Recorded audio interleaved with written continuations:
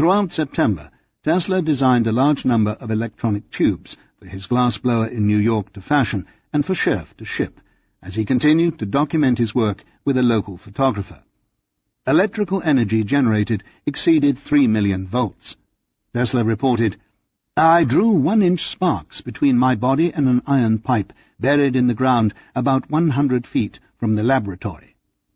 On the 29th, time-lapse pictures were mailed to John Jacob Astor, sugar refinery king H.D. Havemeyer, his wife and their daughter, Mrs. E.F. Winslow, Stanford White, socialite Mary Mapes Dodge, and the Johnsons. He also shipped copies to Lord Kelvin, Sir William Crookes, Sir James Dewar, William Röntgen, Philip Leonard, and Adolf Schlaby. "Look them over carefully before delivery," the inventor instructed his liaison, "and do not allow the workers other than yourself and Mr. Ullman to see them." Throughout the autumn, the inventor continued to change the height of the ball at the top of the antenna to measure the changing capacity and relationship to generated wavelengths, in order to tune the equipment to the Earth's frequency and bring the oscillator into resonance with the circuit. Made out of wood, the ball was coated with metal. He also studied the strange phenomena of fireballs, which, when created by natural means, can appear like tumbleweeds of lightning that can roll down a street and smash into a tree or house. They are rarely seen, though they are documented sightings. Although Tesla himself had not witnessed any natural fireballs, he was able to create smaller ones in his lab. Sometimes it appeared as if a ball would form above the coil, but this may have been only an optical effect caused by many streamers passing from various points in different directions. At other times, a big cluster of them would form and spatter irregularly in all directions. He produced them quite by accident, and saw them more than once explode and shatter his tall mast, and also destroy apparatus within his laboratory. The destructive action accompanying the disintegration of a fireball, he declared, takes place with inconceivable violence. In one instance, he pushed the experiments too far, and a fire started. Trapped by streamers that could maim or kill, the inventor had to roll to safety to save his life. To Johnson he wrote, "I have had wonderful experiences here. Among other things, tamed a wildcat, and am nothing but a mass of bleeding scratches. But in the scratches, Luca, there lies a mind. Mind." A few weeks later, while a photographer was present, Tesla set the roof in flames, but was able to extinguish it before much damage was done. "The display was wonderful in spite of this," he wrote in his diary. Having studied the phenomena, Tesla attributed the generation of fireballs to the interaction of two frequencies, a stray higher frequency wave imposed on the lower frequency-free oscillation of the main circuit. They could also be produced when stray high-frequency charges from random earth currents interacted with charges from his oscillator. The following week, he extended the ball to a height of 142 feet and began propagating waves through the ground. Referring to electrical or radio wave action at a distance, I know from experience that if proper precautions are not taken, fires of all kinds and explosions can be produced by wireless transmitters. In my experiments in Colorado, when the plant was powerfully excited, the lightning arresters for 12 miles around were bridged with continuous arcs, much stronger and more persistent than those which ordinarily took place during an electric storm. I have excited loops, coil aerials, and lighted incandescent lamps at a considerable distance from the laboratory without even using more than 5 or 10% of the capacity of the transmitter. When the oscillator was excited to about 4 million volts and an incandescent lamp was held in the hand about 50 or 60 feet from the laboratory, emphasis added, the filament was often broken by the vibration set up, giving some idea of the magnitude of the electromotive forces generated in the space. Tesla had calculated that the Earth pulsated at varying frequencies, especially 12 cycles per second.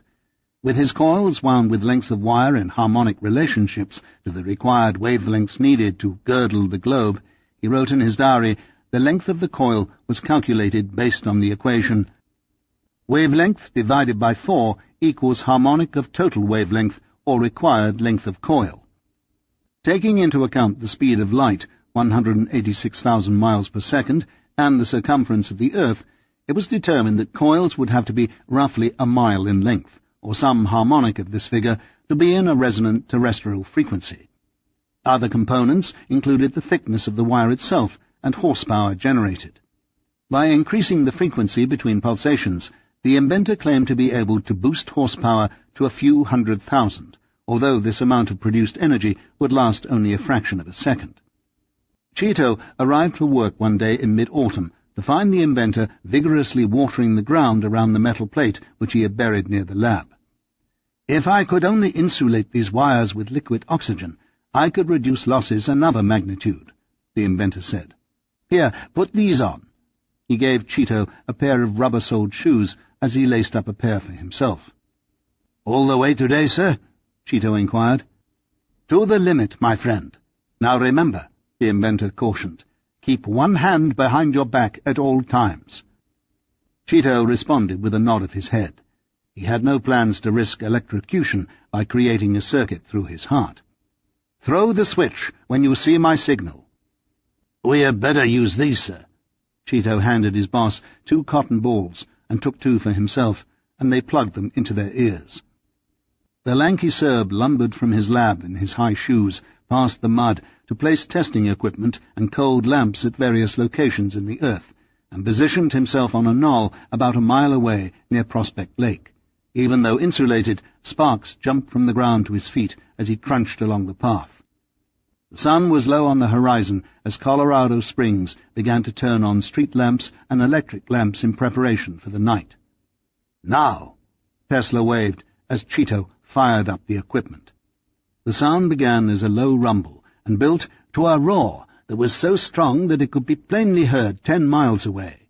The ground trembled with the noise as the inventor gazed over to a nearby corral to watch a half-dozen horses rear on their hind legs and gallop frantically away. Butterflies were carried around in circles as in a whirlpool and could not get out no matter how hard they tried, as the flume of streamers stormed up the shaft high above the roof of the lab and blustered out from the apex, splitting lightning bolts fully 135 feet in length. Kaboom, zip, zap, kaboom! Looking to the sky, the wizard held his wireless torches up in triumph as they flickered in his thunder. The end came abruptly. The springs plunged into darkness. He had shorted out the town. Fortunately, the powerhouse had a second standby generator which was started up soon after. Tesla was insistent that he be supplied with current from this reserve machine as soon as it was running, but his demand was refused. Forced by El Paso Electric to fix the damaged generator himself, the inventor was back online in a day or 2.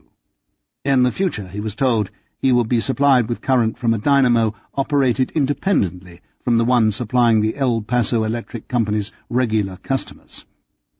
By the end of 1899, Tesla was ready to return to New York. He wanted to get home for the holidays to spend them with the Johnsons, but it would take him a little longer to wind things down. In December, he sent for his photographer, Dickinson Alley, to capture his work in the best possible light. By using multiple exposures, Alley would create what is perhaps Tesla's most famous photograph, that of the inventor sitting calmly reading a book, dwarfed by myriad tongues of explosive lightning. This picture is a multiple exposure. Tesla, of course, was not sitting there at the time the oscillator was fired up. The electricity would have killed him. December the 22nd, 1899. Dear Mr. Tesla, we will keep your memory green Christmas Day. How lovely it would be if you should suddenly appear in our midst to spend it with us. I sometimes wonder if you could make me glad again, just to see you. It is so long since gladness has been in my days. Everything that once was has disappeared. It is as if one had gone to sleep in soft moonlight and had anchored out of place and out of time to find himself in the Stone Age, himself a stone. What does it all mean? Sometimes I have a little sign of you through Robert by way of the office. I am hoping the new year may bring you what you most desire, and that it may bring to us, my dear friend. Faithfully yours, Katherine Johnson. 28. The Hero's Return, 1900. Common people must have rest like machinery, but the great old Nick, the busy one, see him go 150 hours without food or drink. Why, he can invent with his hands tied behind his back. He can do anything. In short, he is superior to all laws of hygiene and human energy. He is a vegetarian that doesn't know how to vegetate. Robert Underwood Johnson. On January the 7th, 1900, Tesla left Colorado Springs with every intention of returning. Engaging C.J. Duffner and another watchman to look after the laboratory, the inventor departed with inexplicit promises for future payment. His funds exhausted, he also left without covering outstanding bills he had incurred with the local power company. The Johnsons were thrilled with the wizard's return, and they celebrated in grand style by dining out. With Gilder's approval, Robert suggested that Tesla compose a discourse on his recent endeavours. Coincidentally, Marconi was in Manhattan, seeking investors and planning on lecturing on his progress in wireless. "When I sent electrical waves from my laboratory in Colorado around the world," Tesla reported, "Mr. Marconi was experimenting with my apparatus unsuccessfully at sea.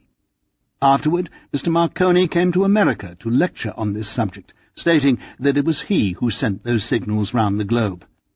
I went to hear him, and when he learned that I was present, he became sick, postponed the lecture, and up to the present time has not delivered it." Although fearful of Tesla, Marconi was also desirous of obtaining a greater understanding of the master's equipment. With Mikhail Pupin as intermediary, Marconi was introduced to Tesla at the New York Science Club. Pupin was in exceptionally high spirits, as John S. Seymour, Commissioner of Patents, had finally retired. After 6 years of submissions in his attempts to try and prove that his understanding of resonance and harmonics in the field of AC transmission superseded Tesla's, he had finally won. In December 1899, he applied once again for his patent, The Art of Reducing Attenuation of Electrical Waves, and the new commissioner, Walter Johnson, sanctioned it. Apparently, just 1 month later, the trio left after dinner to visit Tesla's lab. George Scherf was working late and greeted them at the door. "I remember Marconi when he was coming to me asking me to explain the function of my transformer for transmission of power to great distances," Tesla recalled. Although the inventor obviously had mixed feelings about the meeting, he nevertheless obliged with a discourse on the difference between Hertzian radiations and Tesla currents. "Mr. Marconi said, after all my explanations of the application of my principle, that it is impossible." "Time will tell, Mr. Marconi," Tesla shot back. Pupin was able to usher Marconi to the door before discussions became more heated. "I understand completely what you are doing, Mr. Marconi," Pupin began as he walked the young Italian back to his hotel. "I would like very much to act as a consultant in your operation." "That would be an honor," Marconi said, as he discussed with Pupin a way to persuade Signor Edison to come aboard. Marconi's reason in particular was to obtain Edison's grasshopper patent, which described a wireless way for jumping messages from train stations to moving trains, and which Edison patented in the 1880s. Pupin was elated. Not only was he becoming professionally involved in an exciting international wireless enterprise, he had also begun to cash in on his new AC patent. In June, Pupin received a $3,000 advance for selling the rights to John E. Hudson, president of AT&T, and a few months later he negotiated for yearly payments of $15,000 per year for an amount totaling $200,000 for the invention Commissioner Seymour called tautological and no more than a multiplication of Tesla's circuit that utilized principles well understood in the art. In either case, the patent enabled AT&T to perfect long-distance telephone transmissions and provided Pupin with a handsome income for many years to come. It also vindicated his position that he had understood Tesla's invention better than Tesla did. Tesla tried again to interest the submarine designer John Holland in teleautomatics. He also worked to fashion dirigible wireless torpedoes, or small airships which could be controlled from the ground. Everybody who saw them, he revealed a few years later, was amazed at their performance. After putting together a prospectus and conferring with his lawyers, the inventor packed his bags for Washington to speak in person with Admiral Higginson of the Lighthouse Board and Secretary John D. Long of the Navy. He planned not only to offer his devil telautomata, but also a scheme for establishing wireless telegraphic communication across the Pacific. Met with ridicule and skepticism, the inventor was shuffled into what Mark Twain called the circumlocution office. "My ideas," Tesla said, "were thrown in the naval wastebasket. Had only a few teletomatic torpedoes been constructed and adopted by our Navy, the mere moral influence of this would have been powerfully and most beneficially felt in the present Eastern complication, the Japanese war with Russia."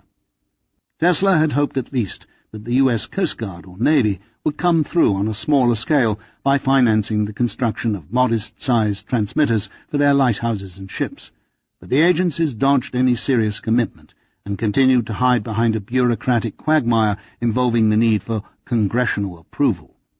"I've circumscribed the globe with electrical impulses," he told Scherf upon his return.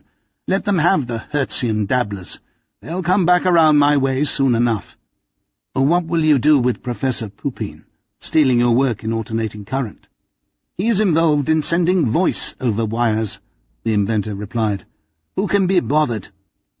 It was at this time that Tesla commissioned an agent in Britain to locate an appropriate place for constructing a receiving station, as he continued to rework blueprints for his transoceanic broadcasting system. Using his English royalties as collateral, he asked George Westinghouse for a loan of a few $1,000s. He also tried to interest him in the wireless enterprise. Westinghouse, however, declined to get involved, but he did advance the inventor of the requested funds, even though his company had overextended themselves nearly $70 million in their rapid expansion and changeover to the polyphase system. Incessant legal fees due to the never-ending litigation on patent priority battles, mostly with the countless subsidiaries, were also a great drain.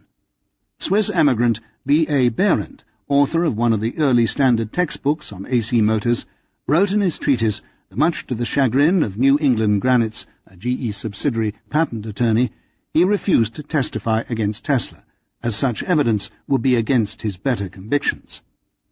This letter was written in 1901, a full year after Judge Townsend's unequivocal ruling vindicated Tesla as the sole author of the AC polyphase system. See Chapter 3. Now Westinghouse could finally begin to collect damages and pay back its enormous debt. George Westinghouse sent Tesla a thank-you note, congratulating himself for winning the suit and congratulating Tesla for being awarded the credit for a great invention. Westinghouse ended the letter as follows: "You know I appreciate your sympathetic interest in my affairs." In the early part of 1900, Tesla filed the 3 patents related to wireless communication. He made several attempts to contact the elusive Colonel Astor, but concentrated most of his efforts on working on an article for the Century. Robert had requested that Tesla write an educational piece about teleautomatics and wireless communication. The plan was to decorate the essay with photographs of the remote-controlled boat and the inventor's fantastic experiments in Colorado, but Tesla had other ideas. Influenced by Western philosophers Friedrich Nietzsche and Arthur Schopenhauer about such ideas as the creation of the Übermensch through activation of the will and renunciation of desire, and by Eastern philosophers such as Swami Vivekananda on the link between the soul and Godhead, prana, life force, and akasha ether, and its equivalents to the universe, force, and matter, the inventor decided to compose a once-in-a-lifetime apocalyptic treatise on the human condition and technology's role in shaping world history. Robert pleaded with him not to write a metaphysical article, but rather an informative one. But Tesla would not listen. Instead, he sent back a 12,000-word discourse which covered such topics as the evolution of the race, artificial intelligence, the possibility of future beings surviving without the necessity of eating food, the role of nitrogen as a fertilizer, teleautomatics, alternative energy sources, e.g. terrestrial heat, wind, and the sun, a description of how wireless communication can be achieved, hydrolysis, problems in mining, and the concept of the plurality of worlds. Robert was now in a bind. Neither he nor Gilder wanted to publish a lengthy, controversial, abstract philosophical essay which might damage the magazine. However, they couldn't simply cross out sections they were unhappy with, for they were dealing with a man who was born a genius, and a friend who had contributed 2 previous gems that added greatly to the prestige of their publication. How to approach the hypersensitive savant was a difficult problem which Robert did not relish. March 6, 1900. Dear Tesla, I just can't see you misfire this time. Trust me in my knowledge of what the public is eager to have from you. Keep your philosophy for a philosophical treatise, and give us something practical about the experiments themselves. You're making a task of a simple thing, and for all I have said, forgive my clumsy way of saying it, because of my love and respect for you, and because I have had nearly 30 years of judging what the public finds interesting. Faithfully yours, believe me, never more faithfully, R.U.J. March 6, 1900. My dear Robert, I heard you are not feeling well, and hope that it is not my article that makes you sick. Yours sincerely, N. Tesla. Tesla knew what he was doing. He had decided once and for all to put down a significant percentage of the knowledge he had amassed into one treatise, and there was no way he was going to change it. Most likely Robert conferred with Gilder. Clearly the essay was brilliant and original, and the more they read it, the more they realized its many layers of wisdom. The best tack to take at this point, they reasoned, was to work to clarify the piece by using subheadings, by including all of the startling electrical photos from Colorado and the teleautomaton, and by having Tesla more carefully explain the details of his inventions, and then hope for the best. The published essay began as follows. The onward movement of man. Of all the endless variety of phenomena which nature presents to our senses, there is none that fills our minds with greater wonder than that inconceivably complex movement which, in its entirety, we designate as human life. Its mysterious origin is veiled in the forever impenetrable mist of the past. Its character is rendered incomprehensible by its infinite intricacy, and its destination is hidden in the unfathomable depths of the future.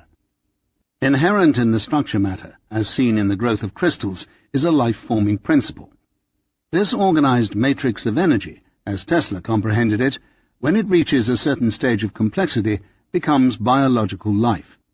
Now the next step in the evolution of the planet was to construct machines so that they could think for themselves, and so Tesla created the first prototype, his teleautomaton. Life forms need not be made out of flesh and blood. As an environmentalist, Tesla was concerned about personal hygiene, air and water pollution, and the needless waste of natural resources. Through concentration on energy problems, solutions could be achieved. Thus, many of Tesla's inventions were created specifically to maximize efficient use of energy and prove out the principle that a self-directed thinking machine could alter the course of civilization by gaining greater control over the evolution of the planet. In the middle of the treatise, the inventor explained in vivid detail the mechanism behind his wireless transmitter. Numerous photographs of his experiments at Colorado Springs also enhanced the impact of the message. 35 pages later, he ended the treatise with a discussion of the cognitive hierarchy and the speculation that intelligent beings on Mars, if there are any, most likely utilize a wireless energy distribution system that interconnects all corners of their planet. Tesla concluded, "The scientific man does not aim at an immediate result. He does not expect that his advanced ideas will be readily taken up. His work is like that of the planter, for the future. His duty is to lay the foundation for those who are to come, and point the way." When the article appeared in the June issue of the Century, it created a sensation. Tesla circulated advance copies to friends, such as Mrs. Douglas Robinson, one of the founders of the Metropolitan Museum of Art, Julian Hawthorne, Stanford White, and John Jacob Astor. In Astor's case, Tesla included his wireless patent applications, forwarding this matter to your home instead of your office for secrecy reasons. The patents give me an absolute monopoly in the United States, not only for power purposes, the inventor continued in another letter to the Colonel, but also for establishing telegraphic communication, no matter how great the distance. Those who were Tesla supporters rallied around him. Nature gave it a favorable response, and the French quickly translated it for their readers. But those who were against him now had a new supply of ammunition for a frontal assault. The stage was set in March 1900, when Carl Herring was elected president of the AIEE. Professor Pupin was a close second. Hering, who would also become editor-in-chief of Electrical World and Engineer, set a new tone for the electrical community. Just as he had called into question Tesla's priority work on AC a decade before, when he had backed Dobrovolsky, he also challenged Tesla's credibility in the field of wireless. Other opponents included Reginald Fessenden, who was trying to obtain competing patents on tuned circuits, and such traditional rivals as Louis Stilwell, Charles Steinmetz, Tom Edison, and Elihu Thomson. The first potshots appeared in the Evening Post, and then in Popular Science Monthly. Tesla had suggested that the sum total of human energy on the planet, which he called M, could be multiplied by its velocity, v, which was measured by technological and social progress. Just as in physics, the total human force could be calculated as mv squared. If humans go against the laws of religion and hygiene, the total human energy would diminish. In a primitive or agrarian-based society, the energy would progress arithmetically. However, if the new generation had a higher degree of enlightenment, then the sum total of human energy would increase geometrically. Tesla was suggesting that with his inventions of the induction motor, AC power transmission, and his remote-controlled robots, human progress would evolve at ever-increasing rates. In a highly visible discourse under the banner title Science and Fiction, an anonymous writer with the nom de plume physicist vehemently attacked this premise. Unhappily, this critic wrote, Mr. Tesla, in his enthusiasm to progress, neglects to state which direction is the proper one for the human mass to follow, north, south, east, west, toward the moon or Sirius, or to Dante's Satan in the center of the earth. Of course, the whole notion is absurd. The editorial, which continued for 6 columns, called into question Tesla's invention of the teleautomaton, his belief that fighting machines would replace soldiers on the field, international bullfights or potato races might do just as well, his work in wireless, and his support for the plurality of worlds hypothesis. The author suggested that the Century, in future issues, should subject these types of articles to a scientific board for criticism and revision, if only for the protection against bogus inventions and nonsensical enterprises. Hurling epithets as if in combat with a mortal enemy, physicist concluded, the editors of the Century apparently impute to their readers a desire to be entertained at all costs. They evidently often do not know science from rubbish, and apparently seldom make any effort to find out the difference. The onslaught continued in Science, and in a follow-up editorial again in Popular Science Monthly, this time by a mysterious Mr. X. Science, pseudo, contains an article from XXX. Physicist is not in it. Tesla wrote to Johnson, adding sarcastically, it is also highly complimentary to the editors of your great magazine. Other daily papers also attacked the inventor's controversial claims. Tesla, however, maintained a blind eye to this credibility problem, and audaciously or foolhardily followed up this article with the infamous piece, Talking with the Planets, in Collier's, which we reviewed in an earlier chapter. Making no secret of his identity, Reginald Fessenden, who was now embroiled in a legal dispute with Tesla, vehemently wrote in Hering's journal that the source of the so-called Martian signals have long been known, and only the crassest ignorance could attribute any such origin. Having at one time been a serious obstacle to multiplex systems, they are now all but eliminated. Fessenden said the signals were due to streetcars, lightning flashes, and the gradual electrification of the aerial. Furthermore, the different kinds are easily distinguishable. Those ignorant of the subject might mistake them for intelligent signals. Ever since his return to New York, Tesla made repeated efforts to rekindle his friendship with Astor, but the gadabout was proving difficult to corner.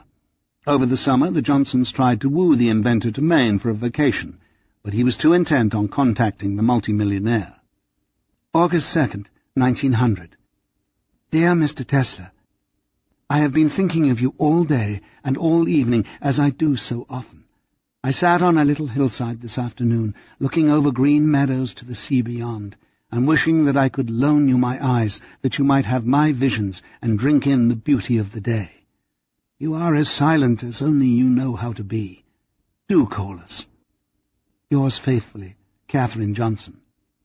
August 12th, 1900.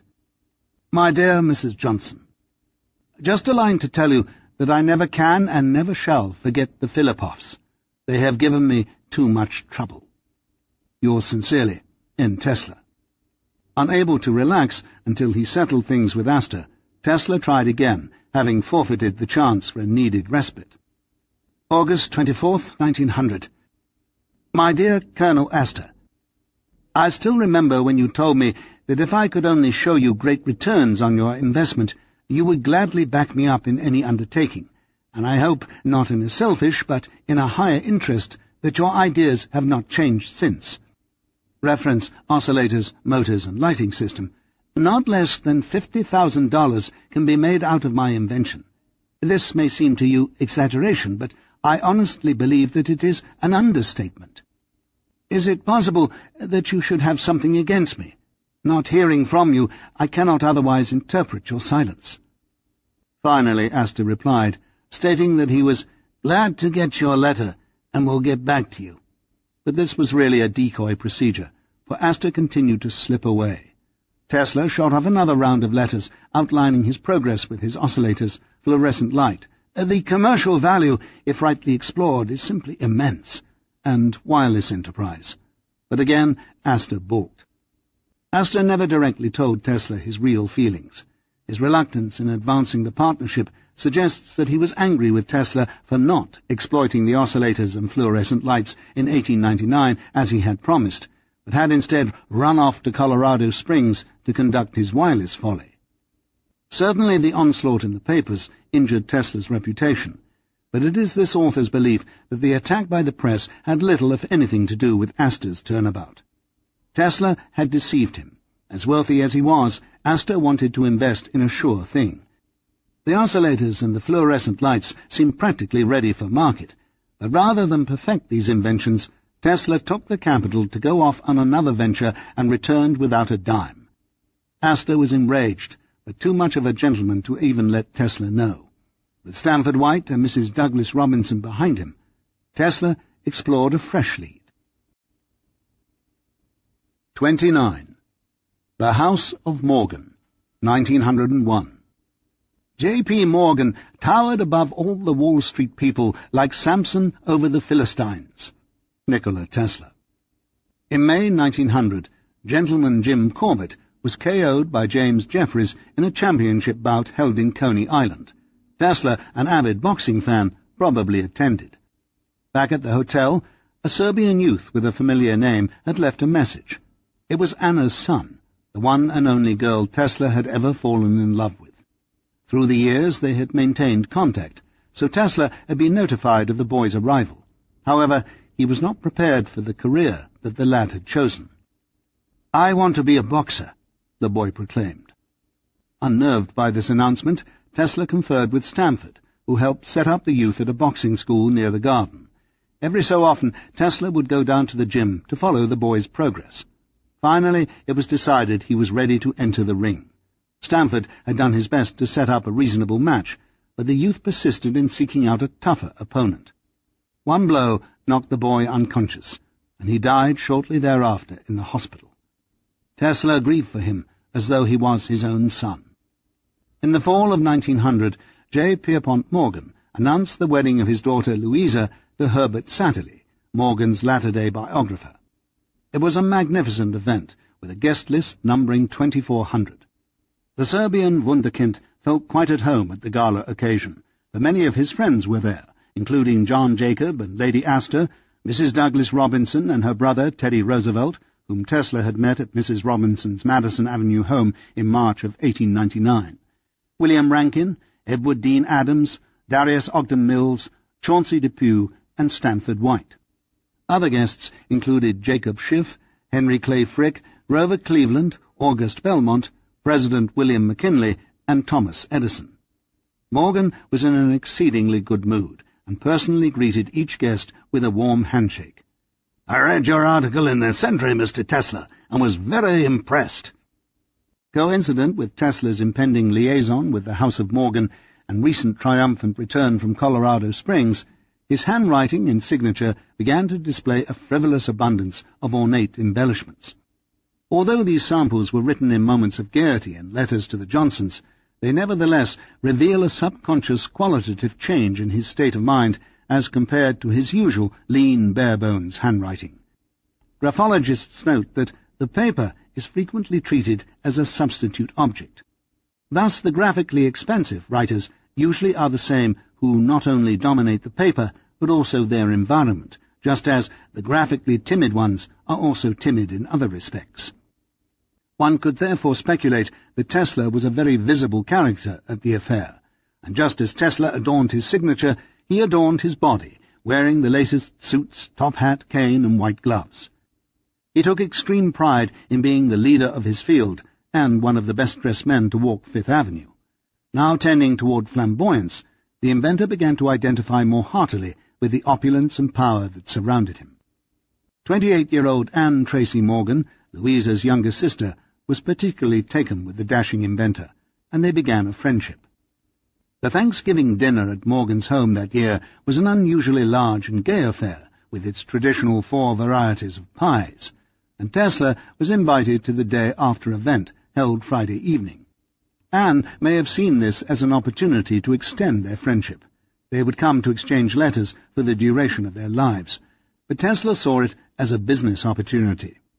The wizard brought along fascinating multicolored electric bulbs that emanated dancing spiderwebs of lightning, static electricity devices that made a person's hair stand on end, and other wireless paraphernalia. The inventor exchanged hellos with J.P. Morgan, Jr., now in his early 30s, and gave photographs of his work at Colorado Springs to Anne. After dinner, Morgan met Tesla privately in order to discuss a possible partnership. The tenor of the Times is discussed by Herbert Satterley, a man who knew Tesla personally. Having written a virtual daily log of Morgan's life, Satterley deliberately deleted any reference to the Morgan-Tesla liaison. But the following paragraph, which coincides precisely with this time, appears to be a justification for the financier's decision to back the wireless venture. The dying year saw the completion of many combinations of the smaller companies in the steel industry. They were all getting rich. Gates was speculating in Wall Street. Judge Moore began to buy fine horses. Conversely, Reed and the others invested in large country estates. And Morgan gambled on an oddball inventor. Dinners at the Waldorf Astoria and at Sherry's and lavish entertainments were the order of the day, and everywhere there was evidence of rapidly accumulated wealth. They all seemed to think there was no end to it. Known among the clique for his collection of mistresses, Morgan extended his passion to amassing an immense hoard of treasures, including ancient coins, precious stones, tapestries, carvings, rare plates, the paintings of the masters, statues, old books, and original manuscripts. Some of his most prized possessions included first drafts of Charles Dickens' novels, a portrait of Nicholas Rutz by Rembrandt, a number of 11th-century Byzantine medallions, and a Gutenberg Bible. Hanging in the study was his latest acquisition, Christopher Columbus by Sebastiano del Piombo. It was hung next to a painting of the Commodore's 300-foot-long yacht, which Morgan often preferred as sleeping quarters to his home when it was docked near Wall Street during the boating season. Tesla eyed the del Piombo in great admiration. "Mrs. Robinson has talked me into donating it to the Metropolitan Museum. Naturally, I hate to part with it, but you know how persuasive she can be." The skittish Tesla had seen Morgan at close range before, but never for long periods in so intimate a way. Plagued from his youth by a series of skin conditions, Morgan's beet-red and deformed proboscis, retouched out of all official photographs, was often swollen and coated with warts. An art dealer, encountering Morgan in a similar circumstance, was quoted as saying, "I was unprepared for the meeting. I had heard of a disfigurement, but what I saw upset me so thoroughly that for a moment I could not utter a word. If I did not gasp, I must have changed colour." Mr. Morgan noticed this, and his small, piercing eyes transfixed me with a malicious stare. I sensed that he noticed my feelings of pity, and for some time, that seemed centuries, we stood opposite each other without saying a word. I could not utter a sound, and when at last I managed to open my mouth, I could produce only a raucous cough. He grunted. "I want to know, Mr. Tesla," Morgan began, eyeing one of the inventor's Colorado photographs, How you survived among all of this lightning." "I didn't," Tesla said, avoiding a direct stare. "Those are multiple exposures." "How clever. White tells me you want to build a wireless tower." "I have perfected an apparatus which permits the transmission of messages to any distance without wires, making long and expensive cables, as a means of conveying intelligence, commercially obsolete. This creation also enables the production and manipulation of hundreds of thousands of horsepower, bringing instruments on any point of the globe into action regardless of their distance from the transmitter." "Instruments?"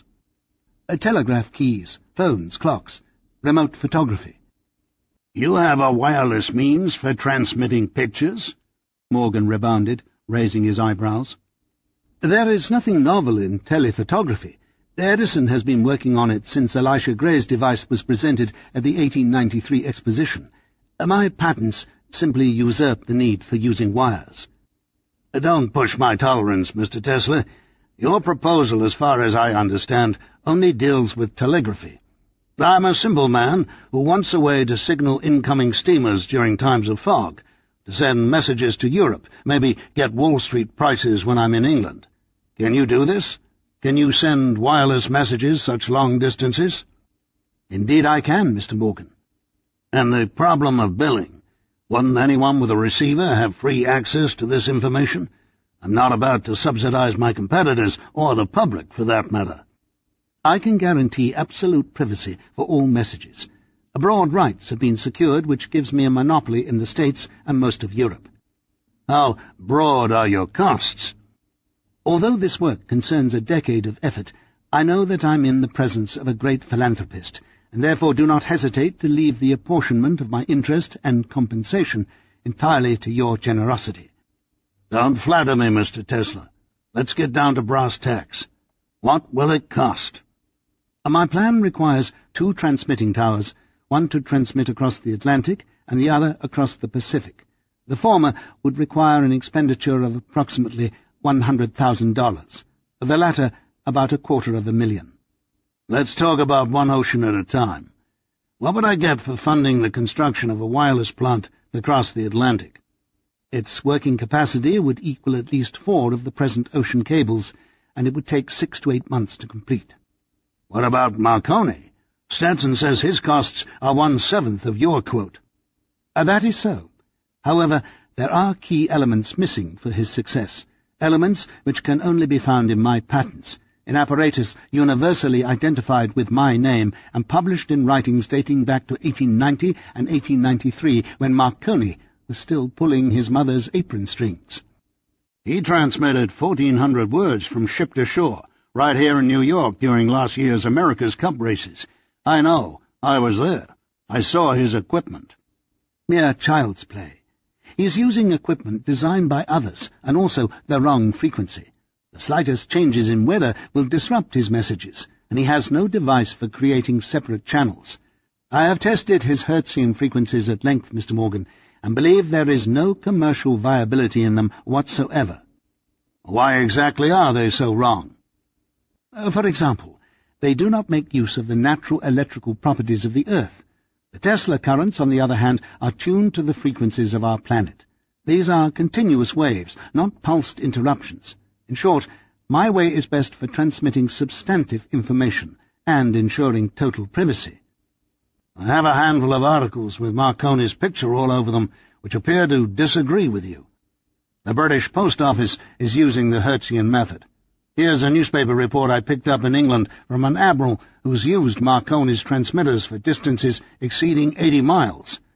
Our ship movements have been directed with an ease and certainty and carried out with a confidence which, without this wonderful extension of the range of signalling, would have been wholly unattainable. It is a veritable triumph for Signor Marconi, and I have articles which question whether you have ever sent messages beyond the confines of your laboratory." "I see that I've taken up enough of your time," the inventor said, looking at his watch. "I thank you very much for your hospitality." "I'm not saying we can't do business, Mr. Tesla, but I'm going to have to think this over." "Very good." Upon Tesla's departure, Morgan took out a deck of cards and went through his nightly ritual of playing solitaire. Before him was another file on Tesla's patents, but these were not in wireless. Mr. Tesla's discoveries do away with the carbon filament. He explained that by creating an electrostatic field, cold vacuum tubes could be hung anywhere in the room. They cannot burn out because there is no filament to be destroyed. The estimated manufacture of incandescent lamps is 50,000 a day. December 10th, 1900. Dear Mr. Morgan, appreciating the immense value of your time, I have withdrawn more or less hastily last Friday, preferring to make a few condensed statements at long distance, which, with a small effort on your part, will put you in the possession of knowledge I have gained only after a long and exhaustive study. This lengthy letter, one of the first of many, began with a quote from Professor Adolf Schlabe of Germany, who referred to Tesla as the father of this telegraphy, and also included quotes from Lord Kelvin and Sir William Crookes on other developments in the field, such as in the construction of his oscillator for generating wireless frequencies. The letter also pointed out Tesla's legal position, having patented all of the fundamentals of the process in America, Australia, South Africa, and Europe, and noted the specific flaws of Marconi's system, pointed out above. Apologizing for this digression, I beg you to bear in mind that my patents in this still virgin field, should you take hold of them, will command a position which, for a number of reasons, will be legally stronger than that held by those of my own discovery in power transmission by alternating currents. Tesla ended the letter with a rousing challenge. Permit me to remind you that had there been only faint-hearted and close-fisted people in the world, nothing great would ever have been done. Raphael could not have created his marvels. Columbus could not have discovered America. The Atlantic cable could not have been laid. You of all should be the man to embark on this enterprise, which will be an act of inestimable value to mankind. The first billion-dollar trust. Perhaps the most outrageous character living in the Waldorf was the cigar-chomping robber baron and stock market manipulator John W. Beta-Million Gates, co-owner of the American Steel and Wire Company.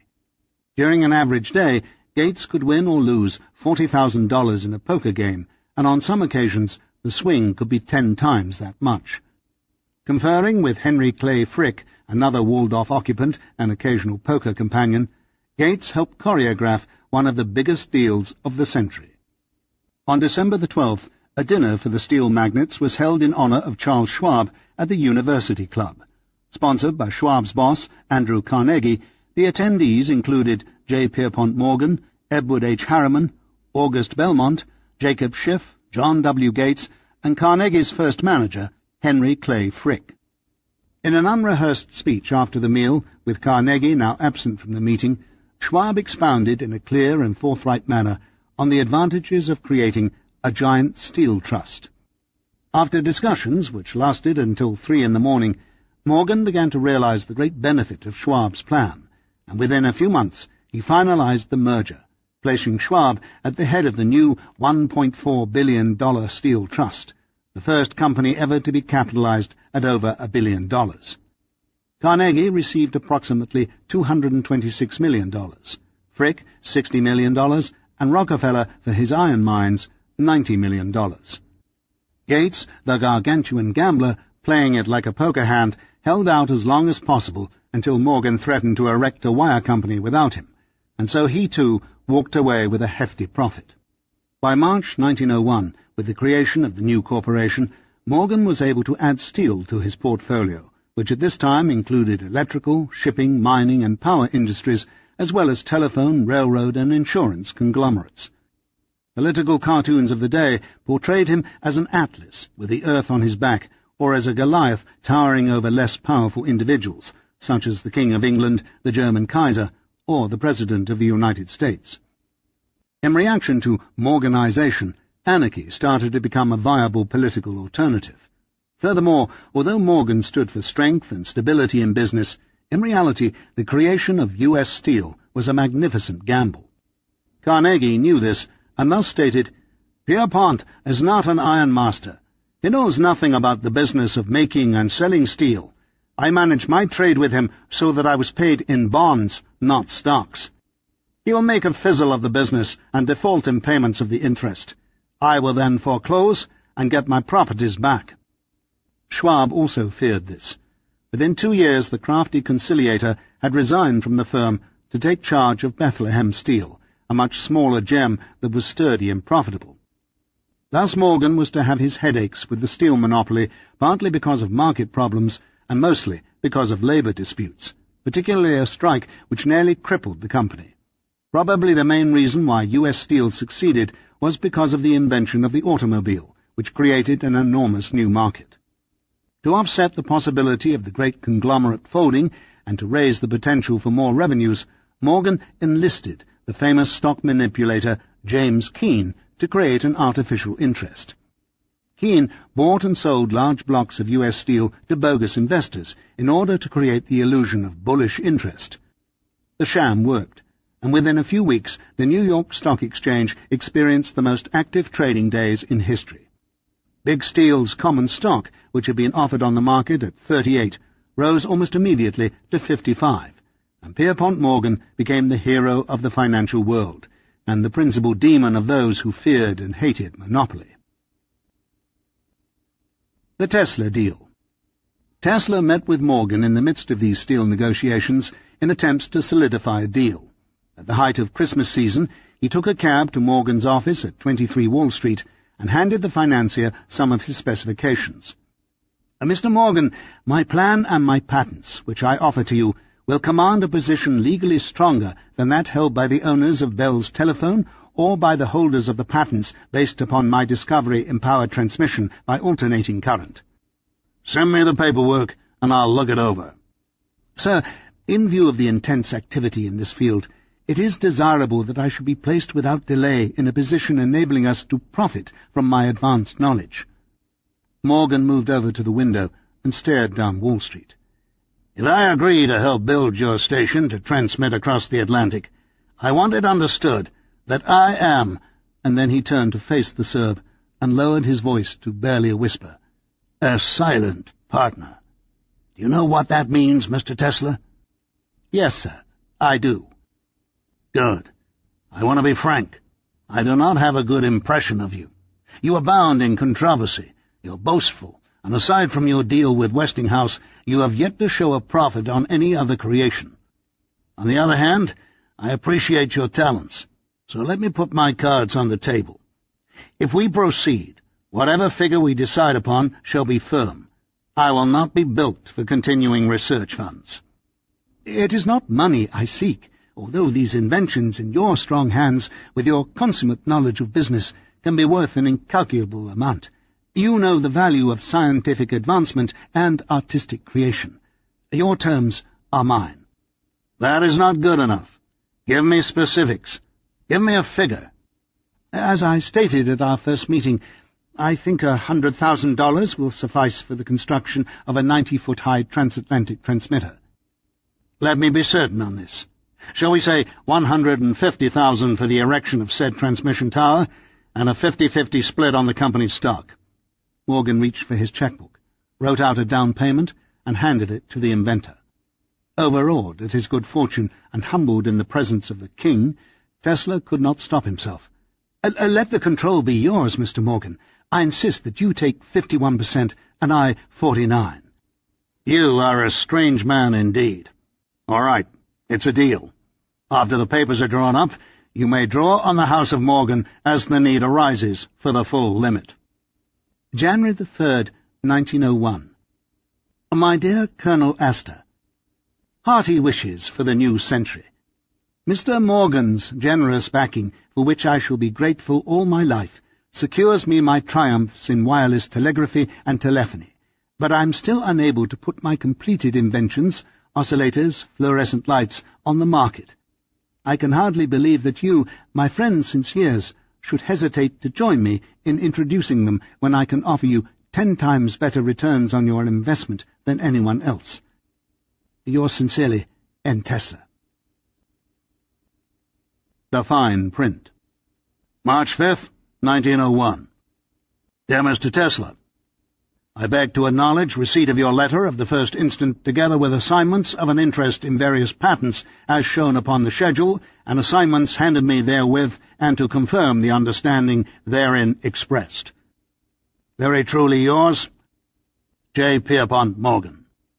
The octopus was not content with creating a simple partnership in wireless. Unbeknownst to the inventor, Morgan wanted the lighting concern as well, and control of Tesla's patents. Boldly, these were added to the agreement. Tesla was now placed in a difficult situation, since Astor was the principal backer in the other enterprise, and the inventor had not planned to include the actual patents as part of his collateral. When I received your formal letter, Tesla wrote 3 years later, it specified an interest in 51% in patents on these inventions. That was different, though my share was the same. It was a simple sale. The terms were entirely immaterial to me, and I said nothing for fear of offending you. You have repeatedly referred to some stock, and it is just possible that a mistake was made. Rather than confronting his new benefactor head-on, Tesla acquiesced. February the 18th, 1901. Dear Mr. Stedlich, Morgan's intermediary, I need scarcely say that I would sign any document approved by Mr. Morgan, but believe that there exists a misunderstanding in regards to my system of lighting which was not included in the original proposition. Rather than try to amend the agreement to remove this vital concern, which, in Tesla's words in the same letter, will create an industrial revolution, the inventor pointed out the great advantages of the lighting venture and included a promotional announcement entitled Tesla's Artificial Daylight. He concluded by stating that, besides myself, Colonel Astor is interested. Thus it will be necessary for me to comply with a formality before making the assignments. I shall attend to this matter at the earliest possible moment. A month before, perhaps in anticipation of this problem, Tesla had appealed once again to his original benefactor. January the 11th, 1901. My dear Colonel Astor, since Mr. Adams and his associates are entirely out, I have practically nobody but you and Mr. Morgan with me. Please let me hear from you. With me you are not with some wild syndicate, but with a man to whom your name, credit, and interest are sacred. Astor called on the telephone a week later. He told the inventor that he was concerned that Tesla did not have fundamental patents and that other inventors might have priority, particularly on the wireless enterprise. Do not be misled by what the papers say, Colonel. I have the controlling rights. Why not come in with Mr. Morgan and myself?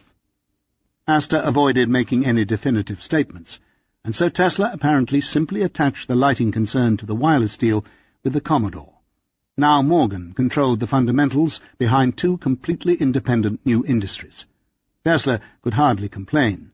He had agreed to the proposal. All he had to do was succeed with the capital now provided. March 5th, 1901. Dear Mr. Steele, another Morgan intermediary, now that all dangers of conveying a wrong impression to Mr. Morgan is removed by his kind acceptance of my proposal, I would call to his attention that I consider my fundamental patents on methods and apparatus for the wireless transmission of energy as the most valuable patents of modern times, and as to my system of lighting, I am convinced that it constitutes one of the most important advances and is of enormous commercial value. Yours sincerely, N. Tesla. On the 13th of the month, always a favoured day for the superstitious wizard, Tesla paid Westinghouse back a note for $3,045. He was out of debt and on his way. 30. World Telegraphy Centre, 1901. Dear Mr. Morgan, how can I begin to thank you in the name of my profession and my own? Great, generous man. My work will proclaim loudly your name to the world. You will soon see that not only am I capable of appreciating deeply the nobility of your action, but also of making your primarily philanthropic investment worth 100 times the sum you have put at my disposal in such a magnanimous and princely way. With many, many wishes from all my heart for your happiness and welfare, believe me, ever yours most faithfully, N. Tesla. In March 1900, there was a fire in the East Houston Street building that housed Tesla's laboratory. The Jews on the lower floor were burned out, and this frightened me nearly to death, Tesla wrote the Johnsons. It was a close shave, and if the misfortune had happened, it would have been probably the last of your friend Nikola. Throughout this period, the onslaught by the press also continued in an unbridled fashion. February 25th, 1901. My dear Mr. Tesla, we never forget old friends, and defend them against all malicious assailants at all hazards. Yours truly, Ernest Heinrich. One of the old guard from the Westinghouse Corporation, Heinrich included a newspaper clipping which he had written. Anyone who is ignorant, Heinrich wrote, does not know that Tesla stands in the front rank of electrical inventors by what he has actually accomplished. Another who came to Tesla's defense was T.C. Martin, who authored a word of praise in Science. The ship was off its course, Tesla wrote, but I always had faith in the captain. December the 13th, 1900. My dear Tesla, I am delighted to get your kind favour of December 12th. I know of no change whatever in my sentiments towards you these many years from the beginning until now. I shall always be very proud of my modest association with your earlier work. As ever, T.C. Martin. Unfortunately, there was also bickering between Tesla and Martin about the previous editorial attacking Tesla in Martin's journal and about Tesla's slow progress on his other inventions. Concerning the vacuum lamps, Martin wrote, I should be delighted to see you or any other man give us the commercial art. Perturbed, Tesla cut off his correspondence, and so the friendship remained impaired. Just 3 months later, in March 1901, Tesla invited an admirer and disciple of Swami Vivekananda, Miss Emma C. Thursby, to his laboratory. My light will then be permanently installed, and you and your friends, Miss Farmer in particular, will be most welcome to see it. Tesla's new surprise. Julian Hawthorne. Great preparations for an experiment upon a stupendous scale are being made at the Wizard's Laboratory on East Houston Street. An unannounced visitor gained entrance today by chance. Tesla was not there, but what the visitor saw chained him to the spot. A wonderful color. From a stout beam from the ceiling hung 3 dazzling, pulsating clots of purple-violet light.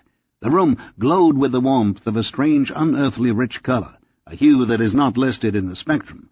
Above and below the beams twisted long glass spirals closely coiled, snakes of beating violet flame. Sudden darkness. One of Tesla's workmen found the unannounced visitor spellbound. A quick spring to the wall, a concealed button touched, and darkness.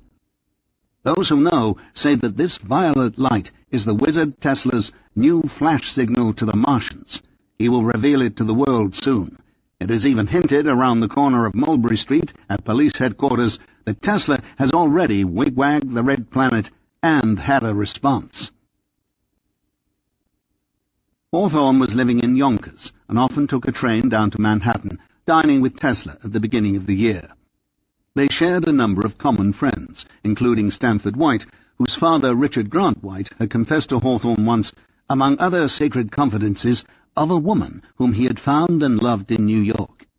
The rumor, in essence, was that he had been essentially a bigamist, maintaining one home for his family and one for his concubine. Perhaps this explained Stanley's penchant for philandering. The son, however, easily surpassed the father, as he was able to maintain 5 or 6 retreats, including an estate on Long Island, an apartment in Gramercy Park, the Garden Tower Suite, the morgue on West 55th Street, which he and his compatriots like Saint-Gaudens used in a pinch, and his most infamous haunt at 22 West 24th Street. In March, Stanford became smitten by the exotic charms of the 16-year-old Florodora siren Evelyn Nesbit, who had been featured as a Gibson centerfold for Collier's and as a nearly bare-breasted Spanish dancer in a popular musical on Broadway. White watched her perform night after night for many weeks before he was able to arrange a rendezvous, which first took place in the heat of summer at the 24th Street studio. Stanford had me put in an electric door, the inventor told Hawthorne. You press a button, and it automatically opens. White had decorated his bachelor den in shades of red, with velvet curtains on the windows, soft cushions on the floor, and tapestries, statues, and paintings, mostly nudes, all around.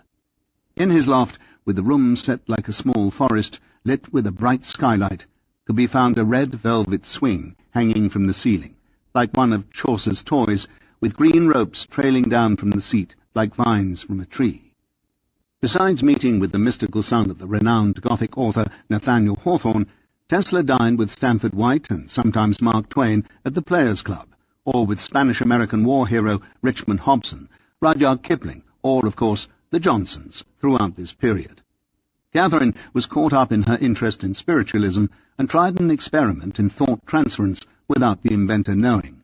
In jest, Tesla wrote back, "My dear Mrs. Johnson, there was no telepathic influence this time. I never thought of you even for a moment. Sincerely, Millionaire Kid." Rooted in his materialistic philosophy, the superstitious wizard who talks with other worlds continued to repudiate the notion that human minds could interact by extrasensory means, even though he had recently saved some friends from a train wreck because of a premonition. Overtly, however, he would maintain that psychic phenomena was poppycock. Catherine would not only be teased for her mystical bent, but also over possession of Hobson, and over her looks. "My dear Luca, when Mrs. Philippoff is out of town, I think of Mrs. Decay as the most charming lady of my experience. It would be advisable, Luca, to keep both ladies in ignorance of this. A word to the wise is sufficient." Considered much like an uncle to the family, Tesla also expressed his continuing affection for the Johnson children. For Agnes, he would sign a New Year's card, Nikola Hobson, and for Owen, he took the time to read the youngster's first novel, The Arrow of the Almighty. He also congratulated Owen on his impending marriage. Agnes would also later marry, and she would inherit the vast Johnson correspondence, much of which was donated to Columbia University. According to the present Mrs. Robert Underwood Johnson, the wife of Owen's son, named after the grandfather, Agnes was awful. I didn't like her at all. Her daughter, however, was very beautiful. Paderewski felt that Anne had great talent. Owen was dashing and attractive, and had a lot of his mother's qualities. As a writer, he authored the Lawrenceville series and made a good living as a novelist. The present Mrs. Johnson stated that Catherine had an Irish personality. She could be gay and lively and fun-loving, but also depressive underneath. The present Robert Underwood Johnson lived with his grandparents. They had 2 Irish servants, Josie and Nora. Catherine would go into one of her moods and just stay in her room and wouldn't come down even for meals. Her depression became more severe after World War I. She said that Robert was considered to be boring, very formal with old-world manners, a fine old gentleman. Catherine was attracted to Tesla because he was imaginative and exciting from a European point of view. He might have brought more gaiety into the house. Wardenclyffe. Inventor Nikola Tesla has purchased a 200-acre tract at Wardenclyffe-on-the-Sound, 9 miles east of Port Jefferson, for the establishment of a wireless telegraphy plant. The land and improvements will cost $150,000. On March 1, 1901, Tesla officially signed his contract with Morgan. He was now able to begin construction of his laboratory and tower on Long Island, 65 miles from New York City. 2 days later, Morgan officially announced the creation of U.S. Steel. No such announcement was made about the Tesla Company. The above article, which appeared in a local paper, the Long Island Democrat, was perhaps the only one to make reference to the correct figure of $150,000 which Morgan provided. When John O'Neill wrote his biography in 1944, he did not know the details of the Morgan-Tesla relationship, even though he had personally known Tesla for over 30 years. The inventor, whose papers were still under lock and key at the time of the completion of the biography, had told O'Neill that the financier provided the funds in his capacity as a philanthropist, although this was not the case at all. It was a simple business partnership. Tesla celebrated the new connection by giving a large party at the Waldorf Astoria. He had discussed with Oscar the details of the menu and participated in tasting the various sauces. Impeccably dressed, he reserved one of the smaller banquet halls, requesting his guests to arrive at 7:30 sharp. White was probably there, along with the Johnsons, Hobson, and perhaps Miss Merrington, or Vivekananda acolytes Miss Thursby or Miss Farmer, or Anne Morgan. As legend tells it, when it came time for dinner to be served, the maitre d' was forced to call Tesla aside to inform him that he owed the hotel back bills totaling more than $900. He was under orders. Dinner could not be served unless the matter was straightened out first.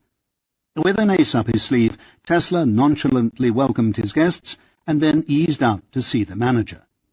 Mr. Bolt was cordial but insistent, so Tesla made a call and put him on the phone with Morgan. Flustered, Bolt was nevertheless able to hold his ground. A check was sent immediately, and the inventor was saved from embarrassment. Soon after, Tesla met with real estate mogul Charles R. Flint, who arranged a meeting with James Warden, director of the North Shore Industrial Company. Warden, who was in control of an 1,800-acre potato farm on Long Island Sound in Suffolk County, provided Tesla with 200 acres adjacent to what is today called Route 25A. The inventor was also given the option to purchase the remaining parcel. Perhaps to sweeten the deal, or in lieu of certain other arrangements, the site was named Wardenclyffe after the owner, and a post office under that appellation was established on April the 2nd. 5 years later, in 1906, the name was officially changed to the village of Shoreham. Electrical World, an engineer, reported, "The company is offering its stock for sale at $100 per share, expecting to pay 15% dividends. The Wardenclyffe Building Company shall have the first right and privilege to do all building and make all constructional improvements, and shall have the first right of purchase of any additional land offered by it for sale." Warden, who was interviewed for the article, predicted that large profits will be realized in the future. Describing Tesla as the foremost electrician of the age, whose achievements in electrical science eclipse in practical importance all other discoveries of the century, Warden noted that the inventor has just closed a contract to expend a very large sum of money in constructing electrical laboratories and the main station for his wireless telegraphy system of communication with Europe and Australasia. This development will require a large number of houses for the accommodation of the several hundreds of people whom Mr. Tesla will employ. Tesla's ultimate plan was to construct a world telegraphy center with a laboratory, wireless transmitter, and production facilities for manufacturing his oscillators and vacuum tubes. He had negotiated with Morgan the first step, that is, to build the laboratory and a simple tower for reporting yacht races, signaling ocean steamers, and sending Morse-coded messages to England. Simultaneously, he discussed with McKim, Mead, and White the construction of an entire metropolis, a model city, using the 1,800 acres available, with homes, stores, and buildings to house upwards of 2,500 workers. Wardenclyffe will be the largest operation of its kind in the world, Tesla told the local newspapers. The laboratory will draw men from the highest scientific circles, and their presence will benefit all of Long Island. With a staff of 75 draftsmen, the eminent architectural firm of McKim, Mead, and White is well suited to the task, Tesla concluded. They billed him for $1,168 for blueprints. White, it appeared, was placed in a precarious position. Morgan still had reservations about his connection with the flamboyant engineer. In his capacity as interior decorator, White, in February, had located a statue in London which he knew the financier was interested in. "My dear Commodore," the engaging redhead wrote, "it is really like parting with a piece of my heart to give it up. Thus, I would honestly rather present it to you than sell it, as my only desire is to please you." But Morgan insisted on compensating him for the statue, paying White double the normal commission, in order to show that he, too, felt their affiliation transcended business. April the 26th, 1901. Dear Nikola, I send you with this a new revised plan for your powerhouse, also a very close estimate, which we have made ourselves in this office. The work could be done for about $14,000. I am very sure for a building of this size that it will be impossible to get these figures down lower. Affectionately, Stanford White. Bids were taken from Sturgis and Hill, and also Mertz and Company, two contractors White often worked with. In May, blueprints for the laboratory were sent over to Tesla for his approval. In June, a contract with Sturgis and Hill was finalized, and in July, the land was cleared and a road was put in. White recommended one of his associates, W.D. Crowe, as architect in charge. Crowe would also do the actual construction of the tower. The sun was out bright one morning in the early spring, as the inventor strutted down Peacock Alley and up Fifth Avenue towards 42nd Street and Grand Central Station, to transfer to Pennsylvania Station and take an early train to Wardenclyffe. Golden shafts of light billowed through the upper windows of the cathedral-like edifice as Tesla crossed the mighty corridor and stepped aboard the luxury car. Ordering a pot of coffee, he began to peruse his mail. The train rattled out of the city, past Manhasset, Oyster Bay, where Vice President Roosevelt lived, St. James, near Smithtown, where White had his family estate, Port Jefferson, and finally to Wardenclyffe. With stops at the various towns, the trip took about an hour and a half, the Connecticut shoreline sometimes visible across the Sound. It was when he reached page 280 of the Electrical Review that his jaw dropped and his cup of coffee spilled all over the prim white tablecloth. Syntonic Wireless Telegraphy. Guglielmo Marconi. A large amount of inaccurate and misleading information is being published, even in the scientific press, on telegraphy through space. I shall endeavour to correct some of these misstatements. It is my intention to describe fully the efforts I have made in order to tune or to syntonize the wireless system efforts, which, I am glad to say, have been crowned with complete success.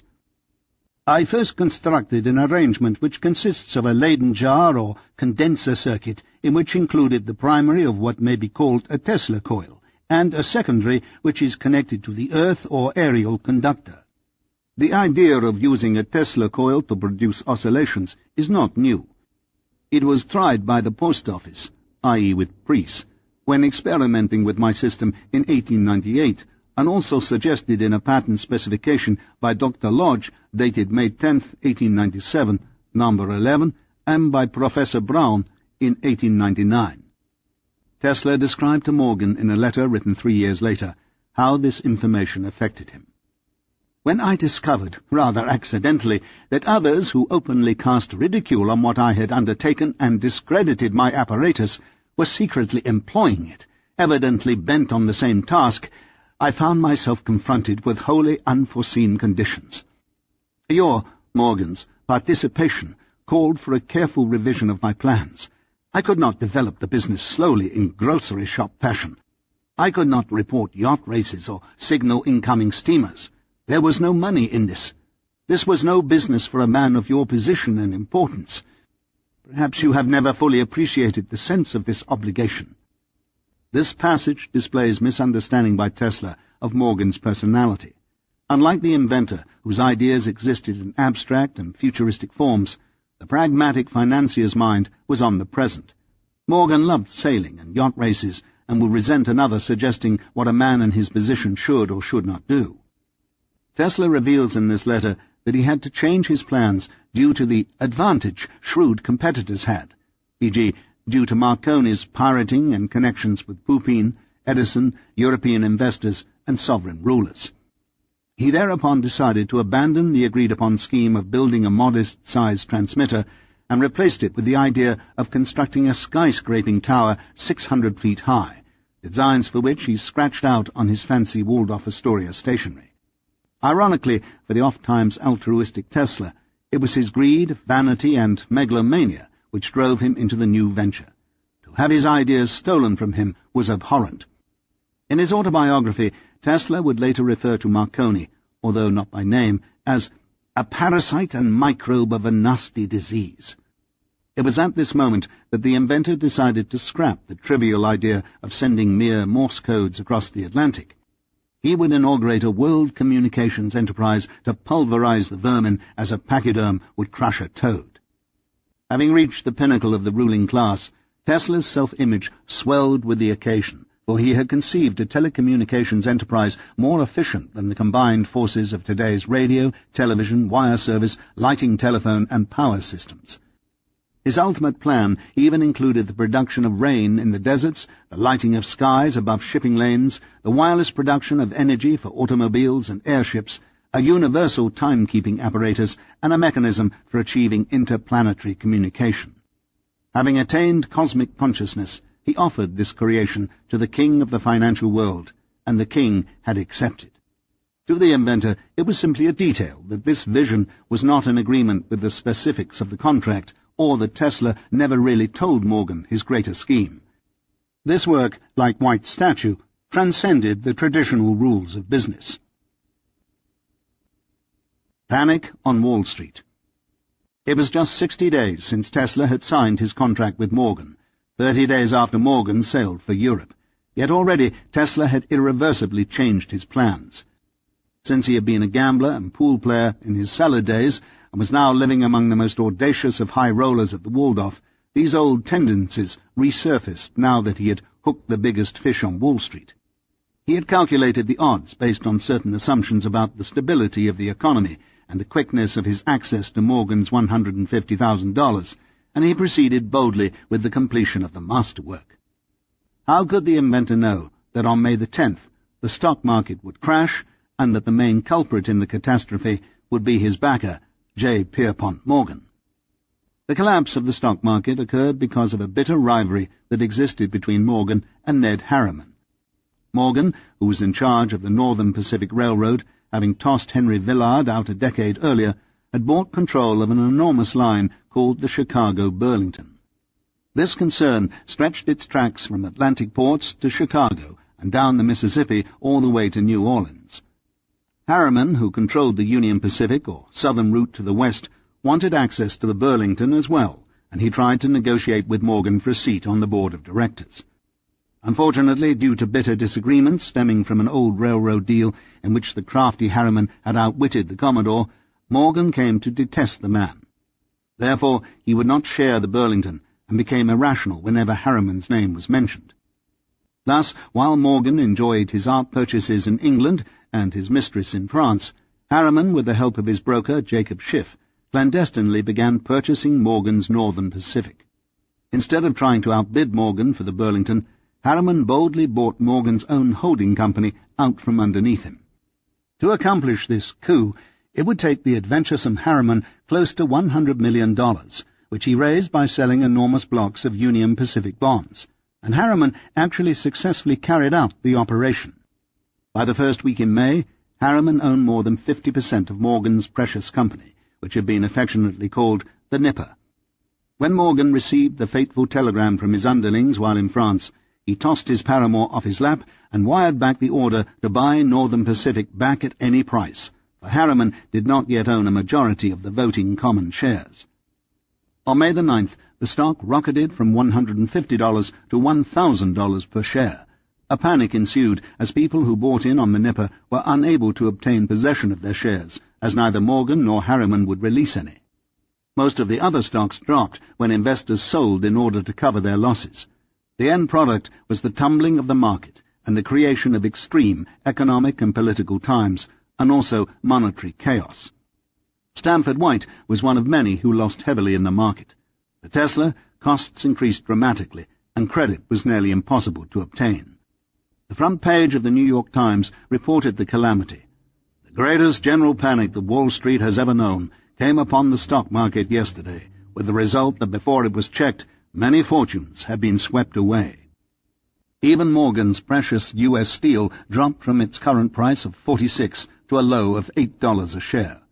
Numerous investors were financially ruined, and some purportedly committed suicide. One rumor concerning this famous event was that Morgan won back the company because Harriman's broker, Jacob Schiff, was in the synagogue on the fateful Saturday when Morgan began buying more shares of Northern Pacific. Schiff, however, never intended to wrest the company from Morgan. His goal was simply to obtain a large enough percentage of the company to force Morgan to give Harriman a piece of the Chicago-Burlington. Harriman, in his frenzy, wanted to change their plan so as to gain control over all three railroads, but Schiff overruled him.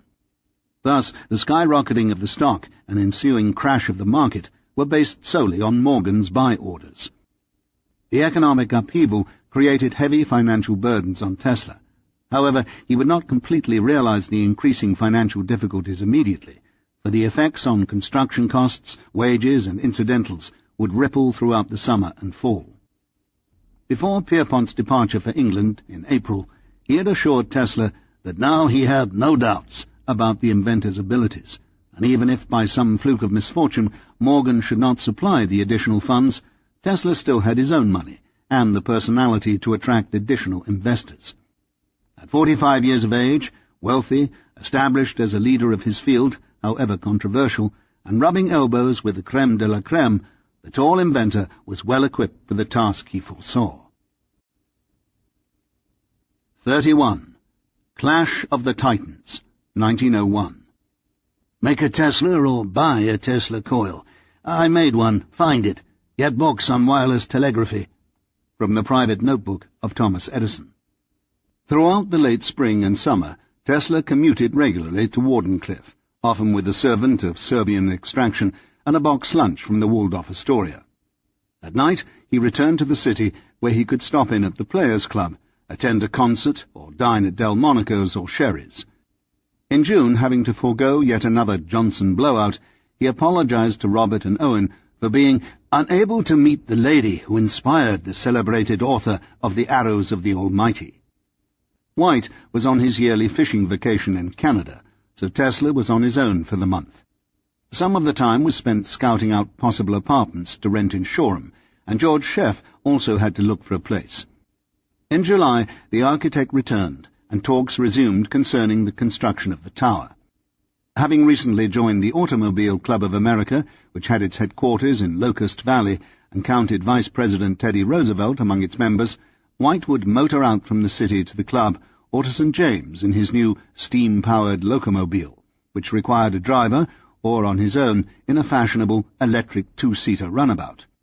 With his estate just a few miles from Shoreham, the avid motorist could drive out past the endless flats of potato fields along the same road that also led to the site of Wardenclyffe, to oversee the work and perhaps take the inventor for a spin.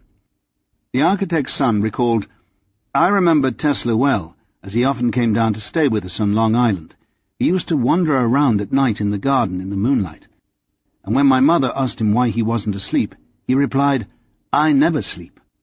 I also remember going to his laboratory in the city as a boy and watching him put several million volts through his body, lighting up 2 Crookes tubes which he held in his hand."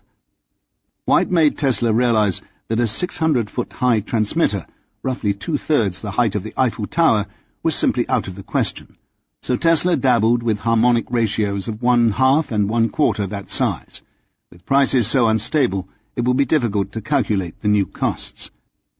The Johnsons were as excited as Tesla about the purchase of Wardenclyffe. By July, with the land cleared, it became an opportune moment to visit the site, just a few miles from a lovely beach on the Sound at Wading River, and also not far from Southampton on the Atlantic side. A weekend was set aside to coax Tesla into spending some time swimming.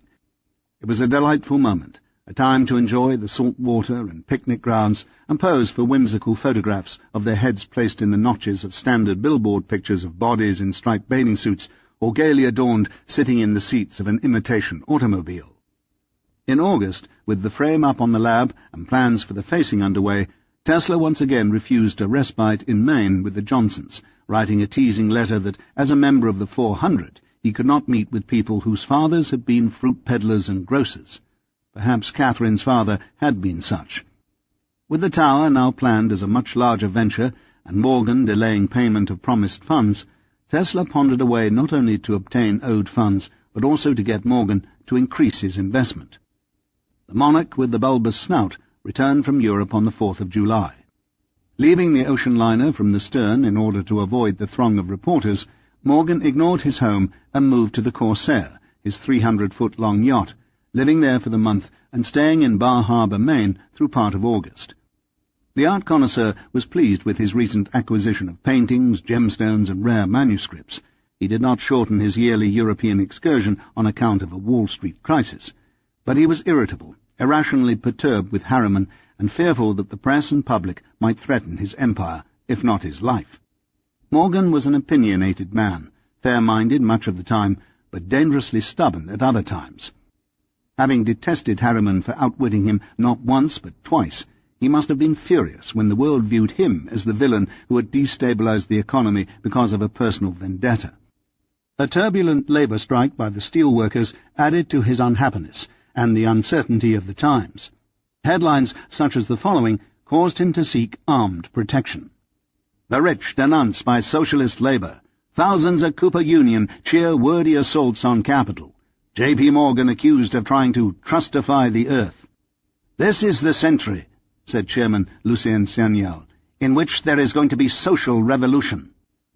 Whoop went the audience, waving hats and yelling madly for a minute or so. Charles Knoll followed and said he favoured the adoption of such resolutions as would chill and make to shiver the spinal column of the capitalists. To end the Northern Pacific fiasco, Morgan and Harriman allowed investors to settle their accounts at $150 a share. The public was not supposed to notice that this price would yield hefty profits to the giants who had purchased their stock for 1/3 less than that price only days earlier. Instead, they were perceived as noble in their attempts to restore order and sanity to the economy. At first, the government wanted Morgan to return stocks to the original investors at original prices.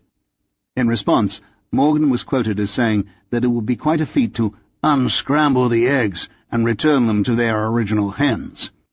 When accused of avoiding his responsibility to society, Morgan responded in anger, "I owe the public nothing." For this remark, Morgan would be interrogated by the governmental investigative committees until his dying days, but he weathered the storm easily. Before Morgan left for Maine, he met with the inventor. In a new satchel purchased for the occasion, Tesla brought his latest patent applications, drawings of the half-completed laboratory, and schematics for the tower. The secretary at 23 Wall Street ushered him in. "Mr. Morgan, you have raised great waves in the industrial world, and some have struck my little boat. Prices have gone up in consequence, twice, perhaps 3 times higher than they were, and then there were expensive delays, mostly as a result of activities you excited." "We've all suffered, Mr. Tesla," Morgan said, already perturbed and testy because of the more important imbroglios he was enmeshed in. Tesla pushed on, informing Morgan that he had decided to design a larger tower than agreed upon because of Marconi's piracy. Morgan looked on, at first in detached amazement, as Tesla continued, "Suppose a plant is constructed capable of sending signals within a given radius, and consider an extension to twice the distance. The area being then 4 times as large, the returns will become more valuable. Approximately computed, the average price will be tripled. This means that a plant with a radius activity twice as large will earn 12 times as much, but it will cost twice as much. The greater the distance, the greater the gain, until, when the plant can transmit signals to the uttermost confines of the earth, its earning power becomes, so to speak, unlimited. The way to go, Mr. Morgan, is to construct such a plant. It will give the greatest force to my patents and ensure a monopoly, and offers possibilities for business on a large, dignified scale commensurate with your position in life and mine as a pioneer in this art, who has originated all essential principles." "Let me understand you, Mr. Tesla. You have not exploited the lighting enterprise?" "Not yet, sir." "You have not constructed a transmitting tower, but you have just about completed the construction of a laboratory?" "Yes."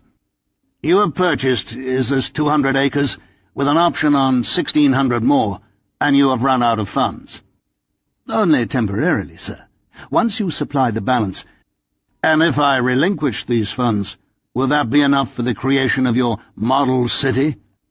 "No, as I explained, if we double the size of the tower, I will earn 12 times as much. Is that it?" "Precisely." "Get out, Mr. Tesla." But, sir—" Raising his voice to a dull roar, Morgan reiterated his command. Quietly, Tesla packed his satchel and slipped away. The inventor was in shock. One can only imagine which favoured swear words Morgan, known on Wall Street for his gruffness and blunt expletives, unfurled upon the prima donna who had pranced into his office with his fantastic scheme and high and mighty demands. Tesla required a few days to regain his composure. Morgan still legitimately owed him a significant amount of funds. The banker was upset, with the problems with the Northern Pacific and with the ensuing denigration by the press. It will pass, Tesla reasoned. The best thing to do would be to re-establish credibility. He forwarded Morgan his most recent patent assignments and then backed off. The following week, White telephoned to suggest that they go with a rough stone facing on the laboratory instead of brick, and the inventor agreed. "Please make sure they also put in a fireproof roof," Tesla told his architect. "Let's not rush the tower," White cautioned. I'm still calculating figures for you. As White was courting during these very weeks on a daily basis Evelyn Nesbit, and also helping Tesla recalibrate the construction of the complex, it is possible that the tight-lipped inventor became privy to the architect's intimate liaison. In a financial predicament, Tesla reported to White that he had visited the American bridge people to ascertain whether they will be able to construct the cupola of my tower without much delay. As this item will consume the longest time, it is necessary to take all the preliminary steps so that the work may be begun just as soon as you have passed upon the plans. I believe that the American Bridge Company is the best concern to deal with in this matter, Tesla continued, but I beg you not to pay any attention to my suggestion if you think otherwise. The Bethlehem Steel Company will furnish the sheets, but I cannot give the order until we have agreed upon all details.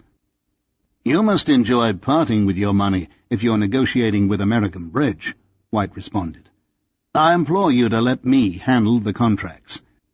I should have the figures in a few weeks, but I can tell you right now, a 300-foot tower is out of the question, so we do not know what size the cupola will be. You must also consider the extra cost for designing the tower so that each individual strut can be replaced if need be without toppling the entire edifice. Please understand, Stanford, I went to the American Bridge Company simply because of my anxiety to have the work pushed through as fast as practicable. I'm only too glad to follow your advice and beg you to consider yourself absolutely free in your choice and arrangements regarding this work. On Friday, September the 6th, 1901, President William McKinley journeyed to Buffalo to attend an exposition and see firsthand the remarkable project instituted at Niagara. Dwarfed by the colossal Tesla turbines, the President wove his way back to the train station, shaking hands with many of the onlookers. While waiting on the platform, a crazed anarchist lurched forward and fired at point-blank range. As McKinley struggled throughout the week at the edge of death, Tesla decided to write to the President's old-time friend Morgan, sending the appeal on the inventor's favorite day, Friday the 13th, the day the President died. McKinley's passing, Morgan cried, is the saddest news I have ever heard.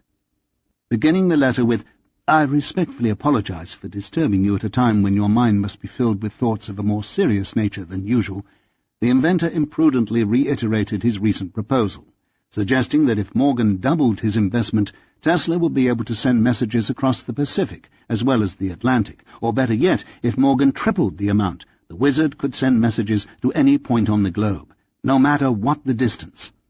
On the same day, he also wrote to White, who had finally given him precise figures on his proposed monster-sized tower. My dear Stanford, I have not been half as dumbfounded by the news of the shooting of the President as I have by the estimates submitted to you, which, together with your kind letter of yesterday, I received last night. One thing is clear. We cannot build that tower as outlined. I cannot tell you how sorry I am, for my calculations show that with such a structure I could reach across the Pacific. Tesla told White that because of the limitations on capital, he would have to fall back on an older design involving the use of 2 and possibly 3 towers, but much smaller. The design would be the same, only the dimensions would be reduced. I shall make some calculations, the inventor concluded, to see how far I can reduce the height without impairing materially the efficiency of the apparatus, and will communicate with you as soon as practicable. The following day, Tesla wrote White again, agreeing to construct a tower with a height of approximately 150 feet.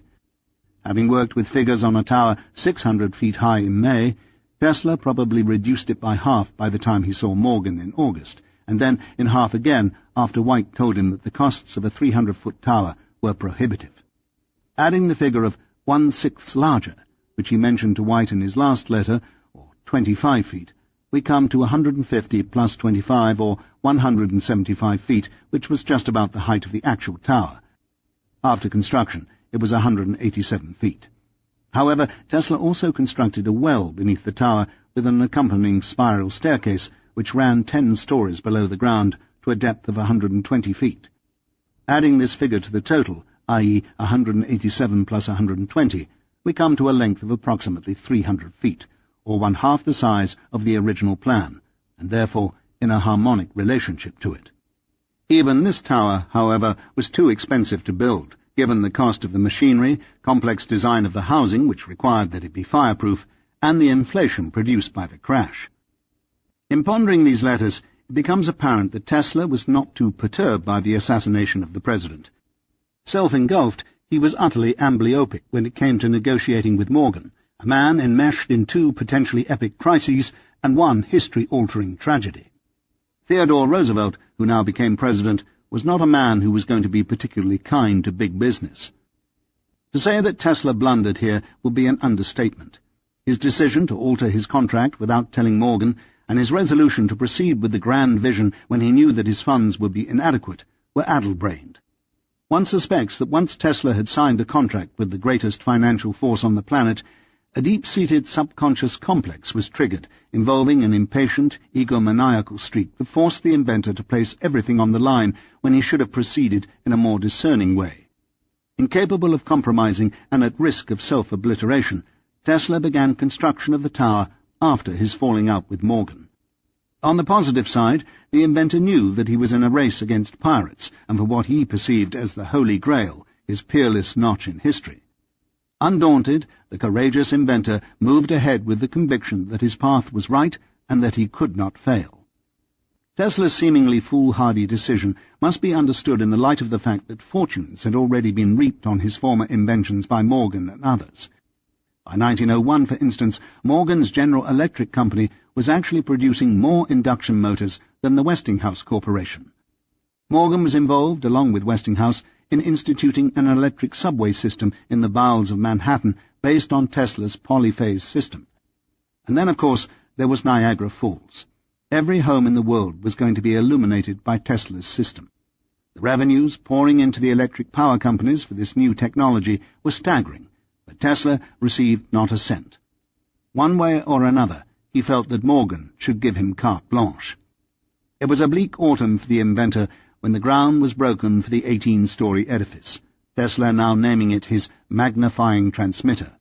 Although mostly constructed of wood, 50 tons of iron and steel were also used, along with 50,000 bolts. Taking into account the amount of lumber it took to line the well and build the staircase down, and the difficulty of digging it, one begins to visualize the enormous expenditures that were going to be involved. W.D. Crowe stayed in charge of construction. Hoping for the best, Tesla wrote to Catherine on October the 13th. My dear Mrs. Johnson, 13 is my lucky number, and so I know you will comply with my wish to come to the Waldorf, and if you do, when I transmit my wireless messages across seas and continents, you will get the finest bonnet ever made if it breaks me. I have already ordered a simple lunch, and you must come en masse. We must exhibit Hobson. I know he likes me better than you. Nikola Tesla, electrical engineer and inventor. In November, the inventor tried once again to approach Morgan, setting up a meeting at 23 Wall Street and bringing a succinct list of his latest patent assignments and his report on how the construction was going. Dear Mr. Morgan, pardon me for trespassing on your valuable time.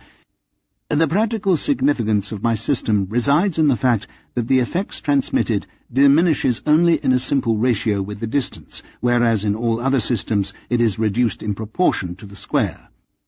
To illustrate, if the distance be increased 100-fold, I get 1/100th of the effect, while under the same conditions others can obtain at the very best 1/10,000th of the effect. This feature alone bars all competition. In regard to other advantages, there are only two ways possible of economically utilizing the energy transmitted, either storing it in dynamic form, as for instance the energy of well-timed thrusts is stored in a pendulum, or by accumulating it in potential form, as for example compressed air is stored in a reservoir. My rights, through patents, on both are fundamental. Referring particularly to telegraphy and telephone, I have still in the Patent Office 2 applications pending. In one I describe and claim discoveries relating to the transmission of signals through the earth to any distance, no matter how great, and in the other a new principle which secures absolute privacy of messages, and also enables the simultaneous transmission of any desired number of messages up to many thousands through the same channel, be it the earth or a wire or a cable. On this latter principle I have applied for patents in the chief foreign countries. I consider these inventions of extreme commercial importance. Hoping that I shall be able to satisfy you that your generosity and confidence in me have not been misplaced, I remain yours very respectfully, N. Tesla. Morgan's continuing mistreatment of the inventor and lack of acknowledgement of the significance of the plans revealed were almost too much to bear. Tesla could not face the Johnsons or anybody for Thanksgiving, and so declined their invitation. "Dear Luca," Tesla wrote, "kindly excuse and remember me with kind regards." Signing the letter, Nikola, far away. Newfoundland. Signor Marconi had been commuting regularly between England and the States throughout this period, looking for sites to place his wireless stations. Prime locations included the eastern tip of Long Island, Martha's Vineyard, and Cape Cod. In September 1901, the new equipment, including the immensely powerful transmitter, was installed at Poldhu, England, and a great 200-foot diameter ring of masts 200 feet high had risen like a huge skeleton on the edge of the cliff. Test transmissions to other Marconi stations, in particular that at Crookhaven Island, over 200 miles away, had shown that the waves did, at least to this extent, follow the curvature of the Earth and not fly off into space. Across the Atlantic at Cape Cod, the twin station was similarly nearing completion, and plans were made with quiet optimism for the experiment to take place in a few weeks' time.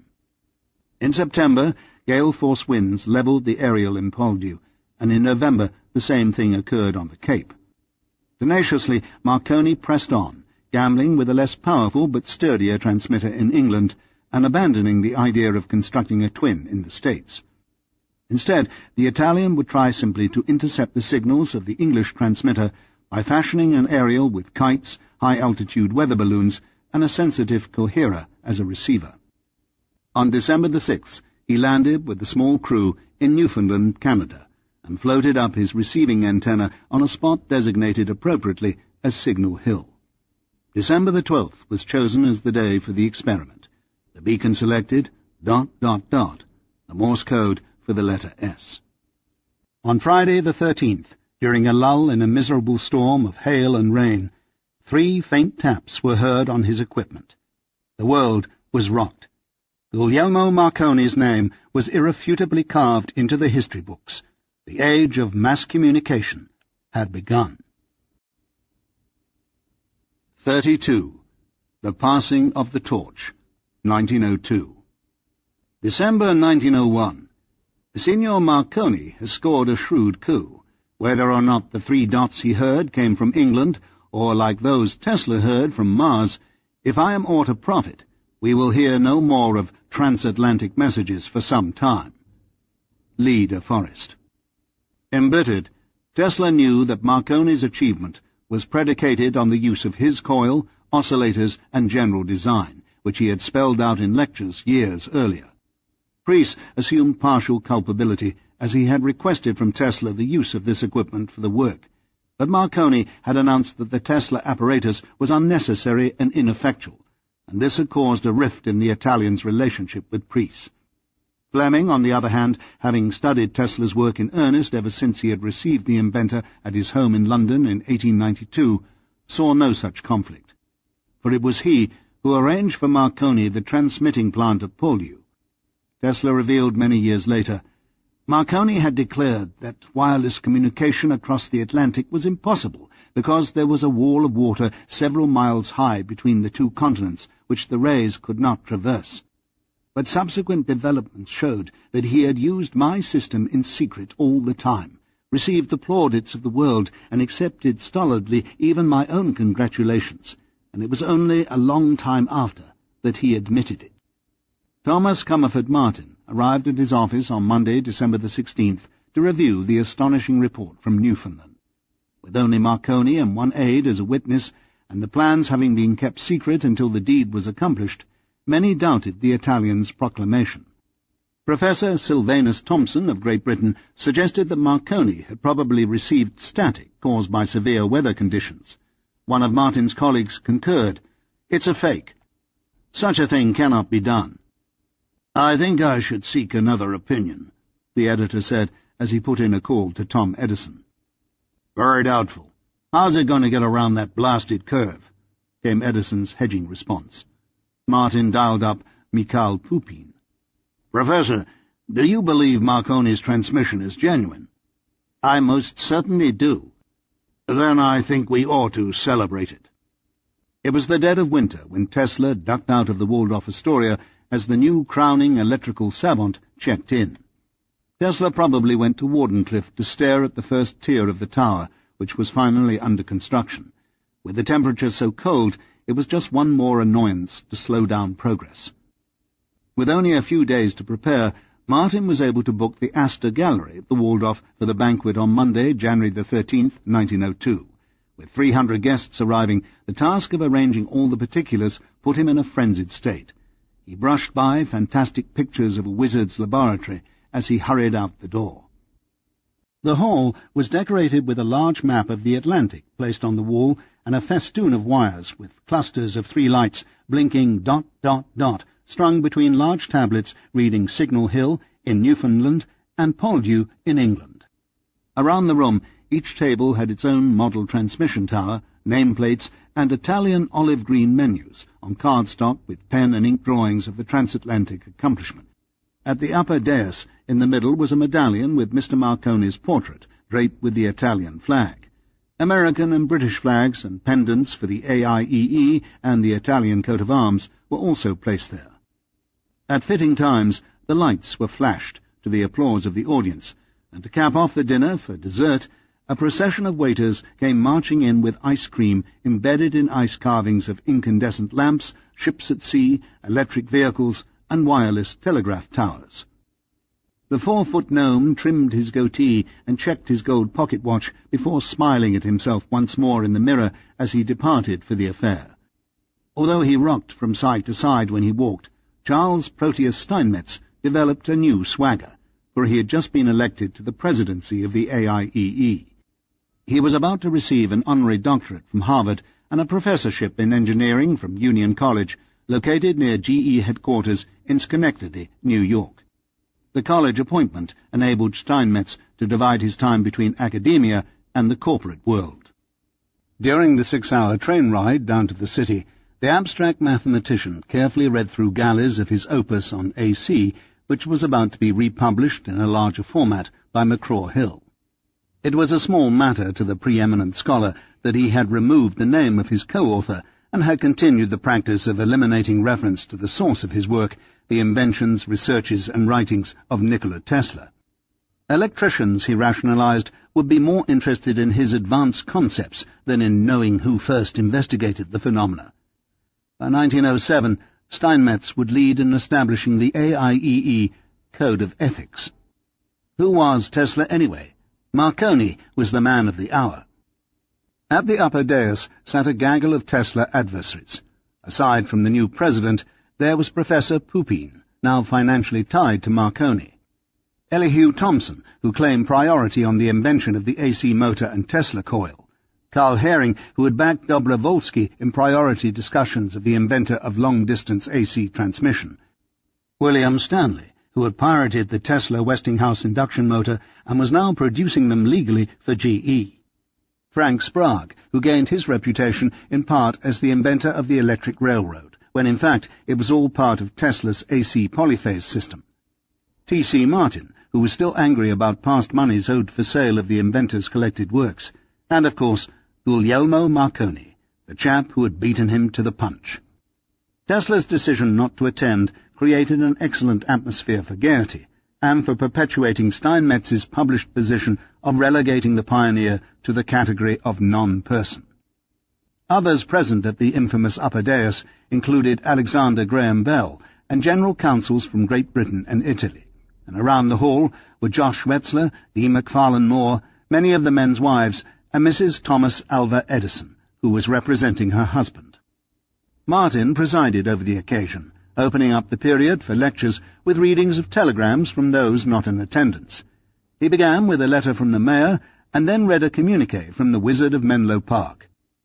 To T.C. Martin, I'm sorry that I'm prevented from attending your annual dinner tonight, especially as I would like to pay my respects to Marconi, the young man who had the monumental audacity to attempt and succeed in jumping an electric wave clear across the Atlantic.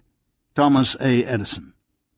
Martin did not announce that at Christmas Marconi had sent Edison a cheerful telegram reiterating his success and offering to display personally to the master his transatlantic equipment, or that Marconi was already tendering Edison offers for his early wireless patents. The New York Times reported cheers when the toastmaster came to a letter from Nikola Tesla, who said that he could not rise to the occasion. No doubt they masked the jeers. Grinning through his oversized moustache, Martin waited for the clamour to subside before continuing with the rest of the letter. I regret not being able to contribute to the pleasure of the evening, but I wish to join the members in heartily congratulating Mr. Marconi on his brilliant results. He is a splendid worker, full of rare and subtle energies. May he prove to be one of those whose powers increase and whose mind feelers reach out farther with advancing years for the good of the world and honour of his country. Professor Elihu Thompson followed. I had received the news of Marconi's great feat from over the telephone from a reporter who wished to know whether I believed that signals had actually been received across the Atlantic. Riding on the accolades of the audience, Thompson related his response. As I told the reporter, if Marconi says that he received the signals, I believe they were received. And then the hero took the pulpit. Waiting graciously for the applause to subside, he began. Signor Marconi explained his syntonic wireless system, and pointed out that he had built very largely on the work of others, and mentioned Clerk Maxwell, Lord Kelvin, Professor Henry, and Professor Hertz. At this time, its most important use was for communication between ships. The Italian was pleased to announce that over 70 ships now carried his wireless system, 37 for the British Navy, 12 for the Italian Navy, and the remainder on large liners such as the Cunard Line, the North German Lloyd, and the Beaver Line. There were also over 20 stations in operation, with more on construction. Marconi addressed the problem of selective tuning, and suggested he had such a system created so that messages transmitted from one ship can in no way be received by any other, except that attuned to receive the message. Stated as bravado, Marconi was bluffing, as he had no system for creating separate channels. It is my hope, Signor Marconi concluded, that at no great distant date I shall bring my system to the point of perfection of allowing friends and relatives to communicate with each other across the ocean at a small expense. Professor Pupin concluded, referring to claims made that previous to Marconi wireless signals have been transmitted over short distances, Pupin said, glancing back to the upper dais, any schoolboy by means of a Hertzian oscillator could transmit such signals over a short distance, but it required the engineer to make such work of avail to the world.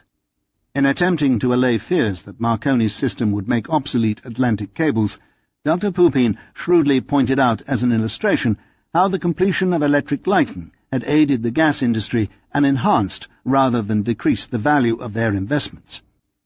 On January the 9th, Tesla dispatched a letter to Morgan explaining that the patents of the Marconi-Fleming syndicate do not accurately reflect their actual apparatus, but are covered by my patents of 1896 and 1897. The balance of the letter describes the precursor to what becomes, a half-century later, the major television networks. I need not tell you that I have worked as hard as I have dared without collapsing. Having examined and rejected hundreds of experiments, with the capital at command, I am glad to say that by slow and steady advances, I have managed to continue a machine which shall produce an electrical disturbance of sufficient intensity to be perceptible over the whole of the earth. When I throw the switch, I shall send a greeting to the whole world, and for this great triumph I shall ever be grateful to you. This system will do away not only with the cables, but with the newspapers also. For how can journals at the present stay in business when every customer can have a cheap machine printing its own world news? The beautiful invention which I am now developing will enable me to spread our name into every home, and it will be able everywhere to hear the tune of my voice. This would be the inventor's last communique to the financier for fully 9 months. He set himself the difficult task of completing construction of the 18-story transmission tower, knowing full well that he did not have sufficient funds. From bank records dating back to 1896, it is apparent that Tesla had nearly $50,000, some of which had been converted into land assets. The last of Morgan's money had probably been received, so it was at this time, in the midst of 1902, that the trailblazer began to tap his personal reserves to keep the project going. Work would continue at a steady pace throughout the year. Other competitors. Having received his doctorate in electrical engineering in 1899, Lee de Forest had tried once again to gain entree into his idol's laboratory, but for a third time Tesla refused him. De Forest decided, therefore, to set out on his own.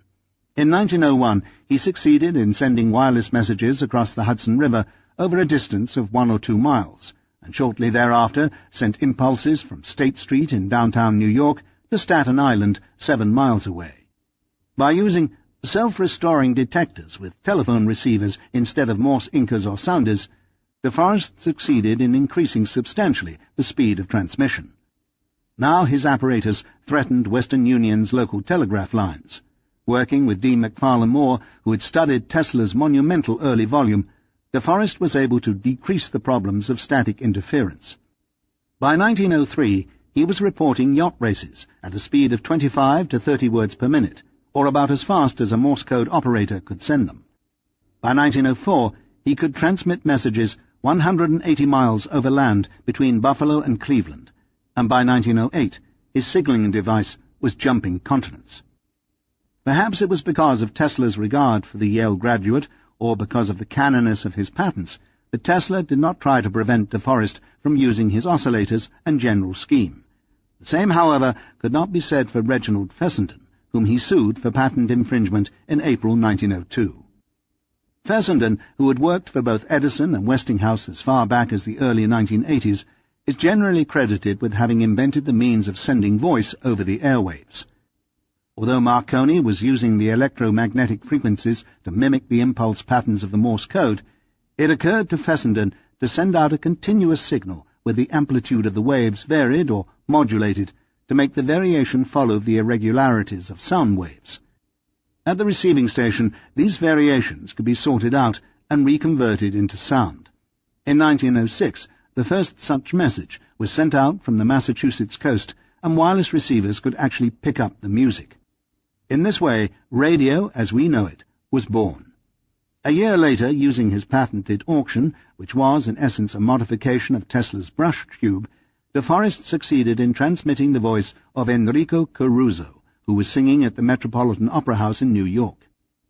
Interested, for reasons of priority, in obtaining Edison's Grasshopper wireless patent, dating from the 1880s, Fessenden sought a job with GE in 1902 to inaugurate construction of a wireless transmitting station at Brant Rock, Massachusetts. Although he stayed friendly with Edison and looked after his wayward son Tom Jr., who'd been caught passing bad checks, Fessenden was unsuccessful in obtaining Edison's key wireless patent. The Menlo Park wizard had sold it to Marconi for $60,000. Legal entanglements were expensive, but Tesla felt that he had no choice but to protect as many fundamental aspects of his system as he was able to. How else could he prove to Morgan that his work in the field really was the basis of the systems that were succeeding? In June 1900, Reginald Fessenden had applied for a patent on tuned circuits. The following month, Tesla filed for one as well. It was a matter of public record that Fessenden's application preceded Tesla's. What was at issue was whether or not Fessenden had compiled his invention from Tesla's earlier experiments. Although Fessenden claimed that he had conceived the idea in 1898, Tesla pointed out that Fessenden was, 1, unable to provide documentation of this earlier date, 2, he did not create a working model of his apparatus, and 3, the machine had not been used commercially. Whereas Fessenden's application was rudimentary, Tesla's delineated clearly a multiplicity of goals. For example, 1, operating distant apparatus, 2, controlling signals by using 2 or more idiosyncratic electrical frequencies, 3, producing a plurality of distinctive impulses onto a receiving apparatus comprising a manifold number of circuits, and 4, creating a combination transmitter-receiver arrangement set up to respond to a succession of impulses released in a given order. Whereas Fessenden could date his theoretical conceptualizations to perhaps 1898, Tesla dated the onset of his work to 1889 and provided his numerous publications as evidence. With specific reference to the operation of tuned circuits, the inventor displayed his fully working teleautomaton, which he introduced to the world in 1898. Without Tesla's AC oscillators, Fessenden's machinery could not operate. Unless he had lived in a hermitage, it would have been impossible for Fessenden to have conceived his invention without utilizing Tesla's attainments. Parker W. Page questioned his client for hours. Tesla's testimony would run 72 typewritten pages. Throughout mid-April, the testimony continued, and after Tesla was finished, his 29-year-old manager, George Scherf, took the stand. Scherf, who was living at Wardenclyffe by this time, was able to substantiate that Tesla's tuned circuits and long-distance wireless experiments were first conducted in his presence in 1895, when he began working for Tesla at his laboratory at 33 to 35 South Fifth Avenue, before it burned to the ground. Scherf remembered the inventor transmitting wireless impulses from the Houston Street lab to the roof of the Hotel Gerlach, which was 1 or 2 miles away. Fritz Lowenstein, just a year younger than Scherf, followed. Having returned from Europe in February and newly married, Lowenstein had gained re-employment with Tesla at Wardenclyffe. In a heavy German accent, Lowenstein thoroughly described the nature of the confidential experiments at Colorado Springs. "Mr. Tesla explained to me," Lowenstein stated, "that the chief feature of a practical wireless telegraph system was the secrecy, immunity, and selectivity. At the same time, he explained to me how 2 oscillations are secured from one oscillating apparatus. When I came to Mr. Tesla," the college-educated engineer revealed, "I didn't understand anything at all about it, but he soon showed me the great value of tuned circuits, and then I understood what tuning was." "Dear Mr. Scherf, Mr. Page has just told me that my opponent's attorney has admitted my priority. Mr. Fessenden must be disappointed, of course, and I'm sorry for him, although, you know, he has written some articles which are not very nice. My honor as the originator of the principle is assured." Tesla may have won the case, but he was not about to celebrate. Foremost among his priorities was his wish to keep the details of the litigation secret. The last thing he wanted was publicity, for the transcripts of the trial revealed many technicalities that would aid his competition in numerous ways. In the short run, the inventor succeeded in protecting important aspects of his wireless scheme. But in the long run, the testimony became an important source text for Fessenden, who now had a legal basis for fashioning a plethora of second-order patents. By the time of his death, Fessenden had compiled an astounding 500 patents, which was nearly as many as Tom Edison. Obviously, this work also aided Lowenstein, who became a wireless expert valuable to different members of the new crop of engineers who were rapidly emerging. 33. Wardenclyffe, 1902 to 1903. While the tower itself is very picturesque, it is the wonders hidden underneath it that excite the curiosity of the little hamlet. In the center of the base there is a wooden affair very much like the companionway on an ocean steamer. Carefully guarded, no one except Mr. Tesla's own men have been allowed as much as the briefest peep. Mr. Scherf told an inquirer that the shaft entrance led to a small drainage passage built for the purpose of keeping the ground above the tower dry, but the villagers tell a different story. They declare that it leads to a well-like excavation as deep as the tower is high, with walls of masonwork and a circular stairway leading to the bottom. From there, they say, the entire ground below has been honeycombed with subterranean tunnels that extend in all directions. They tell with awe how Mr. Tesla, on his weekly visits, spends as much time in the underground passages as he does on the tower or in the handsome laboratory where the power plant for the World Telegraph has been installed. New York Times. Just as Tesla had created a notebook for his experiments in Colorado, he also compiled a daily log of activities at Wardenclyffe. His records for 1902 reveal little activity for the first third of the year, except for the month of March. Extended note-taking really began again in May and continued uninterruptedly until July 1903. Each week Tesla watched the tower attain a new height as he experimented by measuring the capacitance of his apparatus and constructing a prototype planet to calculate his theory of current propagation through the Earth. On this sizable metal sphere, the inventor would transmit varying frequencies to measure the voltage, wavelength, and velocity of the transmitted energy, and also assess various nodal points, such as along the equator and at the pole opposite the point of generation. In February 1902, along with Stanford White, Tesla entertained Prince Henry of Prussia, who had come to New York to retrieve a royal yacht that had been built in America. The brother of Kaiser Wilhelm, it had been Prince Henry who had assisted in the performance of the inventor's famous experiments under Tesla's name in Berlin 6 years earlier. The yacht was being christened by Alice Roosevelt, daughter of the president. In June, out at Wardenclyffe, 2 grey-haired East Hampton pilgrims dropped in on their way to a spring retreat. Kate's eyes glowed as she broke off from Robert and Nikola to approach the tower and feel it with her own hands. A radiant warmth flowed through her being as she watched the lanky engineer converse with her husband. By September, the transmitter had reached its full elevation of 180 feet.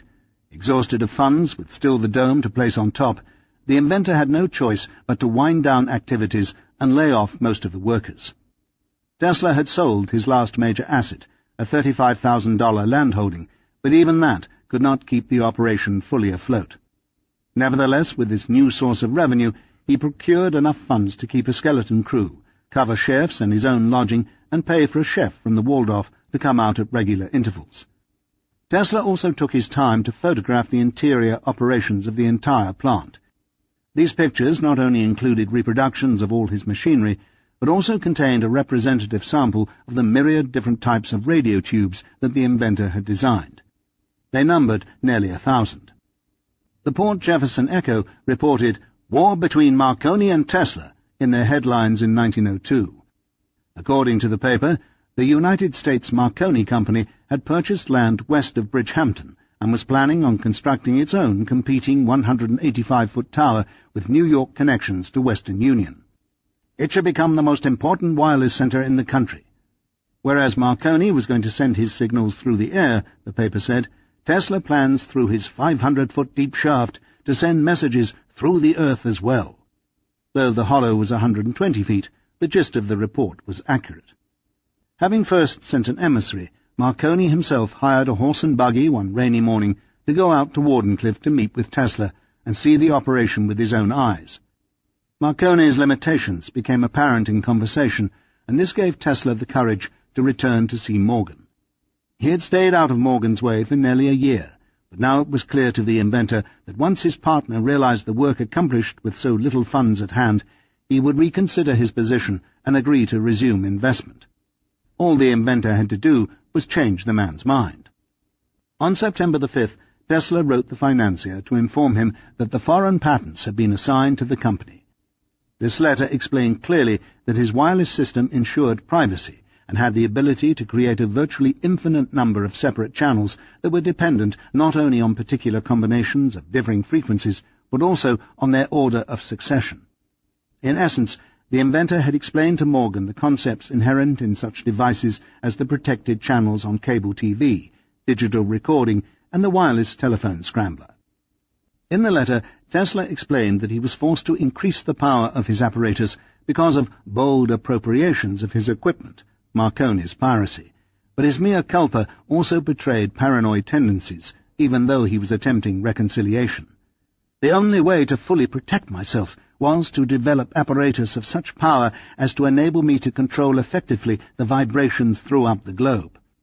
Now, if I had received this necessity earlier, I would have gone to Niagara, and with the capital you have so generously advanced, I could have accomplished this easily. But, unfortunately, my plans were already made, and I could not change. I endeavoured once to explain this to you, much to my sorrow, as I impressed you wrongly. Nothing remained then but to do the best I could under the circumstances. Morgan's response was utter astonishment. Tesla had not only reiterated the breach of contract, but he had also revealed a striking flaw in his plan. Whereas he would have to haul in continuing truckloads of coal to provide the energy required to fire up his transmitter on Long Island, if he had set up operations at Niagara, there would have been easy access to unlimited amounts of power, and thus the operation would have been considerably less expensive to initiate. Furthermore, there was a standing offer by Rankin and his associates to provide power at the falls for little or no cost, thereby reducing potential expenses even more. Nevertheless, Tesla incredibly informs Morgan that even on Long Island he could outdo the power of the giant cataract. "By straining every part of my machinery to the utmost," Tesla wrote, "I shall be able to reach a rate of energy delivery of 10 millions of horsepower. This production," he proclaimed, "would be equal to more than twice that of the entire Falls of Niagara. Thus the waves generated by my transmitter will be the greatest spontaneous manifestation of energy on Earth, the strongest effect produced at a point diametrically opposite the transmitter, which in this instance is situated a few hundred miles off the western coast of Australia." Whether or not this statement was true, it was counterproductive to divulge this. Most likely Tesla is discussing the production of a single massive burst of electrical energy rather than a continuous, never-ending flow. In either case, having spent a year in the outbacks of Colorado, the bon vivant was not about to give up his lifestyle at the elegant Waldorf for another lonely excursion to the dreary location near Buffalo. Neurotically impelled, the inventor was stirred to impress the financial magnate when all Morgan wanted was to signal ocean liners and send Morse code to Europe. Later in the letter, the inventor did address this more modest task of broadcasting simple messages. Over transmission lines, dispatches from New York Telegraph and Cable could be delivered to Wardenclyffe, where they could then be distributed to Europe by means of wireless to a central receiving station. "Since your departure, Mr. Morgan, I have had time to reflect on the importance and scope of your work, and I now see that you are no longer a man, but as a principle, and that every spark of your vitality must be preserved for the good of your fellow men. I have therefore given up the hope that you might aid me in establishing a manufacturing plant which would enable me to reap the fruit of my labours of many years. But some ideas which I have not simply conceived but worked out are of such great consequence that I honestly believe them to deserve your attention. I have no greater desire than to prove myself worthy of your confidence, and that to have had relations, however distant, with so great and noble a man as you, will ever be for me one of the most gratifying experiences and most highly prized recollections of my life. Yours most devotedly, N. Tesla." Perhaps it was the finale, or the inventor's rank, or maybe the realization of the value of the fundamental patents that continued to flow into his office, but for whatever reason, Morgan was moved to the point of allowing another meeting, as long as it was expressly understood that the liaison would still be kept unpublicized. Tesla's plan was to seek new investors by selling bonds and capitalizing the company at $10 million. What he did not realize was that his silent partner wanted to maintain his 51% control over the patents, take in about one-third of the securities, and also be reimbursed for his initial investment. In other words, whereas Tesla required about an additional $150,000 to complete the tower, pay off his debts, construct the receiving equipment, and so on, the Wall Street Hydra wanted his money back in full, wanted to maintain his large share of the concern, wanted the inventor to raise the funds on his own, and wanted no one to know of his connection to the project. If Tesla were to agree to all that, they would have a deal. Kate gazed out her window at the changing colours of the leaves as they went over the Thanksgiving menu with Agnes. "Do you think he'll come, Mama?" "Of course he will. He didn't last year." "Mr. Tesla was not himself," Catherine stated matter-of-factly. Sitting by a fizzling Edison light bulb, she penned an urgent notice and hired a special messenger to deliver it. Tesla was working on his list of prospective investors when a loud banging at his door interrupted him. "Sorry, sir, it is important." The inventor grabbed the letter and ripped it open. Thoughts of accident and death flashed through his brain as he reflected upon his relationship with the Johnsons and his inability to deal with them now. He wrote back, "Some day I will tell you just what I think of people who mark their letters important or send dispatches at night. You know I would travel 1,000 miles to have such a great treat as one of Mrs. Philippoff's dinners, but this Thanksgiving Day I have a great many hard nuts to crack, and I will pass it in quiet meditation. The rest of the holidays I propose to pass in the same good company. Never mind my absence in body, it is no consequence. I am with you in spirit. With love to all, and Agnes in particular, Nikola." With this painful letter, Tesla succeeded in transferring some of his anguish to his friends. Not only would he not attend the November holiday feast, he would also not partake of the Christmas festivities.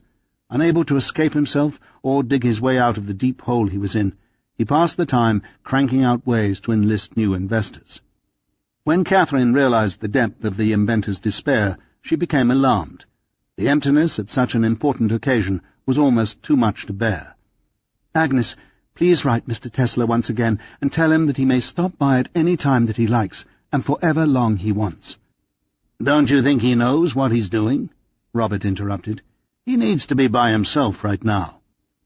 "Don't tell me what he needs," Kate exploded, her Irish temper flaring. "Do it," she commanded her daughter. Robert moved quietly into the living room to read a book of poems. As Agnes sat down to write, a peculiar dark and twisted expression passed over her mother's face. Kate retired to her boudoir to sit there in her gloom. Tesla wrote, "My dear Agnes," back 2 days after the New Year. "I have no time, but plenty of love and friendship for all of you. I would like very much to see you, but it is impossible. Even kings are beginning to infringe my patent rights, and I must restrain myself." Catherine could take solace in the fact that her platonic aficionado had used the word love twice in 2 letters. In his own peculiar way, he had transformed the pain of his career to their linkage, and in that sense he had reached out as never before. But it was by withdrawing, and this made her love him even more. Thomas Comerford Martin may have had mixed feelings about having supported so vigorously a man he knew had infringed on Tesla's patents, but Martin had warned Tesla nearly 5 years earlier that whereas Marconi was succeeding on the physical plane, Tesla appeared to advance mostly in theory. A social gadfly, Martin had also upped his prestige considerably by hosting the Gala Marconi affair, and he continued to elevate his standing among the upper echelon of the electrical community. Harper's decided to do a feature on him, and Edison was becoming amenable to the idea of allowing him to write his biography. As a precursor to the new venture, the editor prepared for the weekly a short piece on the volcanic lifetime of a master who has produced a patent every fortnight for over 30 years. An Edison man remains an Edison man to the end of the chapter, and is proud of the stamp left upon his career by the great spirit with whom trials and triumphs have been shared. Although Edison has always been surrounded by a willing host of workers, he has always held easily his leadership among them. This is by no means true of others. Some powerful thinkers, whether from instinctive distrust or unavowed jealousy, endeavor to hammer out their conceptions in lonely struggle, and names could be mentioned here of electrical inventors whose curse seems to be this sterile seclusion. In Edison's case, the sunny, kindly temperament of the man makes for friendship. Martin was almost certainly talking about Tesla here, and in so doing he highlighted ponderous debilities in the inventor's personality. Tesla could be inordinately withdrawn, private, distrustful, and elitist, and yet envious of others, unable to share in the development of his ideas lest he would have to share credit. Later in this article, Martin wrote that a great many first-class inventors are sharply concentrated along one line, while Edison had many irons in the fire. As versatile and incredibly prolific as Tesla was, he stuck until the end of his days to the single monumental Wardenclyffe idea, when any aspect of the grand plan, in and of itself, would have been a revolutionary accomplishment. Underneath it all, however, Martin was, without doubt, the one individual who had accomplished the most towards explicating the wondrous achievements of the sequestered genius, and his connections to Tesla would remain sacred to him for the duration of his life. Martin took the opportunity to let Tesla know this when he gave the inventor an updated version of the collected works. "Many thanks for the book," Tesla wrote his old-time friend. "It was a pleasure to read the dedication, which tells me that your heart is true to Nikola." This occasion served to break the ice again, and the two resumed their friendship, albeit not with the same intensity as before. In a dreadful predicament, the inventor was beginning to stare down a canyon of doom, writing his letters now in pencil, abandoning the certainty of the pen. "Ever since I was a boy, I was desirous of drawing on the Bank of England. Can you blame me? I confess my low commercial interests dominate me. Will you please give me a list of people almost as prominent and influential as the Johnsons who desire to get into high society? I will send them my letter. Nikola busted. Forced to approach both the Johnsons and his manager George Sheff for funds, both lent him thousands over the next few years. Simultaneously, he returned to former enthusiasts such as Mrs. Dodge and Mrs. Winslow, and new investors such as Mrs. Schwartz, wife of toy store owner F.A.O. Schwartz. The price for investment was $175 for each share. With his back to the wall, he approached again his Wall Street benefactor. Will you now let me go from door to door to humiliate myself to solicit funds from some Jew or promoter and have him participate in that gratitude which I have for you? He wrote Morgan. I am tired of speaking to pusillanimous people who become scared when I ask them to invest $5,000 and get the diarrhea when I call for 10. Mad scientist. It is a mighty fine tower, said one good farmer last week. The breeze up there is something grand of a summer evening, and you can see the Sound and all the steamers that go by. We're tired, though, trying to figure out why he put it here instead of Coney Island. Although operations were suspended, there were many avenues the inventor would explore in his attempts to complete the vision. One of his first decisions was to comply with George Sheff's plan to become more pragmatic. Throughout the balance of the year and much of 1903, Tesla began to manufacture oscillators and continue development of his fluorescent lamps. Revenues began to trickle in, and by mid-year he had compiled enough savings to hire back a half-dozen workers and pay for the cupola, which was placed at the apex of the spire.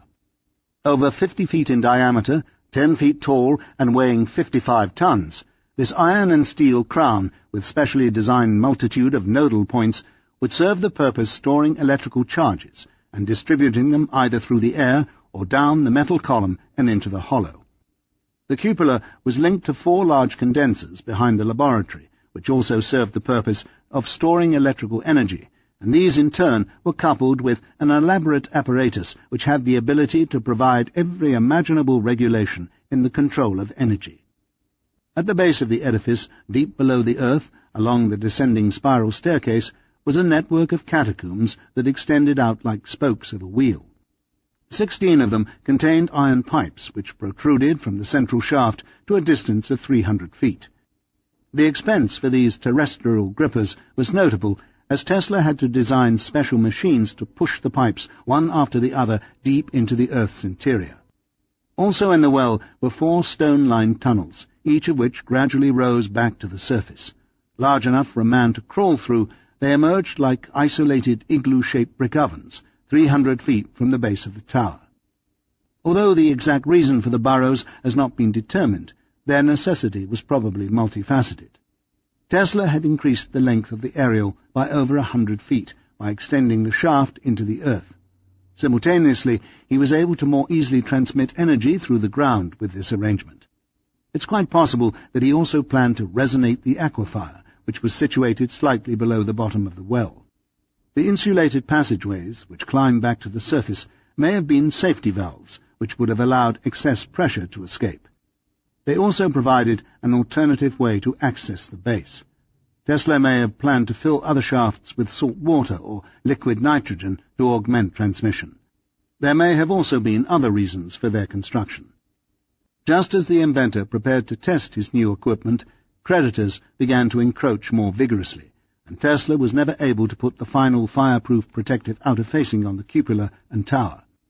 To Westinghouse he owed nearly $30,000. The phone company was billing him for the telephone poles and lines which they had erected to connect him with civilization, and James Warden was suing for taxes owed on the land. With the exigency of time inexorably pressing down, the inventor worked furiously to link his transmitter to the power source and test its potentialities. Throughout the early part of 1903, the engineer performed many measurements of ground resistance and insulation resistance of the tower. He even considered temperature increases caused by ground losses, differences when salty water was spread round the base, weather conditions, and time of day. In the last week of July, just days before men came to cart away part of his equipment, the inventor fashioned a way to couple his behemoth and fire it up. As pressures reached their maximum with the cupola fully charged, a dull thunder rumbled from the site, alerting the hamlet that something was about to happen. Strange light at Tesla's tower. From the top of Mr. Tesla's latticework tower on the north shore of Long Island, there was a vivid display of light several nights last week. This phenomena provoked the curiosity of the few people who lived nearby, but the proprietor of the Wardenclyffe plant declined to explain the spectacle when inquiries were addressed to him.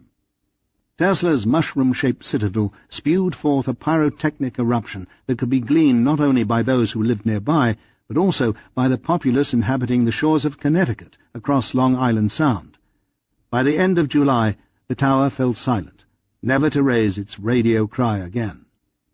It was a foggy morning when the Westinghouse crew appeared with their horse-drawn wagon and court order granting them permission to cart away the heavier equipment.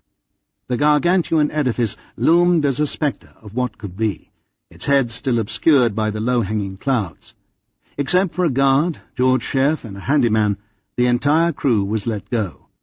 His dream now hobbled, the sullen wizard crept back to the city to weep alone in his walled-off suite.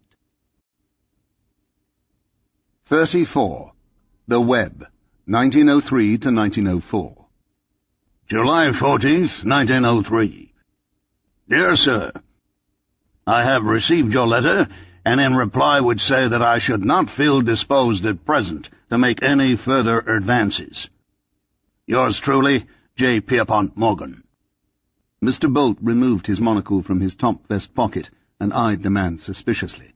The foreigner was sweating profusely from the August heat. Nikola Tesla, he said in a heavy accent as he handed the hotel manager a crinkled envelope. Momentarily sidetracked by a spot of dust, Bolt retrieved the document to inspect Tesla's letterhead. You may go up, he said disdainfully as he slammed his hand down on the clangor to call a bellhop. The man entered what appeared to him to be a palatial suite. Jovan, so good of you to come, the venerated engineer said in his native tongue. You must find Uncle Peter. It is a matter of utmost urgency. He may be in Bosnia. Then go there. Tesla handed the man a round-trip boat ticket, a communique sealed with wax, and a billfold of spending money. I am depending on you. Tesla's three sisters, Angelina Tebayevich, Milka Glumicic, and Morica Kozanovic, their husbands, all Serbian priests, and all of their children, sat in the rectory to listen to the spell-binding account the courier brought of Niko's laboratory and world telegraphy tower. Its head reaches up to the clouds, Jovan said, spreading his arms to their full extent. And some day it will send messages to the whole world, right here to this town. Jovan's cousins gasped in amazement as he passed around a photograph taken just 3 months earlier by Dickinson D. Alley, the photographer also responsible for the Colorado pictures. How will we know when a message is sent? Everyone will have a little device the size of... Jovan looked around the room and spotted a prayer book. The size of this book, with a wire attached, which you will stick into the ground to receive the message. 2 first cousins, Nicholas Tebayevich and Sava Kozanovic, both just emerging from boyhood, listened intently. Fully captivated by such news from America, Nicholas announced proudly, "Someday I will be an inventor too." Sava, destined 40 years later to be Yugoslavia's first ambassador to America, smiled back and nodded in agreement. Uncle Peter stepped from the room to open the dispatch in private. Niko had told his uncle that the panic had hit him hard, that he was out of funds. He would have to close down the World Telegraphy Center if assistance was not received immediately. He asked Peter to go to a local bank and borrow funds using shares in Wardenclyffe as collateral. The bank, of course, would not comply, so Peter called a meeting with family elders for a pooling of resources. They then returned to Belgrade, where the transfer of funds could be accomplished. "You wish Niko well for us," Peter said, grasping Jovan with both arms. Tesla received the money by the end of the month, but it was really only enough to keep a door open for the balance of the year. September the 13th, 1903. Dear Mr. Morgan, many years I was at your door with this invention, but I did not go in thinking it would be useless. My last undertaking has returned more than 24 times the original investment, and this in strong hands should do better still. Help me to complete this work, and you will see. Yours most faithfully, N. Tesla. Altering his schedule, the inventor began visiting the lab only on weekends. Having thought the matter through, he abandoned the idea of meeting with small-time investors and placed his efforts in two separate directions. He would step up the manufacture of the oscillators and enlist other tycoons. With the money from his relatives, Tesla was able to hire back a few workers. Operations, however, were just about nil, and the rest of the crew were angry about not being paid. "You know, of course," he told Scherf, "that when this panic came, a great many manufacturers simply dismissed their men. Our employees should understand that I have tried to treat them generously in the hardest times this country has known, and they should be grateful instead of impatient. Although the panic is practically over, there is still a general feeling of apprehension on the street. However, I have a few irons in the fire, and at any moment I may come up with the solution which confronts me. I am more than ever assured that nothing can prevent my ultimate success." Tesla's first stop was the home of John Jacob Astor. Taking with him Alley's new dramatic glasses, the inventor tried his best to reignite the flame. Astor, who was earning approximately $3 million per annum, was nevertheless not a frivolous man. Most of his money these days was being spent on his yacht, the Norma Hull.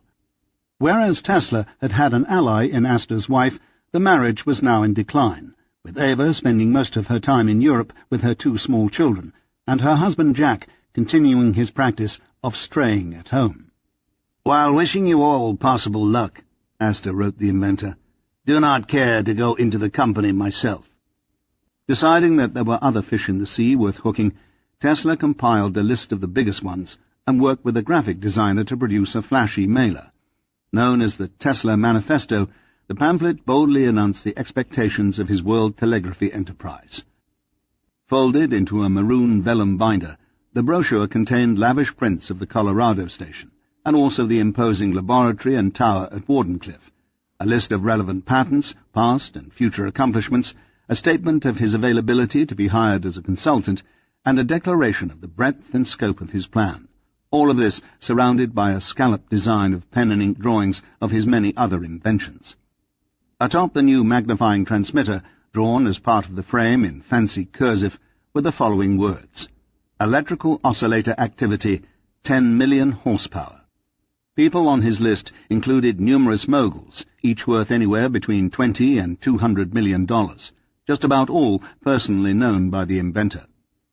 "Luca," Tesla wrote to Robert Johnson, "Rockefeller and Harriman are now taking up every moment of my time, but I think I shall get through with them very shortly." Written partly in jest, this letter was not far from the truth, for Tesla was becoming more successful in penetrating a number of other wealthy enclaves. An interview with Wizard Edison. "Do you believe, Mr. Edison, with Tesla, that we should be able to talk around the world one of these days?" "No, I do not look for developments in that line. The wonderful thing that will be more and more developed is wireless telegraphy. Marconi is all right and is bound sooner or later to perfect his system." With Edison leading the charges against his credibility, Tesla was placed in a delicate situation. The public at large had yet to know of the Morgan connection, and yet Tesla had to inform potential investors of his interest. Due to animosities that Morgan still held for Harriman, a contract with him was out of the question, but there were still many other financiers to consider. On October 12, 1903, Tesla met with Thomas Fortune Ryan, a stalwart, corpulent man 5 years Tesla's senior. Ryan, whose real middle name was Faulkner, had gotten his start as a dry goods clerk in Baltimore. His break came after he moved to Wall Street, where he became a stockbroker and investor in large financial institutions. By 1905, his position had grown so extensively that he gained control of nearly $1.4 billion, which was equivalent to almost half of the entire public debt of the United States. Almost one-third of this figure stemmed from his acquisition of the controlling shares of Equitable Life Assurance Society, and this came about a little over a year after his initial meeting with Tesla. In and of itself, the connection would appear to be incidental. However, it was Tesla who arranged for a meeting between Ryan and Morgan in attempts to iron out an amenable agreement. and it's well known that Morgan was the secret power behind the famous Equitable life insurance scandal which erupted in 1905. Aside from the handful of diamonds he perpetually fondled in his palm, Ryan's other assets included control over Mutual Life and Washington Life Insurance, New York City Railway, American Tobacco, Morton Trust, Metropolitan Securities, and Mercantile Trust.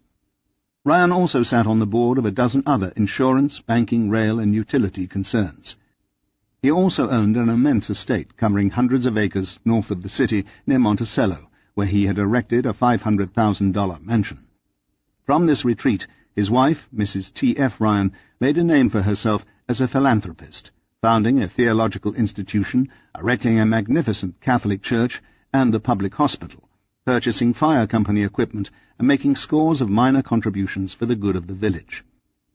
Known for his striking proficiency of systematic organization, decisive action, secrecy, and the art of using great power behind the throne, Ryan's most effective gift was his persuasive ability. Mr. Ryan makes his headquarters in the Morton Trust Company's office, where he is vice president. He does not bar the door like John D. Rockefeller. Any caller gets to his secretary, and very often to the inner room. There is none of the gruffness that so characterizes Mr. Morgan. Mr. Ryan is suavely silent. He never does and never says an important thing without consulting lawyers, yet he always is polite and never shows anger. Tesla had calculated that he required approximately $100,000 to complete his project, so his plan was to enlist 10 subscribers at $10,000 each. "What is the use of going to so many people?" Ryan suggested, staring at the contents of the vellum binder. "I shall take 1/4. Where do I sign?" Obviously, this was a great opportunity, but it was not a simple matter of just signing a paper. Tesla had to go back to Morgan to confer, and $25,000 would still leave him way short of his goal. "Would you consider underwriting the entire $100,000? "That's a possibility." "Let me speak to my partner about your generous offer and get back to you." "Is it anyone that I know?" Ryan inquired. "I am under orders to keep his name confidential." "We are talking about a significant amount of money, Mr. Tesla. I want to know who I'm going into business with." "It is Pierpont Morgan," the inventor said cryptically. "Morgan? Well, then, you couldn't be in better hands." Tesla wrote Morgan on the following day to arrange a meeting. "Mr. Ryan is a great admirer and a loyal friend of yours, and for this reason, as well as on account of his ability, I am very anxious to enlist his cooperation. I have told him that $100,000 would be sufficient to reach the first commercial results, which will pave the way to other great successes. Knowing your generous spirit, I have told Mr. Ryan that any terms you may decide upon will be satisfactory to me." For Thanksgiving, Tesla joined the Johnsons. He had good news to report. Just back from a 2-month stint in Europe, Robert and Kate were eager to describe their meeting with Queen Eleanor of Italy. Having been decorated by King Humbert in 1895 for his work on the international copyright, Robert was received by the widowed Queen as a distinguished personage. He read to her and the Queen Mother a selection from his most recent book of poems. They also stayed a few extra weeks to witness the Jubilee at the Vatican, celebrating 25 years of the reign of Pope Leo XIII. "Mr. Tesla, do I detect a gleam in your eye?" Kate inquired. "You're not about to become one of the detested wealthy elite, are you?" Robert teased. "My dear Luca, I do not want you to despise millionaires, as I am hard at work to become one. My stocks have gone up considerably this week." "Morgan?" Catherine whispered hopefully. "Fortune Ryan," Tesla said, taking out a banknote to display proudly. He would receive a total of $10,000 from the financier. "If it continues for a few weeks like this, the globe will be girdled soon. Now, Kate, where's that turkey?" At this time, Morgan met with Ryan. Obviously, the Tesla deal did not go through. The question is, why? Every indication suggests that the meeting went well. Ryan had been described by Wheeler, one of Morgan's harshest critics, as a most adroit, suave, and noiseless man. And this makes some sense, for a few years later it would become evident that Ryan was, in essence, a Morgan puppet. In 1899, Henry Hyde passed away. He had been controller of the $500 million Equitable Life Assurance Society, comprising the scrapings of the poor. 51% of the company was left to his son James, who was 23 at the time. A rather eccentric and naive millionaire, James charged the company for petty extravagances, such as importing barbers from France and placing his personal chefs at all of his favourite restaurants. The muckrakers were unable to tolerate the extravagant lifestyle of James, especially after it was learned that on January the 31st, 1905, he had spent $200,000 on a Louis XV costume ball at Sherry's. They demanded his resignation. No doubt, ever since Hyde's father had passed on, Morgan had had his eye on the company, but because of the Northern Pacific debacle, he had to proceed cautiously. It is plausible to consider that at the meeting concerning the Tesla project, Morgan might have suggested that Ryan's money could be better spent in a different area. Whatever he said, it appears to have been stated in such a way as to not completely turn off Ryan, as he did invest and maintain an interest in the enterprise from the years 1903 to 1906, although he never paid Tesla more than the initial modest subscription. In a situation that paralleled the Northern Pacific fiasco, Morgan fought for the Equitable on one side against Harriman and his broker Jacob Schiff, another financier who almost went into the Tesla deal. The end result was an obscure maneuver whereby Thomas Fortune Ryan was able to purchase the controlling shares of Equitable for a paltry $2.5 million. Young Hyde moved to France, where he remained for a quarter century. Rumours of mismanagement of the funds of a few million investors continued, however, and Ryan's picture throughout the summer of 1905 was slapped on the front pages of every newspaper in town. Drawn as a rapacious spider in his web, clutching his prey of the Equitable in one political cartoon, Ryan was described by Southern banker and critic John Skelton Williams in a scathing article that appeared in The World. Mr. Ryan has the tendencies which, if his lines had been cast in a humble and contracted sphere, probably would have made him a kleptomaniac. His strongest impulse is to acquire money, and his one robust passion is to keep it. Ryan is simply an acquiring machine and operates himself for the purpose of getting what others have. Although Morgan, as head of a rival insurance company, supposedly had no interest in Equitable, Herbert Satterley, his son-in-law, uncharacteristically revealed that Ryan was actually controlled by Morgan, stating that Morgan was entirely conversant with Mr. Ryan's plans. They had his thorough approval and possibly his financial backing. During the government investigations that continued relentlessly throughout the first decade of this century, it was discovered that dummy loans totaling $1.8 million were made to a 15-year-old Negro messenger boy in Morgan's New York Life Insurance Company. Ryan also sold his 51% interest in Equitable to Morgan for $3 million in 1910. Testimony from the investigation explains quite clearly Ryan's role as a Morgan puppet. Question. Untermeyer. Did Mr. Ryan offer this stock to you? Answer. Morgan. I asked him to sell it to me. Question. Untermeyer. Did you tell him why you wanted it? Answer. Morgan. No. I told him it was a good thing for me to have. He hesitated about it and finally sold it. Taken from Wheeler's Pierpont Morgan, Anatomy of a Myth, the author ended the passage as follows. During the Panic of 1907, Morgan, in his 71st year, truly manipulated vast sums and groups of men, including President Theodore Roosevelt, in commanding fashion. As the power behind the throne, clearly Morgan dominated the conversation when Ryan came to invest in Wardenclyffe. Morgan redirected his new chess piece into the insurance arena, but this still doesn't answer the question as to why. If Tesla's enterprise were perceived to have become potentially profitable, having Ryan put in another $100,000 to complete it would have been an easy thing to do. We can therefore conclude that Morgan deliberately scuttled the Tesla venture. The Guggenheim Connection. Aside from being annoyed with the difficult inventor, Morgan was concerned about Tesla's suggestion that he could transmit unlimited power by means of wireless. Tesla was boasting here, since he assured Morgan in future letters that Wardenclyffe would only be able to transmit feeble amounts of energy. We come to a juncture here where the decisions of individuals redirected the course of history. As John Stuart Mill has noted, individuals make the history, and here is a clear instance of this proposition.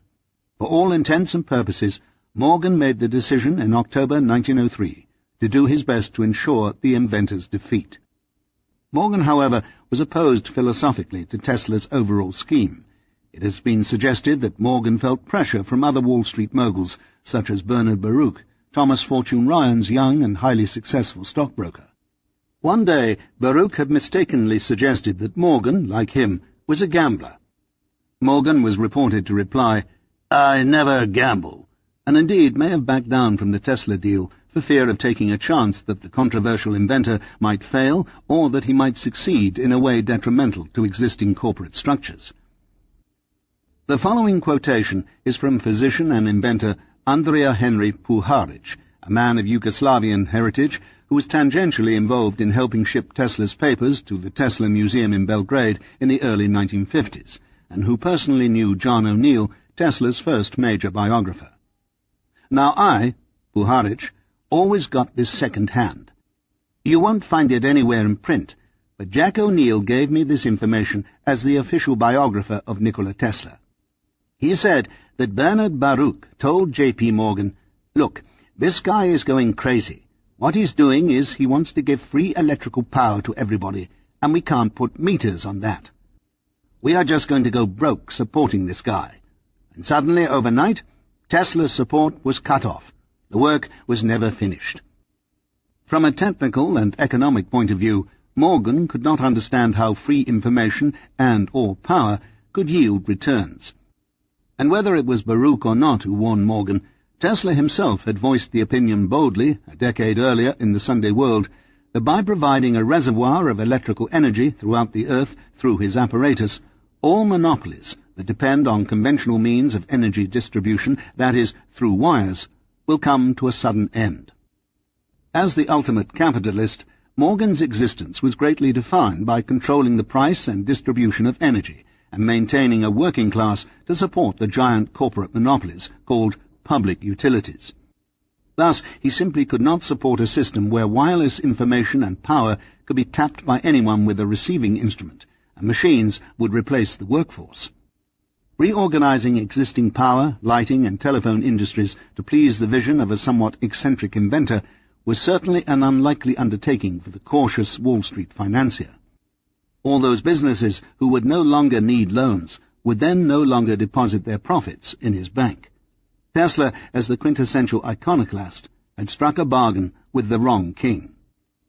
In 1903, Bernard Baruch, just 33 years old and one of the wealthiest men on Wall Street, retired from the firm he had worked for over a decade to set up his own office. One of his first major clients were the Guggenheim brothers. Their interest lay in metals, so Baruch met with the miners Darius Ogden Mills and John Hayes Hammond Sr. to seek advice and gain investments. Mills suggested that Baruch go west and purchase mines himself, and Hammond was hired by the Guggenheims to act as an advisor and acquire silver mines in Mexico. One of Baruch's first acquisitions was the Utah Copper Company, for he knew there would always be a need for copper in the world. Tesla's wireless enterprise clearly threatened the Baruch Guggenheim investment that Morgan was trying to involve himself in. By 1905, the Utah Copper Company was producing copper and other metals at a rate in excess of $100 million per year, and this was a pace which maintained itself for another 25 years. In later years, John Hayes Hammond would claim that the development of the electrical and automotive industries were possible only with assured large supply of copper. Unfortunately for Tesla, his ultimate world plan was perceived as a threat on quite a number of key fronts. Tesla waited through the first weeks of December for a positive sign from the meeting between Ryan and Morgan, but none came. With no choice left, he was forced to confront the financial potentate eyeball to eyeball. He decided to take a pragmatic approach. "Will you permit me to call this or any other evening?" Tesla wrote. "I wish to bring a small instrument along to show you one or two experiments with my daylight. The shark who will come after me will get the contract for lighting your home." Timing his visit to coincide with the holiday, Tesla purposefully chose this opportune occasion to try and pierce the financier's stalwart exterior. But at the same time, he used the symbol of the shark in his letter, as this was an animal which ate big fish. Anne Morgan was one of his allies. She met him at the door. Having recently become a founder of the Colony Club, the first American Ladies' Society, patterned after a British gentleman's club and designed by Stanford White, Anne had entered into the midst of an androgynous theatre crowd with ties to the infamous homosexual author Oscar Wilde. With Tesla's sexual orientation perpetually an enigma, and Anne about to dabble in a lesbian fling, their bond transcended the surface amenities. Before meeting with her father, Anne was able to corral the avowed celibate and discuss with him the emerging view of the new women. Mr. Tesla, I believe that it is absurd that in this day of enlightenment women do not yet have the right to vote. I concur wholeheartedly, Anne. I also believe that this struggle of the human female towards sex equality will end up in a new sex order, with females superior. Indeed, Anne responded, the pupils of her eyes widening into large black pools. I would have considered the sexes equal, she said, as her hand reached out to touch the inventor. The modern woman who anticipates in merely superficial phenomenon the advancement of her sex is but a surface symptom of something deeper and more potent fermenting in the bosom of the race. It is not in the shallow physical imitation of men that women will assert first their equality and later their superiority, but in the awakening of the intellect of women. As generations ensue, the average woman will be as well educated as the average man, and then better educated, for the dormant faculties of her brain will be stimulated into an activity that will be all the more intense because of centuries of repose. "Mr. Morgan will see you now," the butler interrupted. "Mr. Tesla." Mr. Morgan, thank you for seeing me. My enemies have been so successful in representing me as a poet and visionary that it is absolutely imperative for me to put out something commercial without delay. If you will only help me to do this, you will preserve a property of immense value. "I am sorry, Mr. Tesla. As I said before—" Won't you enable me to complete the work and show you that you have not made a mistake in giving me a checkbook to draw on your honoured house? If you will imagine that I have found the stone of the philosophers, you will not be far from the truth. My invention will cause a revolution so great that almost all values and all human relations will be profoundly modified. Had you simply achieved what I had asked, you would not be in this predicament. Mr. Morgan, I beg to call again to your attention that my patents control absolutely all essential features, and that my work is in such a shape that whenever you tell me to go ahead, I shall girdle the globe in 3 months as surely as my name is Tesla.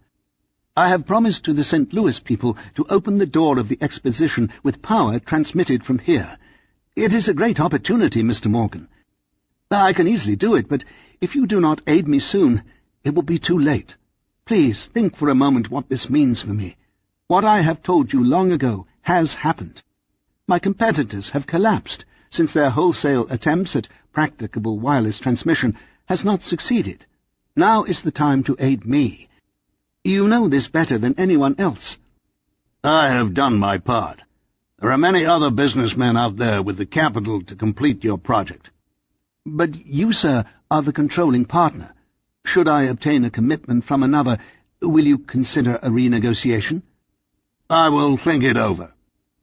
Having met with Morgan in December, Tesla not only came away empty-handed, he also came away with the distinct feeling that his partner was not going to facilitate finding new investors. Avoiding Catherine at Christmas time was one way to telegraph the bad news. Using a full range of her feminine charms, the coquettish Mrs. Philippoff issued one more of her provocative missives. December 20th, 1903. Dear Mr. Tesla, you are most unkind, dear friend. Why do you not come to see me, instead of always dropping into the Century to see Robert? I must have done something to offend you, but what? How can you be indifferent to such devotion? If you are unhappy and disappointed and down on your luck, then all the more reason why you should seek the companionship and support of your loyal friends. Indeed, if the whole world were against you, the more firmly would they cling to you. Faithfully yours, Catherine Johnson. Aware of Morgan's trepidation concerning the potential for his equipment to usurp the need for existing electrical power companies, the inventor wrote explicitly in attempts to allay these fears. January the 13th, 1904. Dear Mr. Morgan, the Canadian Niagara Company will agree in writing to furnish me 10,000 horsepower for 20 years without charge, if I put a plant there to transmit this power without wires to other parts of the world. As I outlined earlier, I would use the energy not for industrial purposes, but for operating clocks, stock tickers, and other apparatus which there are millions now in use, requiring on average not more than 1/10 of the HP for each instrument. Will you help me on any terms you choose, and enable me to ensure and develop a great property which will ultimately yield 100-fold returns? Please do not do me an injustice in believing me incapable simply because a certain sum of money was not sufficient to carry out my undertaking. You may see that my work remains uncompleted because of a lack of funds, but you will never see that machinery which I construct does not fulfill the purposes for which it was designed. Tesla ended the letter with hearty wishes for the new year. How could he know that Morgan did not doubt that Tesla could succeed? He feared it. January the 13th, 1904. My dear Sir, in reply to your note, I regret to say that I should not be willing to advance any further amounts of money, as I have already told you. Of course, I wish you every success in your undertaking. Yours truly, J. Pierpont Morgan. Close to making deals with other investors, but hampered by his relationship to Morgan, Tesla was particularly upset that his partner replied on the same day his own letter was sent. Surmising that Morgan was not even considering the situation, Tesla became enraged. For the first time, he dropped all pretense and told Morgan what he really thought of him. January 14th, 1904. Dear Mr. Morgan, you wish me success? It is in your hands. How can you wish it? We start on a proposition, everything duly calculated. It is financially frail. You engage in impossible operations. You make me pay double, yes, make me wait 10 months for machinery. On top of that, you produce a panic. When, after putting in all I could scrape together, I come to show you that I have done the best that could be done, you fire me out like an office boy and roar so that you are heard 6 blocks away. Not a cent. It is spread all over town. I am discredited, the laughing-stock of my enemies. It is just 14 months that the construction work on my plant was stopped. 3 months more, with a good force of men, would have completed it, and now it would be paying $10,000 a day. More than this, I would have secured contracts from governments for a number of similar plants. Now, when I have practically removed all obstacles skillfully put in my way, and need only a little more to save a great property which would pay you $10 million as surely as 1 cent, you refuse to help in a trouble brought on by your own doings. Tesla suggests in the balance of the letter that a subscription of $25,000 would enable him to start up operations of the production of oscillators and the fluorescent light, and that eventually, in a slow and painful way, he would be able to obtain the necessary funds to complete the tower. I am anxious to succeed on your account as mine. What a dreadful thing it would be to have the papers come with your name in red letters, "A Morgan deal defaults." It will be telegraphed all over the globe. You may not care for it, Mr. Morgan. Men are like flies to you. But I would have to work 5 years to repair the damage, if repairable at all. I have told you all. Please do not write to refuse. I am pained enough as it is. Yours sorrowfully, N. Tesla. Having received no response, Tesla shot off another letter the following week. January 22nd, 1904. Are you going to leave me in a hole? I have made 1,000 powerful enemies on your account because I have told them that I value one of your shoestrings more than all of them. In 100 years from now, this country would give much for the first honours of transmitting power without wires. It must be done by my methods and apparatus, and I should be aided to do it first myself. April the 1st, 1904. Will you aid me to complete this great work? April the 2nd, 1904. Have you ever read the Book of Job? If you will put my mind in place of his body, you will find my sufferings accurately described. I have put all the money I could scrape together in this plant. With $50,000 more, it is completed, and I have an immortal crown and an immense fortune. Unable to understand why the Ryan deal went sour, Tesla nevertheless deduced that it had been Morgan's doing. Retaliating in any overt way would have been suicide. and although Tesla had self-destructive tendencies, breaching a contract with J. Pierpont Morgan being one example, the inventor wanted desperately to succeed. His goal was not so much to line his own pockets, although surely he sought to get rich from the invention, but rather to help society. Tesla was well aware of his potential role in reshaping the course of human events.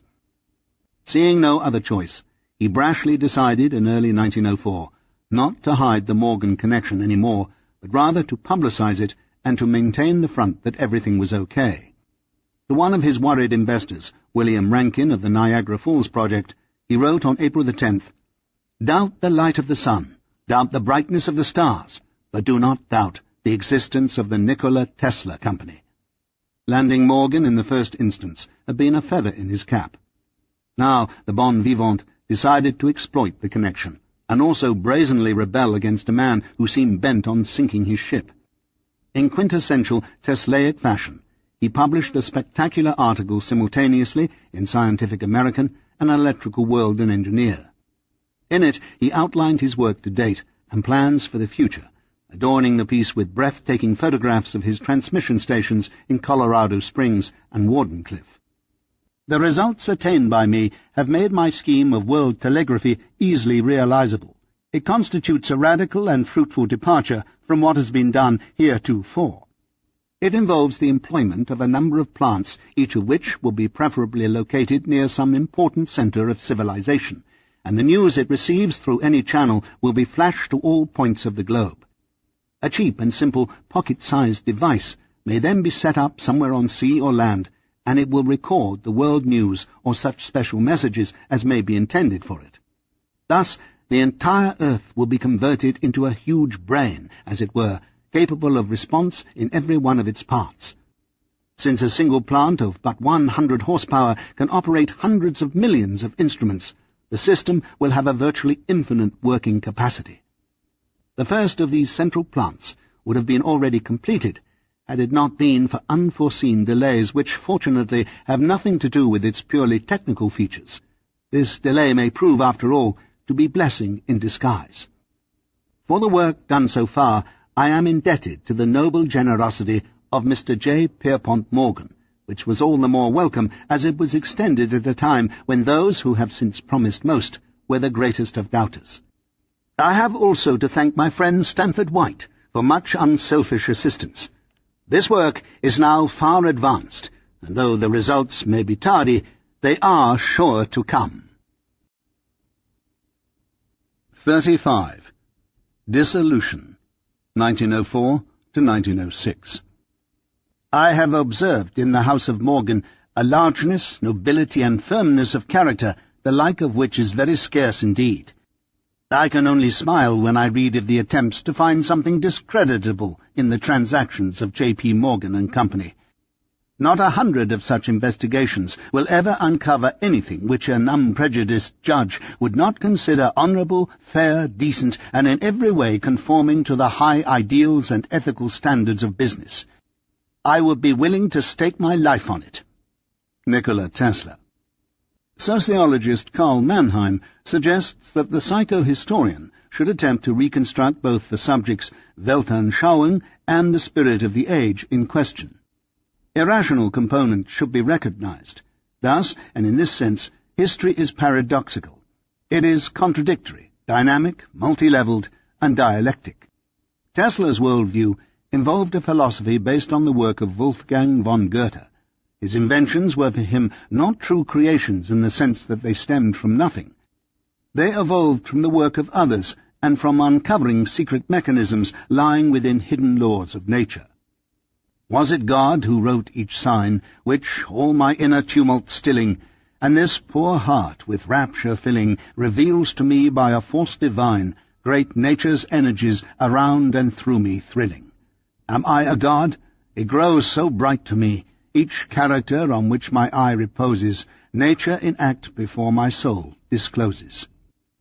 This idea can clearly be found in Goethe's Faust, Tesla's favourite poem, which he memorized in its entirety, and which he referred to throughout his life. It was Faust which he recited in Budapest during his salad days, when he uncovered the secret to the rotating magnetic field, and it was a Faustian paradigm to which he adhered when he linked the invention of the world telegraphy system to the discovery of the Holy Grail.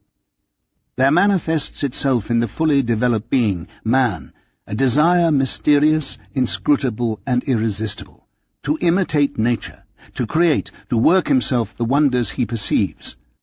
He subdues and puts to his service the fierce, devastating spark of Prometheus, the titanic forces of the waterfall, the wind and the tide. He tames the thundering bolt of Jove and annihilates time and space. He makes the great sun itself his obedient, toiling slave. Can man control this grandest, most awe-inspiring of all processes in nature? Can he harness her inexhaustible energies to perform all their functions at his bidding? If he could do this, he would have powers almost unlimited and supernatural. This would be the supreme manifestation of the power of man's mind, his most complete triumph over the physical world, his crowning achievement, which would place him beside his Creator, make him fulfill his ultimate destiny. Nikola Tesla. Two major themes which run through Goethe's poem are that 1, secrets of nature can be revealed and harnessed to human needs, and that 2, humans are enticed by satanic forces. Clearly Tesla was driven by both tenets. In the second case, consciously or unconsciously, Morgan was sought out for the very reason that he was a demigod, a superhuman whose life transcended that of mere mortals. Just as Faust was tempted by Mephistopheles, Tesla was lured by the House of Morgan. In the financier's strong hands, Tesla willingly, and alas irrationally, handed over the 51% control, insisting on it. Knowing that the contract involved relinquishing his cornucopia of past and future patent applications, the inventor still sealed the Faustian pact, as the terms were immaterial to him. Mephistopheles. Whatever promise on your books find entry, we strictly carry into act. For the present, I entreat most urgently your kind dismission. Faust. Do stay but just one moment longer, then. Tell me good news, and I'll release thee. Dear Mr. Morgan, since many years I have known one side of your character intimately. I believe that in my first approach to you, I have given you evidence of this knowledge. You have already put aside the money necessary to complete the work begun in your thoughts, and that is as good as done. But I did not understand you as a businessman until lately. I have worked for results, carrying with them a dignity and force such as to deserve your attention. What you wanted was a simple result. Will you let me profit by this later knowledge and give me an opportunity to rehabilitate myself in your opinion as a businessman? In October 1903, fully 2 months before Orville and Wilbur Wright made aviation history, Professor Samuel P. Langley launched a heavier-than-air ship from the roof of a houseboat situated on the Potomac. With photographers from the Smithsonian Institution present, the craft was slingshot over the 70-foot rails and in a moment was free upon air. Then it wavered. Down the aerodrome sank, with its daring navigator emerging from the disaster, suffering only a ducking. The press called Langley's airplane a failure, but Tesla rallied to Langley's defense. Langley has perceived a great truth, Tesla wrote in the New York Herald, namely, that a machine heavier than air could be made to fly. Such a man should be provided with the necessary means to complete his work. Great honor attaches to this achievement, and also great practical utility, which this country can ill afford to lose. Tesla started off 1904 on the offensive, with his manifesto and striking publications. Work on the wireless operation was suspended, and essential components were stripped from the tower and returned to disgruntled creditors. A skeleton crew kept up appearances and continued the development of his lamps and oscillators. But as his Wardenclyffe notes reveal, there was no theoretical writings during this period. All of Tesla's energies were concentrated in one avenue, raising the funds to resurrect the project. Tesla's attorneys had located a manufacturer in Connecticut to make all the metal parts of his oscillators, but there was still the problem of distribution, and the revenues would not enable him to reopen the Wardenclyffe plant. Another predicament had to do with Mr. Warden himself. Apparently he had not conducted a title search when he purchased the land, and a legal shadow had fallen on the property. Tesla used the entanglement to further delay payment of the mortgage. "One consideration," he wrote Scherf, "is that the Edison-Pupin-Marconi combination, who have given me so much trouble, are in a worse fix." In February, Tesla attended a musical recital and party in Gramercy Park, hosted by Stanford White and his wife Bessie, for 350 of his friends, with dinner afterwards at Sherry's. Most likely the inventor crossed paths with Morgan, as well as other potential investors. The following month the inventor conferred with the CEO, Chief Executive Officer, of GE, Charles Coffin. "If the GE people refuse, they are simply snoozers," he wrote Scherf. Nothing came of the meeting. But in April a solid lead came via John S. Barnes, a well-connected financier who had read Tesla's article in Electrical World and Engineer. An associate of Colonel Oliver Payne's from the Rockefeller clique, Barnes had invited Tesla to his home for dinner and to discuss the inventor's plans. "I have always had the highest regard for Colonel Payne, and would be happy indeed should he ever deem me worthy of his association. We are curious as to the details of the Commodore's bestowal," Barnes interjected. "Mr. Morgan has not made a generous donation, as you might have inferred from my article," Tesla craftily retorted. "He is a man with a great brain, and has seen that by forming a business partnership instead, he can make an extremely profitable investment." Although hesitant to make a commitment, Barnes nevertheless suggested that Tesla have his lawyers write up their evaluation of his patent applications. Because of his link to Colonel Payne, Tesla took the suggestion very seriously. A multimillionaire from the city of Cleveland, Payne had made his fortune as a partner of John D. Rockefeller. The duo had earned 50 cents per barrel for every barrel of oil that was shipped by rail. This enormous kickback had been set up as a rebate for their own crude, and as a tariff for every competitor. With their vast holdings and Rockefeller's ferret-like spirit, they had simply bullied the railroads into this contractual arrangement. Known as a haughty fellow and kin of God, Payne never did take to John D., but he did maintain the partnership. He had a residence in New York and was a friend and financial benefactor of Stanford White, whom he commissioned to purchase art for him while in Europe and design his nephew's mansion, Payne Whitney, in the city. White, who was in an awful fix, nearly $750,000 in debt, mainly from the Northern Pacific fiasco, informed Tesla that Payne had provided him with notable assistance to help ease his burden. White was also disheartened because his girlfriend, young Evelyn Nesbit, had now begun dating a deranged multimillionaire from Pittsburgh, Harry Thor. "I have heard stories from the Florodora girls that he whipped one of them in bed with a cat of nine tails." Ironically, White held no ill feelings for Morgan, even though the financier was directly responsible for the market crash.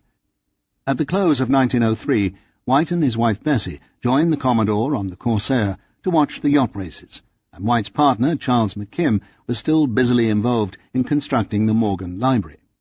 One wonders how Morgan might have felt when he boated up to Newport or Bar Harbor and looked to the eastern horizon and saw Tesla's mushroom-shaped behemoth.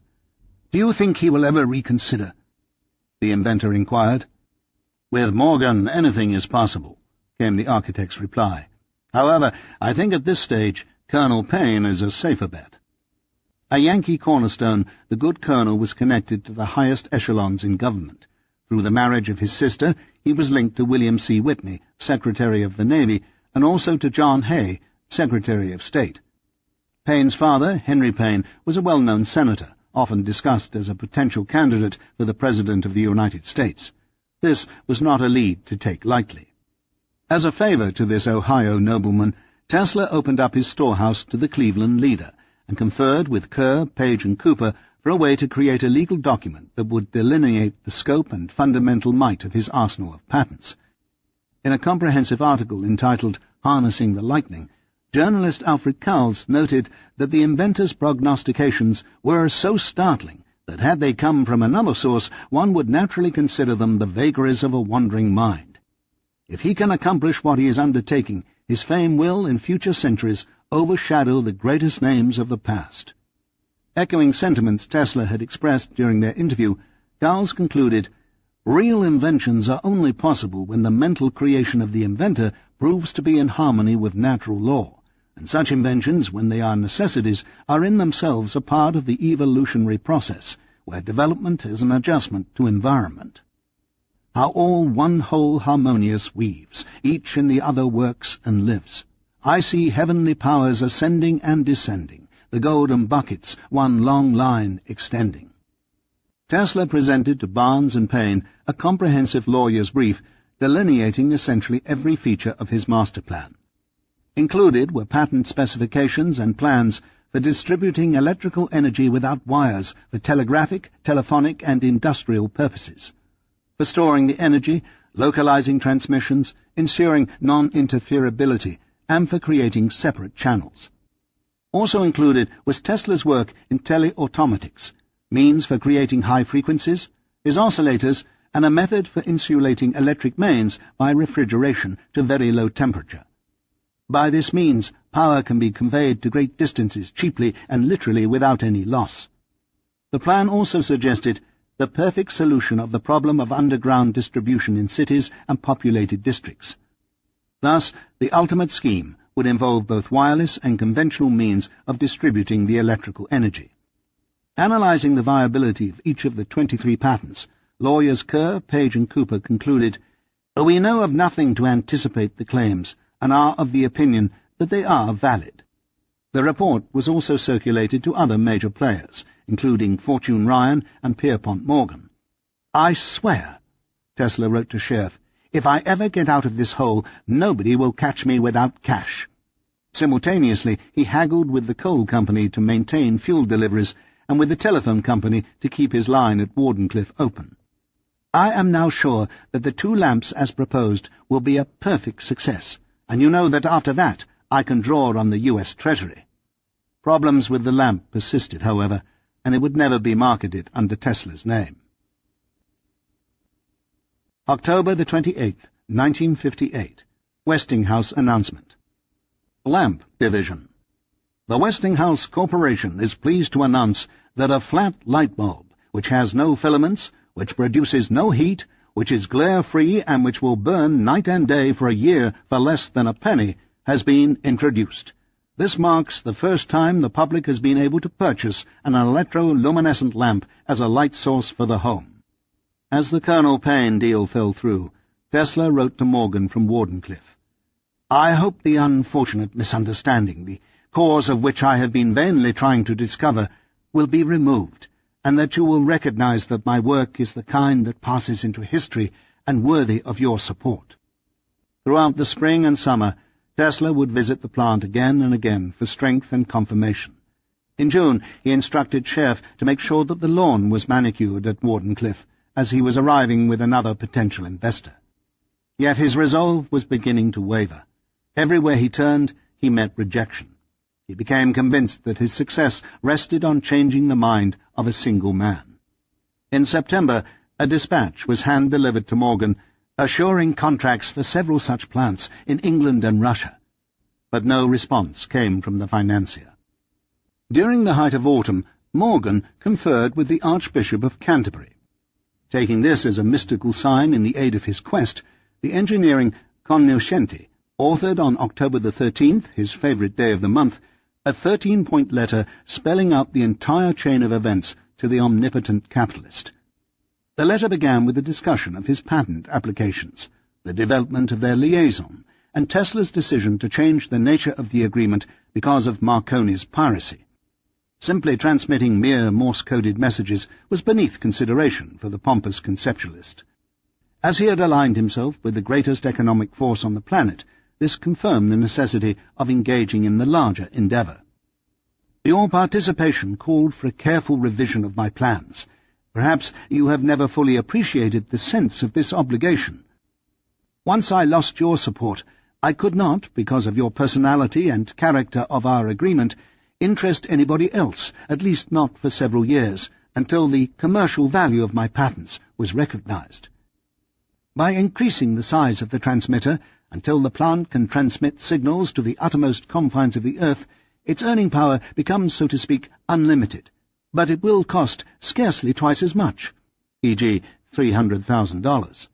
This offered possibilities for a business on a large, dignified scale, commensurate with your position in life and mine as pioneer in this art who has originated all its essential principles. You had told me from the outset that I should not ask for more, but the work was of such transcending importance that I undertook to explain to you the state of things on your first return from abroad. You seem to misunderstand me. This was most unfortunate. The audacious schemers who have dared to fool the crowned heads of Europe, the President of the United States, and even His Holiness the Pope, have discredited the art by incompetent attempts, far more than they ever could by success, and spoiled the public by false promises which it cannot distinguish from legitimate right and skill. Now I know you must be sceptical about getting hundredfold returns, but if you will help me to the end, you will soon see that my judgment is true. I have expended about $250,000 in all, and a much smaller sum separates me from a giant triumph. $75,000 would certainly complete the plant. This letter, greatly condensed here, was a fair and accurate assessment of what had occurred and why. Clearly it was written by a lucid savant, one who had proved himself in industry on many other occasions, and one who was on the verge of altering the course of civilization in a dramatic and revolutionary way. Tesla was operating at the level of soul consciousness, and so he removed all defences and revealed the very depths of his being with the following salutation and sacred vow. Since a year, Mr. Morgan, there has been hardly a night when my pillow is not bathed in tears, but you must not think me a weak man for that. I am perfectly sure to finish my task, come what may. I am only sorry that after mastering all the difficulties which seemed insuperable, and acquiring a special knowledge and ability which I now alone possess, and which, if applied effectively, would advance the world a century, I must see my work delayed. In hope of hearing from you favourably, I remain N. Tesla. October 15th, 1904. Dear Sir, referring to your letter of the 13th of October, Mr. J.P. Morgan wishes me to inform you that it will be impossible for him to do anything more in the matter. This cavalier dismissal tore the inventor apart, and opened up a tendril that bared not only his wrath against the force that had blocked his crusade, but also a poetic eloquence. October 17th, 1904. Dear Mr. Morgan, you are a man like Bismarck, great but uncontrollable. I wrote purposefully last week, hoping that your recent association with the Archbishop might have rendered you more susceptible to a softer influence. But you are no Christian at all. You are a fanatic Mussulman. Once you say no, come what may, it is no. May the gravitation repel instead of attract, may right become wrong. Every consideration, no matter what it may be, must founder on the rock of your brutal resolve. It is incredible. A year and a half ago I could have delivered a lecture here which would have been listened to by all of the academicians of the world. That would have been the time to thank you. But you let me struggle on, weakened by shrewd enemies, disheartened by doubting friends, financially exhausted, trying to overcome obstacles which you yourself have piled up before me. If this is a good thing, why does not Morgan see you through? Morgan is the very last man to let a good thing go. So it has been going on for 2 years. I advance, but how? Like a man swimming against a stream that carries him down. Will you not listen to anything at all? Are you to let me perhaps succumb, lose an immortal crown?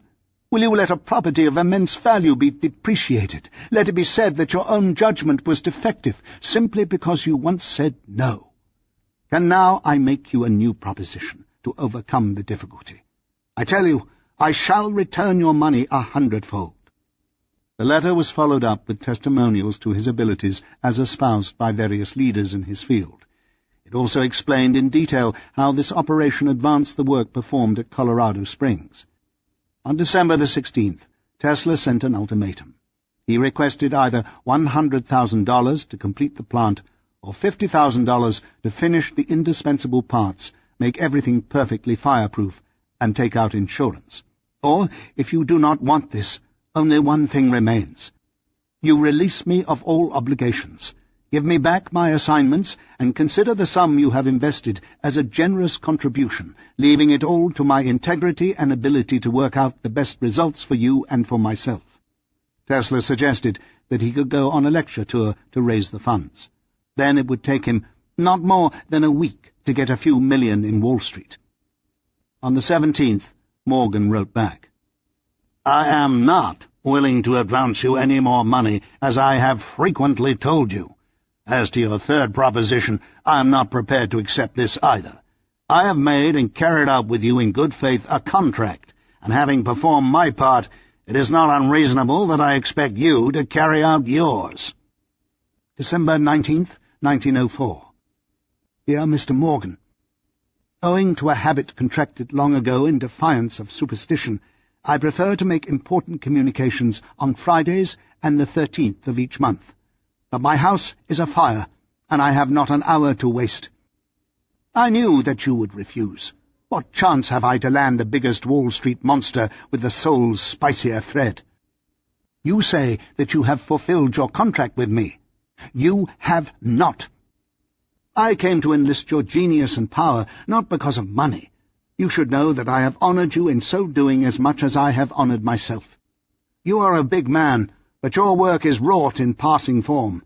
Mine is immortal. I came to you with the greatest invention of all times.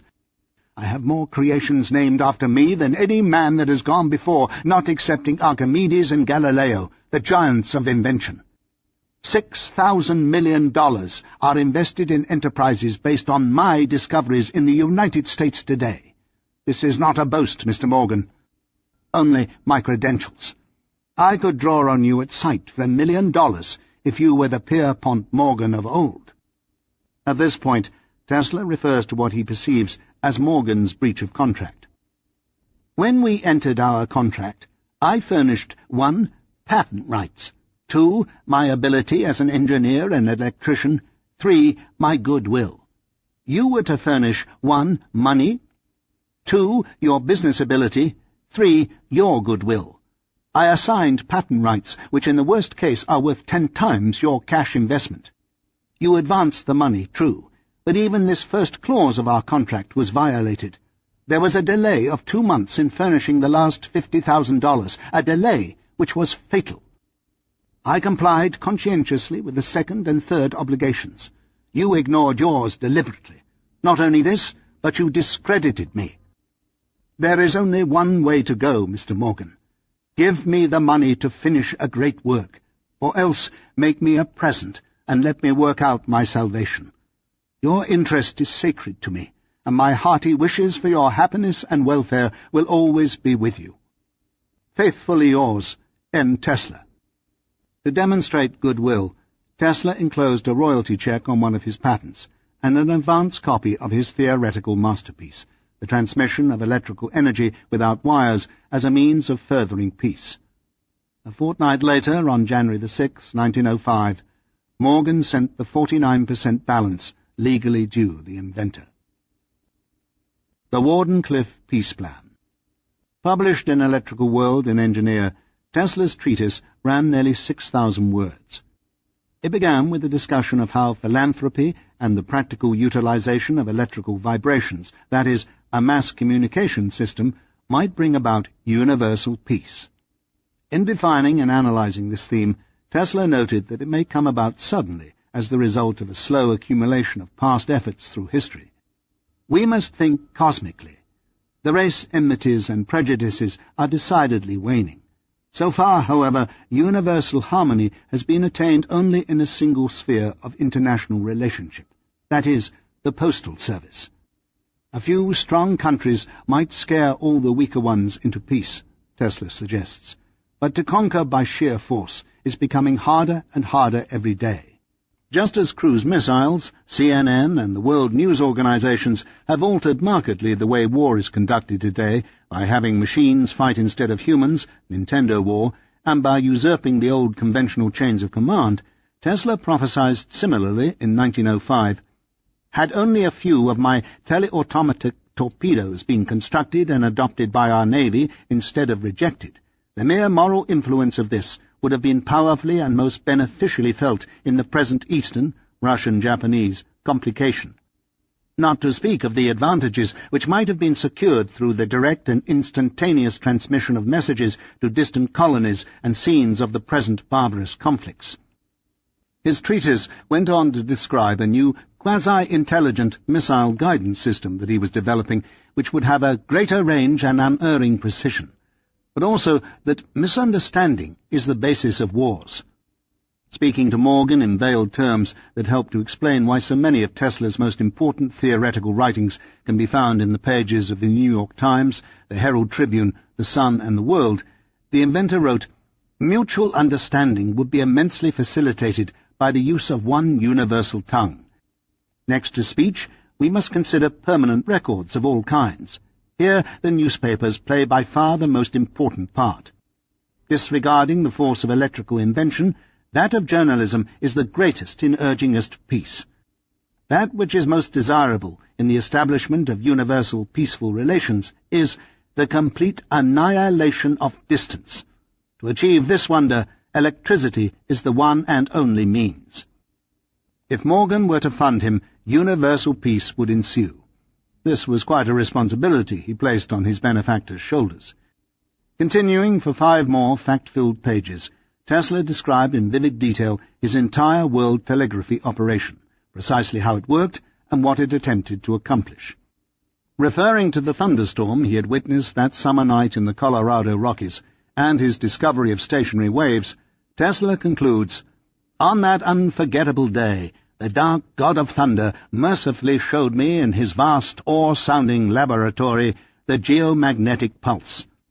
I thought then that it would take a year to establish commercially my wireless girdle around the world. Alas, my first world telegraphy plant is not yet completed. Its construction has progressed but slowly during the past 2 years.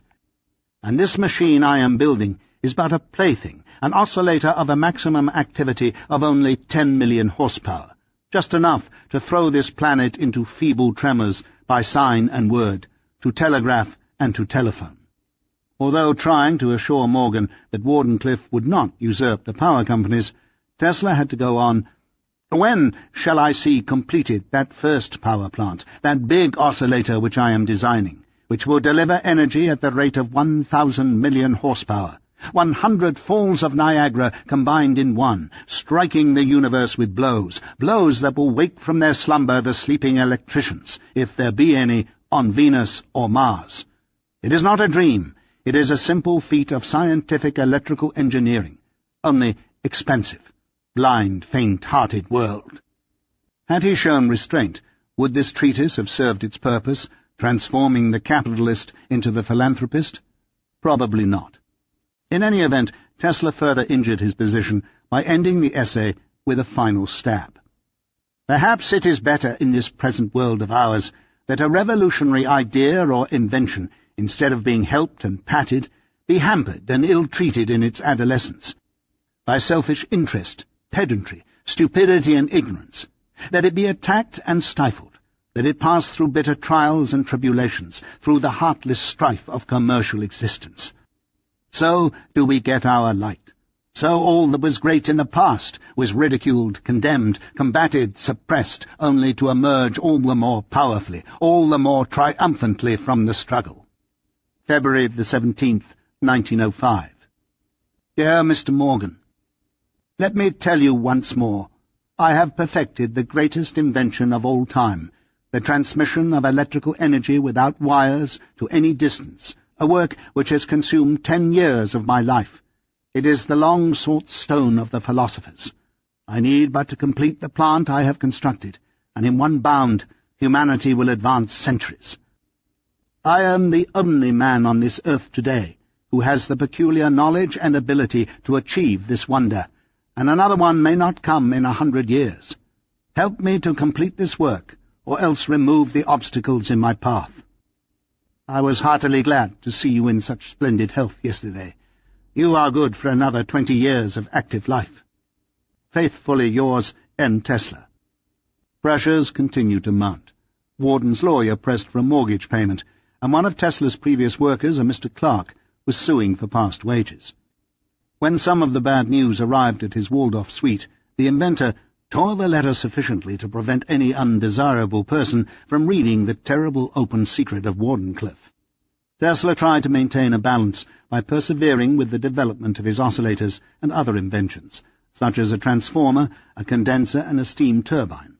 But these operations were long-range projects that would not provide immediate payoffs on the order needed to reopen the wireless operation. "The obstacles in my way," Tesla wrote Scherf, "are a regular hydra. Just as soon as I chop off a head, 2 new ones grow." Tesla began to write exclusively in pencil during this period, his writing becoming less distinct, lacking the boldness and clarity which had characterized it at earlier periods. Beginning to feel run down on a more regular basis, Tesla likened his task to that of a weightlifter. "Every ounce counts now," he told his manager. March 10th, 1905. My dear Luca, I won't go to dinner with you. I am hard at work to get Mrs. Philippoff that fine automobile. At the end of March, Tesla was thunderstruck at the Waldorf when Warden's lawyer stormed the premises demanding immediate payment. The raising of even one of Mr. Bolt's eyebrows was enough to unsettle the struggling entrepreneur. "Hope to get out to Wardenclyffe Sunday," Tesla wrote Scherf. "Need it badly." Tesla set to work with his lawyers in April, finalizing patent applications for England, France, and Italy. But his inability to adequately compensate his workers on Long Island was creating a demoralizing effect at Wardenclyffe. "Perhaps we are nearing a revolution down there," he inquired of Scherf. Disappointments and dangers, troubles and troubles again, continued to plague him. He was beginning to crumble. May 1st, 1905. My dear Tesla, I know it will please you to hear of the great happiness that has come to me. Miss Griselda Houston Hull has consented to become my wife, and the wedding has been planned for May 25th. You know, my dear Tesla, you're the very first person outside of my family that I thought of, and which the ceremonies will be very simple.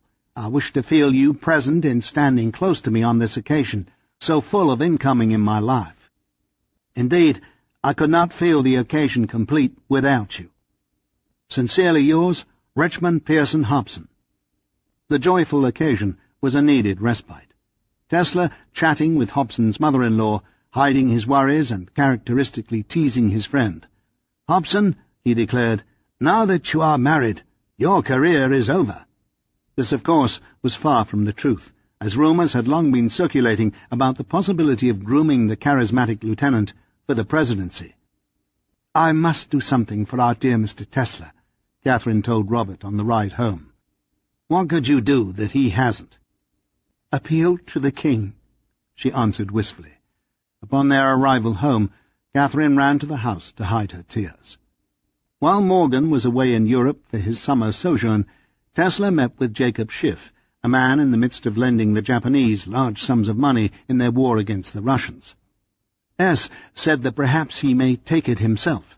Tesla wrote hopefully to Schiff, "I believe that he will be a valuable man to me." In August, Morgan returned. Tesla sent Schiff to hand-deliver his newest list of patents granted, which the octopus grabbed in his tentacles and tossed into the wastebasket. November 11th, 1905. Dear Mr. Schiff, 13 seems to be my lucky number. First of all, I met with Mr. F. just for a moment as he was going out of his office. He was most friendly, and said he was sorry he had to go out, but he will talk with me some other day. I have my man, as sure as the law of gravitation. I know it. December 14th, 1905. My dear Mr. Tesla, I have received your letter of the 13th, and in reply would state that I am not willing to invest any more money in the enterprise. I should be very glad if Mr. Frick would join you. You could have no better associate, and I should be very glad to work with Mr. Frick in the matter, putting in what I have against his $100,000 to which you allude. Yours very truly, J. Pierpont Morgan. Christmas was approaching, and Tesla had apparently struck a deal with another of the super-rich. Frick, we remember, had earned upward of $60 million in 1901 when U.S. Steel was created. Ryan and Schiff were also involved in this new potential syndicate. Tesla wrote Morgan to thank him for allowing the liaison to come about. You and Mr. Frick can take whatever you like. I shall be satisfied with a very small interest," Tesla wrote in a first draft. "I understand your attitude perfectly. You adhere strictly to principles. Never in my life have I met a man who even in a small way can approach the state as described by Goethe." Yet again Tesla reviewed their relationship, his decision to change the contract, and his ultimate wish to transmit power for industrial purposes. Why? Morgan sidestepped a meeting with Frick in December. An ill wind was blowing. Tesla began to crumble, his handwriting now barely legible, written as a meagre, wispy stroke in pencil.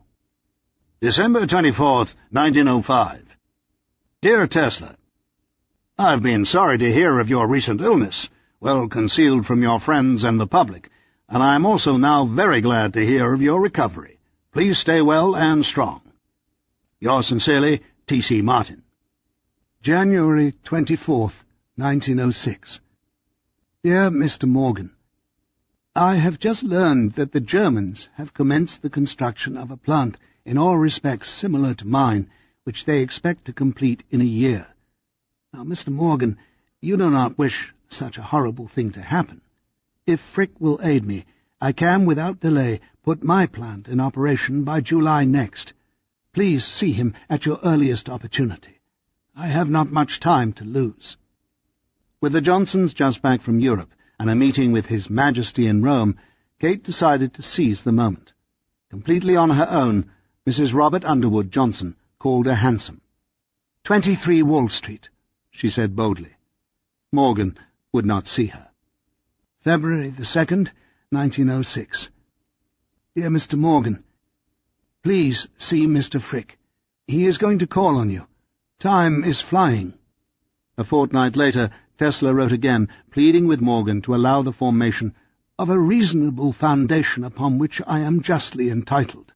Tesla requested that Morgan agree to take 1/3 of the enterprise, thereby reducing his share by approximately 20%. Please do not spoil the letter by unnecessary reference to your unwillingness of furnishing more money. The whole town knows it. Morgan did his best to scuttle the deal, and with it Tesla fell. His body shook violently, and his eyes began to bulge out of his head. Forgetting to shave or even shower, the ailing engineer grabbed the first train to Shoreham and ran from the station to his precious tower, just a few hundred yards away. Clutching the girders for support as he climbed, the pulverized sorcerer ascended 15 stories to the apex and looked out at the flat land which lay undisturbed for miles in every direction. April the 10th, 1906. Dear Mr. Tesla, I have received your letter, and I am very glad to know that you are vanquishing your illness. I have scarcely ever seen you so out of sorts as last Sunday, and I was frightened. Yours sincerely, George Sheriff. In May there was a portentous explosion in Bridgeport, which caused a shock wave that was felt in Shoreham. I hope my tower will not be subjected often to such tests, Tesla wrote Sheriff. It was less than a month after the great San Francisco earthquake, but the jolt served to reawaken a new reserve of energy. Working with Sheriff and a few men at the plant, Tesla continued development of his condenser and steam turbine, which he was planning on placing inside a torpedo. Concerned about the stability of the buildings America was constructing, Stanford White wrote the city of San Francisco, telling them to pass stringent laws. The hot-riveted steel building stood the shock wonderfully, he concluded. White, like Tesla, was a victim of financial misfortune, and he began drinking heavily.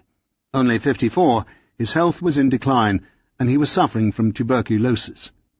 In February, the architect had planned to auction off $300,000 worth of his tapestries, sculptures, and paintings in order to reduce his debt by half. But a fire wiped out the uninsured holdings just 2 weeks prior to the sale. Harry Thor, having married Evelyn Nesbit, was having White followed day and night. On June the 25th, 1906, with Evelyn present, Thor snaked his way down the aisle of the Roof Garden restaurant at Madison Square Garden, pearl-handled pistol in hand. While entertainer Harry Short sang "I Could Love 1,000 Girls," Thor spotted and shot the beast between the eyes. Stanford White, designer of Madison Square Garden, the Agriculture Building at the Chicago World's Fair, the Niagara Falls Power Plant, the Capitol in Providence, the Washington Arch in New York, Rosecliff and the Tennis Hall of Fame in Newport, the casino in Narragansett, the Boston train station, the Players' Club, numerous churches and other mansions, the new extension on the White House, and Wardenclyffe, was dead.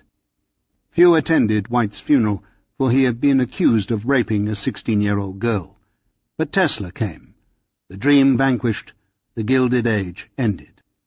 Throughout the year, Tesla's handwriting began to unglue, and by August it completely disintegrated, supporting their hypothesis that he suffered a nervous collapse at that time.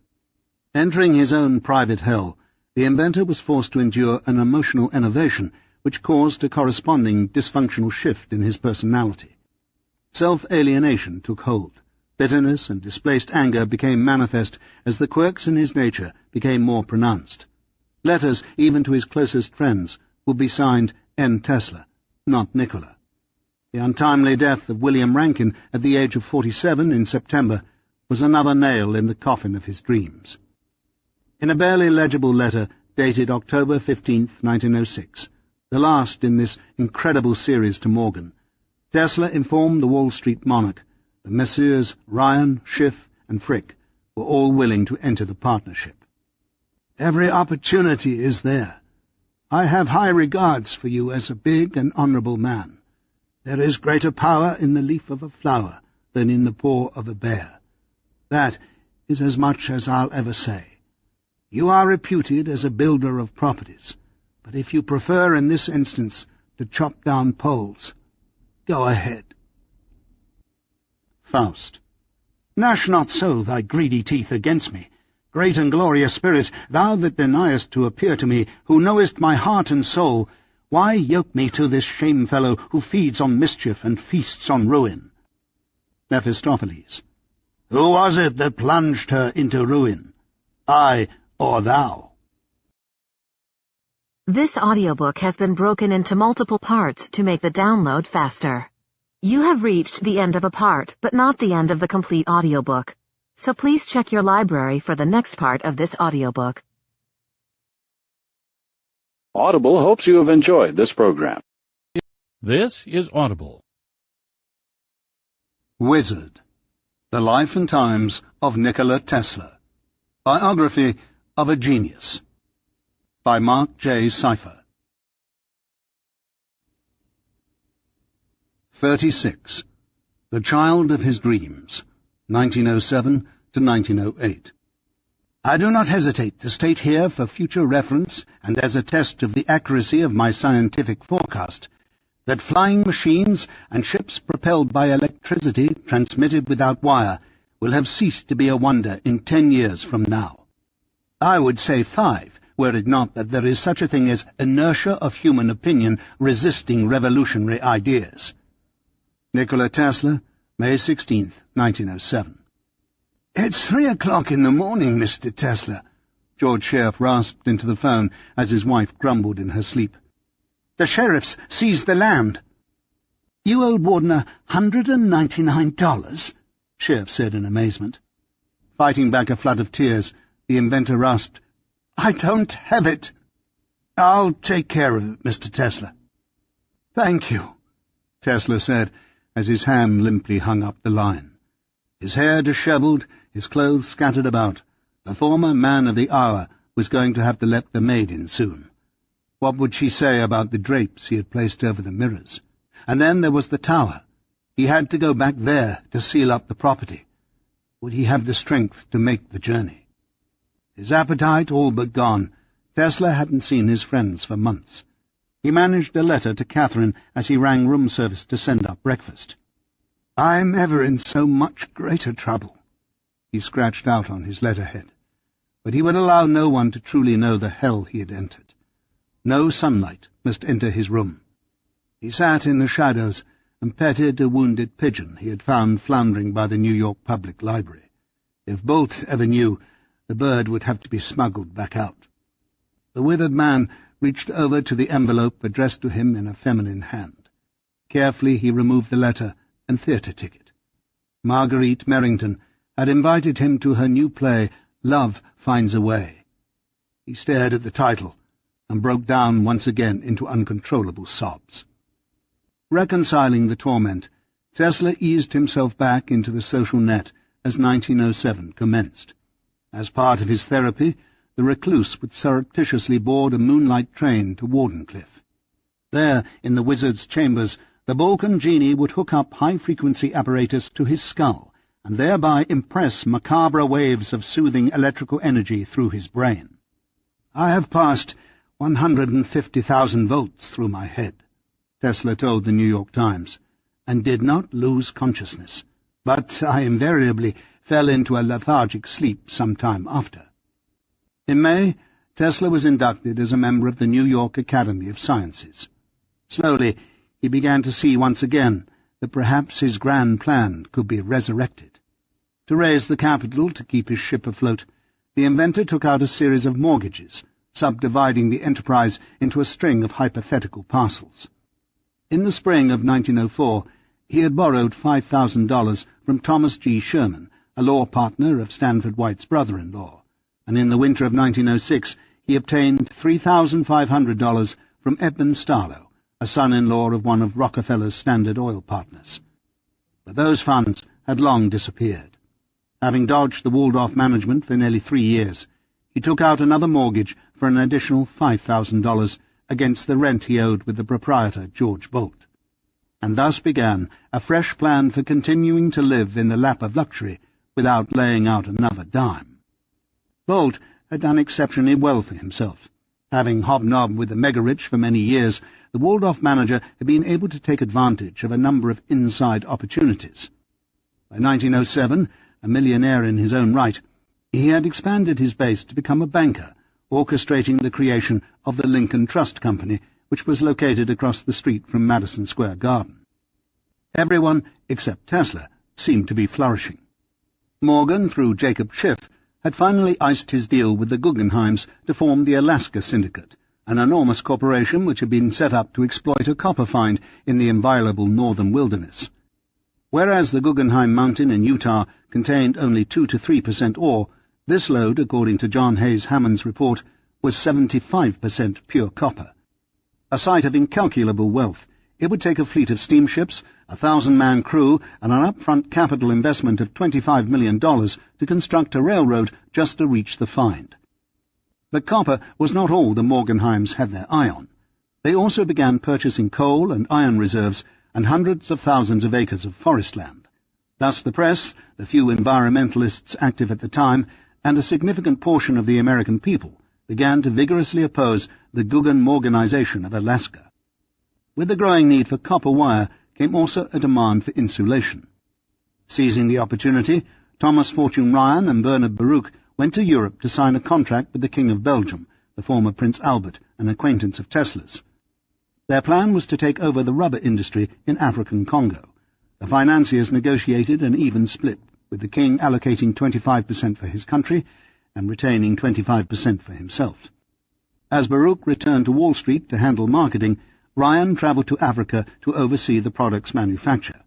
Naturally, the tire companies were just as interested as the electrical concerns. Once it was realized that Tesla's plans to do away with transmission lines had been abolished, it seemed as if there began a feeding frenzy on copper stocks, as this market was now assured a continually increasing demand. Panic of 1907. The first signs of economic distress was heralded in August, when John D. Rockefeller of Standard Oil was fined the staggering sum of $29 million for price gouging and illegal tariffs. Suddenly, Wall Street became edgy. In October, F. Augustus Heinze, a well-known speculator and enemy of the Guggenheim Syndicate, began dumping large blocks of United Copper onto the market. Heinze miscalculated in his attempts to buy back the stock at a much lower price, and his shifty scheming resulted in a drop in the market and a run on his bank, the Mercantile Trust Company. Due to Heinze's links to other financial institutions, the hysteria spread, and the panic of 1907 began. Depositors emptied out every bank they could get into. J. Pierpont Morgan called an emergency conference of all the bank and trust presidents, gathering them together in his newly constructed library in an all-night vigil. Sitting among his tapestries, original manuscripts, paintings, and jewels, the the Wall Street monarch did his best to orchestrate a bailout of those institutions that were salvageable. Some, however, were beyond repair, and the stronger banks would go only so far in dipping into their reserves. Charles Barney, director of the Knickerbocker Trust Company and father of 2 awfully pretty sisters, pleaded for assistance, but he was rebuked. Barney went home and put a pistol to his head. This act produced a wave of suicides, particularly among the Knickerbocker's 18,000 depositors. With Henry Clay Frick acting as liaison, President Theodore Roosevelt would transfer $25 million into Morgan's control. Although this figure matched the pledge of the stronger institutions, the new influx could only stretch so far. Bolt's Bank, the Lincoln Trust, along with the Knickerbocker, the Mercantile, and half a dozen others, had gone under by the end of the week. Now Tesla's chances of resurrecting his own enterprise became even more remote. "These are simply awful times," Tesla told Schiff. "I cannot understand at all how Americans who are so daring and reckless in other respects can get scared to such a degree. My ship propulsion scheme is really great, and I feel sure that it will pull me out of the hole. Just how, I do not see as yet, because it seems almost impossible to amass any money at all." "We are still waiting to hear from the International Mercantile Marine Company," Schiff said. "Be patient, my man. They are certainly interested, but make conditions which I am unable to accept for the present. If I had just a little capital, I would not worry about finishing my place." "What about Astor?" "He told me over the phone that he would see me as soon as possible, but up to present nothing has materialized. I know now that if I am to get capital, I can only get it from some fellow who has not less than 100 million. Then, Mr. Tesla, let's hope for the best." Dulled by his own suffering, Tesla began edging himself out of his depression by producing a number of acerbic essays for the electrical journals and local newspapers. Covering a wide range of topics, the inventor sought to vindicate himself and thereby try and make sense out of an absurdly ironic situation. Simultaneously, he sought to explain the Wardenclyffe vision yet again in the vain hope that some financier with a transcendent vision would come to his rescue. He was searching for a hero, not only for selfish desires, but in his eyes, for the future of the planet. Under the guise of commenting on Commodore Perry's exploration of the North Pole, Tesla explained in detail the modus operandi of his world wireless scheme.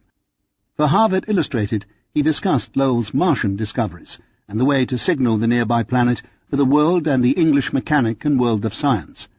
He described how a tidal wave could be created by using high explosives to set the entire Earth in oscillation, and discussed how this wall of water could be harnessed to engulf an advancing enemy. And for the New York Sun and New York Times, he drafted a flurry of letters to the editor on such topics as his dirigible wireless torpedo, the transmission of voice by means of wireless, the narcotic influence of certain periodic currents when transmitted through the body for therapeutic reasons, the inefficiency of Marconi's system, and the piracy of his oscillators by Marconi and another wireless inventor, Valdemar Paulsen. Tesla also declared that the telephone was invented by Philip Rice before Bell, and the incandescent lamp by King and J. W. Starr before Edison. Unlike Bell and Edison, Tesla wrote, "I had to cut the path myself, and my hands are still sore." After reviewing his bitter battle for vindication as the true author of the AC polyphase system against such feeble men as Professor Ferraris, the wizard went on to discuss his seminal work in wireless telegraphy. "It will never be possible to transmit electrical energy economically through this planet and its environment except by essentially the same means and methods which I have discovered," he declared, "and the system is so perfect now that it admits of but little improvement. Would you mind telling a reason why this advance should not stand worthily besides the discoveries of Copernicus?" This was a new Tesla, resentful, indignant, defiant, petulant. He was the discoverer of the AC polyphase system, the induction motor, fluorescent lights, mechanical and electrical oscillators, a novel steam propulsion system, wireless transmission of intelligence, light and power, remote control and interplanetary communication. He was an original discoverer, whereas Bell and Edison had merely modified the works of others. How dare the world deny him his due? Tesla's inventions were even at the heart of the new electric subway system which had just opened its doors beneath the thriving metropolis. Flooding, however, was a continual problem which marred this newest Tesla spin-off.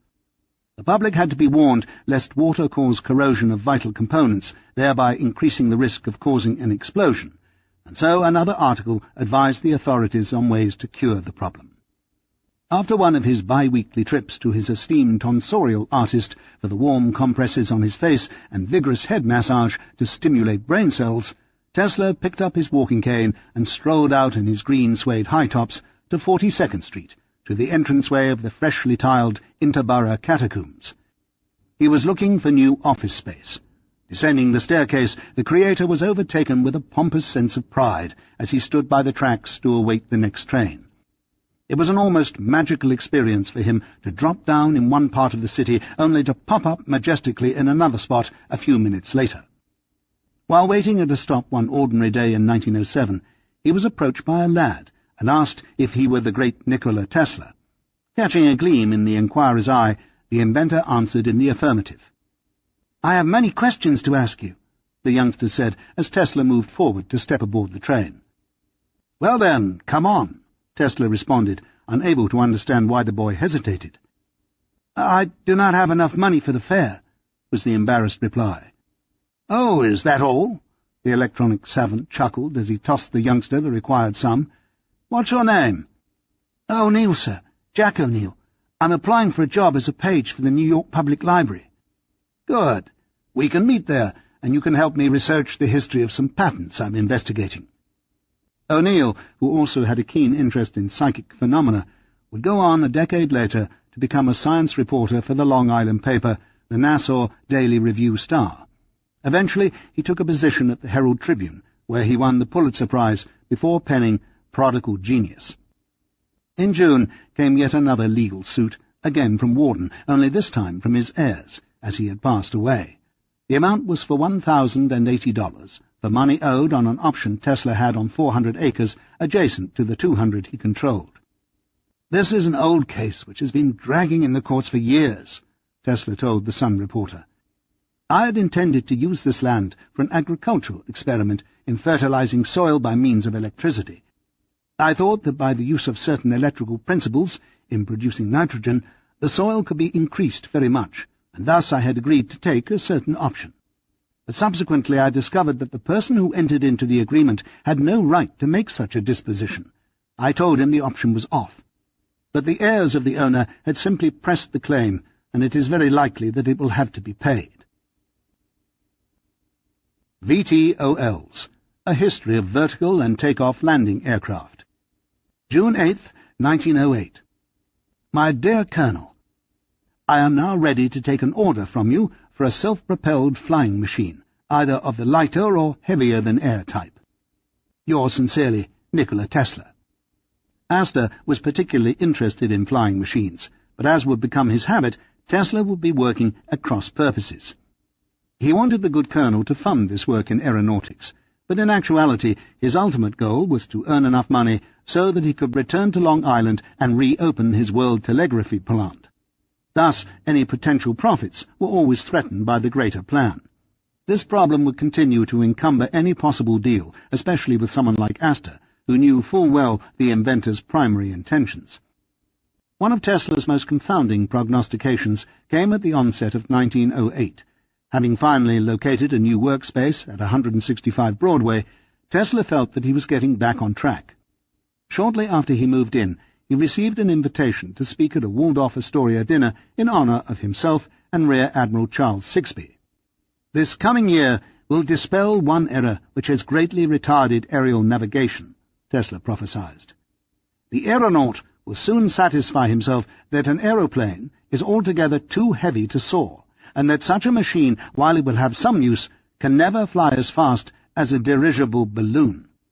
In strong contrast with these unnecessarily hazardous trials are the serious and dignified efforts of Count Zeppelin, who is building a real flying machine, safe and reliable, to carry 12 men and provisions, and with a speed far in excess of those obtained with aeroplanes. Assuming that the viscosity of the atmosphere exceeded that of water, Tesla had calculated that an airplane could never fly much faster than an aqueous craft. The inventor further reasoned that for highest velocities the propeller is doomed. Not only was its rotational speed restrictive, it was also subject to easy breakage. The prop plane, according to calculations, would have to be replaced by a reactive jet. In the short run, that is, for the next 30 years, the airship was the preferred method of passenger travel. Berlin, May 30th, 1908. Count Zeppelin, whose remarkable performances in his first airship brought such signal honours, today accomplished the most striking feat in his career so far.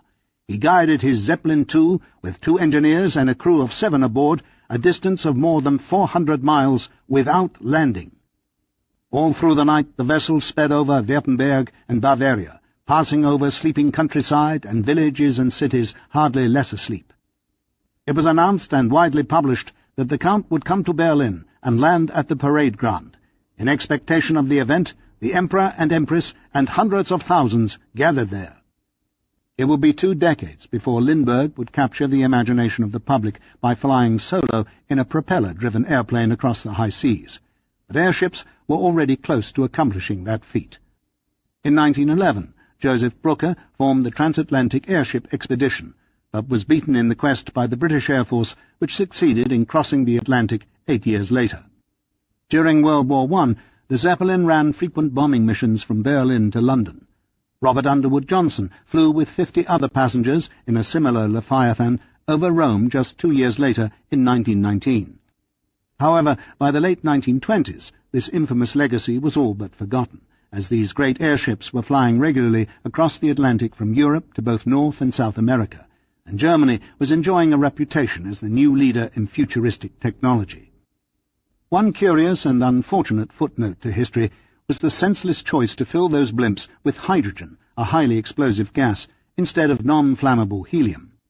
Had the engineers insisted on the much safer medium by heeding Tesla's 1915 warning, the great Hindenburg disaster of 1937 would never have taken place, and the use of Zeppelins would probably have continued for many more years to come. The problem stemmed all the way back to the late 1700s, when Jacques Charles, a French scientist, discovered that hydrogen was 14 times lighter than air and filled a balloon with it.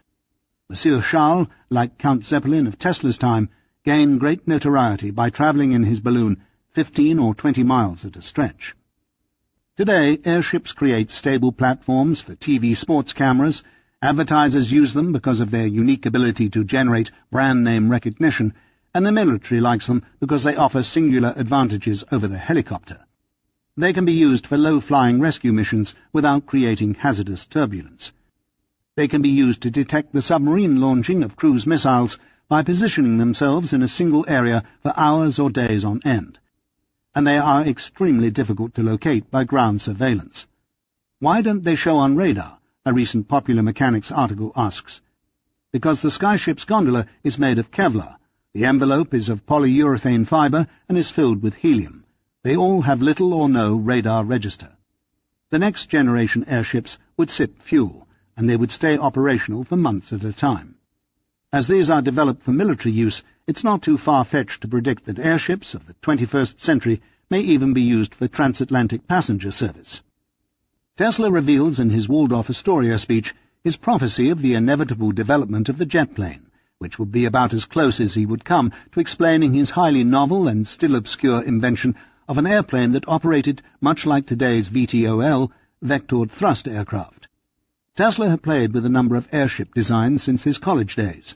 One of his models, drawn up in 1894, was a traditionally shaped hot air balloon. Inspired by those he had seen at the World Fairs in Paris and Chicago, this dirigible received its continuing supply of heat from a gigantic induction coil that was placed high above the gondola, in the centre of the hot air container. The more recent model, which resembled a gigantic teardrop, took into consideration aerodynamic principles uncovered by such researchers as Leonardo da Vinci, Count von Zeppelin, and Lawrence Hargrave, an Australian who in 1890 fashioned rubber band-powered prop planes which travelled through the air over distances exceeding 100 yards. This design was schematically prepared in the shape of a conventional airfoil by one of Tesla's draftsmen in 1908. My airship will have neither gas bag, wings, nor propellers. You might see it on the ground, and you would never guess that it was a flying machine. Yet it will be able to move at will through the air in any direction with perfect safety, higher speeds than have yet been reached, regardless of weather and obvious holes in the air or downward currents. It will ascend in such currents if desired. It can remain absolutely stationary in the air, even in a wind, for a great length of time. Its lifting power will not depend on any such delicate devices as the bird has to employ, but use positive mechanical action. Stability will be achieved through gyroscopic actions of my engine.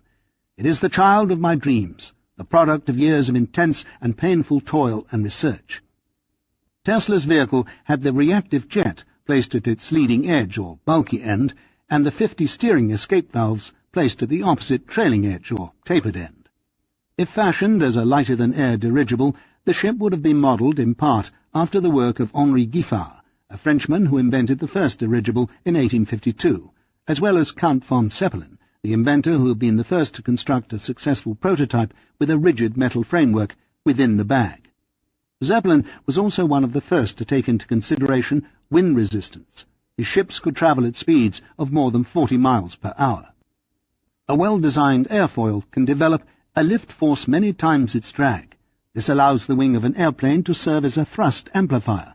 If the thrust is directed horizontally, a vertical lift force large enough to overcome the vehicle's weight can be developed.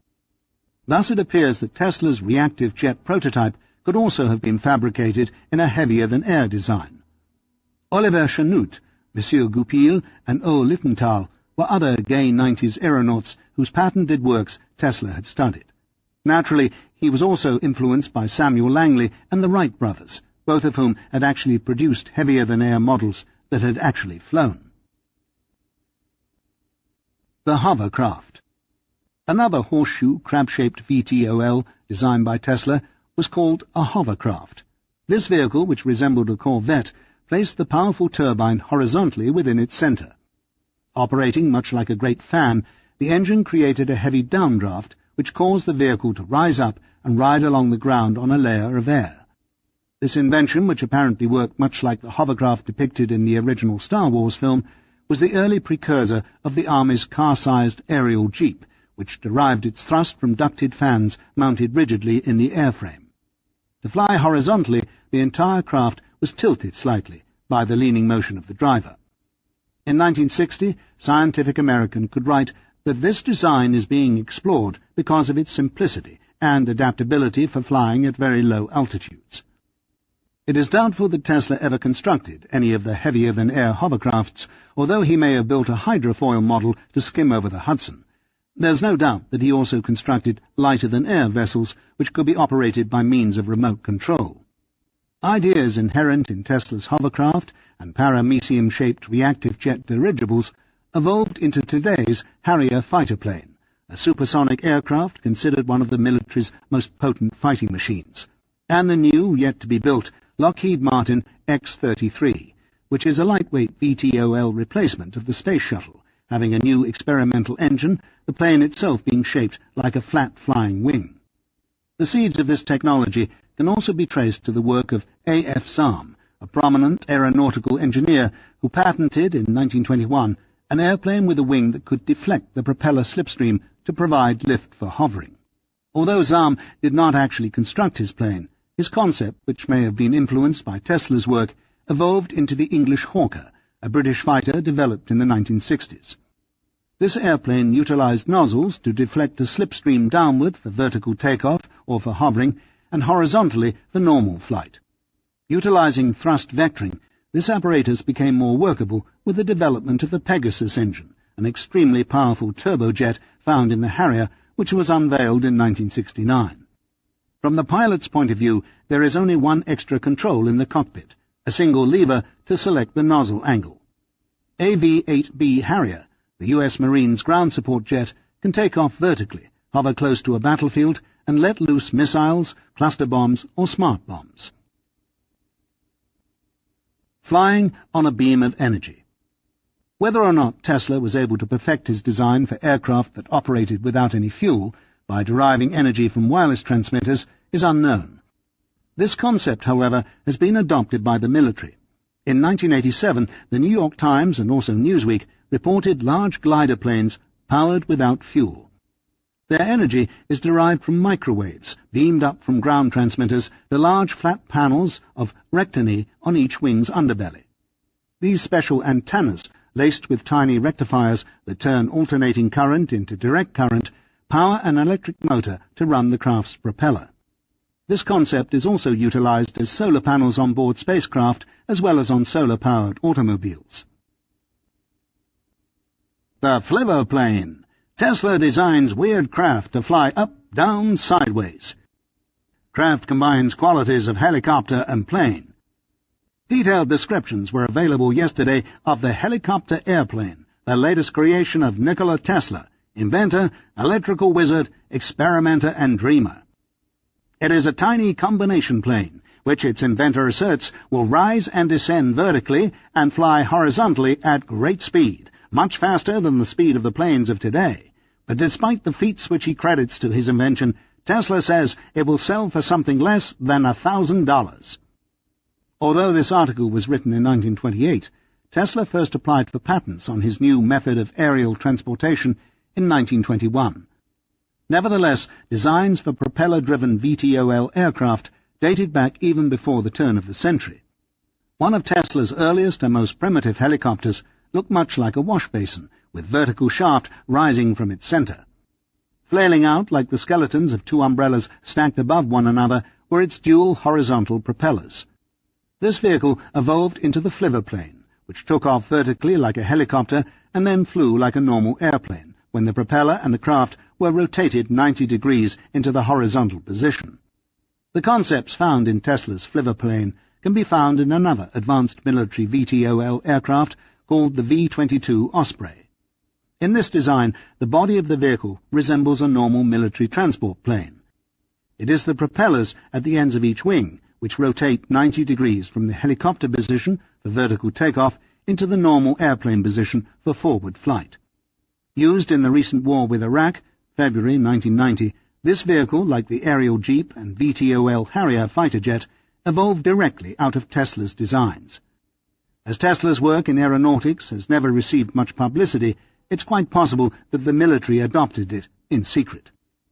VTOLs can be grouped into four general categories.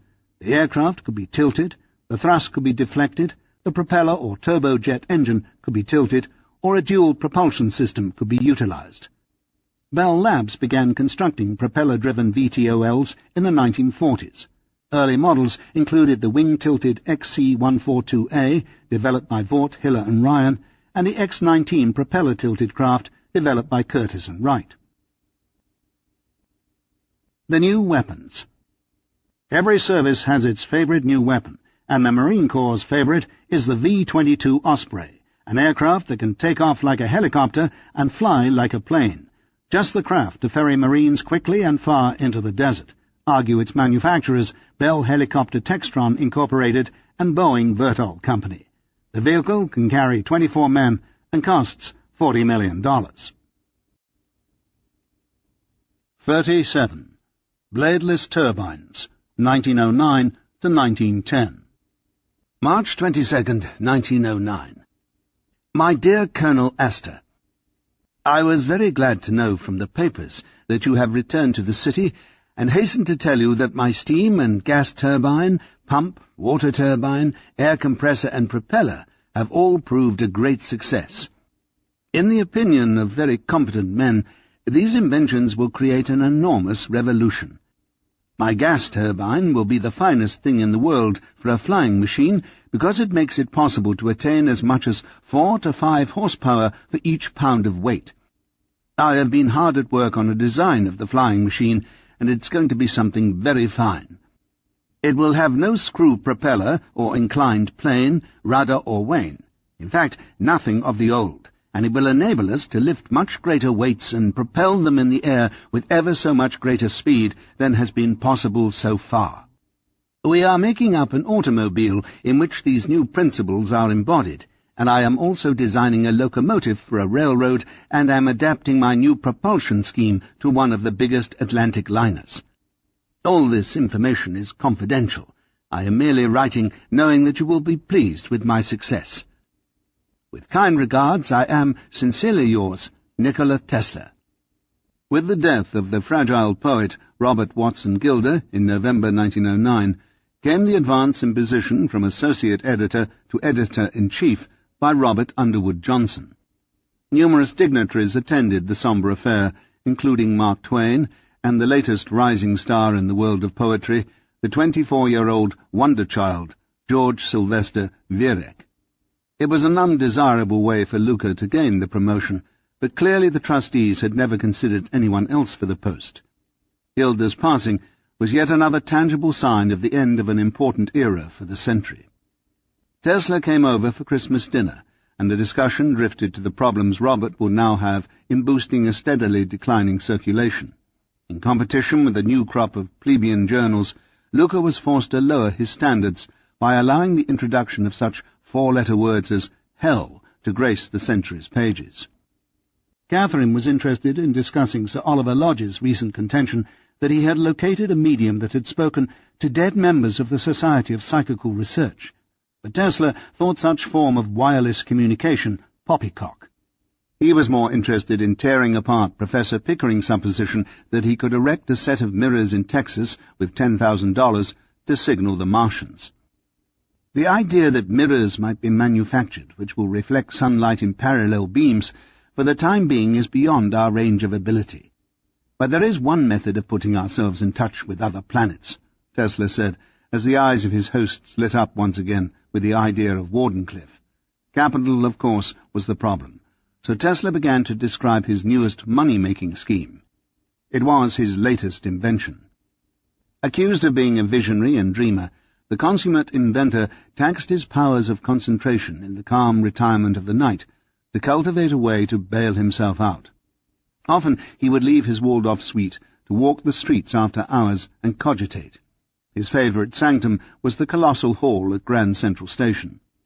There, in the slumbering chapel at 4 a.m, he could follow the echo of his solitary thoughts down and into the tunnels to where the trains were berthed, or up and around the majestic marble staircases which overlooked the vast commuters' arena, and skyward to the starry dome, where the constellations and corresponding mythical gods were painted on the ceiling. This was his grand station for bouncing ideas off Pegasus, or Hercules, Virgo, Centaurus, Gemini, Hydra, or Orion. Perhaps Argus, the ship, could provide a clue. Wardenclyffe had become his obsession, and unless he was able to resurrect it in toto, he would never feel fulfilled. In-between measures were out of the question. Either he launched the entire edifice, or he would launch none of it. Sheriff would visit the plant periodically with his wife, his father and newborn baby, and handle the money on the taxes and salary for Mr. Hawkins, who was retained as a guard. But Tesla's competition had now caught up, and in some ways was surpassing, if not replacing, his vision. Airplanes and zeppelins were clotting the skies. The powers opposing illuminance without filaments were becoming more entrenched, and wireless transmitters were springing up like mushrooms at the banks of a woodland stream. In January 1908, the French placed a broadcast station atop the Eiffel Tower for the purpose of transmitting messages to Morocco. The director of operations predicted that such impulses should theoretically go around the world and return to the tower. Leader Forrest began to gain momentum in the States, and soon began contracting with the government and the millionaires for the erection of radio telephones, which he placed on the roofs of the tallest structures in Manhattan. In 1907 he had aired the voice of Enrico Caruso, who was singing at the Metropolitan Opera House. Most of the listeners were in nearby boats. Concurrently, De Forest had refined a way to boost the speed of Morse code transmissions. He could now direct telegrams at the astonishing rate of 600 words per minute. "I can confidently predict," De Forest proclaimed, "that within the next 5 years every ship will be equipped with the wireless telephone. I look forward to the day when by this means the opera may be brought into every home. Some day the news and even advertising will be sent out to the public over the wireless telephone." De Forest went on to criticize Marconi's devices, which still had not solved the problem of static interference, and predicted that his new system for tuning would eventually become standard. The following year he signed a contract for the radio wireless with Bell Telephone and installed operations between Philadelphia and New York. Tesla was becoming a footnote to the field, Mr. Bolt hurling his own insult by hiring United Wireless to place two 40-foot wireless transmitters on the roof of the Waldorf and paying them $3,000 for the work. Marconi, however, was still the man of the hour, his name a household word, as the New York Times boasted in every Sunday supplement, a crest banner above their masthead boldly depicting Marconi wireless transmitters traversing continents and seas. The Prime Mover. The Tesla turbine is the apotheosis of simplicity. It is so violently opposed to all precedents that it seems unbelievable. With his wireless project evidently far in advance of the times, Tesla devoted himself to other inventions which appealed more to practical men. After years of careful thinking, I found that what the world needed most was an efficient prime mover. Tesla was referring to his new invention of a powerful and lightweight turbine, one that could be used to replace the gasoline engine in the car, fitted on airplanes, torpedoes, or ocean liners, or converted into a pump for transporting air, solids, or fluids. This remarkable machine could be used to create liquid oxygen, or even be placed above incinerators to convert wasted heat into electricity. Born of Dana and Nico's childhood play with water wheels in Smiljan, the multifaceted and revolutionary device first became manifest in 1906 to 1907. It was called the bladeless turbine. Latest marvel from the monarch of mechanics. Frank Parker Stockbridge. You've got what Professor Langley was trying to evolve for his flying machine, an engine that will give a horsepower for a pound of weight, I suggested. I have got more than that, replied Dr. Tesla. I have an engine that will give 10 horsepower to a pound of weight. This is 25 times as powerful as the lightest weight engines in use today. The lightest gas engine used on aeroplanes weighs 2½ pounds and produces 1 horsepower. With that weight, I can produce 25 horsepower. This means the solution of the problem of flying, I suggested. Yes, and many more, was the reply. It is the perfect rotary engine. It is an accomplishment that mechanical engineers have been dreaming about ever since the invention of steam power. The inventor thereupon proceeded to explain its principles. Having studied the properties of water and steam as they pass through a propeller, Tesla explored the relationship of viscosity and adhesion to the blade's corresponding spin. The metal does not absorb any of the water, but some of the water adheres to it. The drop of water may change its shape, yet its particles remain intact. This tendency of all fluids to resist separation is viscosity, the inventor explained. By exploiting these principles, Tesla had patented an entirely new kind of turbine which did away with the blades of an everyday propeller and replaced them with a series of discs thinly spaced apart like a stack of pennies on their side. Each disc had a hole in its center for removing the incoming fluid and for turning the central shaft. Whereas skin friction impedes a ship in its progress through the sea or an aeroplane through the air, Tesla exploited this seeming obstacle so that the spin of the turbine would be enhanced rather than retarded by the adhesion and viscosity of the medium. It was another stroke of genius from the master. Spiral action was initiated at the periphery of each disc as the water formed a tighter and tighter corkscrew pattern as the center hole was approached, thus augmenting spiral action. In this way, a fluid under pressure, such as steam, could enter the sealed chamber which housed the horizontal stack of discs and cause them to rotate. Following the natural tendency to create a whirlpool, like water exiting a drain, the fluid would naturally spin faster and faster as it moved toward the center. Simultaneously, its property of adhesion would carry or drag the corresponding disc around and around at a faster rate, and this spin could be used, for instance, as a turbine to generate electricity. Reversing the entire process would turn the instrument into a pump, and hooking it up to an induction motor could transform the instrument into a jet engine. One such pump now in operation with 8 discs 18 inches in diameter pumps 4,000 gallons a minute to a height of 360 feet. Suppose now we reversed the operation, continued the inventor. Suppose we had water or air under pressure or steam under pressure and let it run into the case in which the discs are contained. What would happen? The discs would revolve and any machinery attached to the shaft would be operated. You would convert the pump into an engine, I suggested. That is exactly what would happen. what does happen," replied Dr. Tesla. "Then, too," Dr. Tesla went on, "there are no delicate adjustments to be made. The distance between the discs is not a matter of microscopic accuracy. Coupling these engines in series, one can do away with gearing in machinery. The motor is especially adapted to automobiles, for it will run on gas explosions as well as on steam. With a 1,000-horsepower engine weighing only 100 pounds, imagine the possibilities. In the space now occupied by the engines of the Lusitania, 25 times her 80,000 horsepower could be developed, were it possible to provide boiler capacity sufficient to furnish the necessary steam. Here is an engine that will do things no other engine ever has done." In January 1909, George Scherf, who was now working for a sulphur company, sent off a pleading letter for financial aid to Tesla. "My creditors are hounding me hard. Anything you can do for me will be much appreciated," Scherf wrote. Instead of sending him money, Tesla sent a check for Mrs. Schwartz, yet another disgruntled investor. In need himself, Scherf tried to divert the funds, but Tesla, having been in Scherf's position numerous times, wrote back light-heartedly, "I am sorry to note that you are losing your equanimity and poise. Mrs. Schwartz is weak, and you are fully able to fight your own battles. You must pull yourself together and banish the evil spirits." Shortly thereafter, Scherf sent off another note informing Tesla that he had prepared the taxes for Wardenclyffe. "A few nights ago," Scherf added, "a burglar entered my house and cleaned all the cash out of my pockets."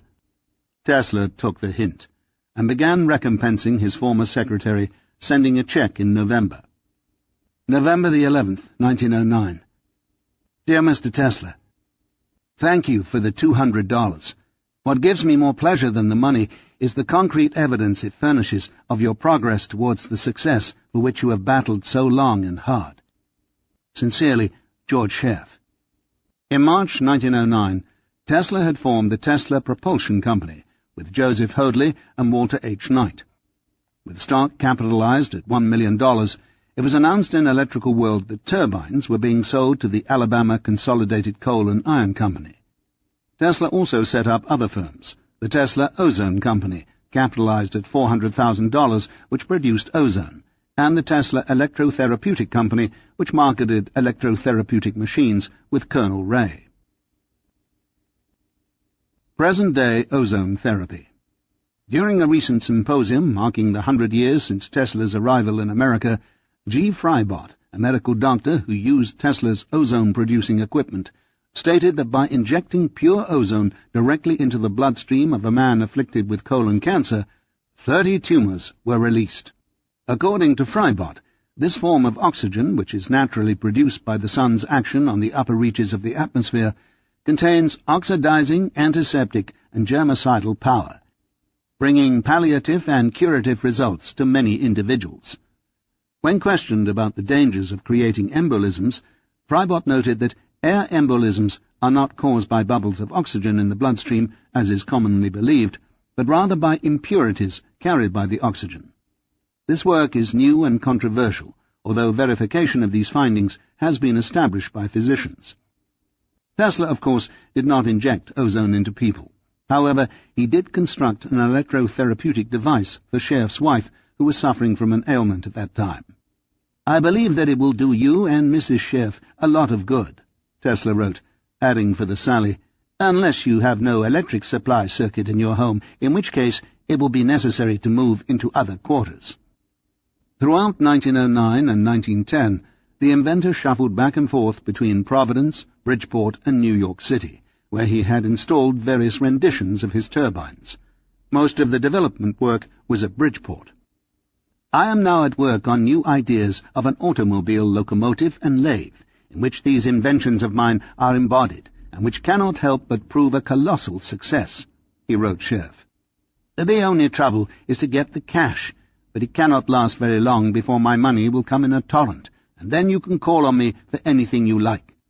He added optimistically in another letter, "Things are developing very favorably, and it seems that my wildest dream will be realized before next summer." In March 1910, Owen's wife gave birth to their first son, Robert Underwood Johnson, Jr., but in the spring a potential disaster of foreboding invaded the Tesla circle when it was announced that John Jacob Astor and his son Vincent were lost at sea. The inventor was one of the many who rejoiced when the news arrived that one of the 10 richest men in the world and his son emerged unscathed.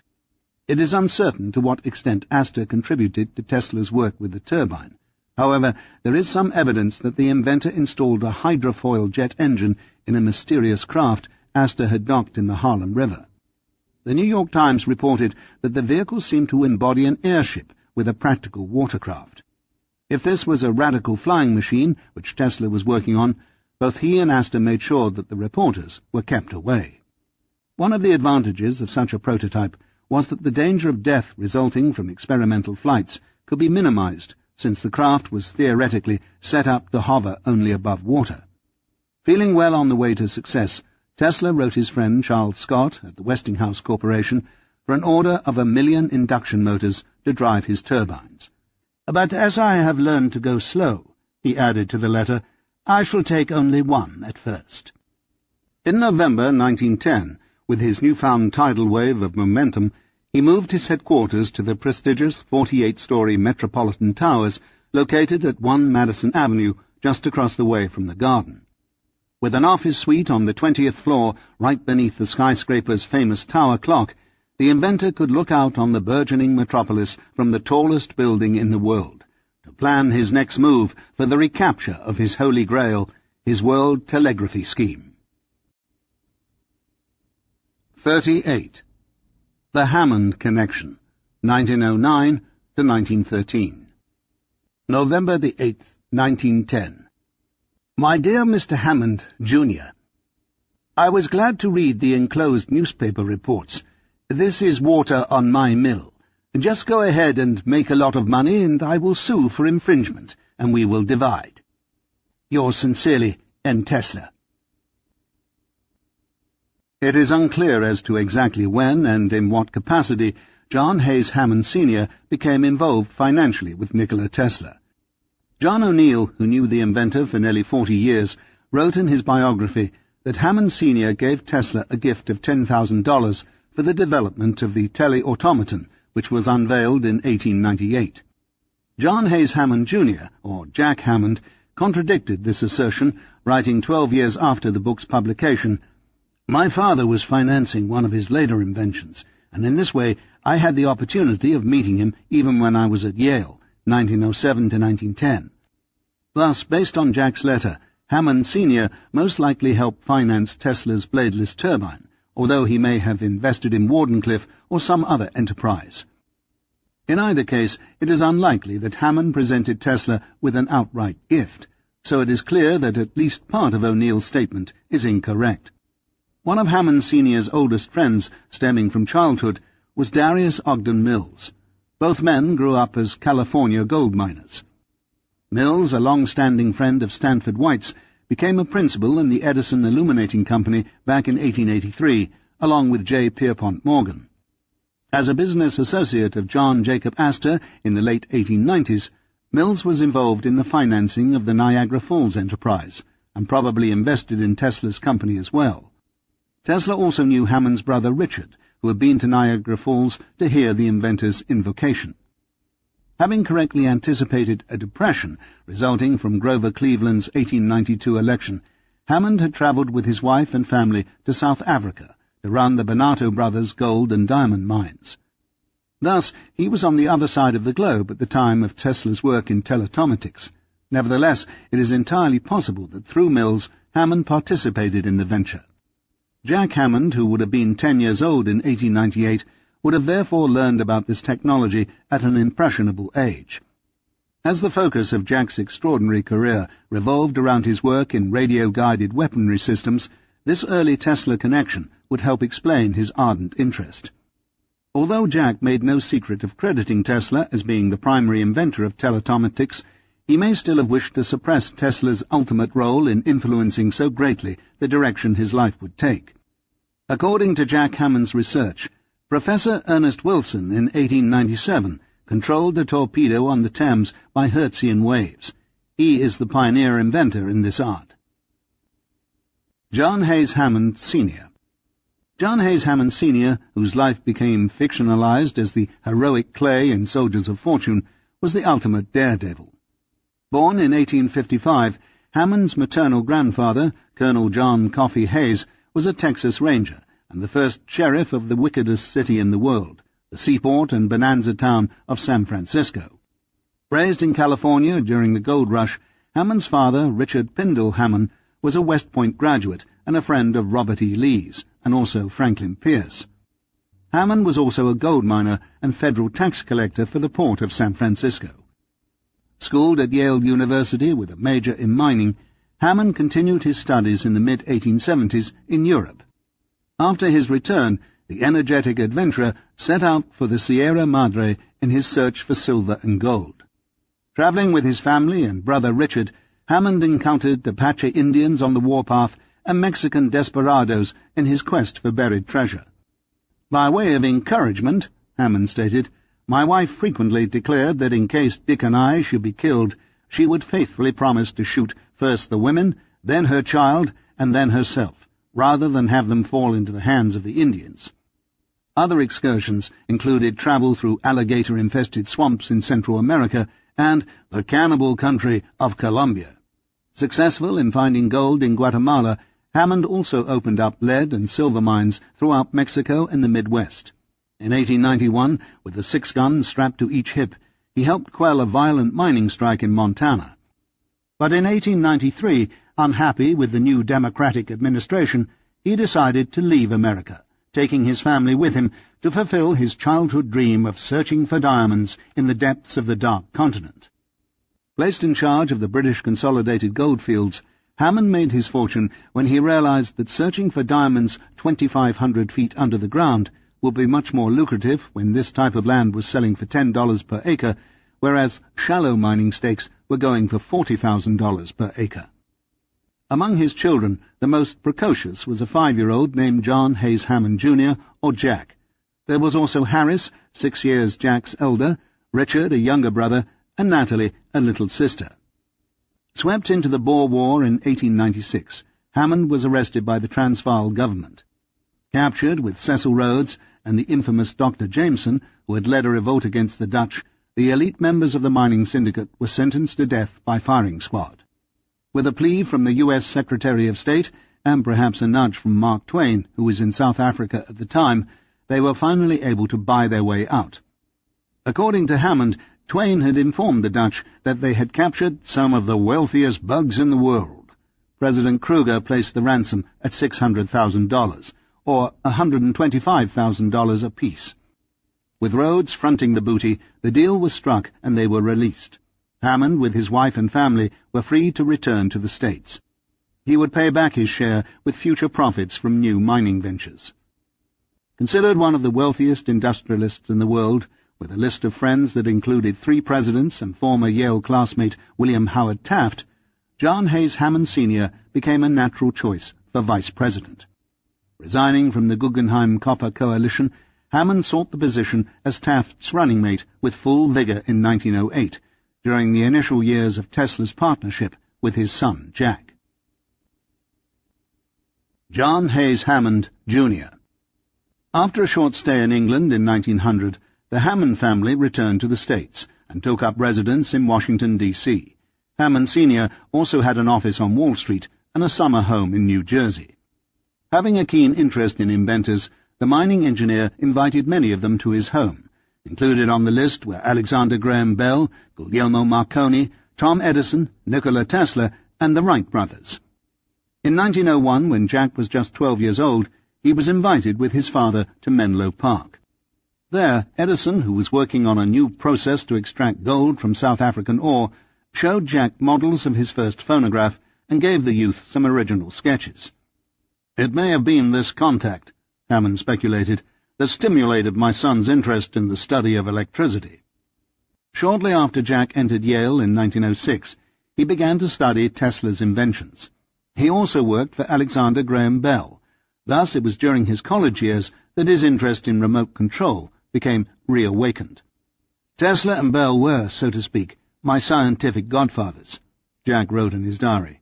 "I found them deeply inspiring." Jack's experiments started in early 1908, when he developed an electric steering and also an engine control for a boat, finding that he could control this mechanism over short distances with a radio impulse. It was at this time that the Hammonds set up permanent residence on the harbour at the fishing village of Gloucester, Massachusetts, and it was there that the enthusiastic engineering student performed most of his investigations. Destined to have more patents than any American inventor except Tom Edison, Jack began his interest in inventing during his New Jersey prep school years. His first significant creation, at age 16, was a reverse switch, which automatically turned off his nightlight when the headmaster opened his dorm door to check to see if he was reading after curfew. After this, the floodgates were opened, and by the end of his career, John Hayes Hammond, Jr. had amassed an astounding array of over 800 patents, including inventions in the fields of military warfare, music and sound, no relation to W. H. Hammond of electric organ fame, and home appliances. Some of Jack's most unique contributions included a cigarette case, which popped out a lit cigarette when opened, a microwave oven, a push-button radio, a super heterodyne which greatly amplified radio waves and was coincident with Edwin Armstrong, aircraft guidance systems, a time-controlled gas bomb, a magnetic bottle cap, a combination piano radio phonograph, a windshield washer, a mobile housing unit, and a telestereographer, or mechanism for projecting three-dimensional images via wireless. In September 1909, during his senior year, the budding wunderkind wrote to his father to arrange for a meeting with the Serbian high priest of telotomatics. "Father, I have some important information that I desire to get from Mr. Tesla." Hammond Sr., who had just lost his bid for the vice-presidential slot, made the arrangements. Jack met the 53-year-old inventor at his Metropolitan Towers office in New York the week of September the 26th, and it is most likely that Tesla reciprocated by visiting Gloucester shortly thereafter. Hammond requested that Tesla send his patent information on wireless control of machinery, and Tesla did so before the end of the month. Moonlighting at the patent office in Washington, D.C., Jack had already rigged by this time a 40-foot vessel to be maneuvered by means of wireless. His broadcasting system, in part based on a Marconi design, also utilized Tesla's oscillators and contained two 360-foot radio control towers near the laboratory overlooking Freshwater Cove. With these devices, a man standing at a shore lookout station could steer an empty boat in the water. Jack also asked Tesla to speak at his Yale graduation. This period in Tesla's life was marked by extreme bitterness, because Marconi was rewarded for his piracy with the Nobel Prize in December. Tesla informed Jack that the Italian tinkerer had abandoned the old devices of Hertz and Lodge and substituted mine instead. In this manner, the transmission across the Atlantic was effected. Jack, however, held no ill will toward Marconi, and included him prominently in the 4-volume compendium he was writing on the history of wireless communication. He also invited Marconi to the Gloucester compound and formed a friendship that would last well into the 1930s. Having returned from a European excursion where he had visited electrical engineers and psychic researchers in London, Paris, and St. Petersburg, Jack was able to complete his master's dissertation. Mr. Tesla in 1892 showed that the true Hertzian effect was not a means by which it was possible for a sending station to communicate with a receiving station at any great distance. He demonstrated furthermore that waves propagated at a transmitting station travelled along the ground as a conductor. Today, in 1912, it is acknowledged that these views are correct. It was, however, left to the splendid enterprise of Marconi to crystallize the results of previous investigators into a complete and practical system of space telegraphy. In 1897, Mr. Marconi transmitted messages to a distance of 8.7 miles. Today, Mr. Marconi says that the maximum effective distance of transmission is 6,000 miles. Perturbed with Hammond's decision to highlight Marconi's dubious achievements and proceed in his field of remote control, Tesla sought compensation. Working with Fritz Lowenstein and Alexander Graham Bell, Jack invented a mechanical dog which followed its master when a lantern was beamed at it. Created in the shape of a milk carton on wheels, the critter made use of selenium cells for eyes to receive the glimmering command signal. Hammond assured Tesla that he was not infringing upon his work in teleautomatics, but Tesla remained unconvinced, especially after an article in the newspapers reported that Hammond was in the midst of displaying remote-controlled torpedoes to the military. My dear Mr. Hammond, judging from the enclosed, I think that you are playing a wireless possum. Notwithstanding your assurances, I will watch your progress and bring a friendly suit for infringement as soon as I ascertain that you are in funds. Jack wrote back to reconfirm that he would give proper credit, but Tesla wanted a contract and a percentage of any profits. My dear Mr. Tesla, the 22-year-old wrote back, I am very agreeable to share the profits with you, but I shall only on the condition that you share our liabilities also. As I naturally surmise that your papa would pay all our liabilities, Tesla replied, I am willing to share in these. Aside from the banter, Tesla was hoping that Hammond would succeed in his interface with the military, and now he would have a market for selling his new bladeless engines. Soon a partnership was formed, Hammond Sr. footing the bill. Go in on this with your brother Harris, Jack's father cautioned. He's older than you and more experienced, and be careful with Mr. Tesla. He tends to spend gold as if it were copper. Having studied Tesla's method of selective tuning, Jack came to call it the 1903 prophetic genius patent. Tesla had created this invention due to a recurrent problem which he'd noticed in 1894-95, namely, that he'd been having difficulty illuminating particular bulbs in his laboratory without illuminating others. After studying the work of Herbert Spencer on the combined action of two or more nerves in the human body, the inventor came upon a plan whereby bulbs would illuminate only when a combination of more than one frequency was transmitted. Jack noted that Mr. Tesla resembles his system to a combination lock. Explaining the particulars to the initiate, Tesla showed that devices could be made to respond not only to one frequency, but to 2, 3, or even more. This combined arrangement, analogous to today's TV and telephone scramblers, would not only ensure privacy, it would also allow for a system with a virtually unlimited number of separate channels. The corresponding patent, along with Tesla's method of utilizing resonant earth frequencies for transmission, that is, Tesla currents, became the backbone for a plethora of inventions ranging from military guidance systems to radio and telecommunications. The further development and refinement of this foundation would also eventually make Jack and a few other inventors millionaires, for example, Edwin H. Armstrong. In 1911, writing from the patent office where Jack was still employed, the willing prodigy informed Tesla that he had contacted the War Department with the hope of selling ship-to-shore communication systems capable of transmitting 20 words per minute. Jack had also begun the construction of a military-linked think tank at Gloucester, where he hired such competent engineers as Fritz Lowenstein and Benjamin Franklin Meissner. Born in 1890, Meissner, who would come to author a textbook on radiodynamics with some help from Tesla, became chief assistant at the lab. Having worked for the U.S. Navy in 1908, Meissner had aided in the development of the electric dog and the superheterodyne. He is also credited with inventing the cat whisker, which was a detector on the crystal radio set. Jack was also conferring with Reginald Fessenden, Lee De Forest, John S. Stone, and Guglielmo Marconi. Washington, D.C., February the 16th, 1911. Dear Mr. Tesla, let us create an unpretentious company and call it the Tesla-Hammond Wireless Development Company. In thinking of this name, I have followed Emersonian advice, and as you see, have attached my chariot to a star. The purpose of this company will be to perfect an automatic selective system, to perfect the submersible torpedo, and eventually to carry out your magnificent projects that will wirelessly electrify the world. I am most sincerely yours, John Hayes Hammond, Jr., 202 Metropolitan Towers, New York City. February the 18th, 1911. Dear Mr. Hammond, the Tesla-Hammond combination looks good to me, but we should have to go at it with some circumspection. I have already interested a gentleman who signs himself J.P.M. in a part of my wireless inventions, and my friend Astor is now waiting for the completion of my plant to go into the wireless power transmission business, which should be a colossal success.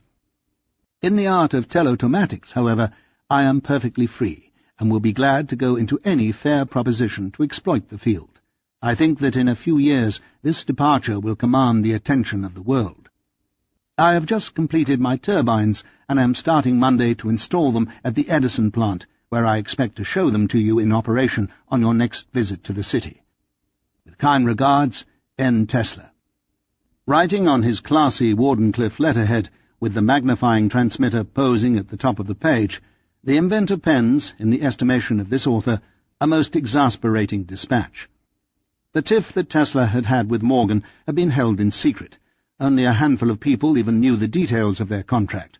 Even Tesla's closest friends and latter-day biographers were kept in the dark.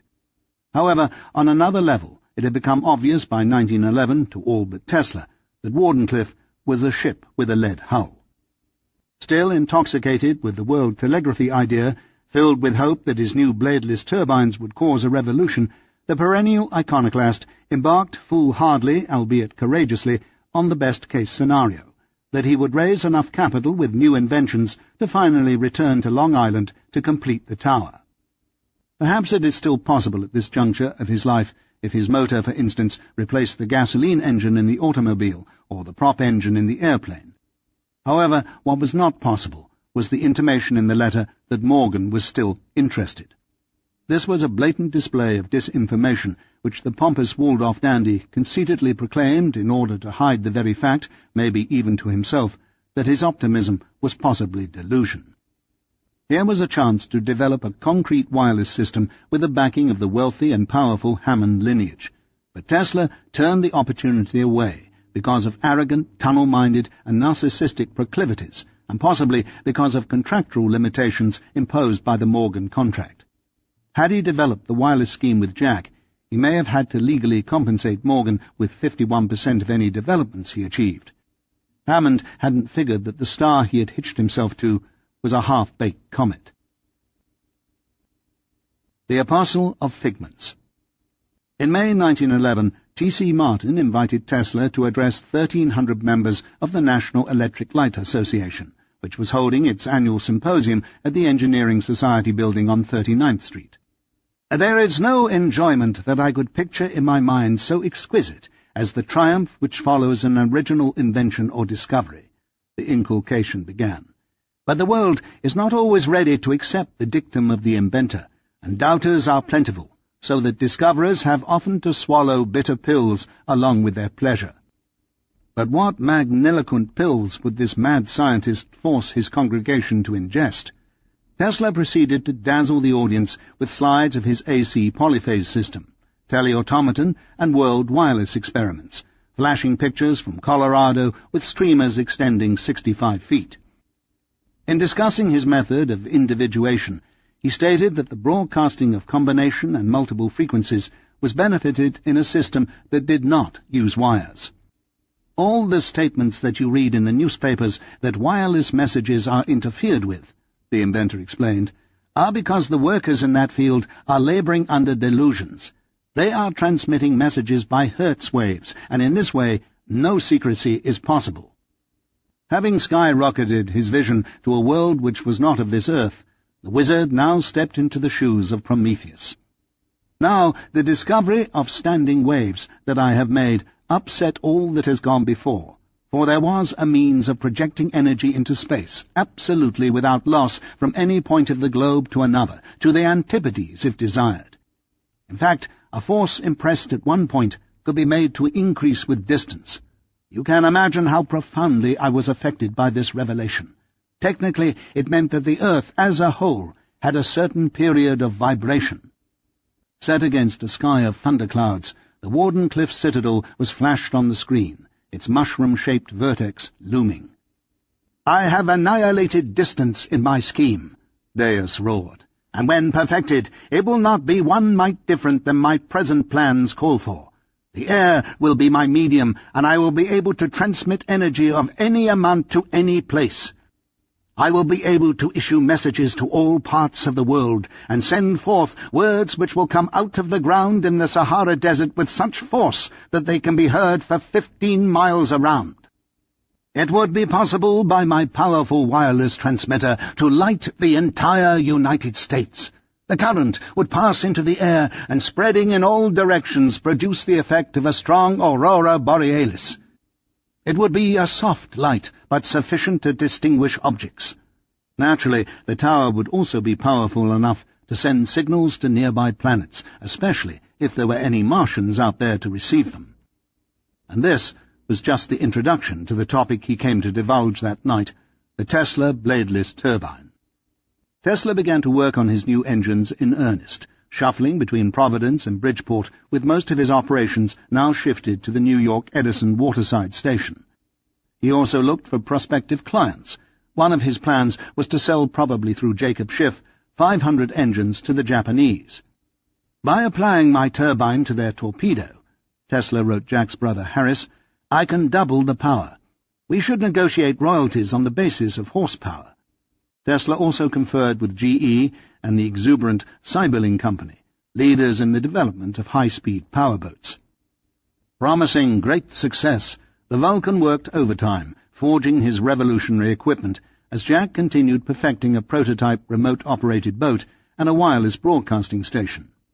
With a range of 2,000 miles, the Hammond transmitter became the most important private sending station in the world. Jack also studied telephotography, and he worked on perfecting his electric dog. "And if you reverse the motor by pushing over the tail switch," Jack announced to the press, "you can make the dog back away most surprisingly in either direction when you advance upon him with the light." Expanding his market, Tesla designed prototypes that could transmutate the gasoline engine in the automobile. He began to make overtures to Ford Motor Company and also Kaiser Wilhelm of Germany, who was planning on putting them in tanks. As with any new creation, there were problems. For instance, because the ball bearings were wearing down too quickly, the discs were not maintaining their spins at optimum accelerations. As a sun dodger, Tesla also had a penchant for working throughout the night, and therefore his labor costs were often double. Naturally, there were other expenditures. Jack suggested more publicity and sent over the well-known journalist Valdemar Kempfert to interview, in Kempfert's words, the temperamental genius for Scientific American. But in Tesla's estimation, he had enough publicity. He needed more capital. Throughout the latter part of 1912 and through the first months of the new year, Tesla sent urgent pleas to his partner. He had expended $18,000, had worked without salary for all this time, and required $10,000 back immediately. "Dear Mr. Hammond, in desperate need of money, I am unable to hold out any longer." But Hammond, who was helping Lowenstein install his wireless equipment aboard Navy ships and competing against DeForest for a $50,000 amplifier deal with AT&T, ignored the request, his brother Harris taking a full quarter of a year to respond. June 10th, 1913. Dear Mr. Tesla, as you know, we have advanced a great many thousands of dollars in the development of this turbine, and have expected each week the past year to be in a position to have tested it. Now we find that the turbine is only partially set up at the Edison plant. We are missing a splendid opportunity of having it thoroughly and honestly tested by people who would be the greatest benefit to us should these tests be successful. Sincerely yours, Harris Hammond. The high priest of teleautomatics was incapable of believing that the son of one of the richest men in the world was scorning his entreaty. Since my notice, I have done the best I could to save what was possible. The sacrifices which I have been compelled to make and the losses which I have suffered are such that if I were dealing with a man less attractive to me than yourself, I would disdain to answer. Tesla also enclosed glowing testaments to the turbine from professors and chief engineers, but the partnership was over. Hammond would not come through. The castle that Jack built. Jack Hammond travelled to Europe only months before World War I to confer with various scientists in order to perfect a better receiving instrument than the Marconi coherer. It appears that Tesla and Hammond were working at cross purposes. As would become obvious, the $10,000 Tesla requested would not have been sufficient to complete his work on the turbines. He probably needed 40 or 50 times that figure, and Jack's main interest lay in the perfection of wireless transmitting and receiving apparatus. The torpedo propellants were really secondary. In retrospect, it seems that Tesla might have been better off abandoning the turbine for the time being and working with Jack to perfect the guidance system. but he was too close to a potential major success to sink more time into an invention he had already perfected 15 years earlier. Jack would go on in 1913 and 1914 to demonstrate his remote-controlled boat before the U.S. military elite.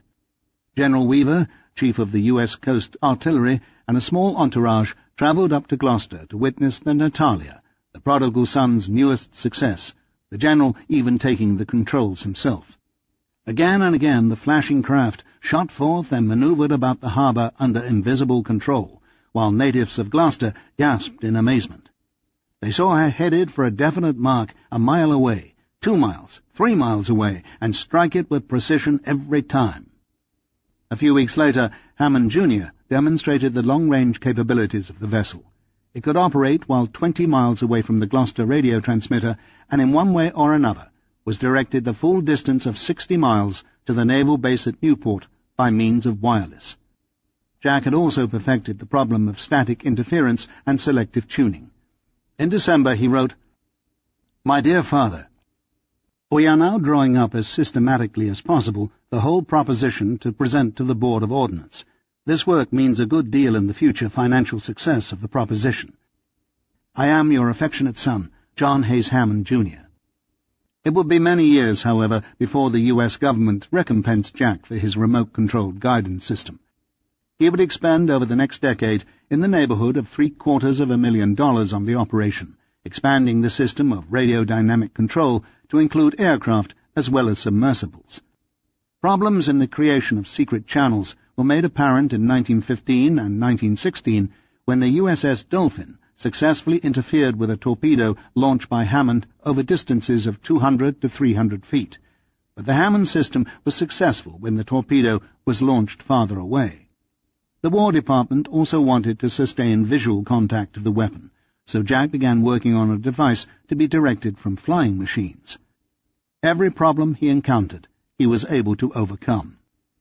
The technology was still too new to be used during World War I, and the military kept avoiding expenditure of any funds. Ostensibly waiting for Tesla's fundamental teletomatic patents to expire, Jack finally presented his case before members of Congress.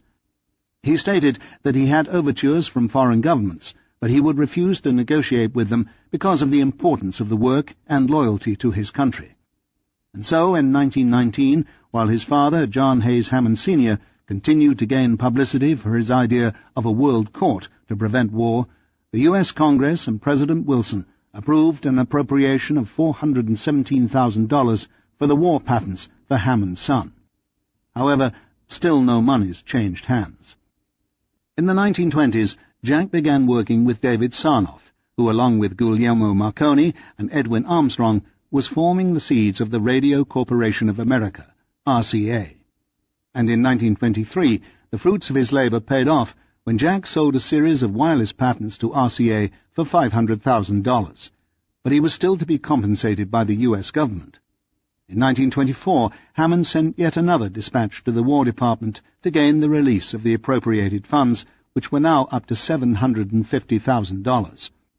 "I have brought the development to a state where we have demonstrated the feasibility of control of standard naval torpedoes while running at depths of 6 feet or over, submerged at speeds of 27 to 30 knots per hour," Hammond wrote. Finally, in December 1924, with the help of Curtis Wilbur, Secretary of the Navy and admirer of Hammond's father, the government made good, recompensing Hammond and assigning his work to a secret file in the Patent Office. Assurances were also given that their exclusive patents did not compete with those sold to RCA. All this took place a full decade after his breakup with his Serbian mentor, who now had the pleasure of simply looking on when others are using my inventions. "I wish him luck," Tesla said, "but still I ought to have had something for it." Tesla also pointed out that Hammond sought his patents just a few months after Tesla's had run out. Now a millionaire on his own merits, Jack set out to fulfill a dream that began in his youth when the family moved to England, namely, to live in a castle. He also fell in love with an artist, Irene Fenton, a lovely daughter of a shipbuilder who unfortunately was married to a shoe merchant. Irene, 45, got divorced and married Jack, 37, clandestinely in 1925, as he began construction of the medieval dwelling which was situated on the cloistered and treacherous coastal cliffs where Longfellow wrecked the fictitious schooner Hesperus in Gloucester. The site was less than a mile from his parents' home. Jack's passion was music. Although not a musician, he had many acoustical patents, and also an organ that was so enormous, comprising 8,000 pipes, that a palace would be the only edifice capable of housing it. Hammond designed the all-stone building around the instrument, complete with parapets, a moat, and a chain-link drawbridge. Inside could be found dark, winding corridors, hidden doorways, and breakaway walls at the entrance of the great room for moving organ pipes into it and out. In the centre of the castle, which today is a museum, Hammond placed an indoor swimming pool and an atrium filled with plants and tropical birds.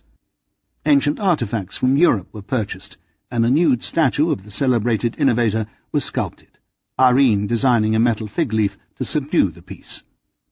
Jack continued to work on a long series of top-secret inventions for the War Department and for himself, as he lived the life of the bon vivant.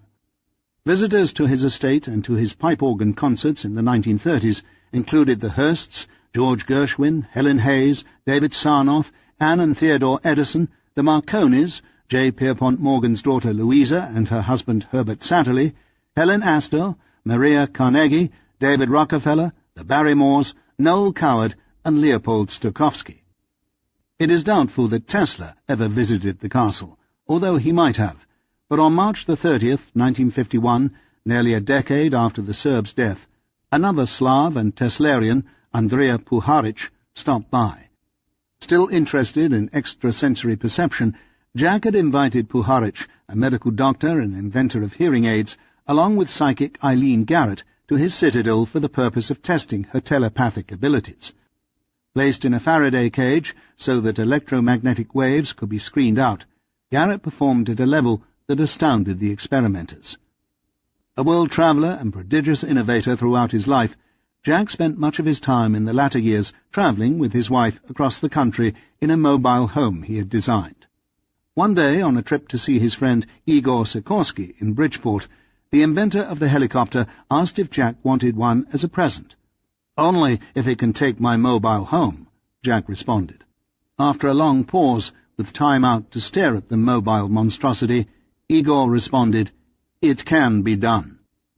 John Hayes Hammond Jr. died in 1965 at the age of 77.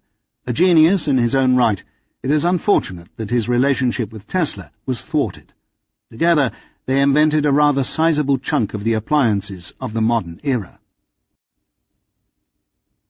39. J.P. Morgan, Jr., 1912 to 1914. April 18, 1912. My dear Mr. Tesla, I attended the Marconi meeting last night in company with illustrious society.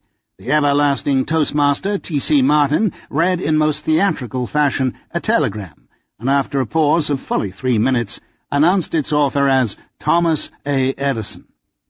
Mr. Marconi gave the history, as he sees it, of wireless up to this date.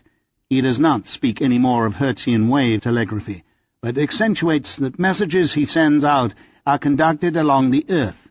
Pupin had the floor next, showing that wireless was due entirely to one single person. The only speaker of the evening who understood Mr. Marconi's merit, who did not hesitate to vent his opinion, was Steinmetz. In a brief historical sketch, he maintained that while all elements necessary for the transmission of wireless energy were available, it was due to Marconi that intelligence was actually transmitted. That evening was, without any question, the highest tribute that I have ever heard paid to you in the language of absolute silence as to your name. Sincerely yours, Fritz Lowenstein. Tesla was in the midst of working for W.M. Maxwell, superintendent of New York's public schools, on a controversial project to electrify classrooms with high-frequency currents. Following in the footsteps of a highly publicized experiment in Stockholm, whereby a group of children in such an environment apparently showed increased scores on aptitude tests and accelerated growth, Maxwell was hoping to boost the health and intelligence of students in America. With the prestigious inventor wiring the walls with his Tesla coil, guaranteeing complete safety and concurring with the general conclusions of the hypothesis, Tesla helped Maxwell set up a pilot study with 50 mentally defective schoolchildren. If the study proved successful, the superintendent boldly stated, the new system would overturn all methods hitherto applied in its schools and introduce a new era in education. Marconi's talk before 1,100 members of the New York Electrical Society was held on the very day the Titanic sank. Frank Sprague, who gave the eulogy, visibly affected Mr. Marconi when he credited him with saving the lives of from 700 to 800 persons.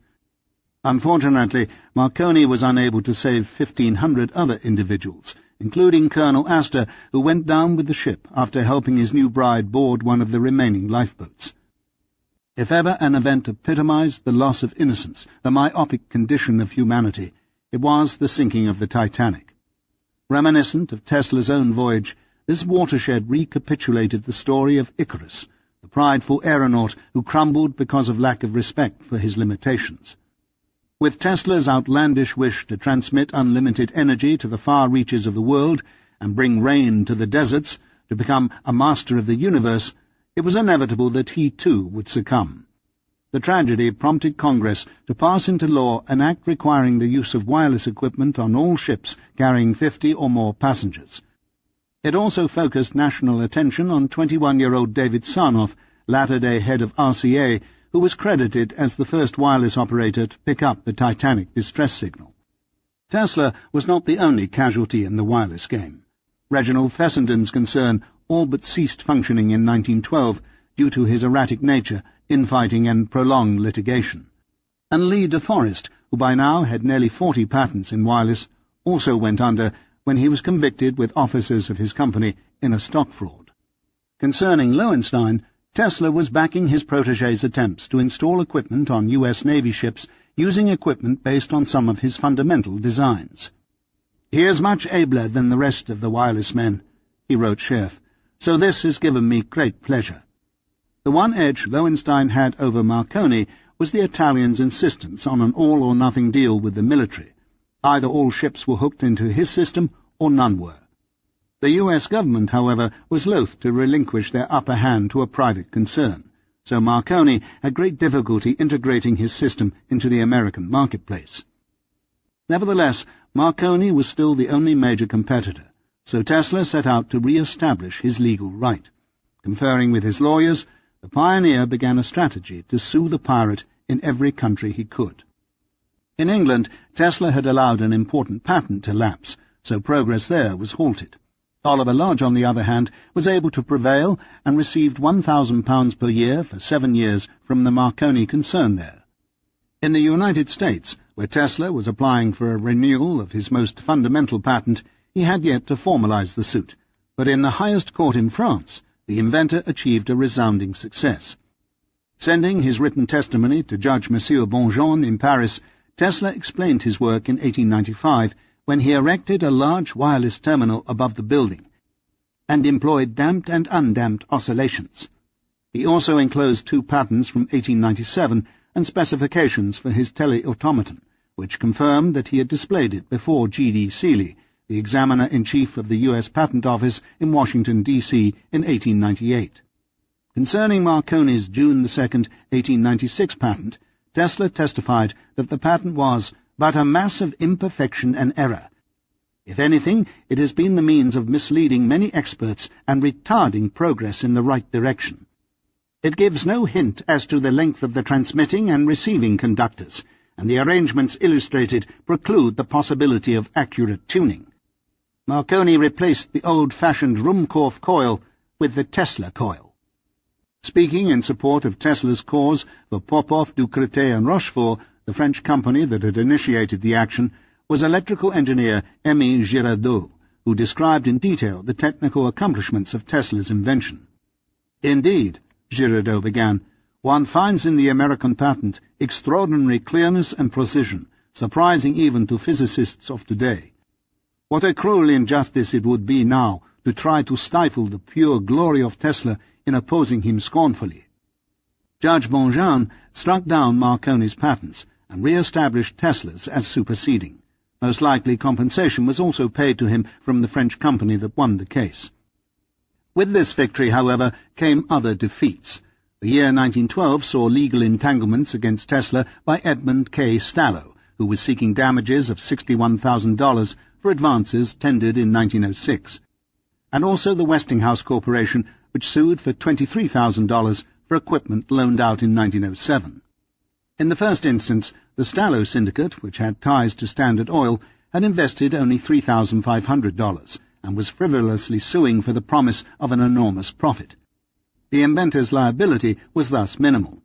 In the second instance, Tesla argued that he was not personally liable, as the machinery was loaned to the company he was organizing.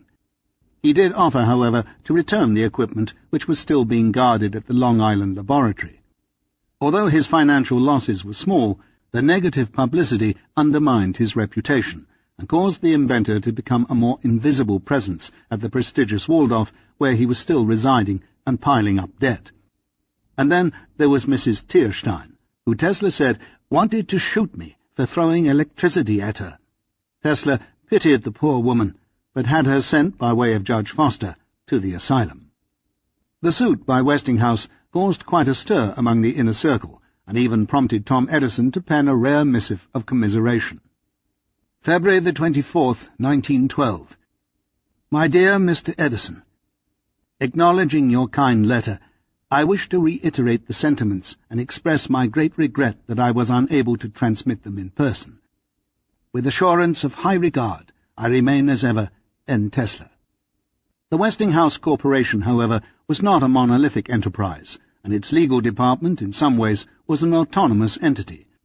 Tesla continued to borrow equipment on a regular basis throughout the period 1909 to 1917, and he frequently conferred with various engineers, particularly Charles Scott, whom he began educating in the field of wireless.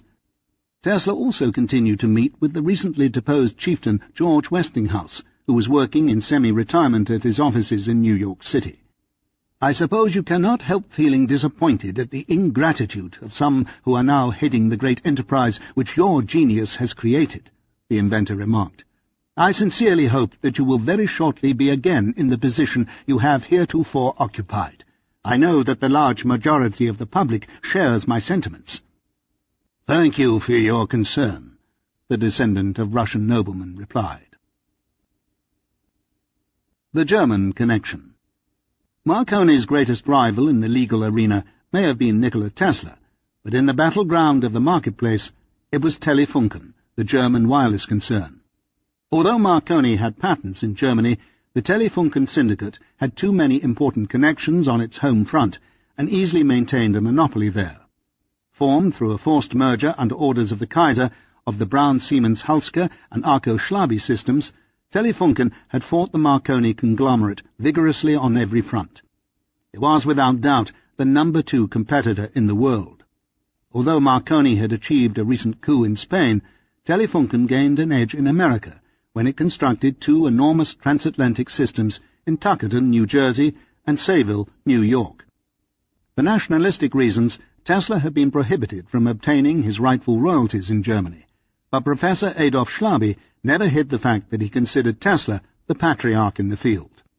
Thus, when Telefunken came to America, Schlaby sought out his mentor not only on moral grounds, but also for gaining a legal foothold against Marconi and to obtain the inventor's technical expertise. A meeting was held between Tesla and the principals of Telefunken's American holding company, the innocuous-sounding Atlantic Communication Company, at 111 Broadway, the location of their offices. Present was its director, Dr. Karl George Frank, one of the best-known German-American electrical experts, and his 2 managers, Richard Fundt, a frequent visitor to Tesla's lab, who was head of the Sayville plant, and the Monocle, Lieutenant Emil Myers, head of operations at Tuckerton. Tesla asked for an advance of $25,000 and royalties of $2,500 per month, but settled for $1,500 per month with a 1-month advance. The inventor met with Fundt to discuss the turbine deal with the Kaiser, and also to fix a transmitter that the Germans were working on at the Manhattan office. Shortly thereafter, he travelled out to the 2 wireless stations with his plan to institute his latest refinements in order to boost their capabilities. With Professor Jonathan Zenneck out at Sayville, Tesla calculated that they were wasting nearly 25% of their energy in electromagnetic radiations. "Those waves will dissipate only a few miles offshore," he told Zenneck, "whereas the energy that will reach Germany will be from your ground connection." After a grueling search along the imponderable ice field, John Jacob Astor's emaciated body was fished from the sea for a New York funeral. Documents from his estate revealed 500 shares of Tesla Electric Company. A year later, J. Pierpont Morgan, the Sultan of Wall Street, the octopus, was dead. Considering the resentment and disillusionment the inventor felt, he also bore great admiration for the man he called a towering historical figure. Although Morgan's son-in-law, Herbert Satterley, could only provide a back-row seat at the chapel, nevertheless, even to be present at the solemn occasion was a great honour. The hall was speckled with numerous faces of colleagues and adversaries, many of whom could track a large percentage of their wealth and even their station to Tesla's creations. No doubt the inventor endured some snickering, particularly from the Hydra's underlings, but Tesla, ever the nobleman, transcended the petty titters as he walked up to Anne and J.P. Jr. "Please accept my heartfelt condolences on the death of the great man who was head of your famous firm," he told them. "When I can feel such a void in my heart and brain at the passing of Morgan, I can appreciate in a measure the depth of feeling of those who were his lifelong comrades. All the world knew him as a genius of rare powers, but to me he appears as one of those colossal figures of the past which mark epochs in the evolution of human thought." 2 months later, within days of the termination of his relationship with Hammond, Tesla approached the new head of the House of Morgan with a proposal to help fund his bladeless turbines. "Its application to the manufacture of iron and steel alone will yield $100 million a year through the utilization of the waste heat and other economies, and it will have a similar effect on ship propulsion, railroad, automobile, and many other large industries." The monarch looked over the proposal and advanced the inventor $5,000. It was time for reflection on the death and transmutation of his nemesis. Conflicting emotions of enmity and adoration poured through his being in torrents as he relived the exhilaration of his wireless odyssey and the anguish of its incompleteness. On July the 7th, 1913, 3 days before his 57th birthday, Tesla took the train back out to Wardenclyffe. He had much to think about, for his friend Johnson had decided to retire from the Century. Overseers of the company were pressing to lower the standards. Johnson offered to create a separate magazine which would be more flashy, but he wanted to maintain the integrity of the original. But he was outvoted. "It was really pathetic to see the way authors would plead with me for another damn," he told his friend. Catherine became more persistent in demanding that Tesla stop by for another visit. Now, in financial trouble, his friends could even lose their house. Tesla tried to scurry past the magnifying transmitter without looking up to get to the safe in the laboratory, but he was drawn like a magnet to the stalwart frame. As he grabbed a rung from the bottom tier, a sorrow swept through him that stole his breath. He staggered to the door of Stanley's building and let himself in. "I did not exactly cry when I saw my place after so long an interval," he wrote Scherf, "but came very near doing it." Tesla began to court the new Morgan, trying not to fall into the trap he had laid for himself the first time around. He sent Jack an articulate proposal outlining his wireless enterprise, an explanation of his outstanding debt, an arrangement with his father, and also his plans in the field of fluid propulsion, that is, bladeless turbines. "In either of these fields in which I have the good fortune to be a pioneer, the possibilities are immense, and I can vouch for the fullest success. But my appeal for your support is on a higher plane.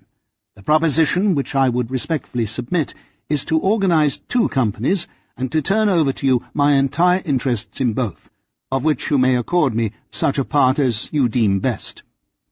"I'm greatly impressed with your offer," Jack responded, "but of course I could not consent to doing as you suggest. I wish to make a counter-offer, which is that you should proceed to organize your companies and, if and as they work out, repay to Mr. Morgan's estate, either in securities or in cash, the money Mr. Morgan advanced." It seems to me that you are entitled to the profits of these companies, but that Morgan would, in strict justice, be entitled to a return of his money if it could be arranged. Tesla left the meeting with the old itch reactivated and another check for $5,000. He thanked Jack for his encouragement and forwarded an open letter which he had written to His Grace, the Most Reverend Archbishop of Ireland. The day is not distant when the very planet which gave him birth will tremble at the sound of his voice.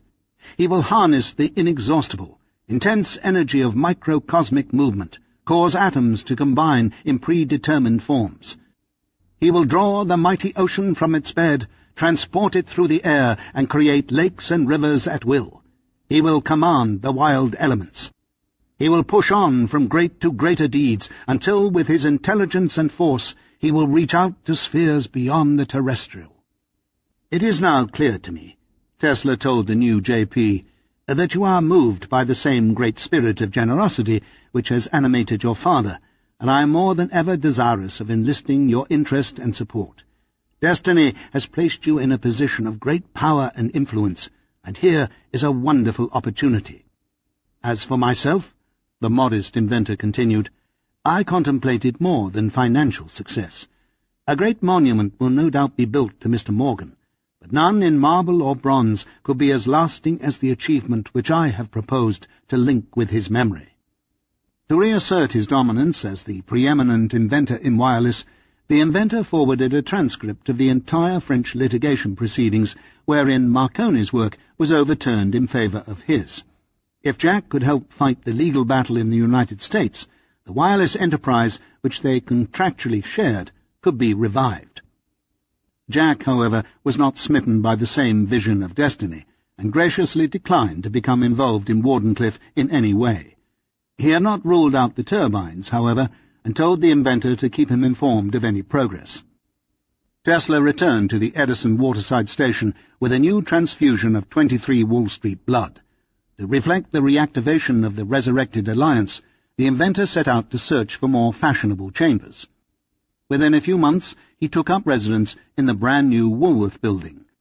Decorated with a gold-leafed emerald-coloured mosaic ceiling in the lobby and located by City Hall near Wall Street on Park Row, the Gothic-styled Woolworth soared above the city to the dizzying height of 800 feet, eclipsing the Metropolitan Towers as the loftiest skyscraper in the world.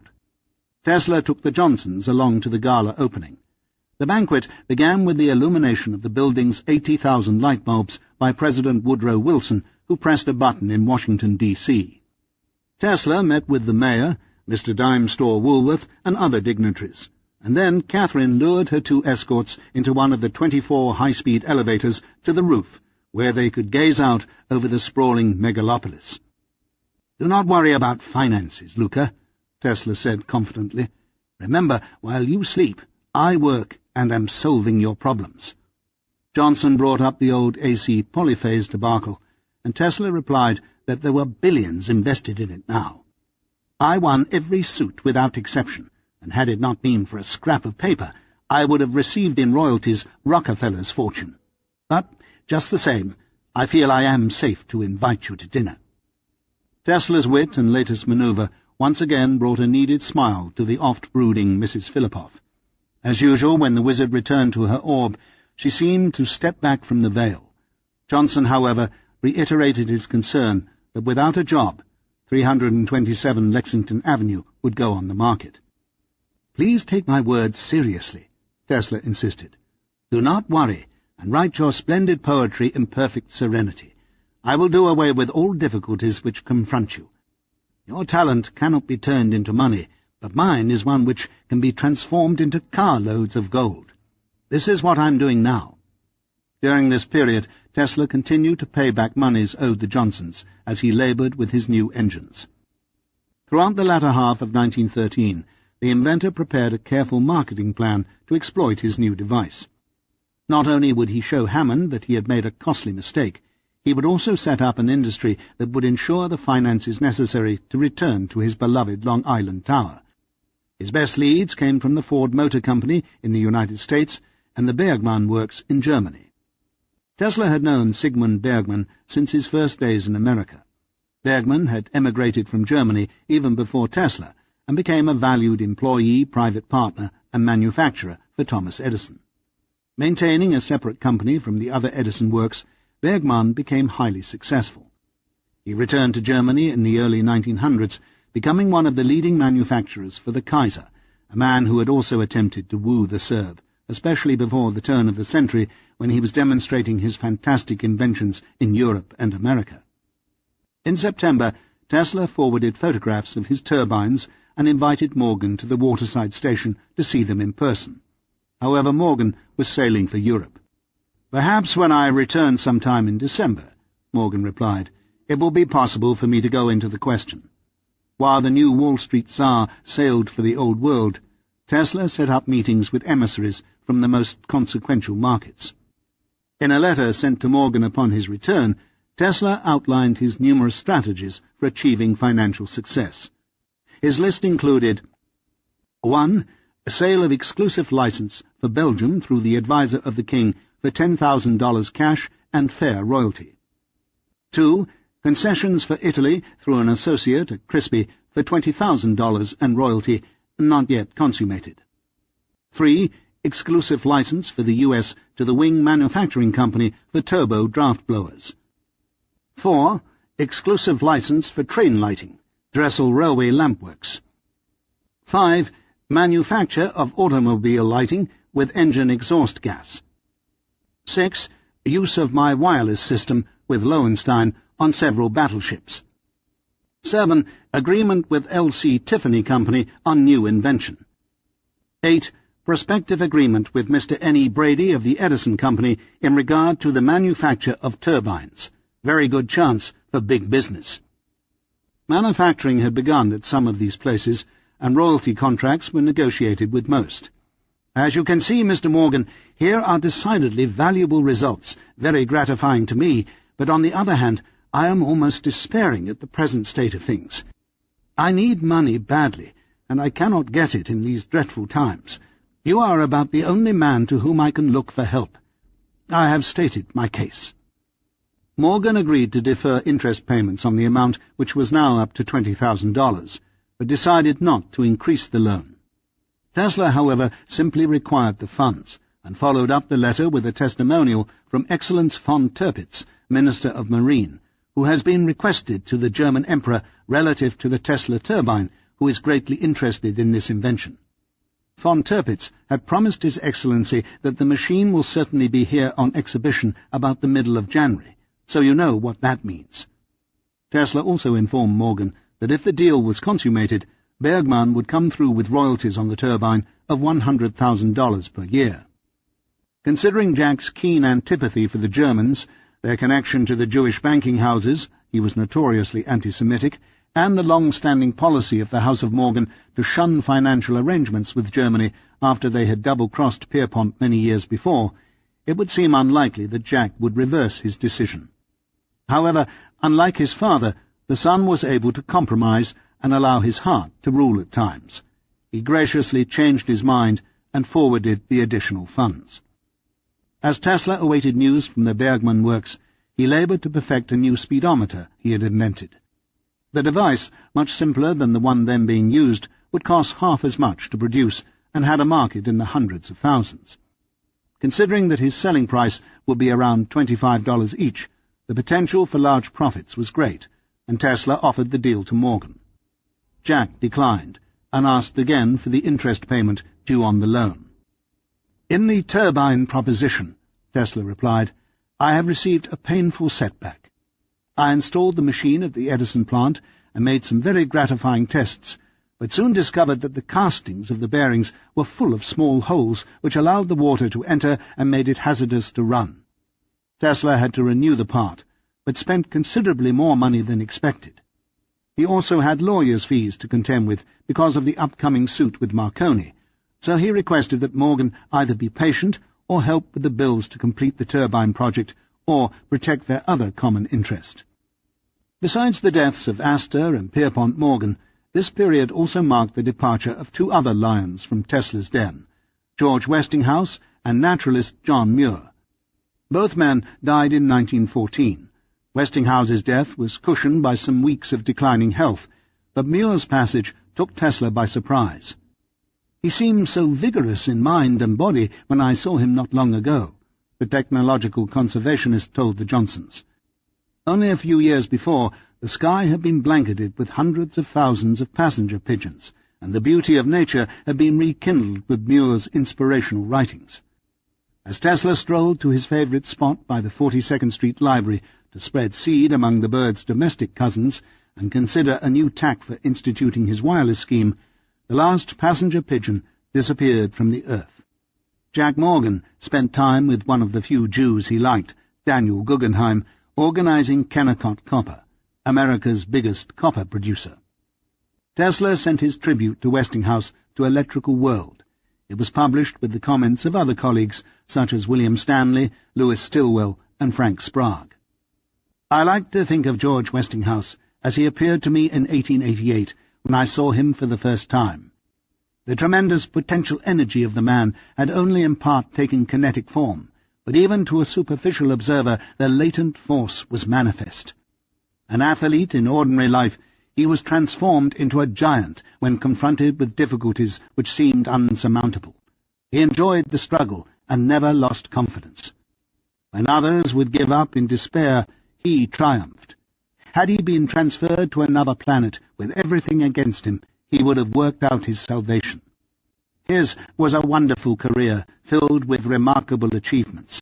He was a great pioneer and builder, whose work was of far-reaching effect on his time, and whose name will live long in the memory of men." 40. Fifth column, 1914 to 1916. Navy Department, Washington, D.C. September 14th, 1916. Sir, in the files of the Bureau of Steam Engineering is found a copy of a letter by Nikola Tesla to the Lighthouse Board under date of September 27th, 1899, from the experimental station Colorado Springs. This letter is evidently an answer to a communication from the Lighthouse Board requesting information as to Tesla's ability to supply wireless telegraph apparatus. This letter may be made use of in forthcoming litigation in which the government is involved, as the discovery of suitable proof of priority of certain wireless usages by other than Marconi might prove of great aid to the government. Sincerely yours, Franklin D. Roosevelt, Acting Secretary of the Navy. Within 2 weeks of the beginning of World War I, Germany's transatlantic cable was severed by the British. The only reasonable alternative for communicating with the outside world was through Telefunken's wireless system. Suddenly, the Tuckerton and Sayville plants became of paramount concern. The Germans obviously wanted to maintain the stations to keep the Kaiser abreast of President Woodrow Wilson's intentions, but the British wanted them shut down. In March 1914, Marconi was made a senatore in Italy, a distinguished man of science, and he spoke before the royal couple. In July, in Great Britain, the land of his mother, he was decorated by the king at Buckingham Palace. Now the fight against Telefunken would be fought on military as well as commercial grounds, as it became clear that the Germans were using their plants to help coordinate submarine and battleship movements. The wireless lines also marked the burgeoning alliance forming between Italy and the British Empire. As a pacifist, Wilson maintained a strict policy of neutrality, a position bolstered by war hero and former President Teddy Roosevelt, himself a contender for the upcoming 1916 election. Although officially neutral, the sentiments of the majority of the American population was with England, particularly after Germany stormed through the peaceful Kingdom of Belgium. Nevertheless, fully 1/10 of the population was of German stock, and their sentiments were with the other side. George Sylvester Viereck, the country's leading poet, colleague of Johnson and Tesla's friend, began to sense the growing shift away from neutrality, especially after the U.S. Navy appropriated the Tuckerton plant to send its own radio-coded messages abroad. Having just returned from Berlin and the midst of war, Viereck courted Teddy Roosevelt and emissaries of President Wilson. Simultaneously, he began a new publication with other leading German Americans. Initially welcomed by the press, the fatherland soon achieved a subscription base of 100,000. Ignoring Vierek's plea for neutrality, Wilson prepared a presidential decree declaring that all radio stations within the jurisdiction of the United States of America were to be prohibited from transmitting or receiving messages of an unneutral nature. "By virtue of authority vested in me by the Radio Act," the President continued, "one or more of the high-powered radio stations within the jurisdiction of the United States shall be taken over by the government." Throughout the beginning of the war, Tesla stepped up his legal campaign against Marconi and continued to advise and receive compensation from Telefunken. Since the country was officially neutral, America would not enter the war for another 3 years, the arrangement was entirely above board. Nevertheless, few people knew about the German Tesla link, although the inventor made no secret of it to Jack Morgan. February the 19th, 1915. Dear Mr. Morgan, I am expecting to embody in their plant at Sayville some features of my own which will make it practicable to communicate with Berlin by wireless telephone, and then royalties will be very considerable. We have already drawn papers. Camouflaged by the smoke screen of the American-sounding Atlantic Communication Company, Telefunken swiftly moved to increase the power of its remaining station at Sayville. Located near the town of Patchogue, out on the flats of Long Island, just a few miles from Wardenclyffe, the Sayville complex encompassed 100 acres and employed many German workers. With its main offices in Manhattan and its German director, Dr. Karl George Frank, an American citizen, Telefunken was legally covered, for no foreigner could own a license to operate a wireless station in the country. Thus Marconi also had an American affiliate. It was an easy matter for Tesla to confer with Atlantic in the city and also go out to the site of the plant. Within 2 months of Tesla's letter to Morgan, the plant at Sayville tripled its output by erecting 2 more pyramid-shaped transmission towers 500 feet tall. Utilizing Tesla's theories on the importance of ground transmission, resonating accoutrements spread out over the land for thousands of more feet. Thus, by shifting emphasis away from aerial transmission, Telefunken's output was boosted from 35 kilowatts to over 100, catapulting Germany into the #1 spot in the wireless race. The New York Times reported on their front page, "Few persons outside radio officials knew that Sayville was becoming one of the most powerful transatlantic communicating stations in this part of the world." Tesla sues Marconi on wireless plant. Alleges that important apparatus infringes prior rights. Calling wireless the greatest of all inventions, Tesla made an additional appeal for legal assistance to Morgan. "Can you put yourself for a moment in my place?" he wrote the financier. "Surely you are too big a man to permit such an outrage and historical crime to be perpetuated as is now being done by cunning promoters." Expecting to receive satisfaction from the government, since they had installed $10 million of his apparatus, the inventor also revealed that "the Marconi people approach me to join forces, but only in stock, and this is not acceptable." Again Morgan declined assistance in protecting their patents held in common. The Wall Street mogul, however, had not at all abandoned the field, for he was funding a college radio station near Boston at Tufts University. The years preceding America's entrance into World War I contained an overwhelming quagmire of litigation, involving most countries and virtually every major inventor in the wireless field. At about the time of Tesla's breakup with Hammond, Fritz Lowenstein, who was paying royalties to both men and to Morgan through Tesla, began installing wireless apparatus aboard Navy ships. Although the equipment was also being used by Hammond to test the guided missiles, this work was classified, and Hammond's patents became immune from litigation. Aside from Tesla's priority battle, Telefunken was also suing Marconi, who in turn was suing the U.S. Navy, as well as Fritz Lowenstein, for patent infringement. During the following spring, Marconi was subpoenaed by Telefunken. Due to the importance of the case, he sailed off for America on the Lusitania, arriving in April 1915 to testify. "We sighted a German submarine periscope," he told astonished reporters and his friends at dockside. as 3 merchant ships had already been torpedoed without warning by the German U-boats the month before, Marconi's inflammatory assertion was not taken lightly. The Brooklyn Eagle reported that this suit brought some of the world's greatest inventors on hand to testify. Declared a victor in the Lowenstein proceedings by a Brooklyn District Court judge, Marconi clearly had the press behind him. Nevertheless, he was beaten by the Navy in his first go-around with them, so this case against Telefunken, with all the heavyweights in town, promised to be portentous. Once and for all, it appeared, the true legal rights would be established in America.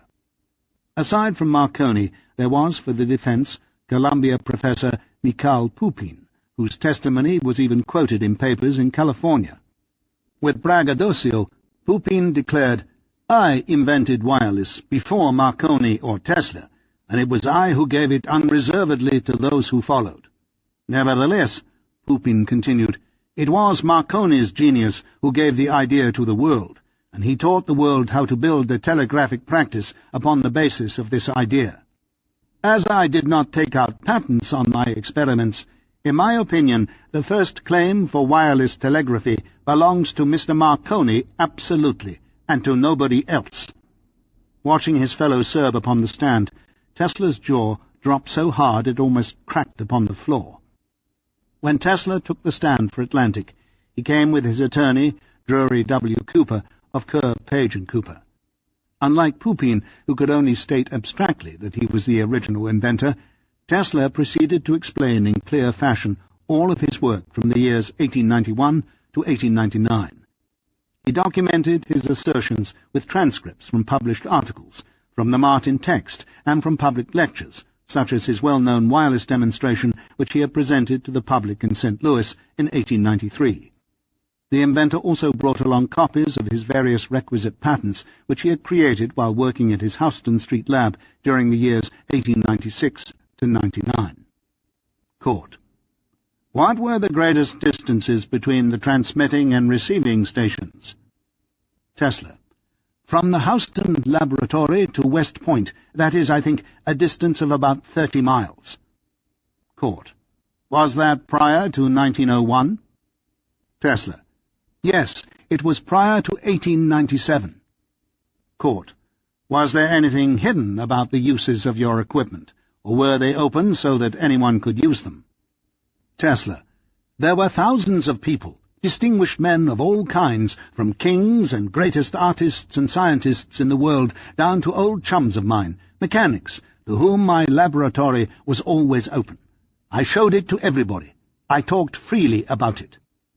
As virtually no one knew about the West Point experiment, this statement was somewhat deceptive, although it was true that thousands of people had witnessed Tesla's other wireless experiments, such as in St. Louis in 1893. Referring explicitly to Marconi's system, having brought the Italian's patent along with his own, the inventor concluded, Tesla, if you examine these 2 diagrams, you will find that absolutely not a vestige of that apparatus of Marconi remains, and that in all the present systems there is nothing but my 4-tuned circuits. Another jolt to Marconi came from John Stone. His mother's maiden name, by coincidence, was also Stone. Having travelled with his father, a general in the Union Army, throughout Egypt and the Mediterranean as a boy, Stone was educated as a physicist at Columbia University and Johns Hopkins University, where he graduated in 1890. A research scientist for Bell Labs in Boston for many years, Stone had set up his own wireless concern in 1899. The following year he filed for a fundamental patent on tuning, which was allowed by the U.S. Patent Office over a year before Marconi's. Stone, who never considered himself the original inventor of the radio, as president of the Institute of Radio Engineers and owner of a wireless enterprise, put together a dossier of inventor priorities in continuous wave radio frequency apparatus.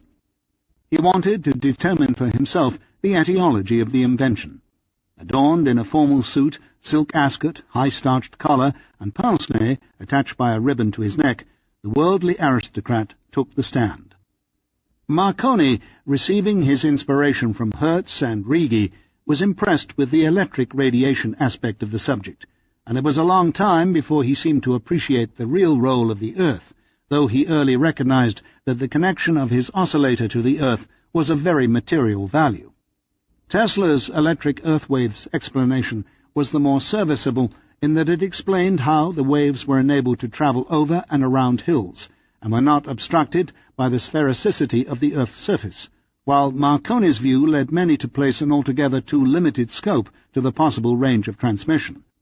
With the removal of the spark gap from the antenna, the development of earthed antenna, and the gradual enlargement of the size of stations, greater range could be obtained with larger power used at lower frequencies, and the art returned to the state to which Tesla developed it. Attributing the opposition, and alas even himself, to having been afflicted with intellectual myopia, Stone concluded that although he had been designing wireless equipment and running wireless companies since the turn of the century, it wasn't until he commenced with this study that he really understood Tesla's trailblazing contribution to the development of the field. "I think we all misunderstood Tesla," Stone concluded. "He was so far ahead of his time that the best of us mistook him for a dreamer." Another case, which did not receive much publicity, but which became vital to the Supreme Court's 1943 ruling in Tesla's favor, was Marconi versus U.S. Navy, brought July 29, 1916, 2 years after their first go-around. The Italian was seeking $43,000 in damages, suing for infringement of fundamental wireless patent number 763,772, which had been allowed in June 1904. E.F. Sweet, acting Secretary of the Navy, and also Assistant Secretary Franklin D. Roosevelt, began a correspondence in September to review Tesla's 1899 file to the Lighthouse Board. The history of Marconi's patent applications to the U.S. Patent Office provided additional ammunition. In 1900, John Seymour, the Commissioner of Patents, who had protected Tesla against the demands of Mikhail Pupin for an AC claim at the same time, disqualified Marconi's first attempts at achieving a patent because of prior claims of Lodge and Brown, and particularly Tesla. Marconi's pretended ignorance of the nature of a Tesla oscillator is little short of absurd, wrote the Commissioner. Ever since Tesla's famous 1891-93 lectures, widely published in all languages, the term Tesla oscillator has become a household word on both continents. The Patent Office also cited quotations from Marconi himself admitting use of a Tesla oscillator. 2 years later, in 1902, Stone was granted his patent on tuning, which the government cited as anticipating Marconi, and 2 years after that, after Seymour retired, Marconi was granted his infamous 1904 patent. Edwin Armstrong. "I've had a lot of fun at Columbia," Armstrong said. The lecturer in physics that semester loftily disparaged the experiments of Nikola Tesla. He even went so far as to say that there was very little originality about Tesla. Ever the audacious student, Armstrong used the professor's ignorance of Tesla's teachings to cause the man to receive a hearty shock from some electrical equipment. He couldn't let go, and pulled most of the apparatus off the table before the current was turned off. Just after graduation, Armstrong invented a feedback amplifier, which was, in essence, a refinement and further development of de Forest's Audion tube. Influenced by the Edison effect, or flow of electrons studied by Tesla in the early 1890s in his brush vacuum tube, Armstrong had discovered a way to take the de Forest Audion and amplify its sensitivity and boost its power to another magnitude by connecting a second circuit, or wing circuit, to the grid inside the tube and feeding it back into the grid. The end result was that with this new invention, the young whippersnapper could pick up wireless messages from Nova Scotia, Ireland, Germany, San Francisco, and even Honolulu. As Armstrong was one of Professor Pupin's star pupils, Pupin was able to set up meetings with Lee de Forest, David Sarnoff, representing Marconi Wireless, and Dr. Carl Frank, head of the Atlantic Communication Company. Since de Forest's Audion lay at the center of the new device, de Forest claimed the Ultra Audion as his own invention, so Marconi Wireless stepped aside to wait for the dust to settle.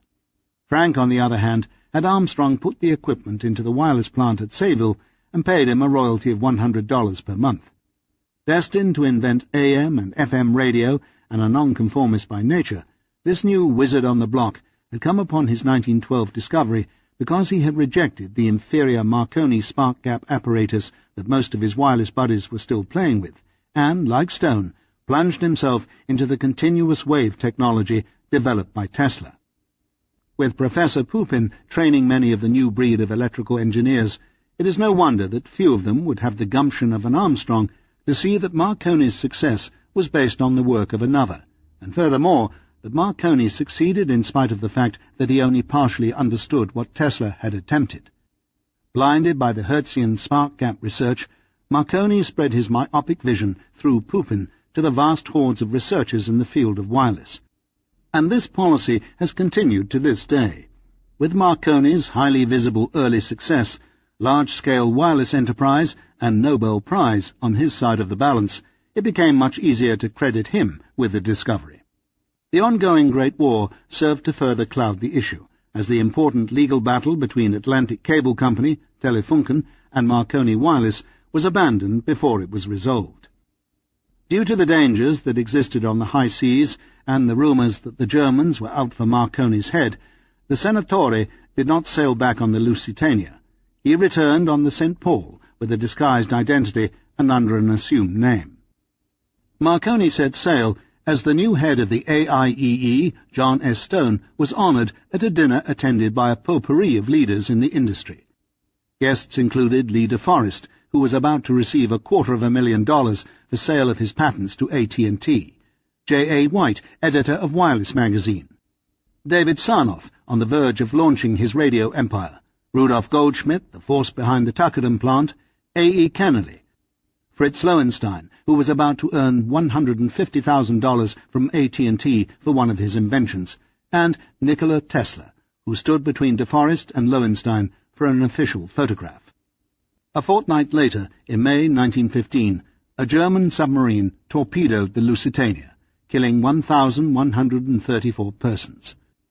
The sinking, in lieu of the alternative procedure of boarding unarmed passenger ships to check cargo, was unheard of. Quite possibly, Marconi could have been a target.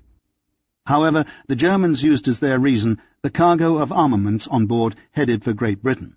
With only 750 survivors, this turkey shoot took almost as many lives as the sinking of the Titanic. According to Lloyd Scott of the Navy Consulting Board, press reports stated that the Germans seemed to revel in this crime, and that various celebrations were held in Germany on account of it. Medals were being struck to commemorate the sinking, and holidays were given to school children. No longer neutral, Teddy Roosevelt hailed the event as murder on the open seas. The huge loss of life, however, did not stop George Sylvester Viereck from supporting the German position. Having travelled by Zeppelin above Berlin during the war, Viereck stated in the New York Times that had the weapons made it to England, more Germans would have been killed than died in the boat attack.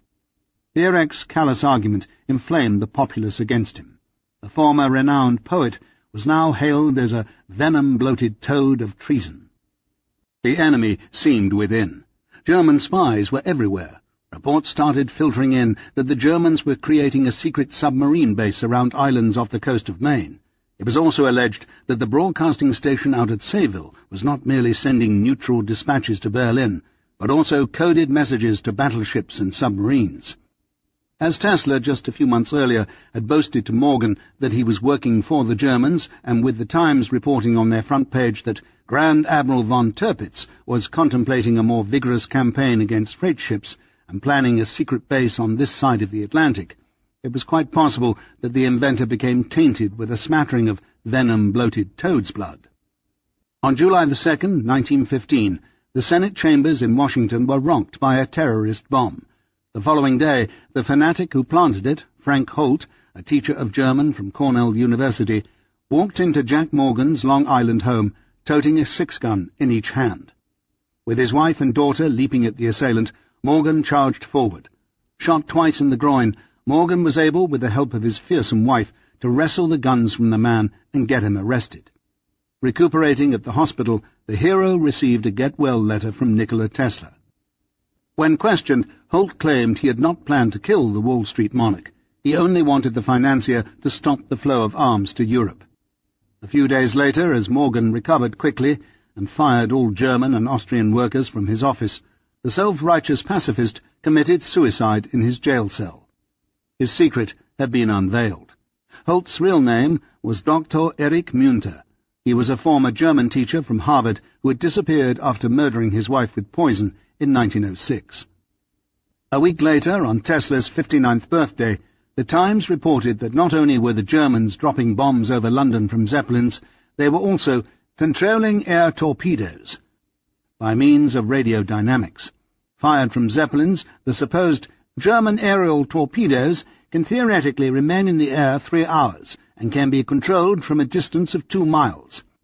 Undoubtedly, this is the secret invention of which we have heard so many whispers that the Germans have held in reserve for the British fleet.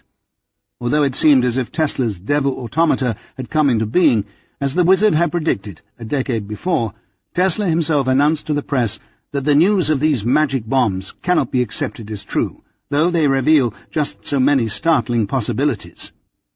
Aghast at the pernicious existing regime of the Germans, Tesla accused Germany of being an unfeeling automaton, a diabolic contrivance for scientific, pitiless, wholesale destruction, the like of which was not dreamed of before. Such is the formidable engine Germany has perfected for the protection of her culture and the conquest of the globe. Predicting the ultimate defeat of the fatherland, the Serb, whose former countrymen were fighting for their own survival against the Kaiser, no doubt stopped doing business with von Tirpitz, although he probably continued his relationship with Professor Schlaby, who may have been morally opposed to the war. Tesla's solution to war was twofold: a better defense through an electronic Star Wars type of shield he was working on, and the eradication from our hearts of nationalism. If blind patriotism could be replaced with love of nature and scientific ideal, permanent peace could be established. The period from 1915 to the date of the United States entry into the war in 1917 was marked by numerous reports of espionage. Spies had infiltrated the Brooklyn Navy Yard to use the station to send secret coded messages to Berlin.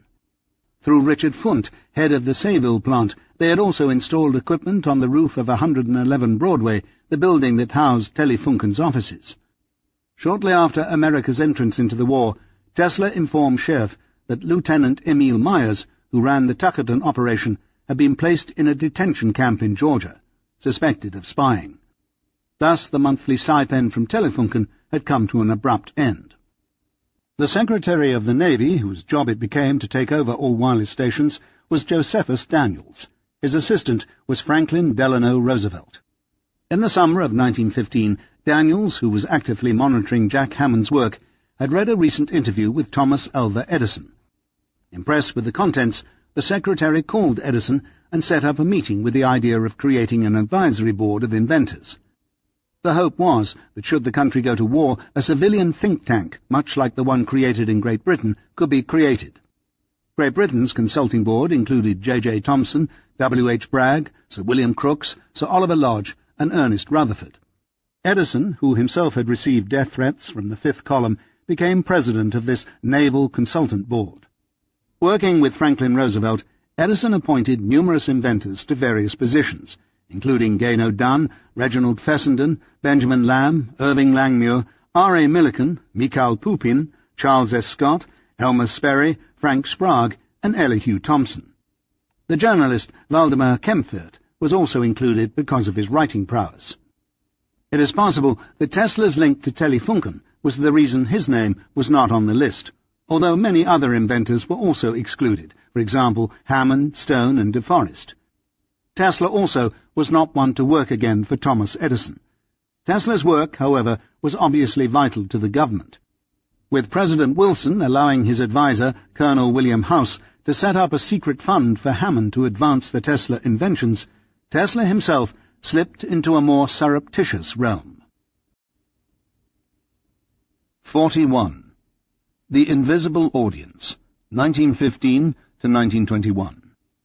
Dear Tesla, when that Nobel Prize comes, remember that I'm holding on to my house by the skin of my teeth and desperately in need of cash. No apology for mentioning the matter. Yours faithfully, R.U.J. On November the 6th, 1915, The New York Times published on its front page that Tesla and Edison were to share the Nobel Prize in Physics that year. The source for the report was the Copenhagen correspondent of the London Daily Telegraph. Although Tesla himself forwarded to J.P. Morgan Jr. original copies of the announcement, which were also carried in a number of other journals, neither Tesla nor Edison ever received the Nobel Prize. In trying to ascertain what happened, Tesla biographers Inez Hunt and Juanetta Draper wrote in the early 1960s to Dr. Rudberg of the Royal Academy of Science of Sweden. Rudberg, referring to an event which took place a half-century before, replied, "Any rumour that a person has not been given a Nobel Prize because he has made known his intention to refuse the reward is ridiculous." Thus they concluded that the affair was a sardonic joke. Curiously, this same Times article listed 4 other people for Nobel Prizes in literature and chemistry who also did not receive the award that year, although 3 of them eventually obtained it. The 4th, Troll Lund, like Tesla and Edison, never received the honour. Although the announcement came in November 1915, the nomination process actually was concluded 9 months earlier. There were 19 scientists on the Physics Committee, each allowed 2 bids. Out of the 38 possible bids, 2 were made for inventors in wireless, E. Branly and A. Ricci. 2 were for the quantum physicist Max Planck. Tom Edison received 1 bid, and the Braggs took 4. According to the Royal Academy's records, Nikola Tesla was not nominated that year.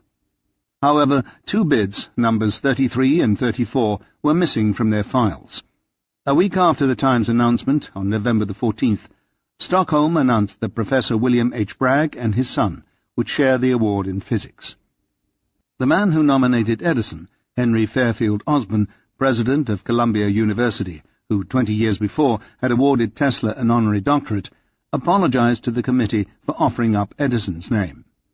Although somewhat out of the line of previous nominations, Osborn wrote, qualifying his decision, "I would like to suggest the name of Mr. Thomas A. Edison, who is, through his inventions, one of the greatest benefactors of mankind." Tesla would not be nominated until 1937, by F. Ehrenhaft of Wien, who had previously nominated Albert Einstein. Certainly both Tesla and Edison deserved such an award, and it is nothing short of astounding that, 1, neither of them ever received it, and 2, no one at the time discovered the reason behind this curious quirk of history. O'Neill, having interviewed Tesla on the subject, stated that Tesla made a definite distinction between the inventor, who refined pre-existing technology, and the discoverer, who created new principles. Tesla declared himself a discoverer and Edison an inventor, and he held the view that placing the 2 in the same category would completely destroy all sense of the relative value of the 2 accomplishments. Support for this interpretation can be found in a letter Tesla wrote to the Lighthouse Board in Washington from his Colorado Springs experimental station in 1899. The Navy had written to Tesla that they would prefer to give their impending wireless contract to an American rather than to Marconi. "Gentlemen," Tesla responded curtly, "much as I value your advances, I am compelled to say, in justice to myself, that I would never accept a preference on any ground, as I would be competing against some of those who are following in my path. Any pecuniary advantage which I might derive by availing myself of the privilege is a matter of the most absolute indifference to me." If no one else would recognize his genius, Tesla certainly did. He would not think twice about giving up mere cash when faced with the prospect of being compared, in this case, to Marconi. The following letter to Johnson, which the inventor took the time to rewrite in a careful hand, was penned just 4 days after the announcement, and 4 days before Sweden's decision to give the award to the Braggs. "My dear Luca, thank you for your congratulations. To a man of your consuming ambition, such a distinction means much. In 1,000 years there will be many thousand recipients of the Nobel Prize. But I have not less than 4 dozen of my creations identified with my name in technical literature. These are honours real and permanent, which are bestowed not by a few who are apt to err, but by the whole world, which seldom makes a mistake, and for any of these I would give all the Nobel Prizes which will be distributed during the next 1,000 years. This passage was contained in its entirety in the Hunt and Draper text. However, they incorrectly concluded that this sober message was overshadowed by jubilation because of the announcement. Johnson also incorrectly understood the full implication of the letter because in March 1916 he refers to the award fully expecting Tesla to receive it. In the New York Times interview on the day following their announcement, Tesla stated that Edison was worthy of a dozen Nobel Prizes. The various Tesla biographers assumed that this was a public statement congratulating Edison, when in fact it was a piquant snub to the Nobel Committee. Tesla was stating between the lines that the Nobel Committee recognized only small accomplishments rather than truly original conceptualizations. A man puts in here, in my Tesla coil, a kind of gap, he gets a Nobel Prize for doing it. I cannot stop it. Thus Edison's many better mousetraps could all be honored, but none of them, in Tesla's opinion, concerned the creation of new principles. They were simply refinements of existing apparatus. Edison would probably have agreed with Tesla on this point, for most of his inventions were actually further developments of other people's work. However, Edison did have a number of original discoveries and creations. In his own opinion, his most important contribution was the phonograph, which certainly was the work of genius, even by Tesla's criteria, and deserving of a Nobel Prize. Furthermore, Edison's unparalleled success in bringing promising creations to fruition was exactly Tesla's failure, and that too was a gift placing Edison in a category all by himself. Quite possibly, a letter much like the one sent to Johnson, or the Lighthouse Board, could also have been wired to the Nobel Committee. If this hypothesis is correct, a prejudice would have persisted against Tesla and Edison, and this would explain the indefensible position of the Swedish Royal Academy in never honouring either of these two great scientists. Wizard swamped by debts. Inventor testifies he owes the Waldorf, hasn't a cent in bank. As 1915 was drawing to a close, Tesla began to find himself in deeper and deeper financial straits. Although an efficient water fountain, which he designed that year, was received favourably, his overhead was still too high. Expenses included outlays for the turbine work at the Edison station, his office space at the Woolworth building, salaries to his assistants and Mrs. Skerritt, his new secretary, past debts to such people as the Johnsons and George Scherf, maintenance costs for Wardenclyffe, legal expenses on wireless litigation, and his accommodations at the Waldorf Astoria. Some of the costs were deferred, particularly by the hotel, but Mr. Bolt's patience had reached its limit. Tesla's uncanny elusiveness and noble air had worn thin. Rumours began circulating of peculiar odours and cackling sounds emanating from the inventor's suite. The maids were complaining that there was an inordinate amount of pigeon excrement on the windowsills. Bolt sent Tesla a bill for the total rent due, nearly $19,000. Simultaneously, Tesla was hit with a suit for $935 for taxes still owed on Wardenclyffe. Tesla signed over the Wardenclyffe property to Bolt just as he was called into the state Supreme Court.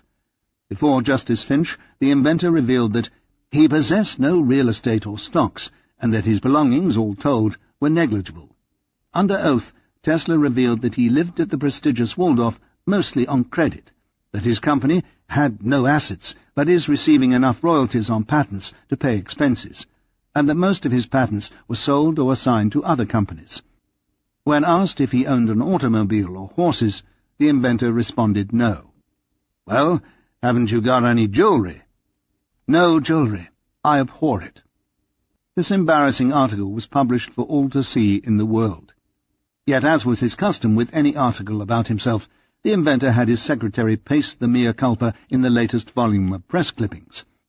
Looking much like a multi-volume encyclopedia, this text, along with his other records and correspondence, will provide for posterity an accurate account of the inventor's rich and complicated life. The inventor had chosen his words carefully when speaking under oath to the judge. As much as he loathed being in a debtor's position, he wanted the Morgans, Marconis, Franklin Roosevelts, and Woodrow Wilsons to know of his plight, for in the final analysis this shame would be theirs as much as his. Even T.C. Martin had turned against him, writing petty letters to Elihu Thomson at this time, complaining of how Tesla chiseled money out of him for the opus he had created of the inventor's collected works a generation ago. Attempting to raise funds in a variety of ways, Tesla continued to try to market his speedometer, push to get monies from American firms for the bladeless turbines, and collect royalty payments from Lowenstein and Telefunken for the Tuckerton and Sayville plants. The elder statesman of invention also continued to write newspaper articles for the World and the Sun for ready cash, and he also moved to exploit other creations, such as his electrotherapeutic machines with Dr. Morell. Tesla wrote Scherf that he expected the medical market to be $3 to $4 million. The publication of his wretched state in the public forum and the transfer of Wardenclyffe to another party produced in Tesla a deep sense of anger and corresponding shame, for now the world had officially branded him a dud. If success is measured in a material way, it was clear that Tesla was the ultimate failure. On the exterior, the inventor kept up appearances, but this event would mark the turning point in his life. Now he began the slow but steady turning away from society. Simultaneously, he travelled to live in other states, in part to conduct business in a fresh atmosphere, and in part to remove himself from a hostile environment. He wrote a letter to Henry Ford in Detroit, hoping finally that the auto magnate would recognize the great advantages of his steam engine. "I can tell any day that Ford is going to contact me and take me out of all my worries," Tesla confidently predicted to Julius Cheeto, Coleman's son, who was now working for him. Sure enough, one fine morning a body of engineers from the Ford Motor Company presented themselves with the request of discussing with me an important project, Tesla revealed a few years later. "Didn't I tell you?" the prophet remarked triumphantly. "You are amazing, Mr. Tesla," Julius responded. "Everything is coming out just as you predicted." As soon as these hard-headed men were seated, Tesla continued, I, of course, immediately began to extol the wonderful features of my turbine, when the spokesman interrupted me and said, "We know all about this, but we're on a special errand. We have formed a psychological society for the investigation of psychic phenomena, and we want you to join us in this undertaking." Flabbergasted, Tesla contained his indignation long enough to escort the wayward explorers to the street. A meeting with a princess. Suffering from an attack of the grippe throughout the first month of 1916, Tesla made the newspapers by posing for a portrait for the provocative painter Princess Wilna Lwow-Parley. Daughter of Baroness von Zollendorf and married and divorced from Prince Lwow of Russia, Wilna had painted the portraits of such greats as Field Marshal von Moltke, Bismarck, the Baroness Rothschild, Andrew Carnegie, Thomas Edison, and Teddy Roosevelt. Reluctant at first to sit because of superstitious feelings of foreboding, Tesla soon acquiesced and found a comfortable chair among Her Highness's various pets, which included at one time or another 2 dogs, an Angora cat, a bear, lion cub, alligator, ibis, and 2 falcons.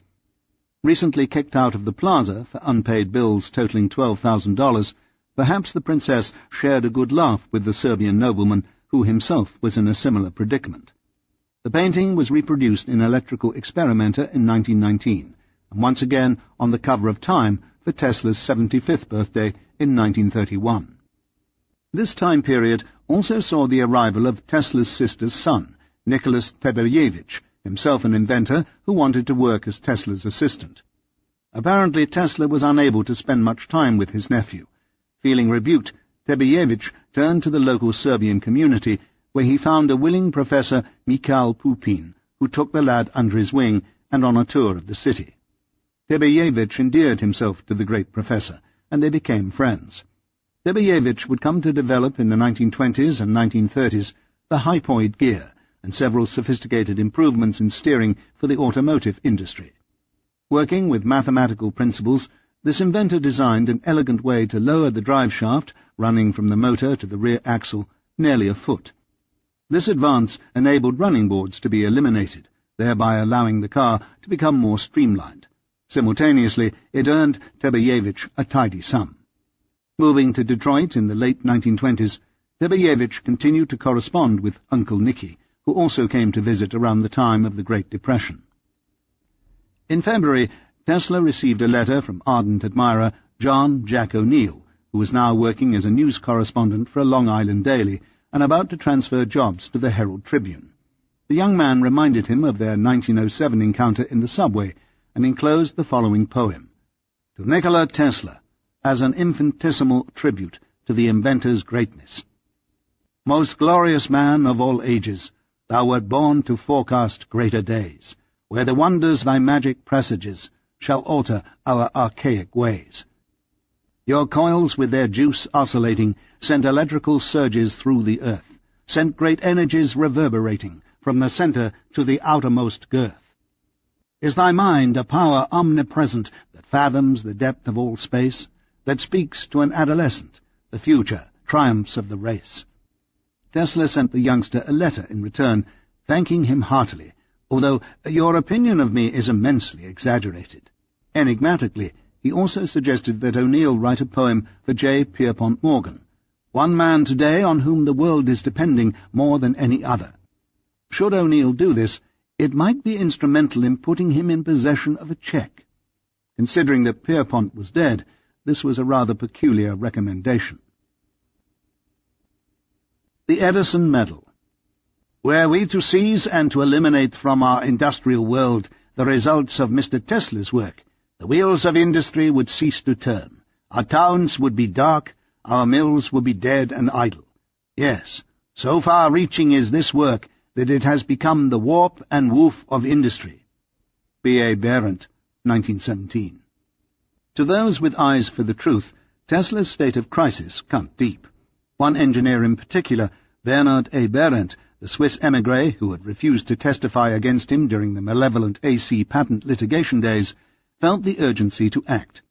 Clearly, it was Berendt's goal to help restore the reputation of his spiritual benefactor. Having devoted a large measure of his life to refining Tesla's invention of the induction motor, Berendt informed his mentor that he, Tesla, had been nominated to receive the Edison Medal. In fact, it had been Berendt who had proposed the idea to the committee.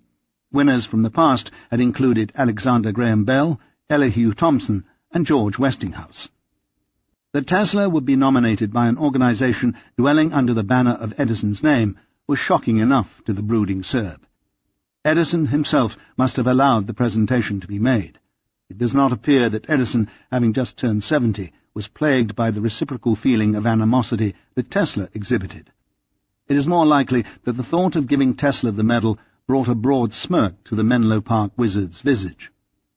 Tesla's first reaction was abhorrence, and he flatly rejected the offer. But Berendt persisted. Here was an opportunity to recognize a worthy recipient alone for his singular contributions. "Who do you want remembered as the author of your power system?" Berendt inquired. "Ferraris? Schallenberger? Stilwell or Steinmetz?" Tesla reluctantly capitulated. The presentation of the Edison Medal was made on May the 18th, 1917, just 2 months before Tesla found out by telephone that vandals had broken into his Wardenclyffe laboratory and wrecked equipment valued at $68,000, and that the tower was to be destroyed by dynamite. Many familiar faces dotted the crowd. The Johnsons and Miss Merrington attended, as did Charles Scott and Edward Dean Adams, the man most responsible for recommending Tesla for the Niagara Falls enterprise. The opening speech was delivered by A.E. Kennelly, former Edison crony who was now teaching at Harvard. Long a Tesla adversary, having been active in executing animals with AC current during the heated Battle of the Currents in the early 1890s, Kennelly spoke for 15 minutes. During this time, the good professor managed to not mention Tesla's name even once. "Many people," Professor Kennelly began, "suppose that the Edison Medal is presented by Mr. Edison, but that is a mistake. In fact, Tom Edison has been so busy during his life receiving medals that he has not time to dispense any." The speaker droned on, making Tesla more nervous with each obsequious sentence. "Every time a worthy recipient is honored with this medal, Thomas Edison is also honored. In fact," the Edison man continued, "we may look forward to a time, say 1,000 years hence, when, like this evening, the 1,007th recipient will receive the Edison Medal, and once again Edison's achievements will be honored." As legend has it, Tesla disappeared from the room. Panic-stricken, Berendt ran out of the building to look for him, while Charles Terry, a prominent executive from the Westinghouse Corporation, reviewed Tesla's great accomplishments. According to the story, Berendt found the lonely inventor across the street by the library, feeding his precious pigeons. During Berendt's introduction, he stated, perhaps to counter Kennedy's opening speech, "The name of Tesla runs no more risk of oblivion than does that of Faraday or Edison. What can a man desire more than this?" It occurs to me to paraphrase Pope describing Newton.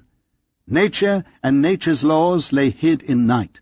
God said, 'Let Tesla be,' and all was light." "Ladies and gentlemen," Tesla began, "I wish to thank you heartily for your kind appreciation. I am not deceiving myself in the fact of which you must be aware, that the speakers have greatly magnified my modest achievements. Inspired with the hope and conviction that this is just a beginning, a forerunner of still greater accomplishments, I am determined to continue developing my plans and undertake new endeavours. I am deeply religious at heart, and give myself to the constant enjoyment of believing that the greatest mysteries of our being are still to be fathomed. Evidence to the contrary notwithstanding, death itself may not be the termination of the wonderful metamorphosis we witness. In this way, I manage to maintain an undisturbed peace of mind, to make myself proof against adversity, and to achieve contentment and happiness to a point of extracting some satisfaction even from the darker side of life, the trials and tribulations of existence." The electrical savant would go on to review much of his life, an anecdote from his childhood about a gander who almost pulled his umbilical cord out, his early meetings with Edison and work with Westinghouse, lectures in Europe, success at Niagara, and future plans in wireless.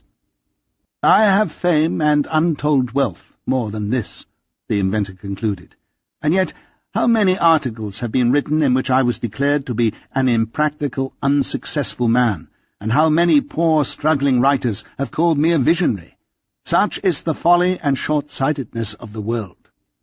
Tesla was aghast that Bolt had not protected Wardenclyffe adequately, for it was valued at a minimum of at least $150,000. Even though he had signed it over to the hotel, he had done so, according to his understanding, to honour his debt until his plans matured.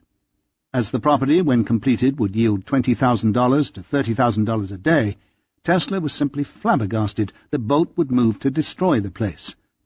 Bolt, or the hotel management, saw Wardenclyffe now as theirs, free and clear, even though Tesla offered as proof a chattel mortgage on the machinery that the inventor had placed at his own expense. The hotel's insurance was only $5,000, whereas Tesla's coverage for the machinery was valued at $68,000. Why would Tesla independently seek to protect the property if he didn't still have an interest in it? Tesla saw the contract as a security pledge, but the paper he signed did not specify any such contingency. According to the hotel's lawyer, Frank Hutchins, of Baldwin and Hutchins, "It was a bill of sale with the deed duly recorded 2 years ago. We fail to see what interest you have," Hutchins callously concluded.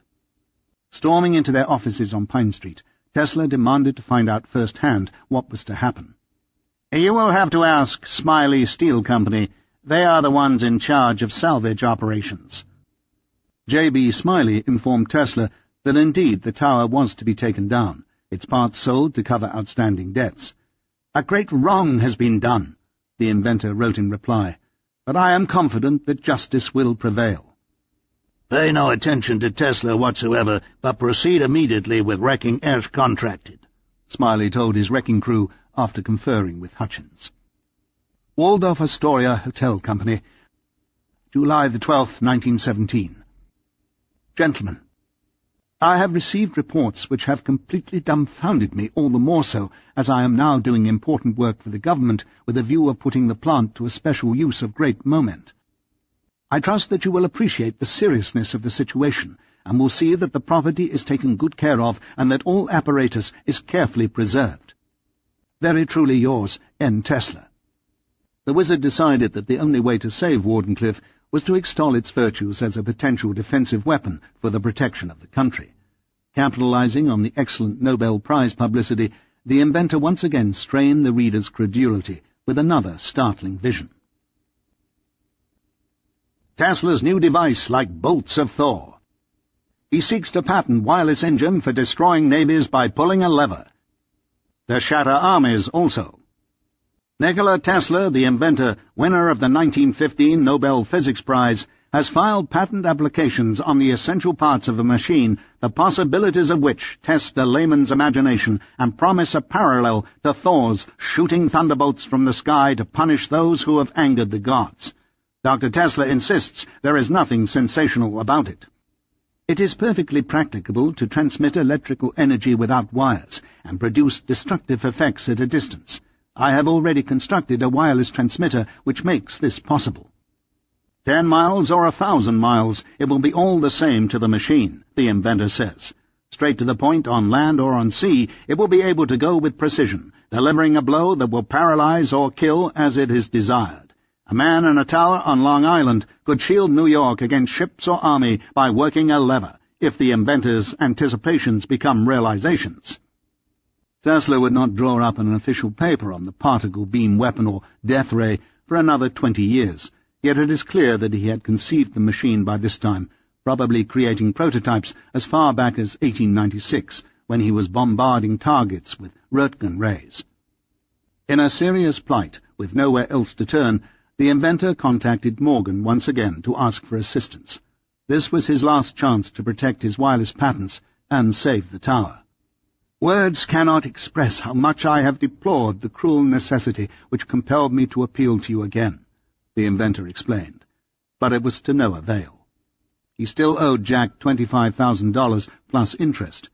The financier ignored the entreaty and quietly placed Tesla's account in a bad debt file. In February 1917, the United States broke off all relations with Germany and seized the wireless plant at Sayville. 30 German employees of the German-owned station were suddenly forced to leave, and enlisted men of the American Navy have filled their places. Guards were placed around the plant as the High Command decided what to do with the remaining broadcasting stations lying along the coast. Articles began springing up like early crocus to announce the potential existence of yet another concealed wireless station able to supply information to German submarines regarding the movement of ships. 19 more taken as German spies. Dr. Carl George Frank, former head of Sayville Wireless, among those detained. On April 6, 1917, President Wilson issued a proclamation, seizing all radio stations. Enforcement of the order was delegated to Secretary Daniels. It is understood that all plants for which no place can be found in the Navy's wireless system, including amateur apparatus for which close search will be made, are to be put out of commission immediately. Clearly an overt decision had to be made about the fate of Wardenclyffe. Tesla's expertise was well known to Secretary Daniels and Assistant Secretary Franklin Roosevelt, as they were actively using the inventor's scientific legacy as ammunition against Marconi in the patent suit. Coupled with the inventor's astonishing proclamation that his tower could provide an electronic aegis against potential invasions, Wardenclyffe must have been placed in a special category. However, there were two glaring strikes against it. The first was that Tesla had already turned over the property to Mr. Bolt to cover his debt at the Waldorf. And the second was the transmitter's record of accomplishment, non-existent. What better indication of the folly of Tesla's dream could there be than the tower's own perpetual state of repose? To many, Wardenclyffe was merely a torpid monument to the bombastic prognostications of a not very original mind gone astray. From the point of view of the Navy, Tesla may have been the original inventor of the radio, but he was clearly not the one who made the apparatus work. A history of Navy involvement.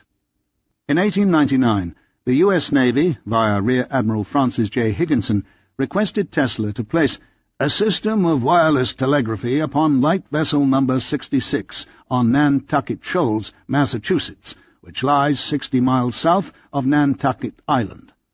Tesla was on his way to Colorado and was unable to comply.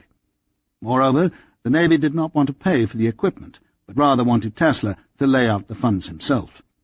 Considering the great wealth of the country, Tesla feigned astonishment at the penurious position of John D. Long, Secretary of the Navy, via Commander Perry, who brazenly forwarded the financial disclaimer on U.S. Treasury Department stationery. Upon Tesla's return to New York in 1900, he wrote again of his interest in placing the equipment aboard their ships. Rear Admiral Higginson, chairman of the Lighthouse Board, wrote back that his committee would meet in October to discuss with Congress the estimates of cost. Higginson, who had visited Tesla in his lab in the late 1890s, wanted to help, but he'd been placed in the embarrassing position of withdrawing his offer of financial remuneration because of various levels of bureaucratic inanity. Tesla spent the time to go down to Washington to confer face-to-face with the High Command. Hobson also negotiated on his friend's behalf, but Tesla was essentially ignored and returned to New York empty-handed and disgusted with the way he was treated. From the point of view of the Navy, wireless telegraphy was an entirely new field, and they were unsure what to do. Furthermore, they may have been turned off by Tesla's haughty manner, particularly when it came to being compared to Marconi, which had always enraged Tesla. Keep in mind, however, that the Navy took over 10 years to recompense Hammond for his work on radio-guided missiles, and even then they almost didn't come through. Tesla was by no means the only one to get the runaround from the military, and Hammond had the best connections possible through his influential father. In 1902, the Office of Naval Intelligence called Commodore F.M. Barber, who had been in retirement in France, back to the States and put him in charge of the acquisition of wireless apparatus for testing.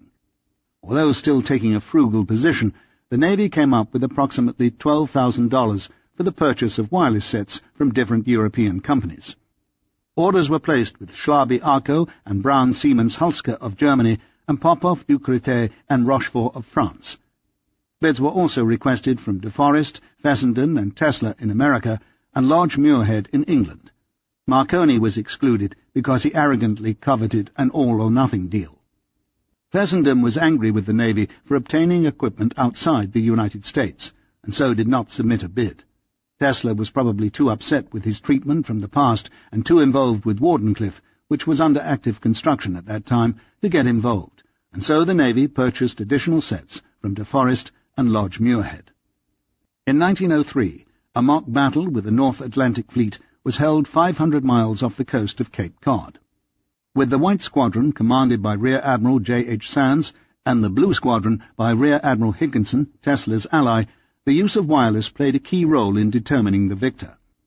Commander Higginson, who won the maneuver, commented, "To me, the great lesson of the search we ended today is the absolute need of wireless in the ships of the Navy. You know we are 3 years behind the times in the adoption of wireless." Based on comparison testing, it was determined that the Schlaby-Arco system outperformed all others, and the Navy ordered 20 more sets. Simultaneously, they purchased an 11-year lease on the Marconi patents. With the onset of World War I, the use of wireless became a necessity for organizing troop movements, surveillance, and intercontinental communication. While the country was still neutral, the Navy was able to continue their use of the German equipment, until sentiments began to shift irreversibly to the British side. Via the British Navy, Marconi had his transmitters positioned in Canada, Bermuda, Jamaica, Colombia, the Falkland Islands, North and South Africa, Ceylon, Australia, Singapore, and Hong Kong. His was a mighty operation. In the United States, the American Marconi Division, under the directorship of the politically powerful John Griggs, former governor of New Jersey and Attorney General under President McKinley, had transmitters located in New York, Massachusetts, and Illinois. One key problem, however, was that the Marconi equipment was still using the outmoded spark gap method. In April 1917, the U.S. Navy completed the seizure of all wireless stations, including those of their allies, the British. At the same time, Marconi was in the process of purchasing the Alexanderson alternator, which was in essence a refinement of the Tesla oscillator. Simultaneously, the Armstrong feedback circuit was becoming an obvious necessity for any wireless instrumentation. However, the Armstrong invention created a judicial nightmare, not only because it used as its core the De Forest Audion, but also because De Forest's invention was overturned in the courts in favor of an electronic tube developed by Fessenden. Never mind that Tesla, as far back as 1902, had beaten Fessenden in the courts for this development. With the Fessenden patent now under the control of Marconi, the courts would come to rule that no one could use the Armstrong feedback circuit without the permission of the other players. The most important ruling concerning the true identity of the inventor of the radio became neatly sidestepped by the War Powers Act of President Wilson, calling for the suspension of all patent litigation during the time of the war. France had already recognized Tesla's priority by their High Court, and Germany recognized him by Schlaby's affirmations and Telefunken's decision to pay royalties. But in America, the land of Tesla's home, the government backed off and literally prevented the courts from sustaining a decision. The Marconi Syndicate, in touch with kings from 2 countries, with equipment instituted on 6 continents, was simply too powerful. With the suspension of all patent litigation and the country in the midst of a world war, Franklin Roosevelt, Assistant Secretary of the Navy, penned the famous Farragut letter. This document allowed such major companies as AT&T, Westinghouse, and American Marconi the right to pool together to produce each other's equipment without concern for compensating rightful inventors. Furthermore, it assured contractors that the government would assume liability in infringement suits. On July 1, 1918, Congress passed a law making the United States financially responsible for any use of an invention described in and covered by a patent of the United States. By 1921, the U.S. government had spent $40 million on wireless equipment, a far cry from Secretary Long's policy of refusing to pay a few $1,000s for Tesla's equipment 18 years before. Thus, the Interdepartmental Radio Board met to decide various claims against it. Nearly $3 million in claims were paid out. The big winners were Marconi Wireless, which received $1.2 million for equipment and installations taken over, but not for their patents.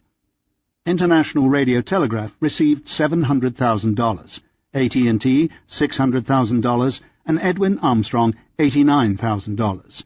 Tesla received a minuscule compensation through Lowenstein, who was awarded $23,000. In 1921, the Navy published a list of all the inventors in wireless who received compensation from them.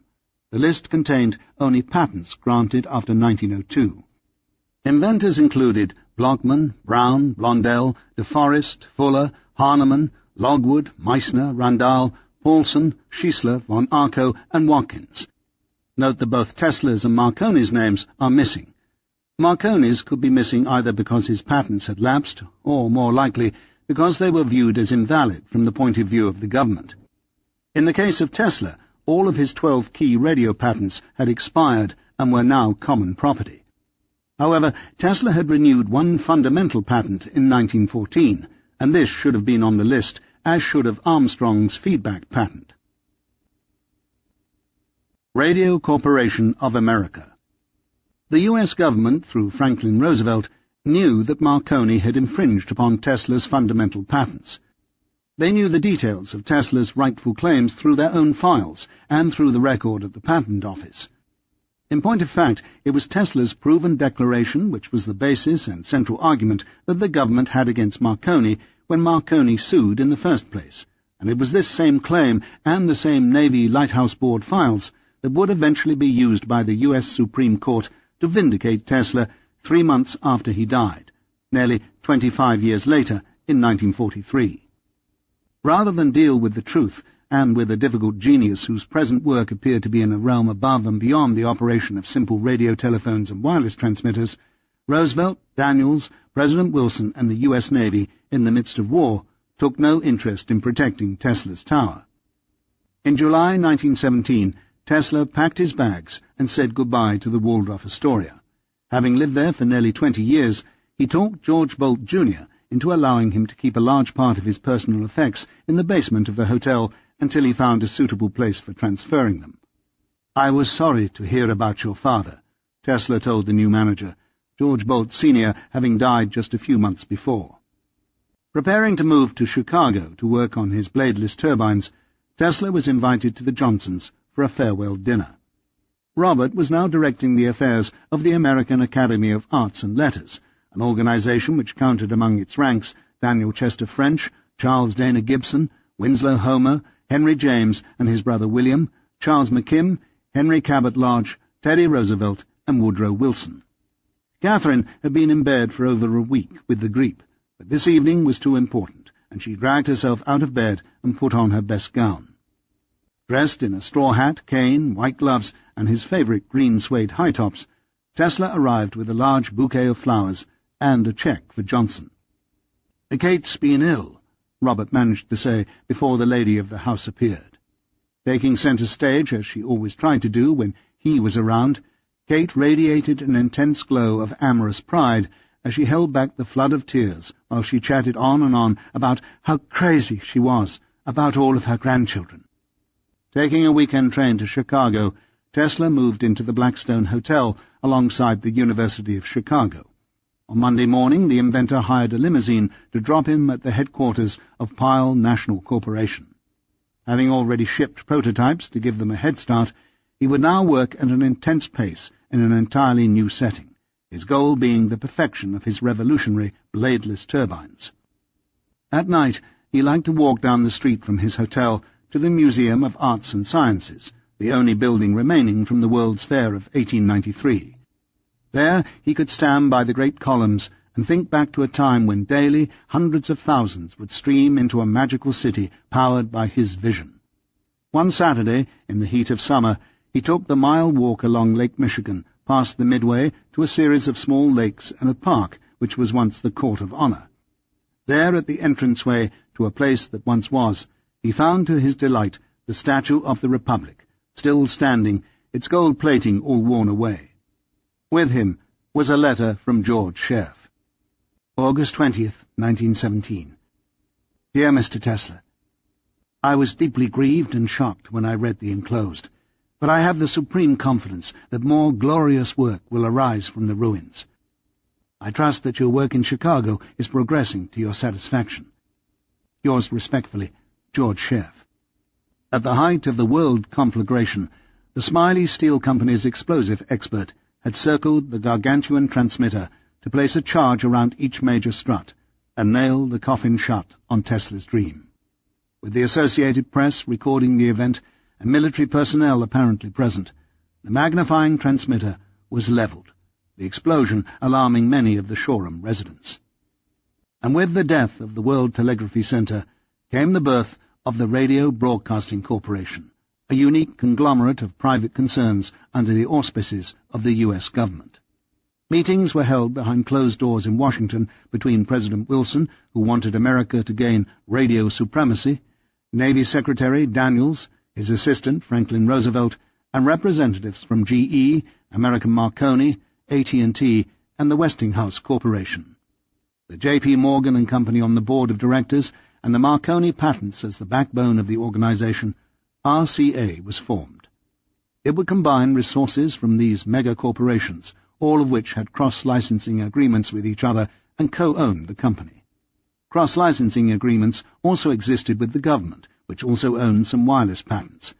Here was another entente cordiale reminiscent of the AC polyphase days, which was not so for the originator of the invention.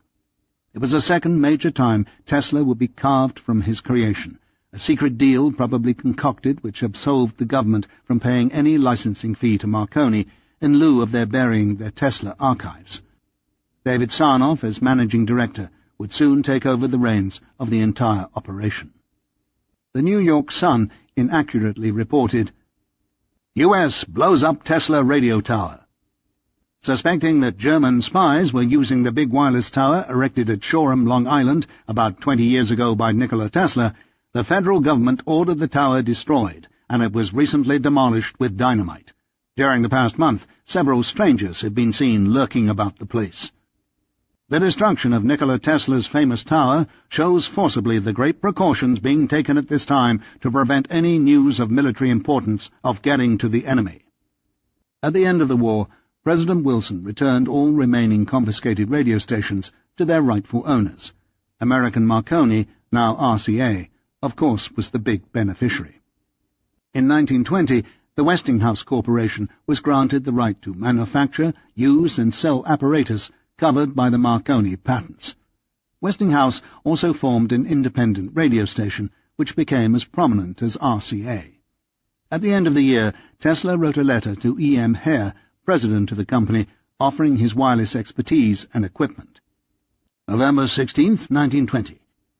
Dear Mr. Tesla, I regret that under the present circumstances we cannot proceed further with any developments of your activities. A few months later, Westinghouse requested that Tesla speak to our invisible audience some Thursday night in the near future over our radio-telephone broadcasting station. November 30th, 1921.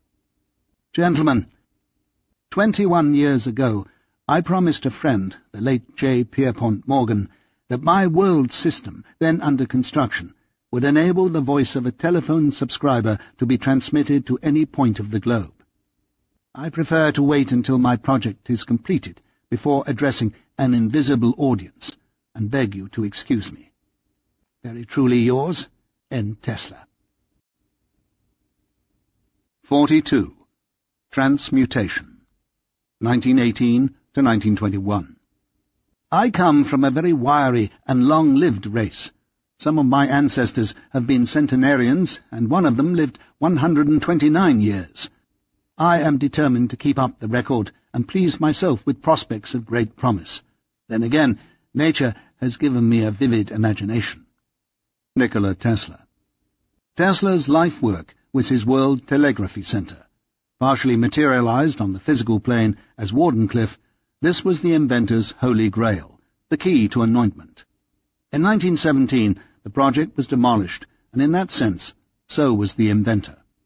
Capable of recognizing the absurdities of life and drawing from transcendent energies, the mystic sought regeneration by consummating his grand plan in fantasy form, and by seeking a new philosopher's stone.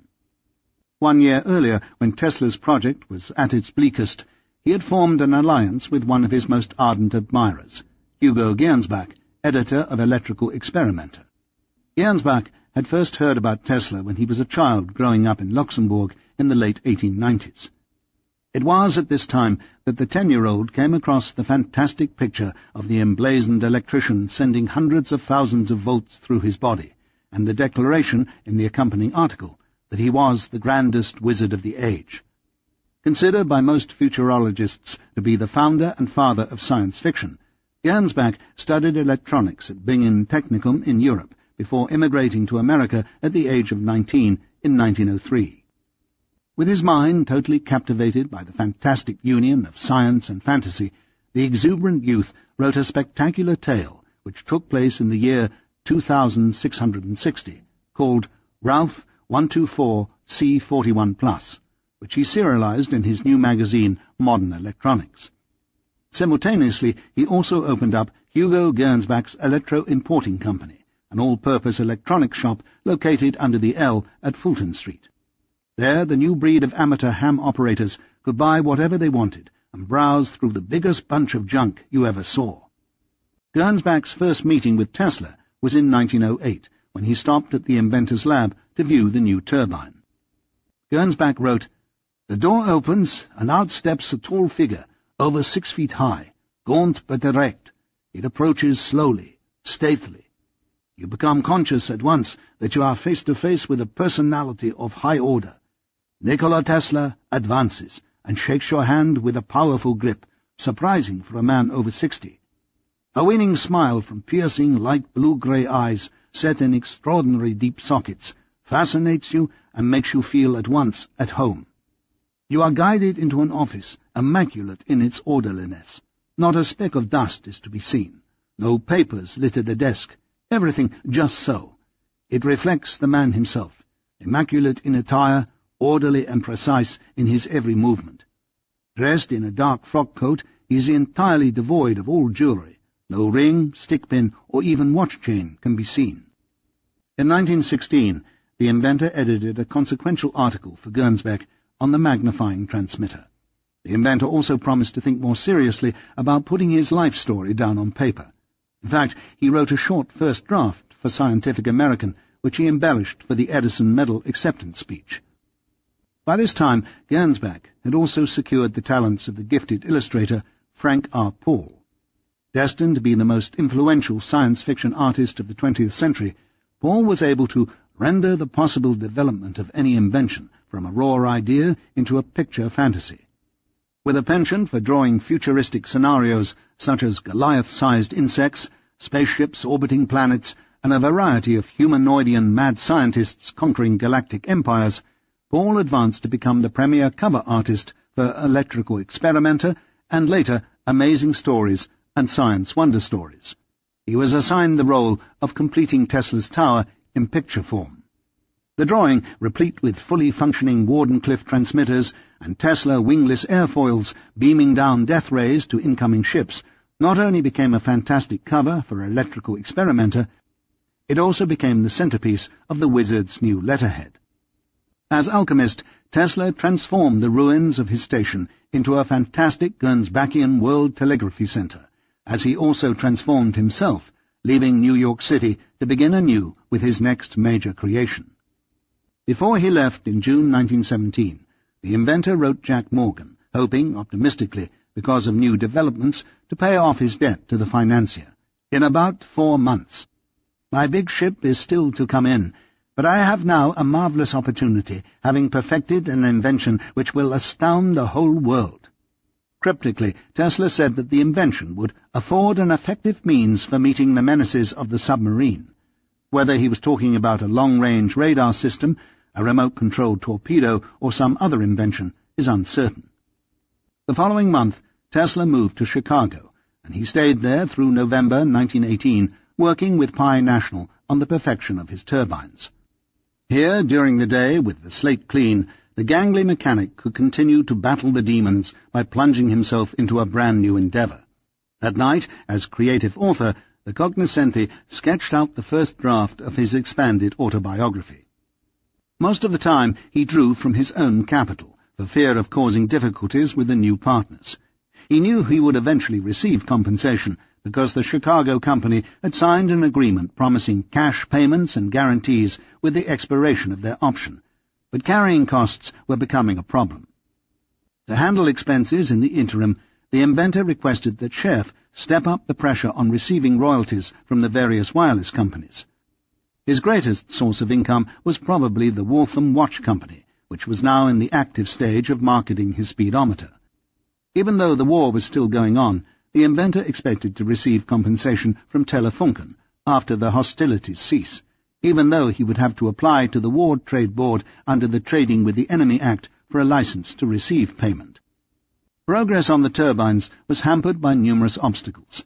Nevertheless, the inventor was delighted with the extraordinarily efficient personnel and overall organization of the Chicago firm.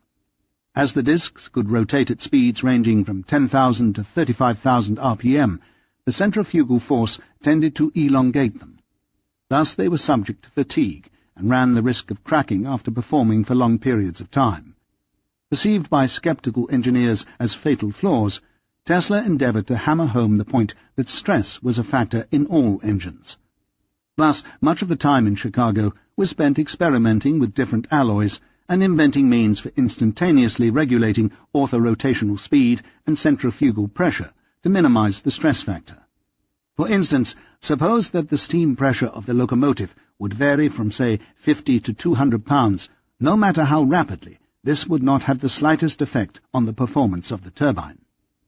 In January 1918, the U.S. Machine Manufacturing Company inquired about placing one of Tesla's turbines inside an airplane, and a few months later the Chicago Pneumatic Tool Company also expressed interest. Tesla was writing Scherf expecting the invention to yield $25 million per year. However, there was still the difficulty of perfecting it, and Tesla was still not free of the numerous other problems of his life, such as the past debts and the continuing quagmire of litigation. During the summer, the inventor twisted his back and was laid up for several weeks. During Tesla's time in Chicago, he calculated his operating expenses at $17,600, with revenues of $12,500. Pi National tried to get out of their debt by sending a check for $1,500, but Tesla returned the token payment and threatened suit. Meanwhile, back at home, the sheriff took possession of the Woolworth office, so Tesla had to wrestle some capital from Pi National to release his company. In New York, George Scherf continued to handle all of the details. Concerning his relationship with the government, as stated in Chapter 41, most of Tesla's wireless patents had expired, and his 1914 patent was complicated by its clash with the Marconi claim. However, he was negotiating with the government on an engine for a plane, writing to the Bureau of Steam Engineering at this time. In litigation, Tesla won a few $1,000s from Lowenstein, lost a $67,000 case against a Mr. de la Verne, in part because he refused to travel back to New York to testify, and had to pay out $1,600 to A.M. Foster for non-payment of services rendered. Before returning to Manhattan for the last months of 1918, the inventor travelled to Milwaukee to visit the Alice Chalmers people. There he was met by the astute but pedantic head engineer, Hans Dahlstrandt. After providing various articles and records from his work at the Edison Station and Pyle National, a contract was drawn up for Tesla to return to Milwaukee and develop the engine with Dahlstrandt. Skeptical from the start, the learned head engineer reluctantly agreed to defer to Tesla's wishes and begin a preparatory investigation of the turbine before he arrived. Throughout this period, 1917 to 1926, the inventor spent most of his time outside New York City. In the years 1917 to 1918, he was in Chicago with Pyle National. In 1919 to 1922, he was in Milwaukee with Alice Chalmers. For the last month of 1922, he was in Boston with the Waltham Watch Company, and in the years 1925 to 1926, he was in Philadelphia working on the gasoline turbine at Budd Manufacturing Company.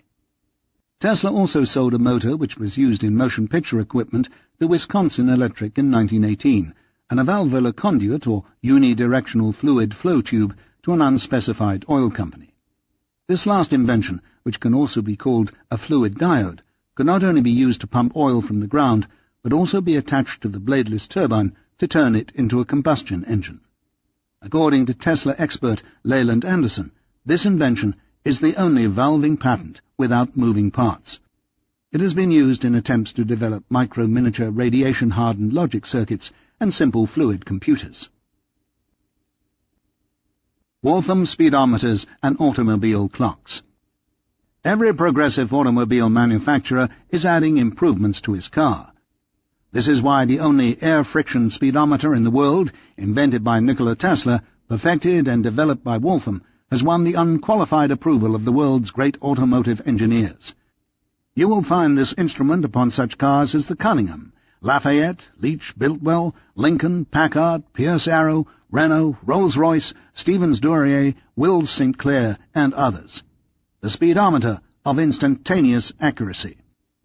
The inventor arrived at the Copley Plaza in Boston to negotiate with Mr. May, the manager of the factory, the advance and royalty schedule. Concerning revenues, Tesla received $5,000 from Waltham, assigning them 3 of his patents in 1922 for a speedometer and tachometer. This agreement included royalties, which he received until at least 1929. Pyle National eventually paid him $15,000 and maybe $30,000 in 1925. From Budd National, he received $30,000 for the turbines, and probably a similar amount from Alice Chalmers, from whom he was expecting profits on the order of $250,000 per year. George Scherf received 5% from most of these contracts. Tesla arrived back home at the tail end of 1918 in time for Christmas dinner with the Johnsons. He stayed for a brief time at the Waldorf, and then moved to the Hotel St. Regis, where he lived off and on for the next few years. The great influenza epidemic was just in its beginning stages, and Catherine was one of the first to display signs of its ravages. In the next year, over 1 billion people were infected, and 20 million died worldwide. She was lucky to survive. Her health deteriorated throughout the year, and by the following Christmas she experienced episodes during which she lost consciousness 3 times within a single day. Perhaps heightened by the severity of the situation, and with new income from Waltham, Tesla paid Robert checks totaling at least $1,500 during this period. Throughout 1919, Tesla's autobiography appeared in serialized form in Gernsback's Electrical Experimenter. Paired with photographs and a series of spectacular Frank Paul drawings, the story began as an unusual tale of a wizard child growing up in another era in a faraway land. The account of the early years of Tesla's life oozed charm and wit, with its numerous Mark Twainian depictions of amusing anecdotes, harrowing experiences, life with his inventive mother, preacher father, prodigal brother, and 3 doting sisters.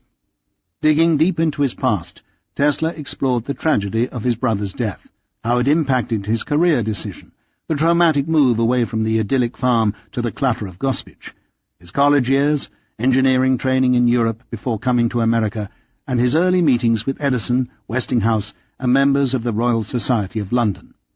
Also included was an uncommon description of his peculiar powers of eidetic imagery, out-of-body experiences, childhood illnesses, phobias, and idiosyncrasies.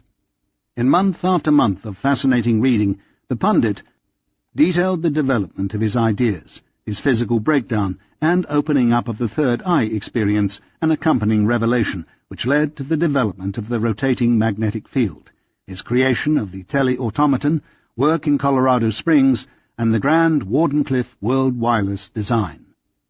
This liaison with Gernsback supplied the inventor with a steady income, and helped Electrical Experimenter boost its circulation to around 100,000. Simultaneously, MN Inventions also provided the world with a notable autobiographical testimony of one of the most singular and controversial personalities of the age. The year also saw numerous articles about Marconi's recent experiences intercepting impulses possibly emanating from extraterrestrials, with Professor Pickering writing Elihu Thomson that he might have detected vegetation on the moon, and a resurgence of interest in the Canals of Mars scenario. The press jumped at the Italian's far-out declaration and grilled him for additional details. Stealing Tesla's thunder even on this front, Marconi proclaimed that he had often received strong signals out of the ether which seemed to come from some place outside the Earth and which might conceivably have proceeded from the stars. As to the language problem of communicating with the Martians, Marconi said, "It is an obstacle, but I don't think it's insurmountable. You see, one might get through some such message as 2 + 2 = 4 and go on repeating it until an answer came back signifying yes. Mathematics must be the same throughout the physical universe." Seeking redress in a variety of ways, Tesla sought publicity in Electrical World, where he attributed the Italian signals to an undertone metronome effect emanating from other wireless operators. Anticipating the possibility that a critic might ascribe the same mechanism to his own extraterrestrial encounter of 1899, Tesla added, "At the time I carried on those investigations, there existed no wireless plant capable of producing a disturbance perceptible in a radius of more than a few miles." This, of course, was a false premise, as Marconi at that time was already sending messages hundreds of miles. Johnson wrote Tesla that when Marconi repeats your idea, it is no longer laughed at. But in some circles, this did not seem to be the case. Celestial Movies. Mr. Tesla has small confidence in the Marconian idea of getting into communication by way of mathematics. He would prefer to send pictures by wireless, the human face, for example. But suppose Mars does not like your face? That will be a regrettable rebuff to scientific investigation. If civilization on Mars is as old as we're asked to believe, the Martians have no doubt acquired their own taste in faces. Although the Christmas dinner of 1919 was marred by Catherine's ill health, it was overshadowed by good news. President Wilson had appointed Robert ambassador to Italy. With mixed emotions, and Catherine apparently recovering her health, Tesla's friends left for Europe, where they stayed throughout the following year. Now, really alone, the wizard continued his slide from public scrutiny. Copied, mocked at, and ultimately abandoned by the world he helped create, Tesla tried to keep his life in perspective and contain his anger by doing his best to transform it. But over time, the irony of it all took its toll and caused an already eccentric individual to exaggerate already strange ways. Tesla would become more fanatical about cleanliness and spend more time walking the streets after hours, circling his block 3 times before entering the St. Regis and avoiding stepping on cracks on the sidewalks. Some said he peeked in windows and liked to watch others in voyeuristic ways. Practicing gastronomical frugality, the celibate slowly turned away from the meat and potatoes of life and eventually from eating solids altogether. Now he would rarely write in pen, preferring the less definite pencil.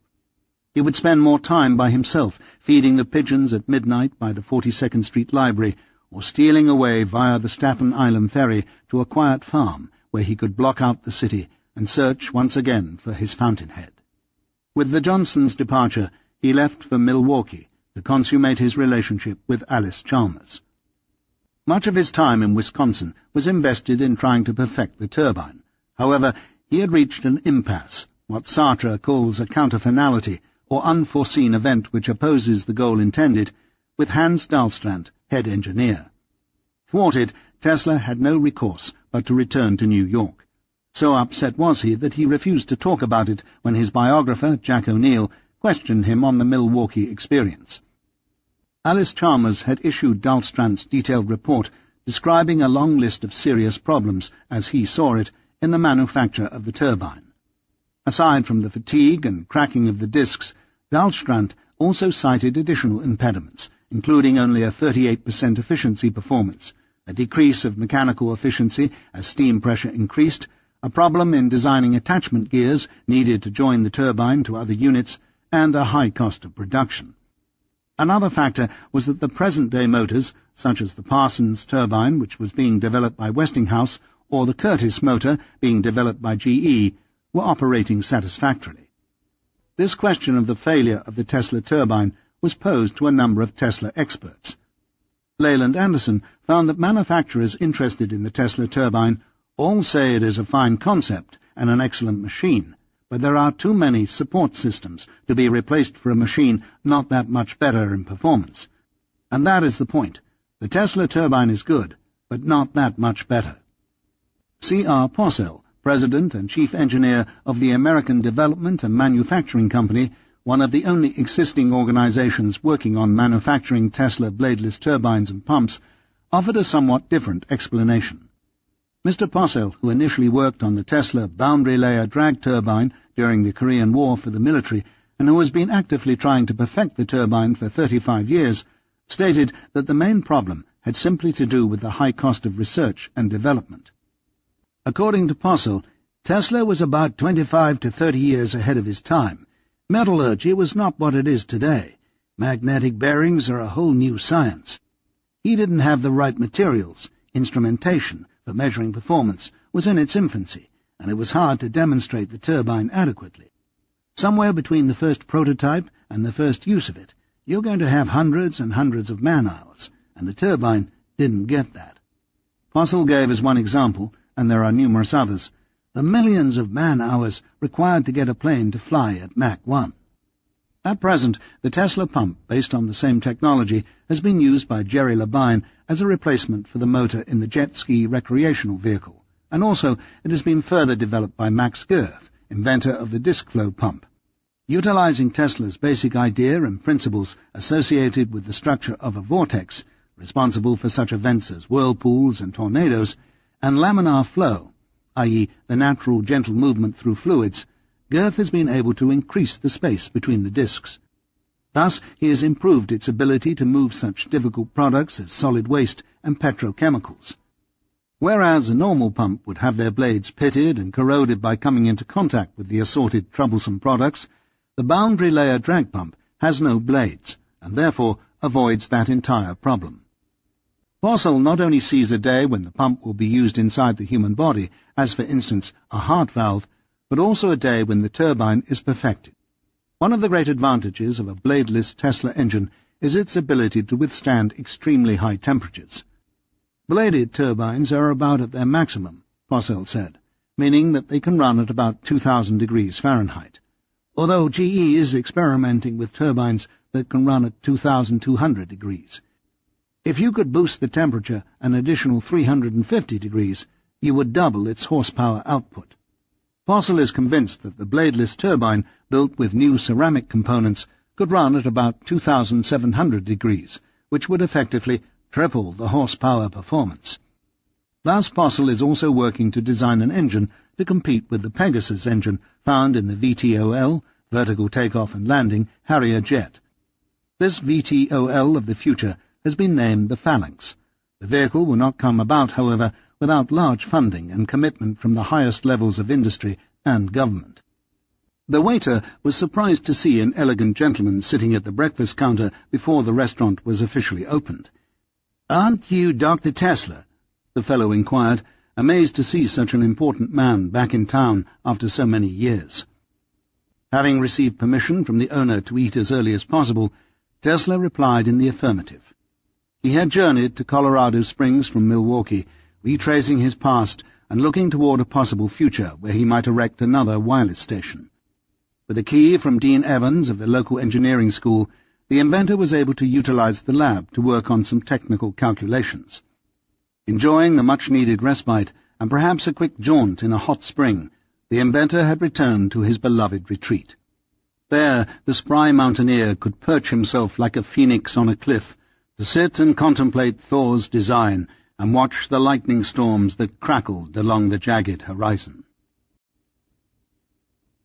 43. The Roaring Twenties, 1918 to 1927.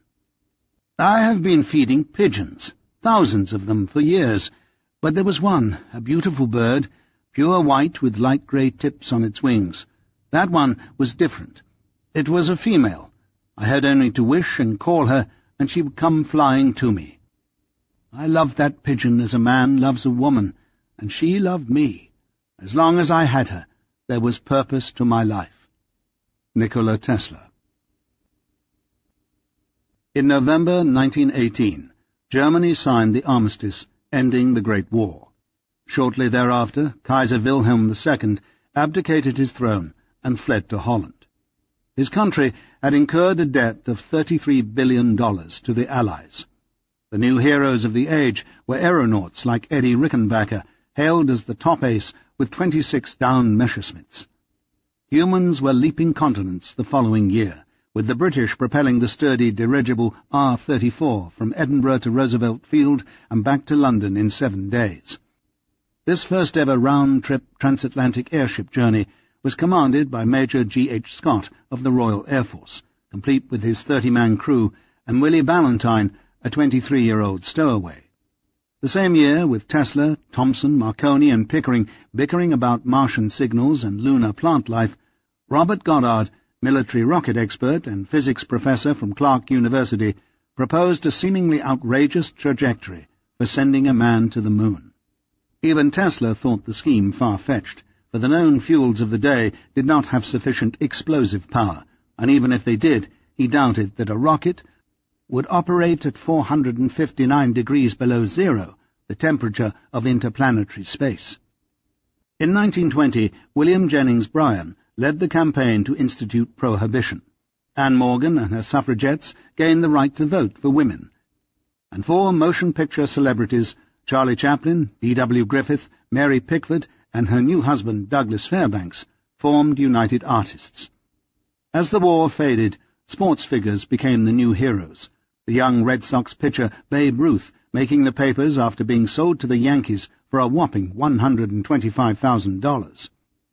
Hugo Gernsback tried to put Tesla on the masthead of yet another futuristic electrical experimenter spin-off, but his financial offer was, in Tesla's eyes, puny, and he rejected it.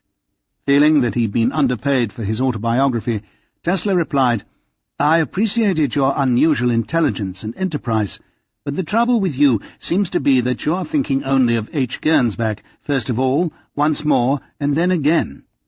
Gernsback, however, never wavered in his praise of Tesla, and continued to feature Teslaic articles and drawings in his various periodicals. On the topic of thought transference, as a materialist, Tesla completely rejected any concept related to ESP. However, he did think that it was possible to read out the thoughts of another person's brain by attaching TV equipment to the rods and cones of the retina, which was, in his view, the arena of cognitive processing. This invention, called the thought recorder, provided the basis for a number of Frank Paul spectaculars, such as his October 1929 Amazing Stories cover depicting 2 humans wearing thought-reading helmets. Revisiting Wardenclyffe. The 1920s marked a period of turmoil and revolution. Homeostasis had yet to settle in. With the Johnsons still in Europe, Tesla was forced to face the painful Wardenclyffe fiasco once again without the solace of his close friends. With his Manhattan attorney, William Raskin, Jr., Tesla took the train out to the Supreme Court of Suffolk County to battle agents for the George C. Bolt estate and the Waldorf Astoria, who were trying once again to recoup approximately $20,000 in unpaid rent. The referee was the Honourable Roland Miles. The case dragged on for months and covered over 300 pages of testimony. Tesla testified that in March 1915 he had put up Wardenclyffe as collateral against past moneys owed to Francis S. Hutchins personal counsel for George C. Bolt and the Waldorf Astoria. Hutchins and the hotel interpreted the transaction as an outright transference of the deed. Since the hotel now thought that they owned the property, they felt that it was their right to resell the land and take down the tower to sell the lumber and other parts for salvage. When Tesla took the stand, he was asked if he remembered the day he delivered the deed. "I distinctly remember telling Mr. Hutchins that the plant had cost an enormous amount of money, in comparison with which this indebtedness was a trifle, and that I expected great realizations from the plant, $30,000 a day if the plant had been completed." Tesla assumed that if he paid the $20,000 owed, he would have gotten back the plant. He further assumed that the Waldorf Astoria would take good care of the property because of its enormous value. They did not take good care, however. Vandals broke in and stole equipment, such as expensive lathes. "Can you describe the structures and any other equipment that was in the laboratory?" Tesla's counsel asked. The plaintiff attorneys tried to block the testimony, but the judge allowed Tesla to begin. The inventor sat back, removed his white gloves, placed them on the podium, and proceeded. "The building formed a square about 100 feet by 100.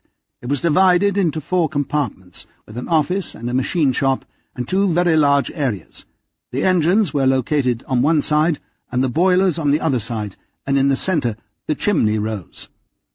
When asked how big the boilers were, Tesla said that there were 2 300-horsepower boilers surrounded by 2 16,000-gallon water tanks that utilized the ambient heat for hot water. To the right of the boiler plant were the engines.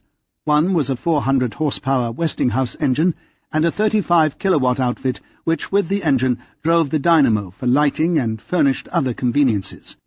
There were high and low pressure compressors, various kinds of water pumps, and a main switchboard for operating everything. Towards the road on the railroad side was the machine shop. That compartment was 100 by 35 feet, with a door in the middle, and it contained, I think, 8 lathes. Then there was a milling machine, a planer and shaper, a spliner, 3 drills, 4 motors, a grinder, and a blacksmith's forge. Now in the compartment opposite, which was the same size as the machine shop, there was contained the real expensive apparatus. There were 2 special glass cases where I kept historical apparatus, which was exhibited and described in my lectures and scientific articles. There were at least 1,000 bulbs and tubes, each of which represented a certain phase of scientific development. Then there was also 5 large tanks, 4 of which contained special transformers created so as to transform the energy for the plant. They were about, I should say, 7 feet high and about 5 by 5 feet each, and were filled with special oil, which we call transformer oil, to stand an electrical tension of 60,000 volts. Then there was a 5th similar tank for special purposes, and then there were my electric generating apparatus. That apparatus was precious because it could flash a message across the Atlantic, and yet it was built in 1894 or 1895. The court sat humbled. The opposing attorney tried to block Tesla's further testimony, but the judge allowed the inventor to continue. "Beyond the door of this compartment," Tesla continued, "there were to be the condensers, what we call electric condensers, which would store the energy and then discharge and make it go around the world. Some of these condensers were in an advanced state of construction, and others were not. Then there was a very expensive piece of apparatus that the Westinghouse Company furnished me. Only 2 of this kind have ever been constructed. It was developed by myself with their engineers. That was a steel tank which contained a very elaborate assemblage of coils, an elaborate regulating apparatus, and it was intended to give every imaginable regulation that I wanted in my measurements and control of energy." Tesla also described a special 100-horsepower motor equipped with elaborate devices for rectifying the alternating currents and sending them into the condensers. On this apparatus alone I spent thousands of dollars. Then, along the center of the room, I had a very precious piece of apparatus. It was Tesla's remote-controlled boat. "Was that all there was, generally speaking?" "Oh, no, nowhere near," Tesla replied. The inventor then proceeded to describe a series of closets that housed numerous other appliances, each representing a different phase of his work. There was the testing room, which included precious instruments given to him by Lord Kelvin, a breech and other instruments such as voltmeters, wattmeters, ampere meters. In that small space there was a fortune. The opposing attorney asked that the statement, "there was a fortune," be taken out. "Yes, strike it out," said the judge.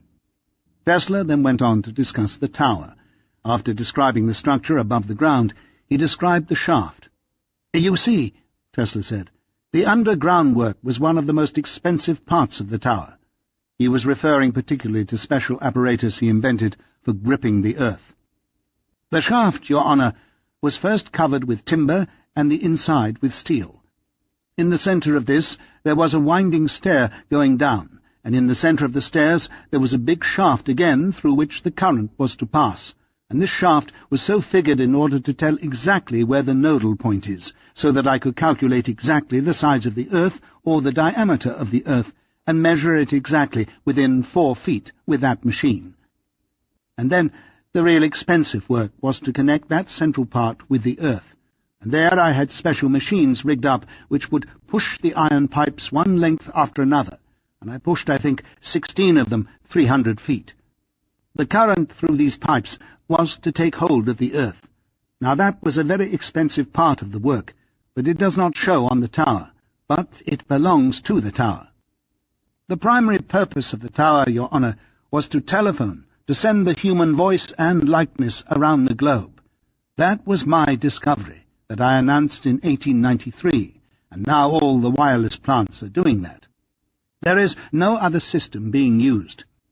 Then the idea was to reproduce this apparatus and connect it just with a central station and telephone office, so that you may pick up your telephone, and if you wanted to talk to a telephone subscriber in Australia, you would simply call up that plant, and that plant would connect you immediately. And I had contemplated to have press messages, stock quotations, pictures for the press, and the reproduction of signatures, checks, and everything transmitted from there. And then I was going to interest people in a larger project, and the Niagara people had given me 10,000 horsepower. Did you have any conversation with Mr. Hutchins or anybody representing the plaintiffs concerning the taking down of the tower, or anything like that?" asked the judge.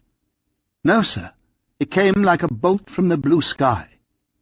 As the deed had been transferred in a legal manner with Tesla's full compliance, Judge Miles ruled in favour of the hotel. The inventor's lawyer countered, arguing that the Waldorf Astoria sold equipment which they did not account for, and destroyed a property worth $350,000 to try and recoup the $20,000 owed. The property despoiled exceeded the value of the mortgage, and therefore the plaintiffs, the hotel management, should have been held to account to defendant Tesla. Precedent cases were cited. The Waldorf Astoria, however, had the last word. "As a solace to the wild hopes of this dreamy inventor," their lawyer wrote, "if prior to that time he should grasp in his fingers any one of the castles in Spain which always were floating about in his dreams, and had he paid the board bills which he owed, this wild scrubby woodland, including the Tower of Babel thereon, would cheerfully have been reconveyed to him. By no fair inference or construction can Tesla's counterclaim make void this judgment. It was merely a sop to the vanity of a brilliant but unpractical mind. The judgment should be affirmed with costs." In the summer of 1922, Robert Johnson and his ailing ambassadress returned to the States from Italy. They arrived in time to attend Paderewski's comeback piano concerto with their elusive friend at Carnegie Hall in November. Robert's autobiography, Remembered Yesterdays, which was just completed, highlighted not only a memorable meeting between Tesla and Paderewski in the late 1890s, but also the virtuoso's 1919 stint as President of Poland. As the pianist had held office for only 10 months, Tesla was moved to jest that it was just long enough to gain publicity for his next tour. "That's a terrible thing to say, Mr. Tesla." Kate sparkled as they stepped into the limousine that was to take the trio to the opening.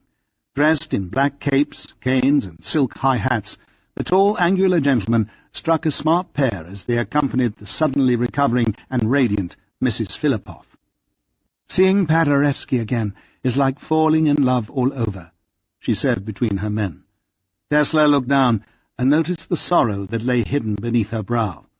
His was apparent to her as well. Robert's upper lip held them steady. The Bolsheviks were taking over in Russia. Communist and anarchist uprisings reverberated throughout the world.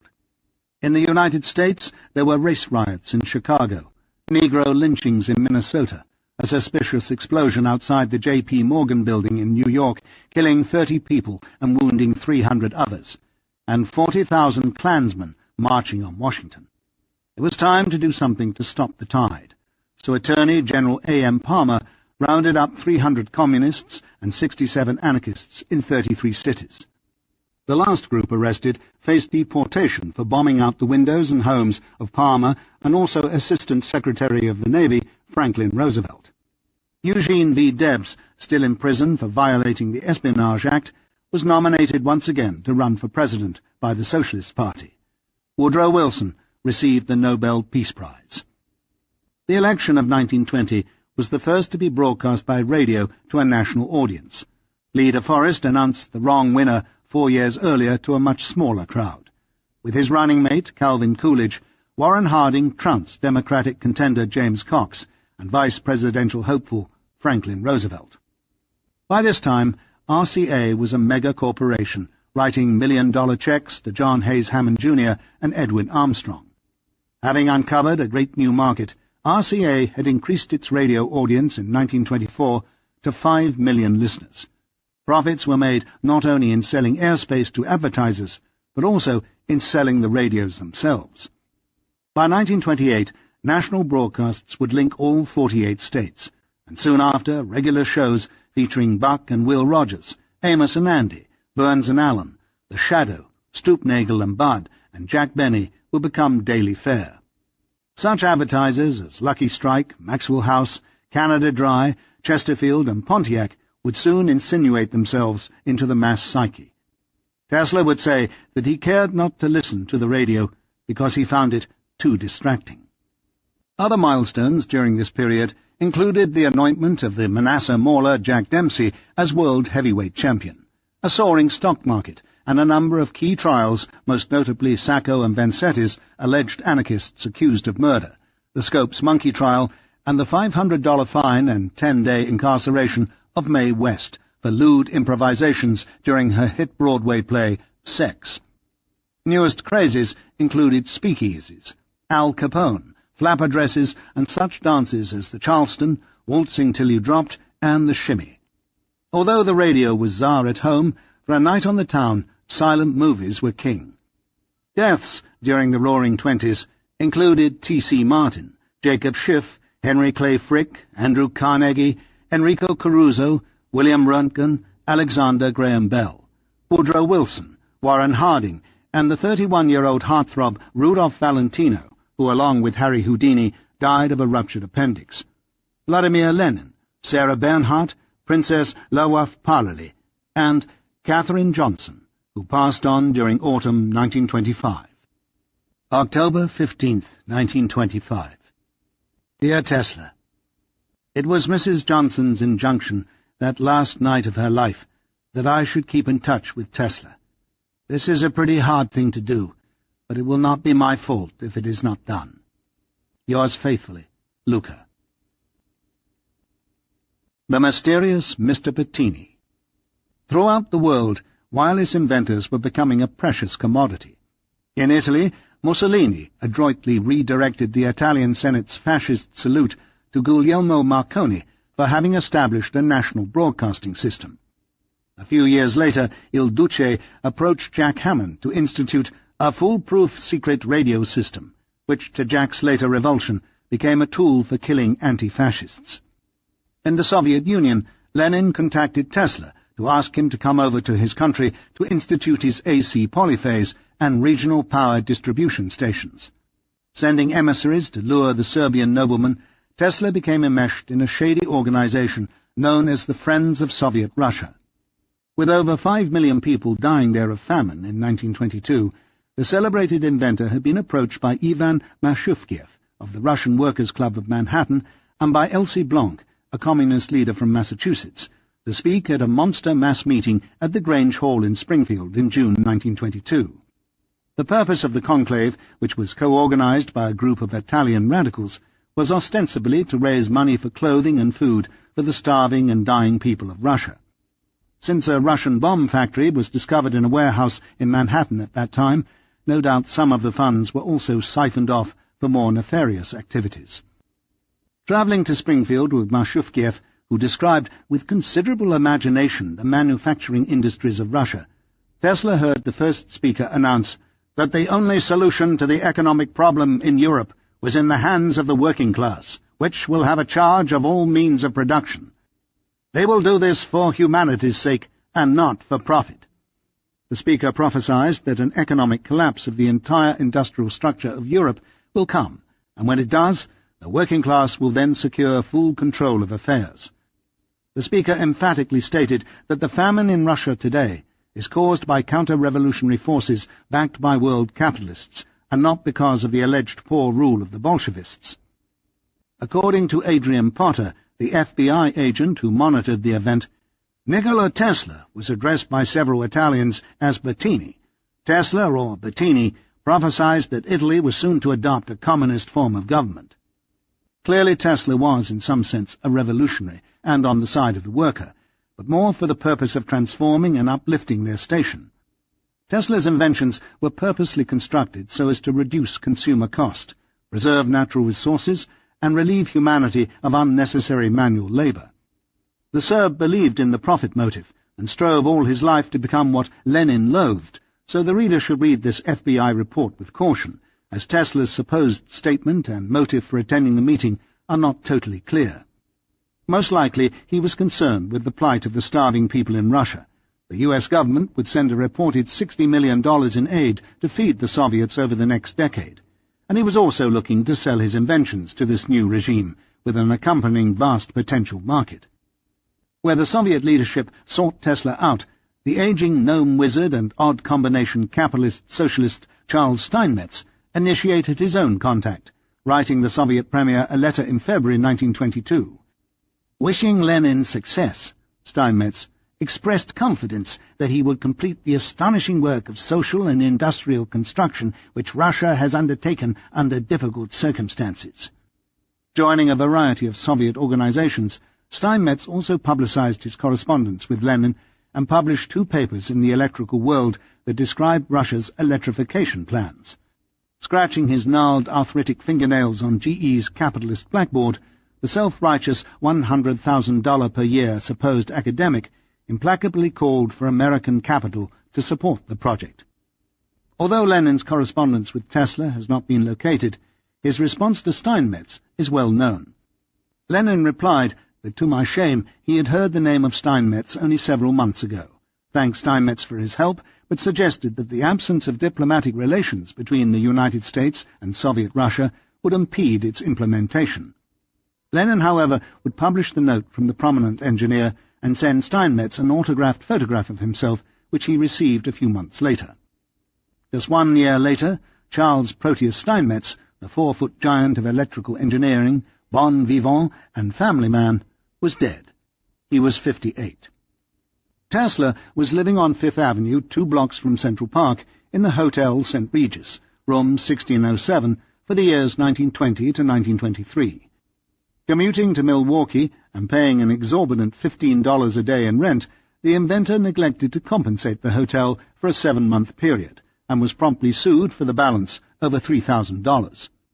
Forced to find other premises, he moved into the Hotel Marguerite on Park Avenue and 48th Street, just a few blocks from his favorite stomping grounds, Bryant Park behind the New York Public Library, and the great commuters' hall at Grand Central Station. After hours in the dead of night, the inventor would grab his coat, cane, white gloves, and derby, and prance out for a tour of the park by the library, where he cogitated and fed his precious pigeons. Rumours began spreading about the gaunt eccentric who fed the pigeons, as Tesla purposely kept his identity concealed. Midnight is the hour he chooses for his visits. Tall, well-dressed, of dignified bearing, the man whistles several times, a signal for the pigeons on the ledges of the building to flutter down about his feet. With a generous hand, the man scatters peanuts on the lawn from a bag, A proud man, yet humble in his charities. Nikola Tesla. According to several researchers, Tesla was a homosexual, and it was supposedly there, in the Hotel Margery, that he liked to meet his special friends. More likely a celibate, the inventor did have one homosexual admirer, the young journalist Kenneth Sweezy.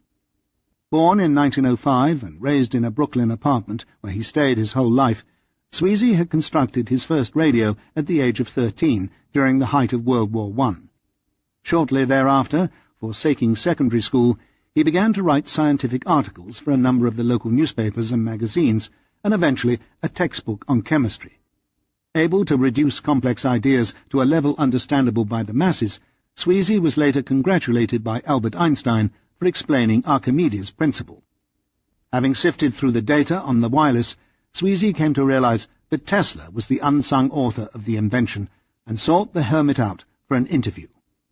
With a round, boyish face, glasses, and a quick and perceptive mind, Sweezy quickly endeared himself to Tesla, who expressed surprise at the writer's youth. Only 19 at the time, Sweezy and Tesla began a special friendship that would last until the end of the inventor's life. Often they would meet in Tesla's apartment to go over some articles Sweezy was writing, or to discuss aspects of Tesla's work. Afterward, the youngster might join the inventor for dinner, or Tesla would walk the boy back to the gate of the subway. As the friendship grew, the aging sage also came to rely on Sweezy when he needed assistance, and by the time he was in his late 70s, their friendship became so familiar that, according to Sweezy, Tesla sometimes greeted him at the door, stark naked. As the years progressed, Tesla's new publicist became virtually one of the family, befriending Agnes Holden, Robert Johnson's daughter, and also Sava Kozanovich, Tesla's nephew, who often travelled to New York from the newly formed Yugoslavia as its first ambassador. Sweezy, who himself described Tesla as an absolute celibate, began to compile a large holding of articles, letters, and original manuscripts as he raced, unwittingly, Jack O'Neill, Tesla's other journalist compadre, to write the quintessential biography. Concerning Tesla's habits, Sweezy confirmed that the inventor rarely slept. Tesla claimed he slept less than 2 hours per night. The inventor, however, did admit to dozing from time to time to recharge his batteries. For exercise, the inventor would walk 8 to 10 miles per day, and also loosen up in the bathtub, although he also touted a waterless bath which involved charging his body with electricity in such a way as to repel all foreign particles. Later, Tesla would add to his repertoire the squishing and unsquishing of his toes, 100 times for each foot every night. He claimed the practice stimulated his brain cells. And how this man worked! I will tell you about a little episode. I was sleeping in my room like one dead. It was 3 after midnight. Suddenly, the telephone ring awakened me. Through my sleep, I heard his voice. "Sweezy, how are you? What are you doing?" This was one of many conversations in which I did not succeed in participating. He spoke animatedly, with pauses, as he worked out a problem, comparing one theory to another, commenting, and when he felt he had arrived at the solution, he suddenly closed the telephone. In 1926, shortly after moving to the Hotel Pennsylvania, the inventor agreed to an interview for Collier's magazine. The 68-year-old philosopher chose as his topic of the evening the female of the species. Viewing the women's movement as one of the most profound portents of the future, the tall, thin, ascetic man told the interviewer, "This struggle of the human female towards sex equality will end in a new sex order with the female as superior." Happy with the article, Tesla forwarded a copy to Anne Morgan, with whom he still kept in touch, and Anne wrote back to review her own 20-year odyssey as an advocate in the women's movement. During this same time period, Tesla divulged in the world his unbridled attachment to the city's pigeons. "Sometimes I feel that by not marrying I made too great a sacrifice to my work," he told the reporter. "So I have decided to lavish all the affection of a man no longer young on the feathery tribe. I am satisfied if anything I do will live for posterity, but to care for those homeless, hungry, or sick birds is the delight of my life. It is my only means of playing." In the same article, Tesla poignantly reveals a fondness for one particular pigeon that had a broken wing and leg. "Using all my mechanical knowledge, I invented a device by which I supported its body in comfort in order to let the bones heal. Carrying the bird up to his suite, Tesla calculated that it cost me more than $2,000 to cure her. It took over a year and 1/2 of daily care, and afterward Tesla hand-carried the bird to one of his favourite farms, where it is now one of the finest and prettiest birds I have ever seen. Concerning his potential affinity for males, Tesla certainly displayed an affection for muscle men, often in the later years inviting boxers such as Henry Doherty, Jimmy Adamick, and the Yugoslav welterweight champion Fritzi Zivic out to dinner or to his apartment. Having made a study of the 1892 championship match between gentleman Jim Corbett and John L. Sullivan, which had been held in New Orleans, Tesla made the sports headlines in 1927 by predicting the outcome of the rematch between Gene Tunney and Jack Dempsey, the Manasseh Mauler, having been deposed the year before in a 10-round decision. Dr. Tesla picks Tunney on basis of mechanics. Sitting in the suite of the Hotel Pennsylvania, the 71-year-old inventor did not hedge or pussyfoot, but declared that Tunney was at least a 10-to-1 favorite. Tunney will hit Dempsey continuously and at will. In addition, he's single, and other things being equal, the single man can always excel the married man. Dr. Tesla smiled significantly. He is a lifelong bachelor. With Catherine's death came a new level of intimacy between Tesla and Luca. Often they would meet for dinner or at the cinema, and when Spanish-American war hero Richmond P. Hobson returned with his wife to live in the city, he would join them. According to Mrs. Hobson, these two dear friends, Tesla and Hobson, about once a month, or sometimes oftener, would meet and go to a movie, and then sit in the park and talk till after midnight. Richmond always came home with enthusiasm over some new invention of Tesla's, and well I recall the night he told Richmond, "I can shake the world of its orbit, but I won't do it, Hobson." Certainly Tesla's relationship with Catherine had been at least at one time provocative, and no doubt he reviewed details with Hobson, but apparently, according to his own words, he had never touched a woman. One could make a case for a germ phobia, although his relationship with the pigeons would seem to dispel that myth. Magnified greatly by the O'Neill biography, or Tesla's aversion to sexual intimacy with women could be evaluated from a psychoanalytic perspective. In 1924, Tesla wrote in a condolence note to Jack Morgan, "The mother's loss grips one's head more powerfully than any other sad experience in life." 44. Faster than the speed of light, 1927 to 1940. June 1931, Potsdam, Germany. Dear Mr. Tesla, I am happy to hear that you are celebrating your 75th birthday, and that as a successful pioneer in the field of high-frequency currents, you have been able to witness the wonderful development of this field of technology. I congratulate you on the magnificent success of your life's work. Albert Einstein. For the balance of the wizard's life, he would continue to speak cryptically about a number of entirely new and revolutionary inventions. These included A. a machine for harnessing cosmic rays, B. a means for transmitting mechanical energy, C. a particle beam weapon, and D. a mechanism for communicating with other planets. In addition, Tesla also continued to refer to E. his Wardenclyffe idea. The identification of each separate invention became a somewhat confusing task for journalists and researchers, because each of these ideas involves the transmission of energy to distant places. And the third invention, the so-called death ray, apparently in its final form, comprised features from some, if not all, of the other inventions. Throughout Tesla's 70s, that is, from the mid-1920s until about 1934, Tesla continued his practice of travelling to industrial centres throughout the Northeast and Midwest in his quest to market his wares. While commuting to Philadelphia during the years 1924 to 1925 to work on his gasoline turbine, he had worked on the steam turbine in Chicago and Milwaukee, Tesla met with John B. Flowers, inspector of airplanes and engines at the local naval aircraft factory. He had known the inspector since 1917.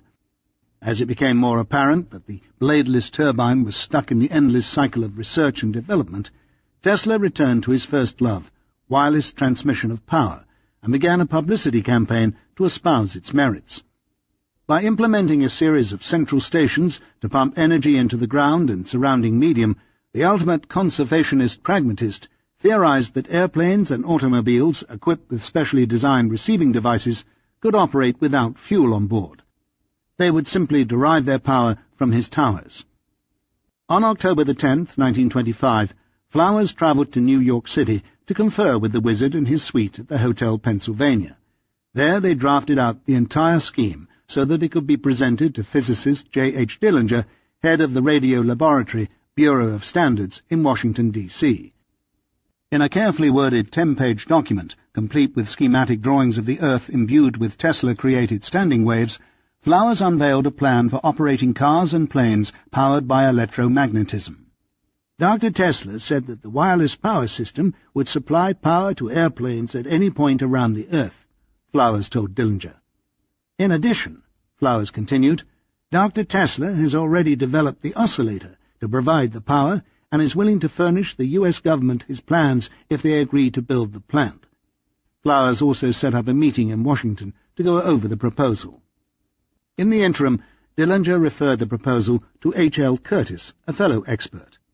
After canny consideration, Curtis rejected the plan, his main objection being that as he understood it, Tesla's scheme was to create standing electrical waves around the Earth as a sphere. There would be then considerable concentration of energy at the nodes, and it was at the nodal points Tesla expected to develop his energy. The system proposed by Mr. Flowers does not have this feature. He proposes to collect energy at any point. Thus, some means would have to be devised for concentrating this energy and making it available. No such method is proposed, and I do not think of any that appears feasible. Furthermore, I do not know of any wireless apparatus of sufficient magnitude to warrant the expectation that power can be economically transmitted by radio methods.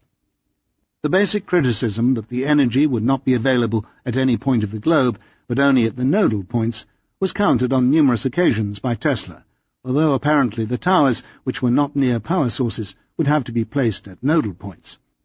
One of Tesla's favourite analogies was to view electricity as a kind of fluid, and his magnifying transmitters as a series of pumps. Just as with a hydraulic system, the fluid would be present at all points in equal pressures. So too would Tesla's electrical oscillations.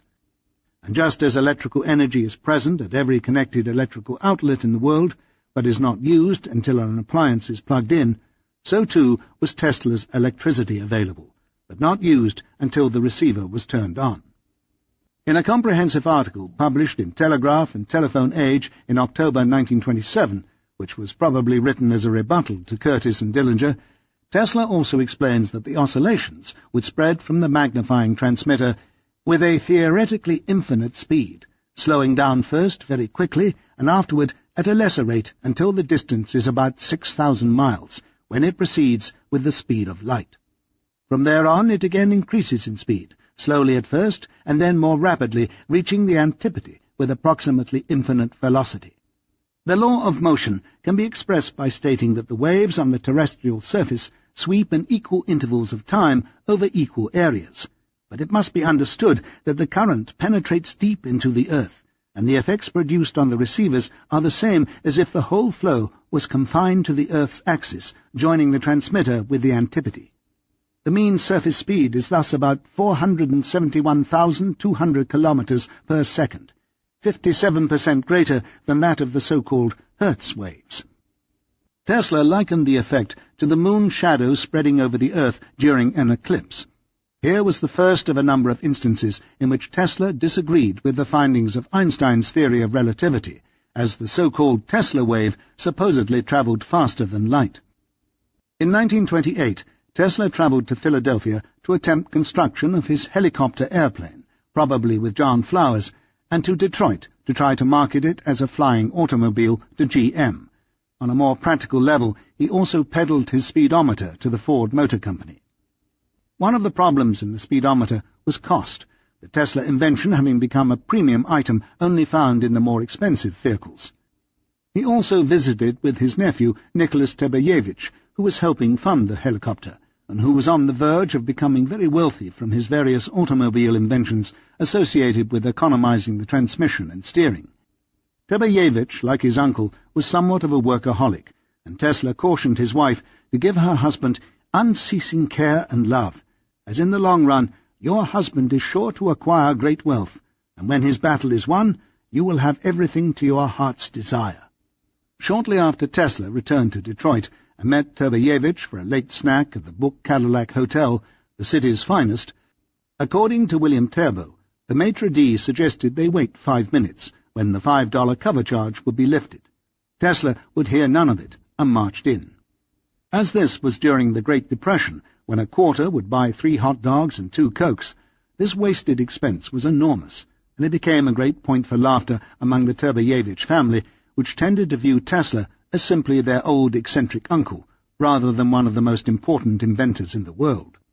When the nephew tried tactfully to bring up the matter of the cover charge, Tesla evaded by responding, "I'll never die rich unless the money comes in the door faster than I can shovel it out the window." During this period, 1925 to 1938, Tesla also negotiated with Myron Taylor, CEO of U.S. Steel.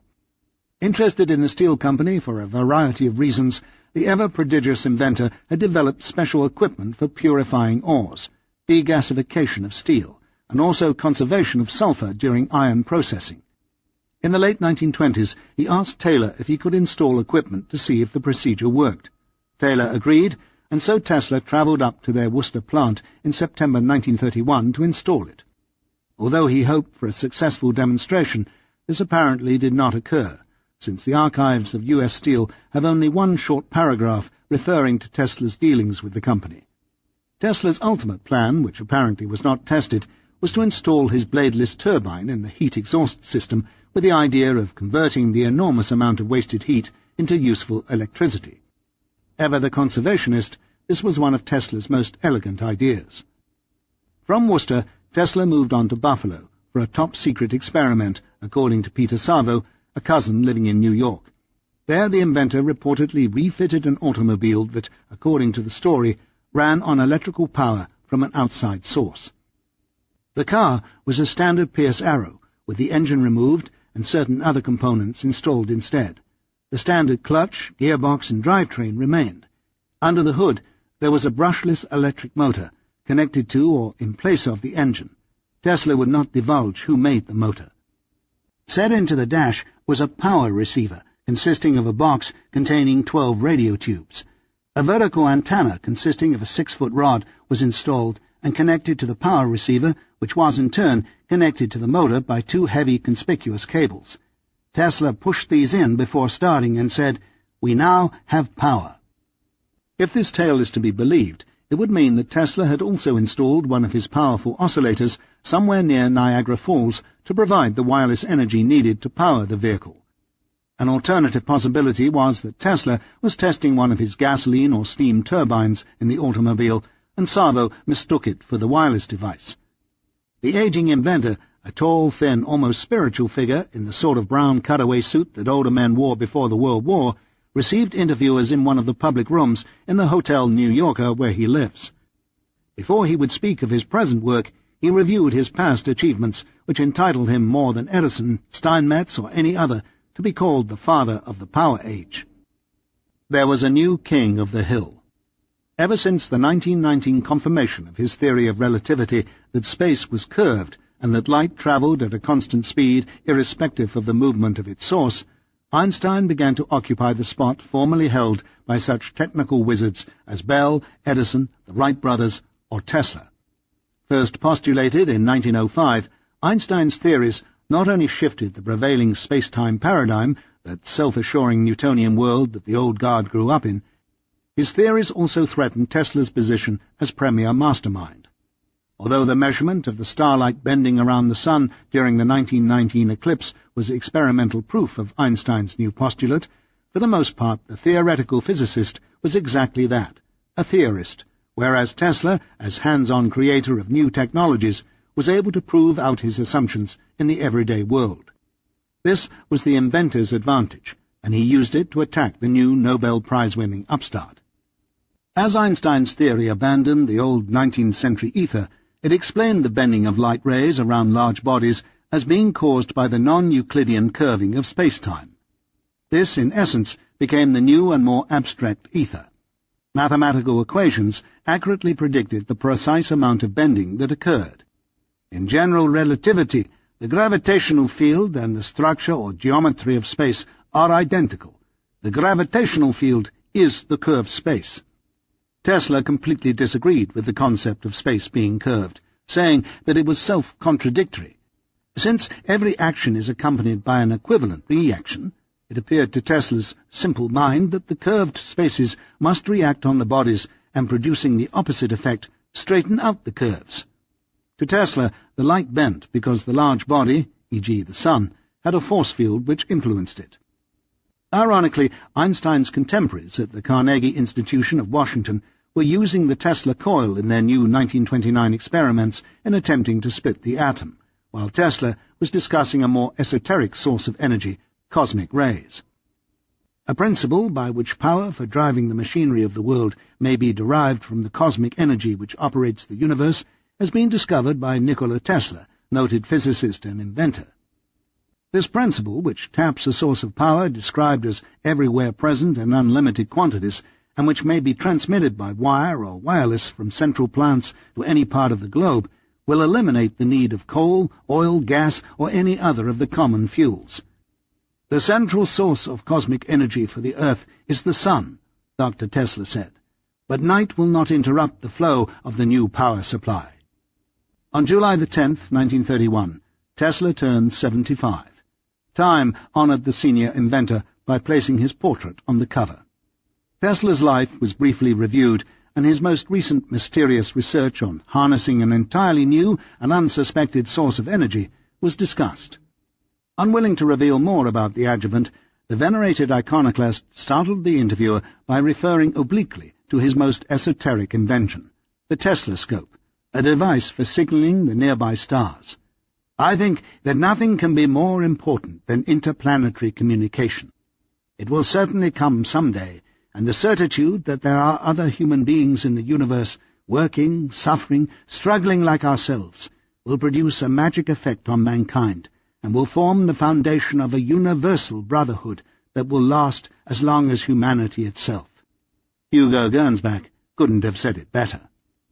Simultaneously, Kenneth Sweezy wrote a flurry of letters to every notable he could think of, requesting a birthday greeting. Accolades poured in, many quoted throughout this text, from E.F. Alexanderson, B.A. Berendt, W.H. Bragg, Leda Forrest, Gano Dunn, Jack Hammond, A.E. Kennelly, Arthur Korn, Oliver Lodge, Robert Millikan, D. McFarlane Moore, Valdemar Poulsen, Charles F. Scott, George Graf von Arco, H. H. Westinghouse, and Albert Einstein. VIPs who wrote back to decline included Guglielmo Marconi and Mikhail Pupin. By October, Thomas Alva Edison was dead. The lights in the city were dimmed in honor of the great man's passing.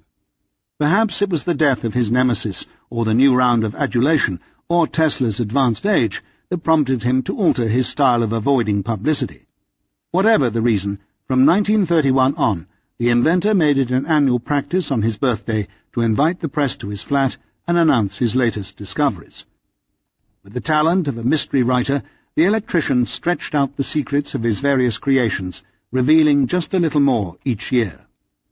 By 1935, on his 79th birthday, Tesla, although exceedingly gaunt, was still exuberant and expected to live past 110.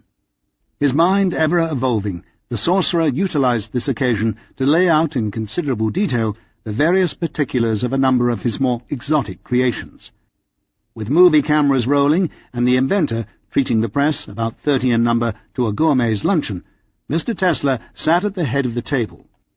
Eating little more than bread and warm milk, which he heated up in a chafing dish at the table, the wizard talked while the reporters feasted. Inventor 81 talks of key to interstellar transmission and tube to produce radium copiously and cheaply.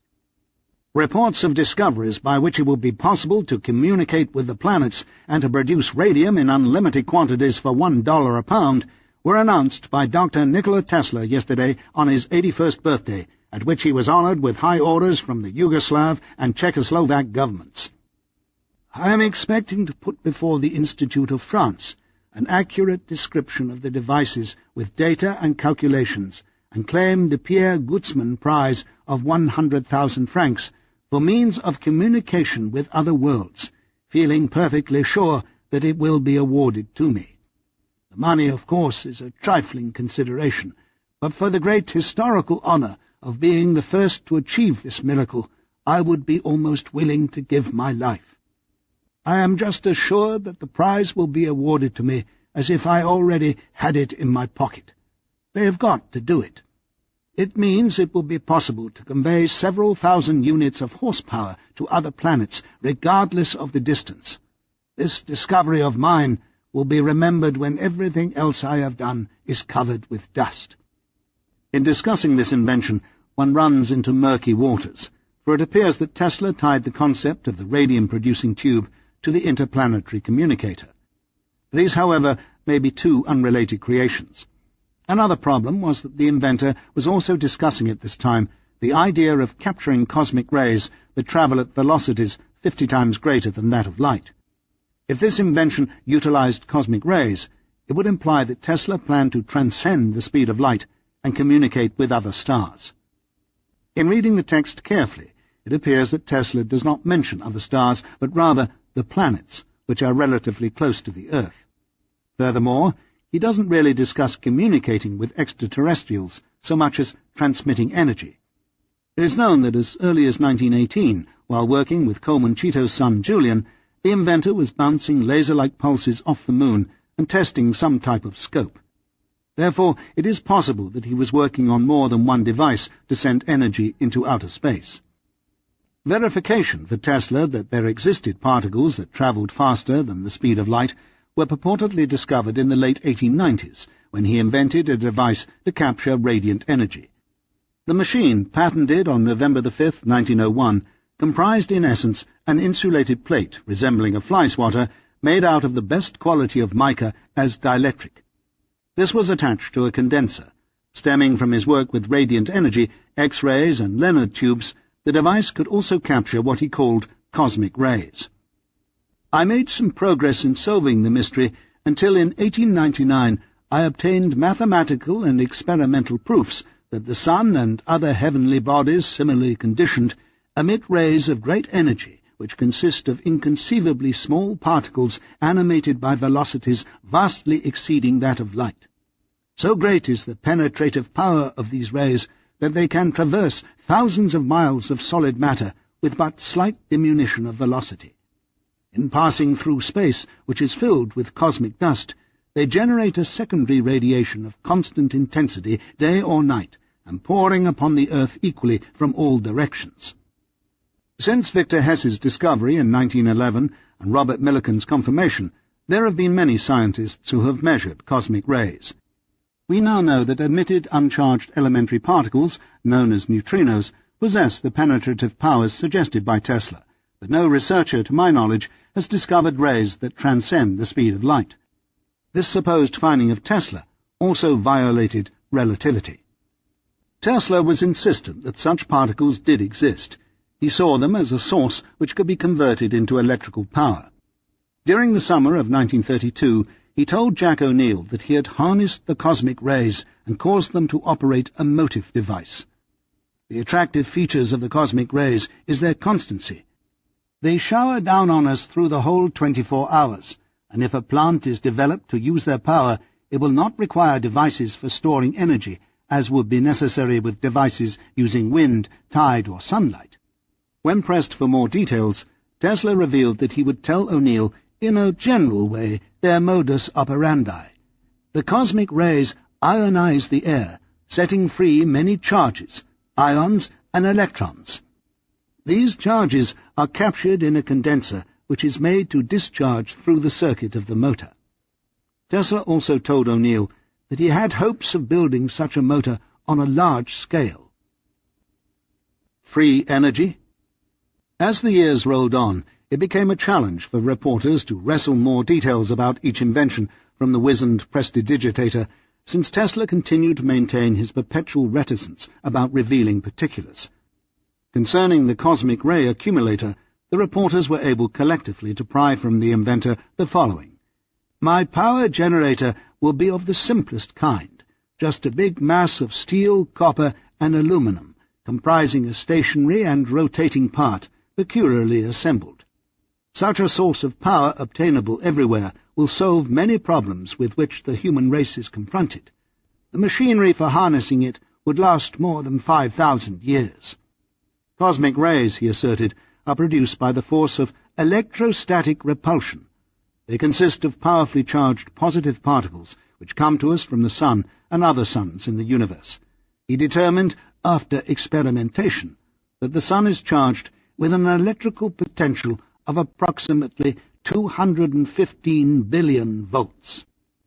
Owing to its immense charge, the Sun imparts to minute positively electrified particles prodigious velocities which are governed only by the ratio between the quantity of free electricity carried by the particles and their mass, some attaining a speed exceeding 50 times that of light. At great altitudes, the intensity of the rays is more than 10,000% greater than at sea level.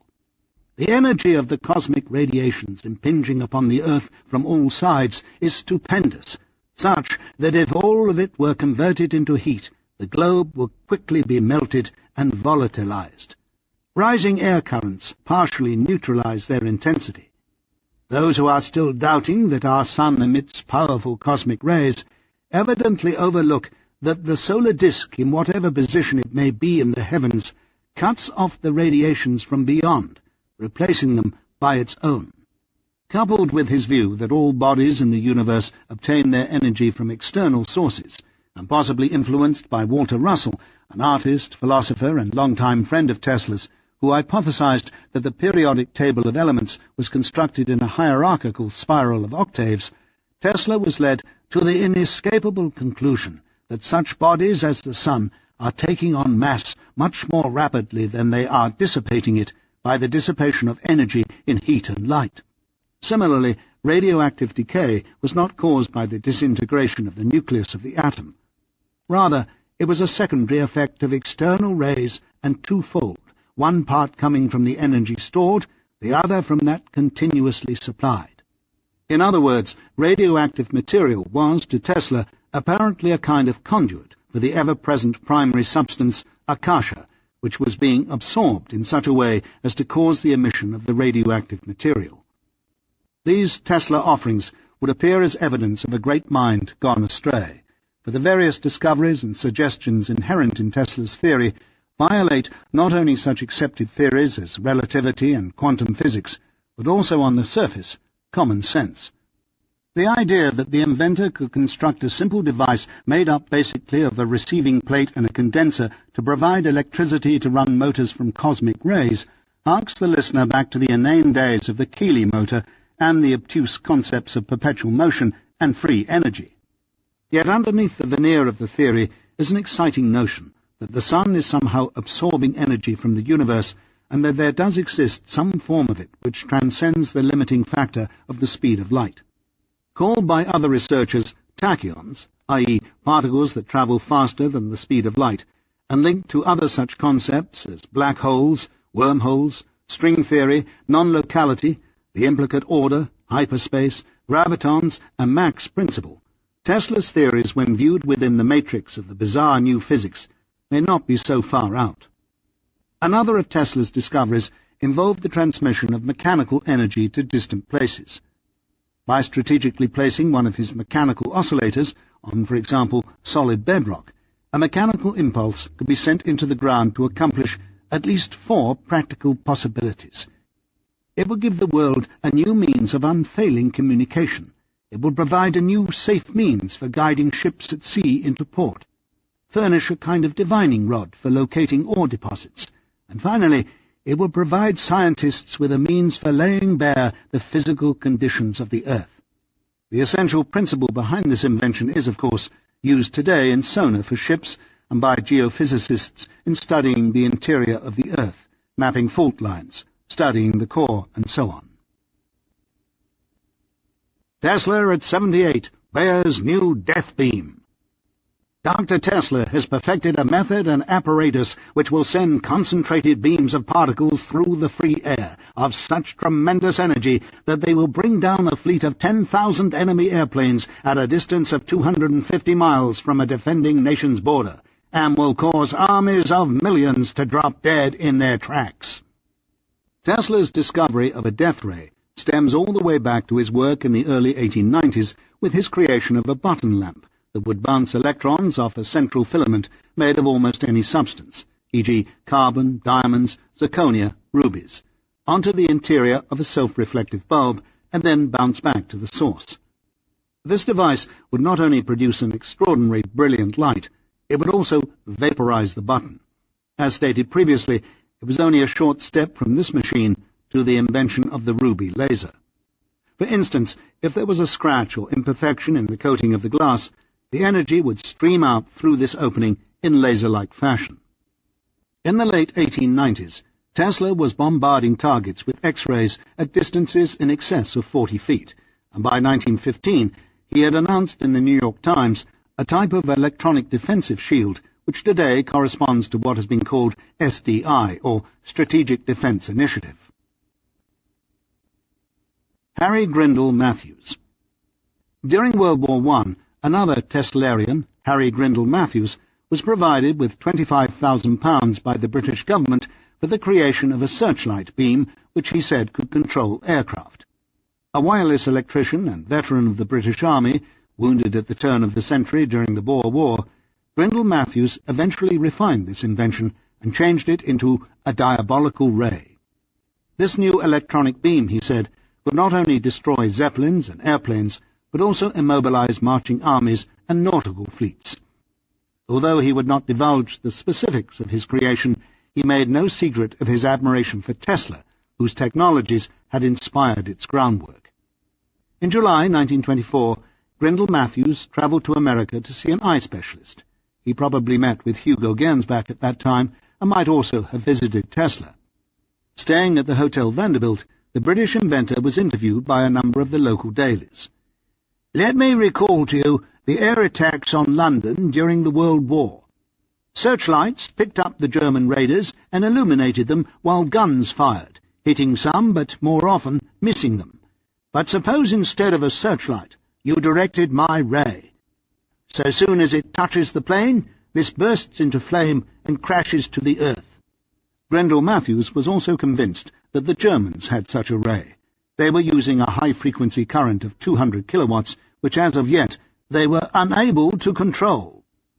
Working with the French government in Lyon and performing successful tests before members of the British War Office, Grindle Matthews instituted destructive effects at distances of 60 feet, but was hoping to extend the force to a radius of 6 or 7 miles. Asked for specifics, he said that his device utilized two beams, one as a carrier ray and the other as the destructive current. The first beam would constitute a low frequency and would be projected through a lens. The second, of a higher frequency, would increase conductivity so that destructive power would be more easily transmitted. The motor of an airplane, for instance, could be the contact point at which the paralyzing ray would do its handiwork. He admitted, however, that if the object were grounded, it would be protected against such a force. Hugo Gernsback, along with Dr. W. Severinghaus, a physicist from Columbia University, tried unsuccessfully to duplicate the effects, using heat beams, X-rays, and ultraviolet rays. Doubting Grindle Matthews' claims, Gernsback nevertheless featured the diabolical ray with characteristic Frank Paulian panache on the cover of his magazine and with a series of exposés. Leaders from other countries were less critical than Gernsback, and many proclaimed that their scientists also had such diabolical rays. Herr Wöhler, a member of the German Reichstag, announced that 3 German scientists have perfected apparatus that can bring down airplanes, halt tanks, and spread a curtain of death like gas clouds of the recent war. Not to be outdone, Leon Trotsky stated that the Soviets had also invented such a device. Warning all nations, Trotsky proclaimed, "I know the potency of Gramachikov's ray, so let Russia alone." This theme of all-powerful, efficient weaponry reappeared during the 1930s as the seeds of World War II were sown. At this time, Tesla began to reveal more and more about his own diabolical ray as he criticized the Grindle-Matthews scheme. "It is impossible to develop such a ray," Dr. Tesla says. "I worked on that idea for many years before my ignorance was dispelled, and I became convinced that it could not be realized. This new beam of mine consists of minute bullets moving at a terrific speed, and any amount of power desired can be transmitted by them. The whole plant is just a gun, but one which is incomparably superior to the present." The inventor further claimed that the new weapon, which was to be used for defense only, comprised 4 new inventions. 1. An apparatus for producing the rays. 2. A process for producing immense electrical power. 3. A method for amplifying the power. And 4. A tremendous electrical repelling force. Working in 2 undisclosed locations, including a secret laboratory under the 59th Street Bridge near 2nd Avenue, Tesla perfected his particle beam weapon as he conspired with unabashed anarchist and architect Titus de Bobula to design the all-purpose power plant that could generate high voltages or capture cosmic rays and convert them into his defensive electronic shield. Believing that entire countries could be protected by such plants, the inventor clandestinely approached the war departments of each of the Allies with his scheme. 45. Living on Credit, 1925 to 1940. If you mean the man who really invented, in other words, originated and discovered, not merely improved what had already been invented by others, then without a shade of doubt, Nikola Tesla is the world's greatest inventor, not only at present, but in all history. Hugo Gernsback. Tesla was leading a double life in his later years, one as the elegant author of the electrical power system and father of the wireless, and another, more labyrinth existence as the quintessential mad scientist, whose ultimate creations would rule not only the Earth, but other worlds as well. In 1935, with the help of newsreel photographers, Tesla designed and produced an electrified extravaganza which he offered to Paramount Pictures. Paramount said the film came out unusually good, both in respect to pictorial and sound effects, he told George Scherf, but they feel that the subject was too technical. Nevertheless, Teslaic themes continue to make their way into the mass consciousness. The most important movie person to implement the inventor's wizardry was revolutionary movie producer Carl Laemmle and his special effects expert Kenneth Strickfaden. Together, they unleashed one of Tesla's unforgettable coils in the Boris Karloff classic Frankenstein. Strickfaden also resurrected the same paraphernalia 40 years later, when Mel Brooks recreated the set for the spoof Young Frankenstein. Tesla was partial to Laemmle, whom he referred to as a genius, because Laemmle too successfully fought the powerful Edison clique a generation earlier, when Edison held a monopoly on key movie-making patents and would not allow competitors to use them. Routing his product through Europe, Laemmle was able to withstand more than 200 legal actions against him to create Universal Pictures and thereby defeat Edison. Hugo Gernsback, of course, also continued to espouse Teslaic motifs in science wonder stories, with such fresh galactic escapades as The Mightiest Machine, Interplanetary Bridges, and A City on Neptune. Other apostles, such as John Hayes Hammond Jr. and Edwin Armstrong, were riding out the Great Depression, living like kings. Hammond's castle throughout the 1930s became a haven for Hollywood stars, corporate giants, and virtuosos. The retreat also doubled as a top-secret military think tank. As Tesla continued to work at his hideaway by the 59th Street Bridge, Edwin Armstrong continued to engage in a never-ending court battle with Lee DeForest over the invention of the heterodyne. Holding 80,000 shares of RCA stock, Armstrong was powerful enough to ride out the litigation as he continued to design a variety of new patents. Starting up his own radio station, Armstrong unveiled his newest invention, FM radio, a novel system which reduced such problems as static caused by ground interference so often encountered with AM.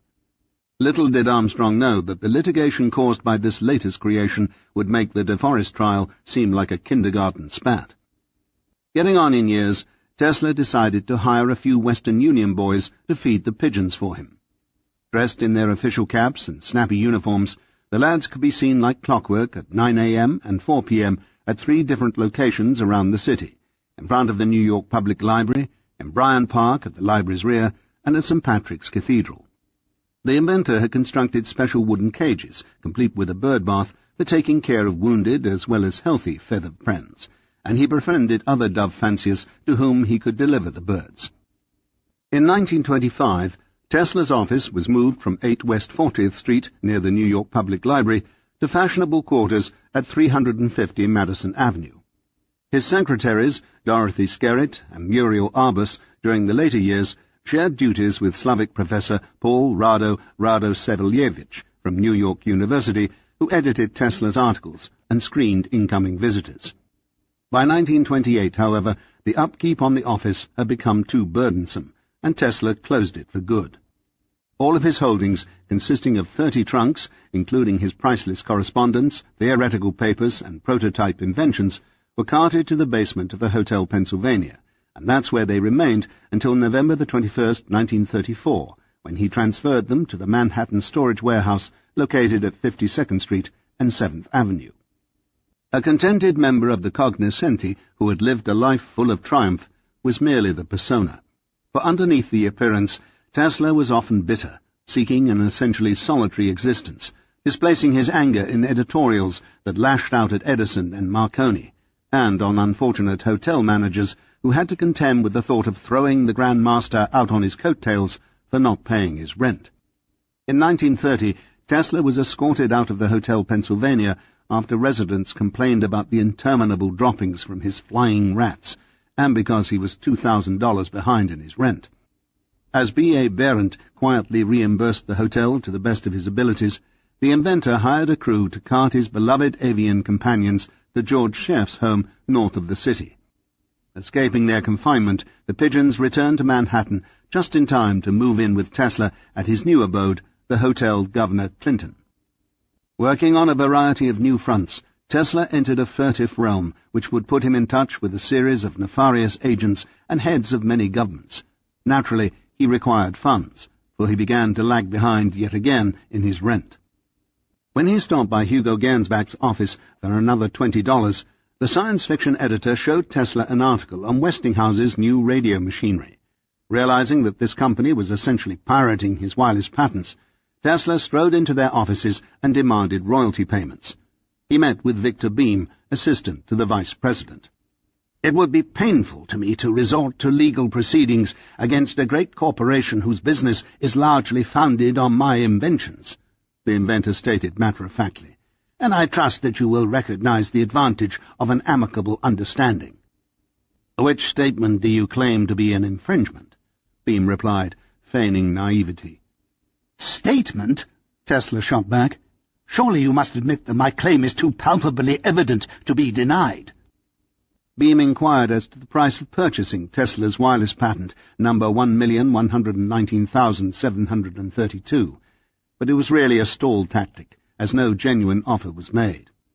In exasperation, Tesla went home to draft a technical letter spelling out each and every infringement of his fundamental work, and concluded, "We, Charles Scott and Tesla, have offered this revolutionary invention repeatedly, virtually on your own terms, and you did not want it. You have preferred to take it by force. You have robbed me of the credit that is due and injured me seriously in business. Instead of showing a willingness to adjust the matter in an equitable way, you say you want to fight. You may think you can secure an advantage by such matters, but we doubt it, and certainly they will not meet with public approval when all the facts are published."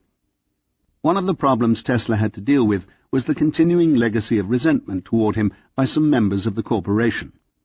Unfortunately, one of the key antagonists was Andrew W. Robertson, a Westinghouse official who would soon become chairman of the company. Just a few years later, while Tesla was still alive, Robertson came to write a small treatise on the AC polyphase system for the 1939 World's Fair. In it, he neatly sidestepped any clear mention of Tesla's role in the development of the system, suggesting rather that William Stanley was the inventor. Robertson even had the audacity to write the following: "In George Westinghouse's time, an inventor was recognized as owner of his ideas, and was given a patent to protect him in that ownership. Now we are told that patents are evil monopolies, used to prevent people from getting the full benefits of an individual's work. If we are thinking clearly, we must draw the conclusion that these signs all point to a common hostility against the great inventor. If this hostility continues, it cannot but result in an environment certain to interfere with the growth and development of individual research and inventiveness.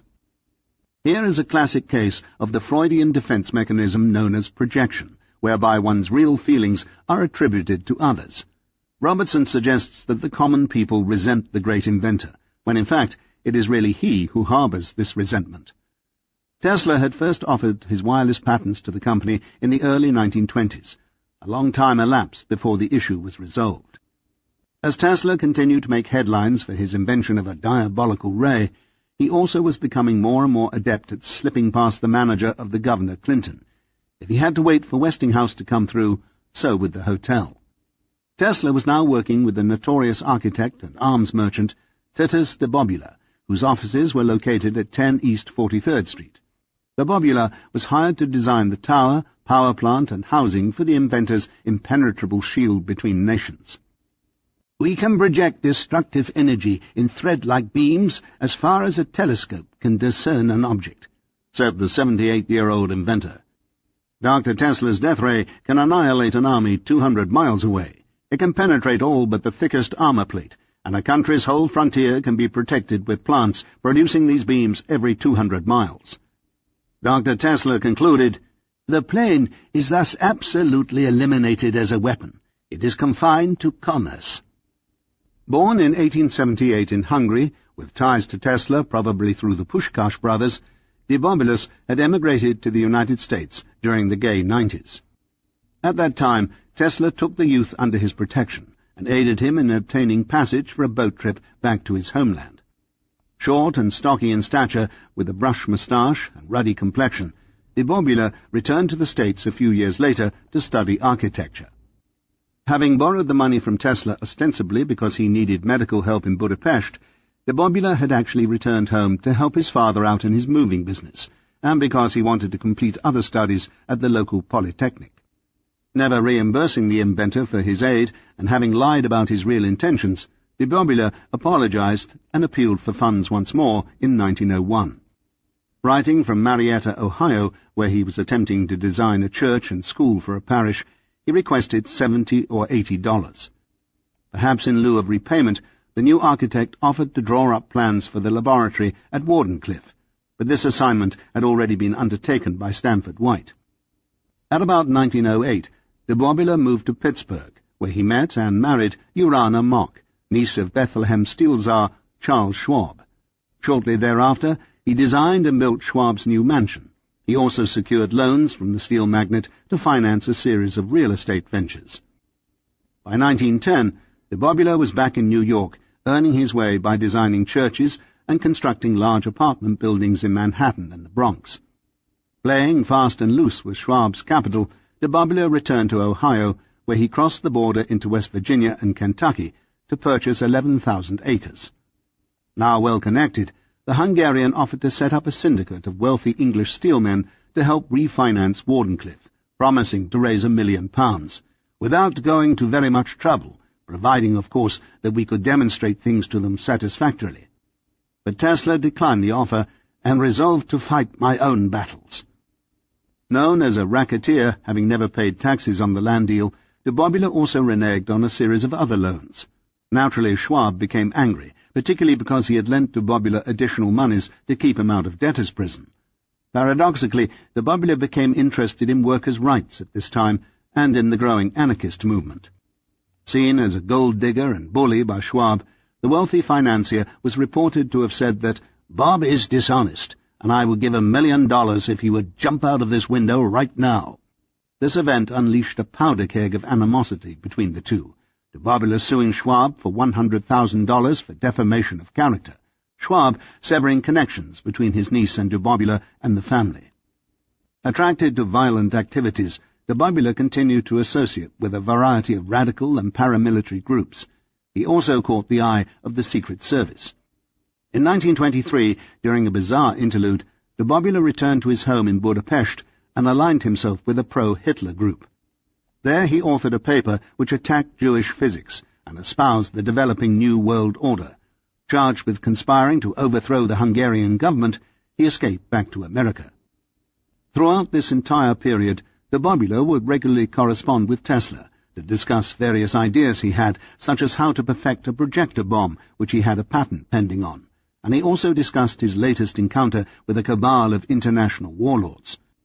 The following letter suggests the possibility that Tesla's attacking Einstein may have been prompted by anti-Semitic sentiments as much as by philosophical differences. Munitions Incorporated, 295 Madison Avenue, New York, New York. My dear Mr. Tesla, I hugely enjoyed your comments on relativity, which we, way back in 1921, attacked in my Budapest paper as a theory of the fundamentals of which, if logically developed, would inevitably lead to an anthropomorphic Jehovah, with all the evil trimmings in philosophy and social order. Yours sincerely, Titus de Bobula. In full support of Tesla's desire to resurrect a new Wardenclyffe, de Bobula carefully drafted for Tesla blueprints for a 120-foot-tall Teleforce powerhouse and transmission tower. At the same time, he set up a factory for his munitions company in New Jersey with Captain Hans Teuscher.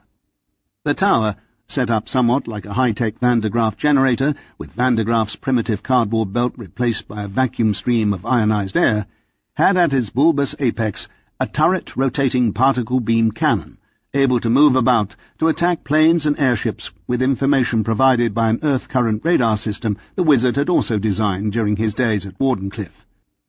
Teuscher, a German-American, was closely linked with the fatherland through his daughter, who still lived there.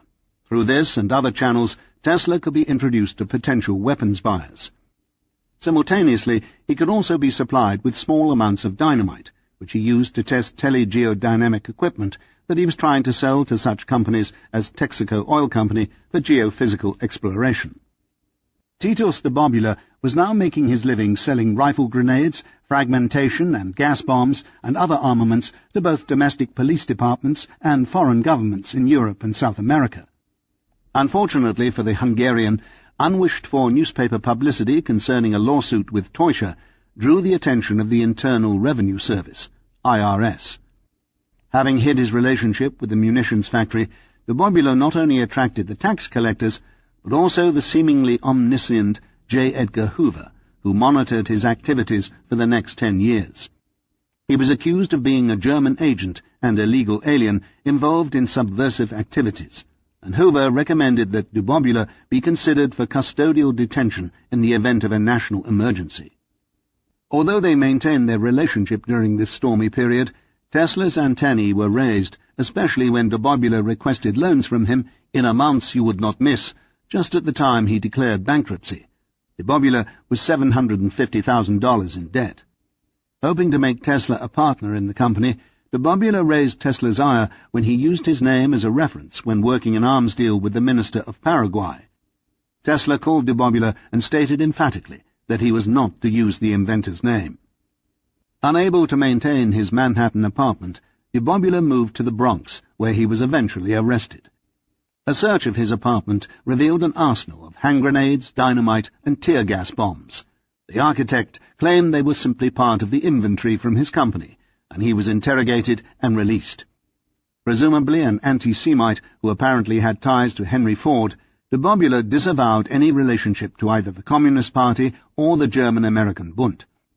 Although he was monitored throughout the World War II years, the Federal Bureau of Investigation was unable to prove that he had violated any federal statute, and de Bobula was allowed to move to Washington, D.C., where he set up another munitions arsenal right in the heart of the city. In 1949, he wrote directly to J. Edgar Hoover to get them off his back, and apparently Hoover complied, as articles and references to him faded away at that time.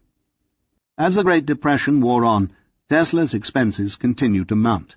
He was now $400 in debt to the hotel, which, during those dreary days, was a considerable sum. Cornered by the management, the sly conceptualist fell back on a stratagem that had worked so well when he was at the Waldorf Astoria. He would live on credit.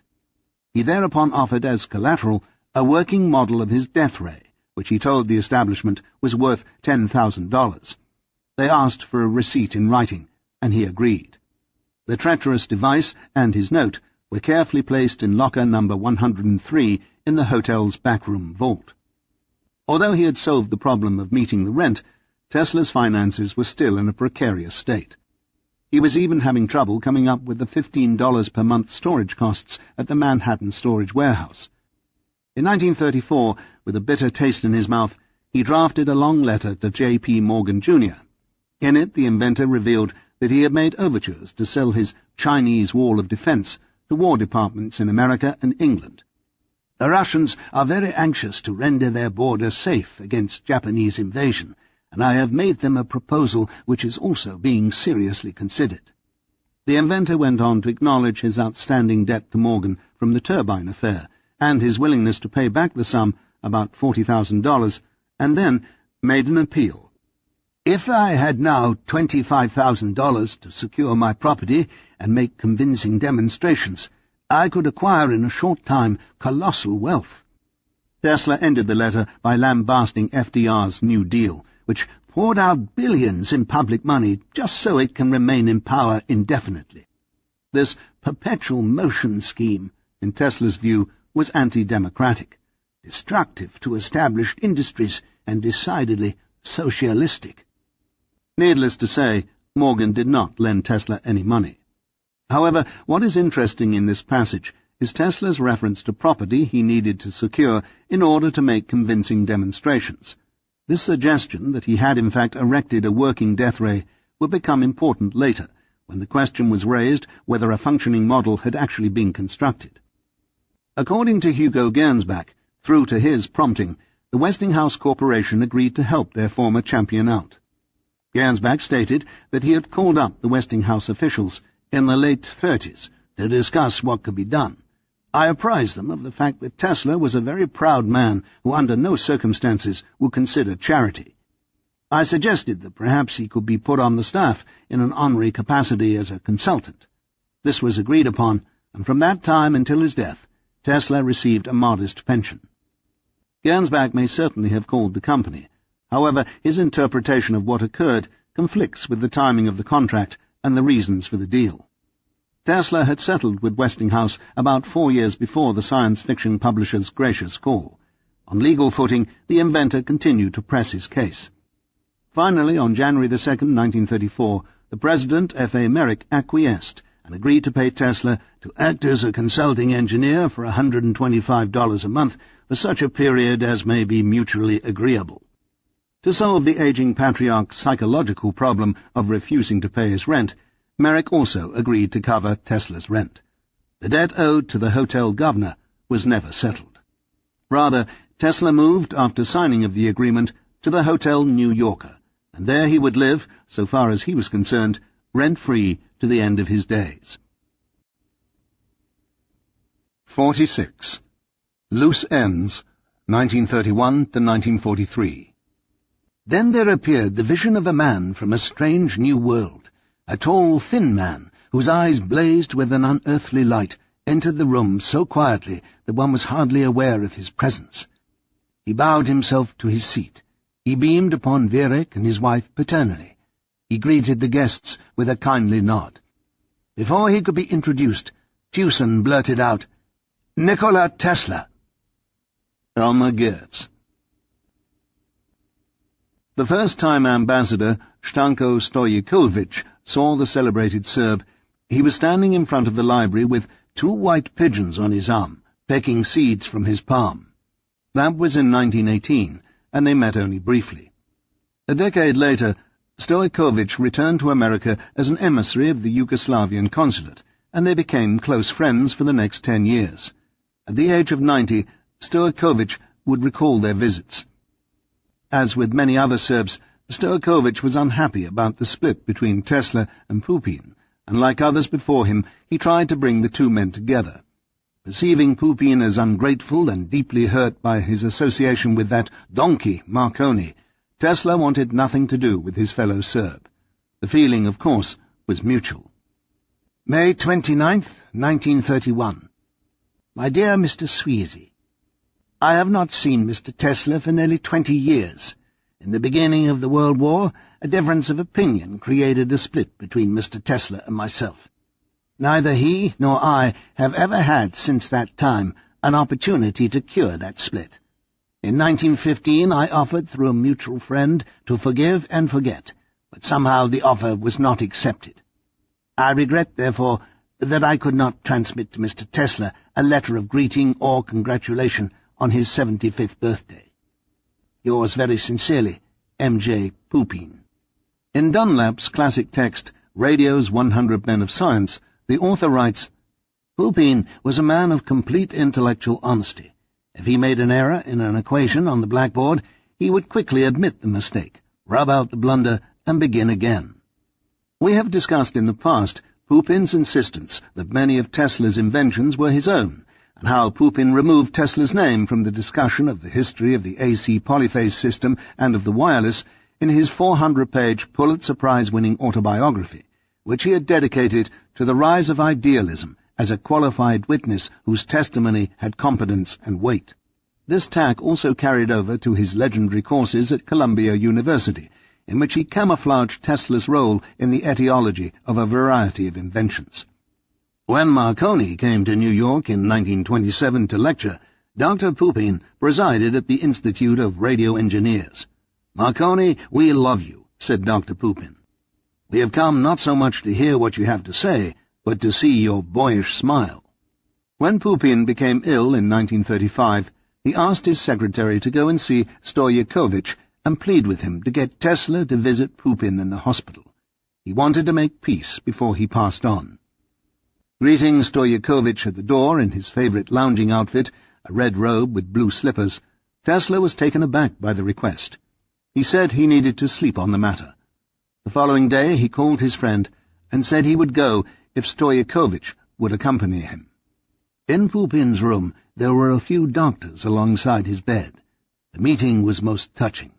Tesla approached the sick man and held his hand out and said, "How are you, my old friend?" Pupin was speechless from emotion. He cried, and tears were coming down his face. We all went out of the room and left the two men alone. Tesla was able to talk with Pupin eye to eye. In parting, Tesla had mentioned that they would meet again in the science club rooms and converse as before. Immediately after Tesla's visit, Pupin passed away. Tesla attended the funeral. 4 years Tesla's senior, Robert Underwood Johnson left for a tour of England as a widower in 1927 and went again to France and Italy in 1928. Tesla lent his friend $500 for the trip and $800 for the mortgage on his home. Upon his return in 1929, Johnson joined Tesla and Richmond P. Hobson for a movie and an evening out on the town.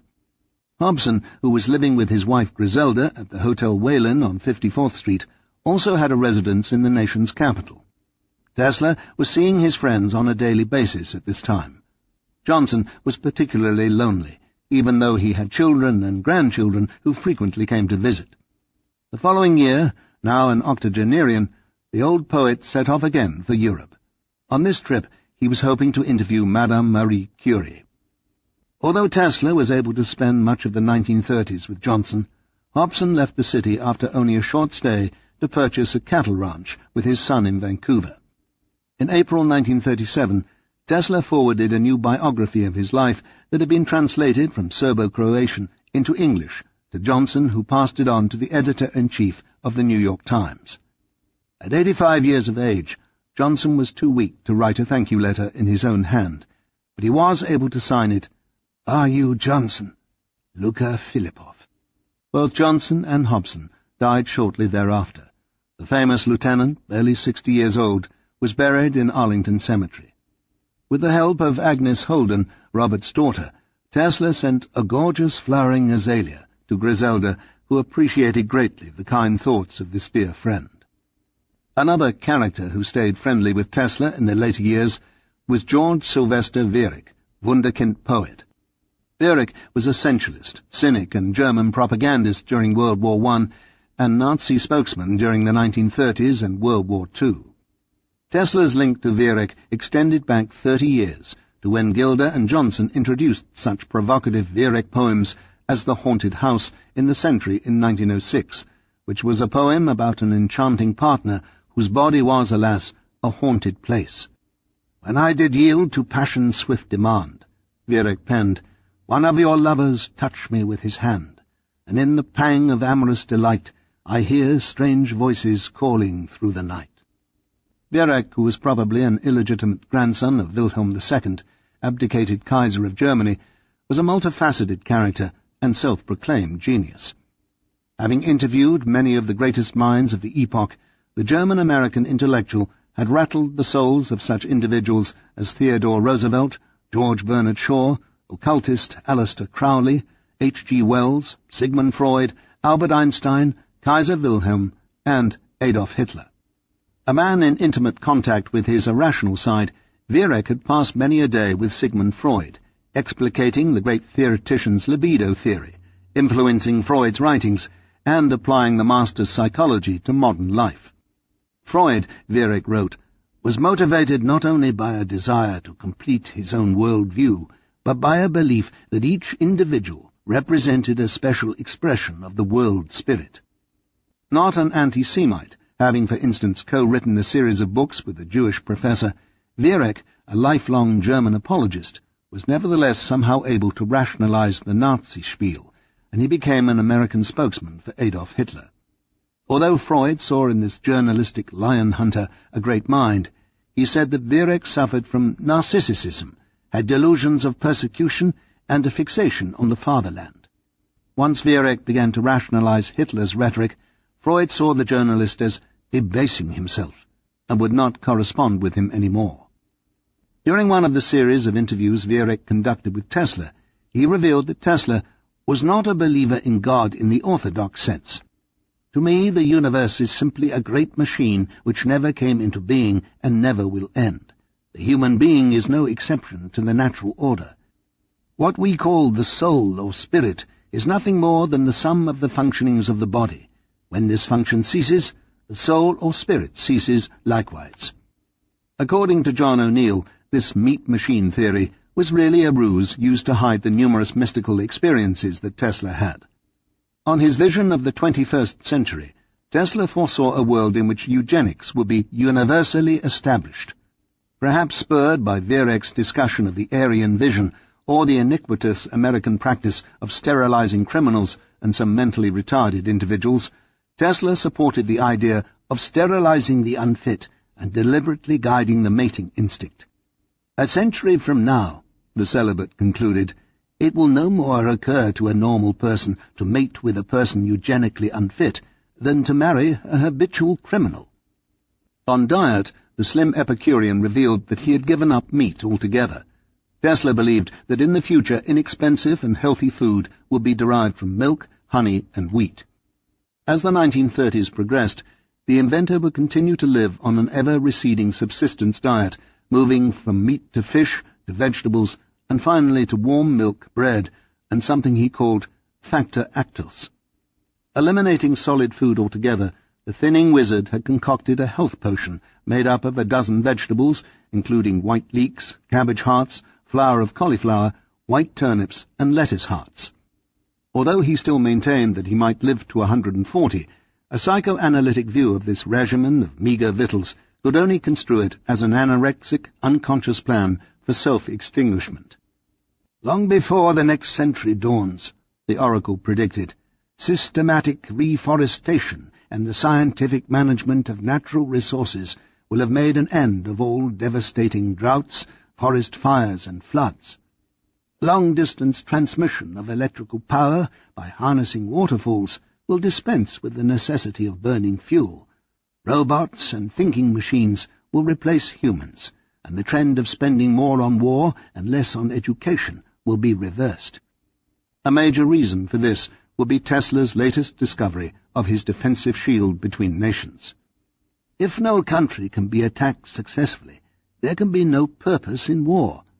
My discovery ends the menace of war. I do not say that there may not be several destructive wars before the world accepts my gift. I may not live to see its acceptance. In the habit of meeting with Viereck and his family at their home on Riverside Drive on a somewhat regular basis, Tesla accepted an invitation to attend a dinner party.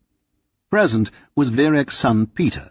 Today, as a Pulitzer Prize-winning poet and English professor, Peter remembers Tesla as almost an uncle. Also present was the youthful Elmer Goetz, who at that time was preparing a biography of Viereck. A friend of Carl Sandburg, and also biographer of voluptuary Frank Harris, Goetz would later come to defend such illustrious individuals as Nathan Leopold and Loeb, pornographic writer Henry Miller, and assassin Jack Ruby, in an appeal of the death sentence. At a spry 85 years of age, Goetz remembered the meeting which took place 57 years before, when he was 29. In a communicative mood at the dinner party, Tesla told his life story unostentatiously, simply, with quiet eloquence. He told of his platonic affairs of the heart, explained the inventions that have made the world his debtor, and told of his plans, of his credo, of his foibles. It was a tale of wonders, told with guileless simplicity. Struck by the fact that they were in the same house that had seen Einstein, Sinclair Lewis, and countless others, Goetz noted that Viereck was comparatively silent much of the night, but he was subtly responsible for the intellectual thrills of the evening. Pressed for other details, Goetz revealed that Tesla knew all of Viereck's poems by heart. Tesla also discussed his platonic affair with Sarah Bernhardt, whom he had met while in Paris at the 1889 exposition.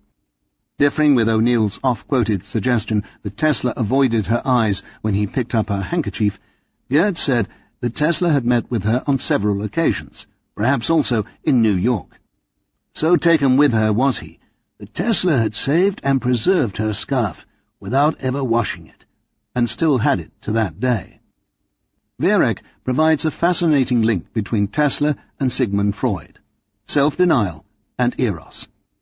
Stajakovic told a story of how he was invited to Tesla's New Yorker apartment, and a valet brought in a bottle of wine in a dish of ice, but Tesla never allowed it to be opened. When this event was replayed another evening, Tesla revealed that he kept the bottle there to prove that he could prevent himself from drinking it. A man of rigid habits, Tesla denied himself certain pleasures as a way to supposedly establish total control over himself. And yet Tesla was a complete slave to his idiosyncrasies and to a cauldron of phobias. Going out of his way to avoid handshakes, displacing his amorous affections onto birds, keeping hotel servants at a distance of at least 3 feet, throwing out collars and gloves after one use, Tesla had other rigid requirements as well.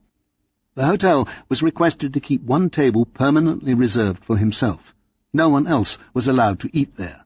If a fly landed on the table, it had to be reset and a new plate of food brought forth. When it came to money matters, Tesla also showed little ability to restrain himself, and as we've seen, he habitually refused to honor rent payments.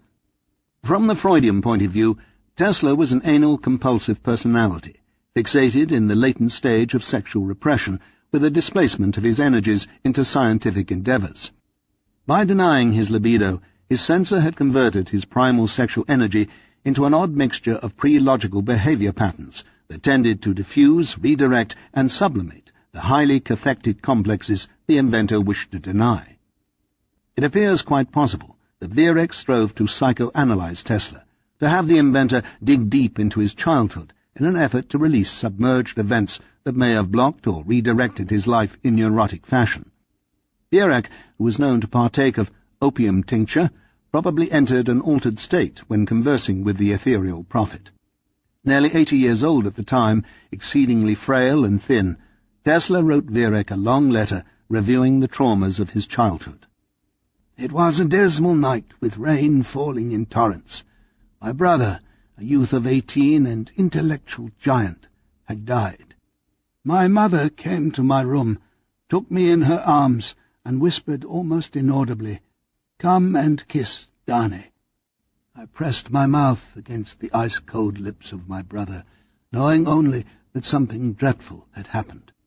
My mother put me again to bed, and lingering a little, said with tears streaming, 'God gave me one at midnight, and at midnight took away the other one.'" Viereck not only wanted Tesla to reactivate the hidden complexes associated with the death of Dane, but also to reflect on the very process of how his fertile mind gave birth to ideas. One can only guess as to whether or not Viereck trod into the realms of Oedipus and Narcissus, dead brother kissing rituals, and Tesla's monastic life of quirks, self-denial, and affection displaced onto feathered friends. In 1937, on his 81st birthday, at a luncheon in his honor, Tesla was bestowed both the Order of the White Lion from the Minister of Czechoslovakia and the Grand Cordon of the White Eagle, the highest order of Yugoslavia, from Regent Prince Paul by order of King Peter. Belgrade also set up an endowment of $600 per month, which they paid to him for the rest of his days. Looking much like an eagle himself, with his long hawk-shaped proboscis accentuated by his extreme leanness, the skeletal inventor followed his annual custom after the award ceremony by playing host to a group of newspaper men at his Hotel New Yorker suite.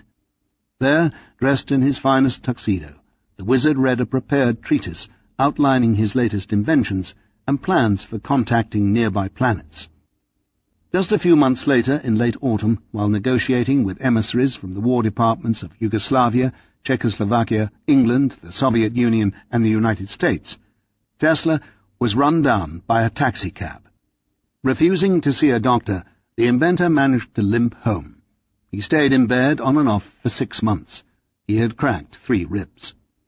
Thus, in May 1938, still in the process of recuperation, he declined an invitation to attend another award ceremony at the National Institute of Immigrant Welfare in honor of him, Felix Frankfurter of Harvard Law School, and Giovanni Martinelli of the Metropolitan Opera. Accepting the award in Tesla's honor was Dr. Paul Rado-Savljevic, professor of pedagogy at New York University.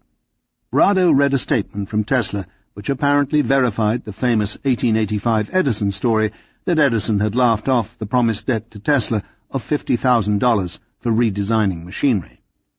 In 1939, just as World War II was about to start, George Sylvester Viereck set off on a surreptitious journey to the fatherland. There, amid the pageantry of swastikas and the Gestapo, he met yet again with Adolf Hitler and received a communiqué signed by the Führer in his own hand. The date was February the 26th, 1939.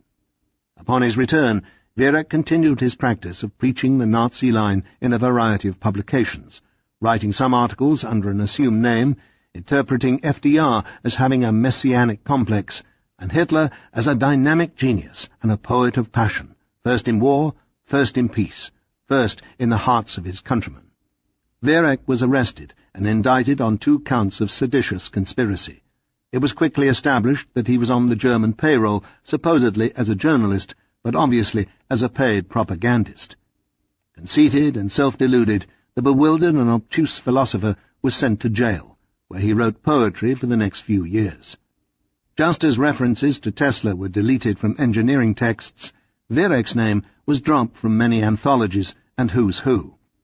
Thus, both individuals disappeared from history books, but for totally different reasons. As World War II began, Tesla was becoming more feeble, lapsing in and out of states of coherence. During one of his more lucid moments, he wrote, with the help of his nephew, Sava Kosanovich, the foreword to Vice President Henry Wallace's address on the future of the common man for the Serbo-Croatian edition. The essay not only portrays a prophet who envisions a better world in the future, it also portrays the conflict and humiliation he himself suffered in his dealings with the greedy industrialists who capitalized on his inventions with little regard for his well-being, let alone the welfare of mankind as a whole. Out of this war, the greatest since the beginning of history, a new world must be born that would justify the sacrifices offered by humanity, where there will be no humiliation of the poor by the violence of the rich, where the products of intellect, science, and art will serve society for the betterment and beautification of life, and not the individuals for achieving wealth. This new world shall be a world of free men and free nations, equal in dignity and respect. The old man gazed out the window as his nimble fingers unconsciously preened the ruffled feathers of his beloved white pigeon with the brown-tipped wings. Although it was January, a lightning storm rumbled in the distance.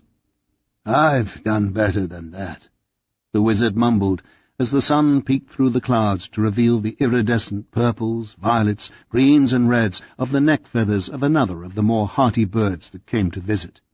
Tesla thought back affectionately to his days as a boy on the farm, rolling down the hill carefree with Mashek, his pet cat.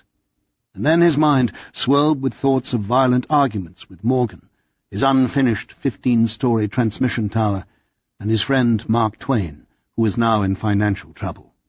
Requesting funds from Kasanovich, Tesla handed the money to a messenger to deliver to Twain, giving as the address his old laboratory on South Fifth Avenue, a street that no longer existed. Unable to locate the deceased writer, the boy returned to Tesla, but his explanation was ignored. The old man told the boy to keep the money if he could not deliver it. Having neglected to pay the rent on his belongings held at Manhattan Storage, the wizard had managed somehow to mail out a check for $500 to a Serbian church fundraising event held in Gary, Indiana. G.J. Weilich, manager of Manhattan Storage, threatened to put the lot up for auction. The outstanding bill was $297. Perhaps too disillusioned to care, Tesla ignored the last warning, and Weilich made good on his promise, placing an announcement in the local papers. Noticing the advertisement, Jack O'Neill rushed to contact Tesla's nephew, Sava Kasanovich, who was now the Yugoslavian ambassador stationed in New York. Kasanovich covered the debt and continued to make the carrying charge, $15 per month, saving this invaluable legacy from tragic dismantlement. "One night," Tesla wrote, "as I was lying in bed in the dark, solving problems as usual, my beloved pigeon flew through the open window and stood on my desk. As I looked at her, I knew she wanted to tell me she was dying. And then, as I got her message, there came a light from her eyes, powerful beams of light.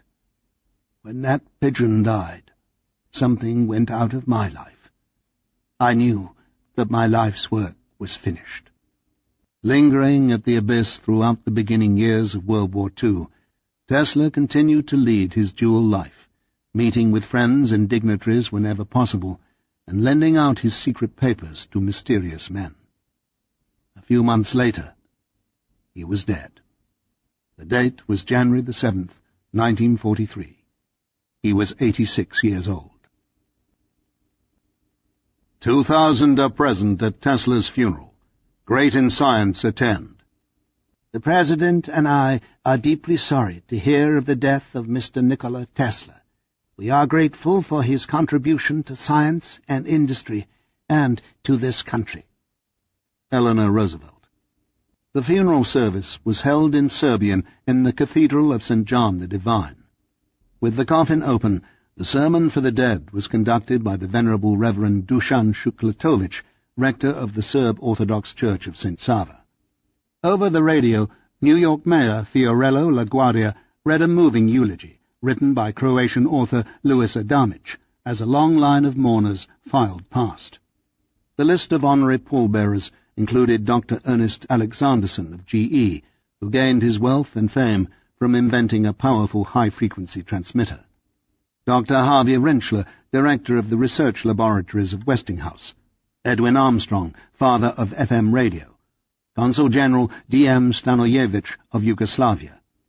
William Barton, curator of the Hayden Planetarium, where Tesla often went to meditate, and Gano Dunn, president of J.G. White Engineering, and Tesla's assistant a half-century before, during his paradigm-shifting experiments delivered just a few blocks away at Columbia University.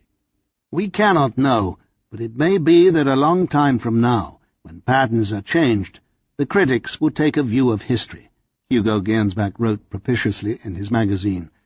They will bracket Tesla with Da Vinci, or with our own Mr. Franklin. One thing is sure, Gernsback concluded. The world as we run it today did not appreciate his peculiar greatness. Colonel David Sarnoff, president of RCA, also took the soapbox on Tesla's behalf.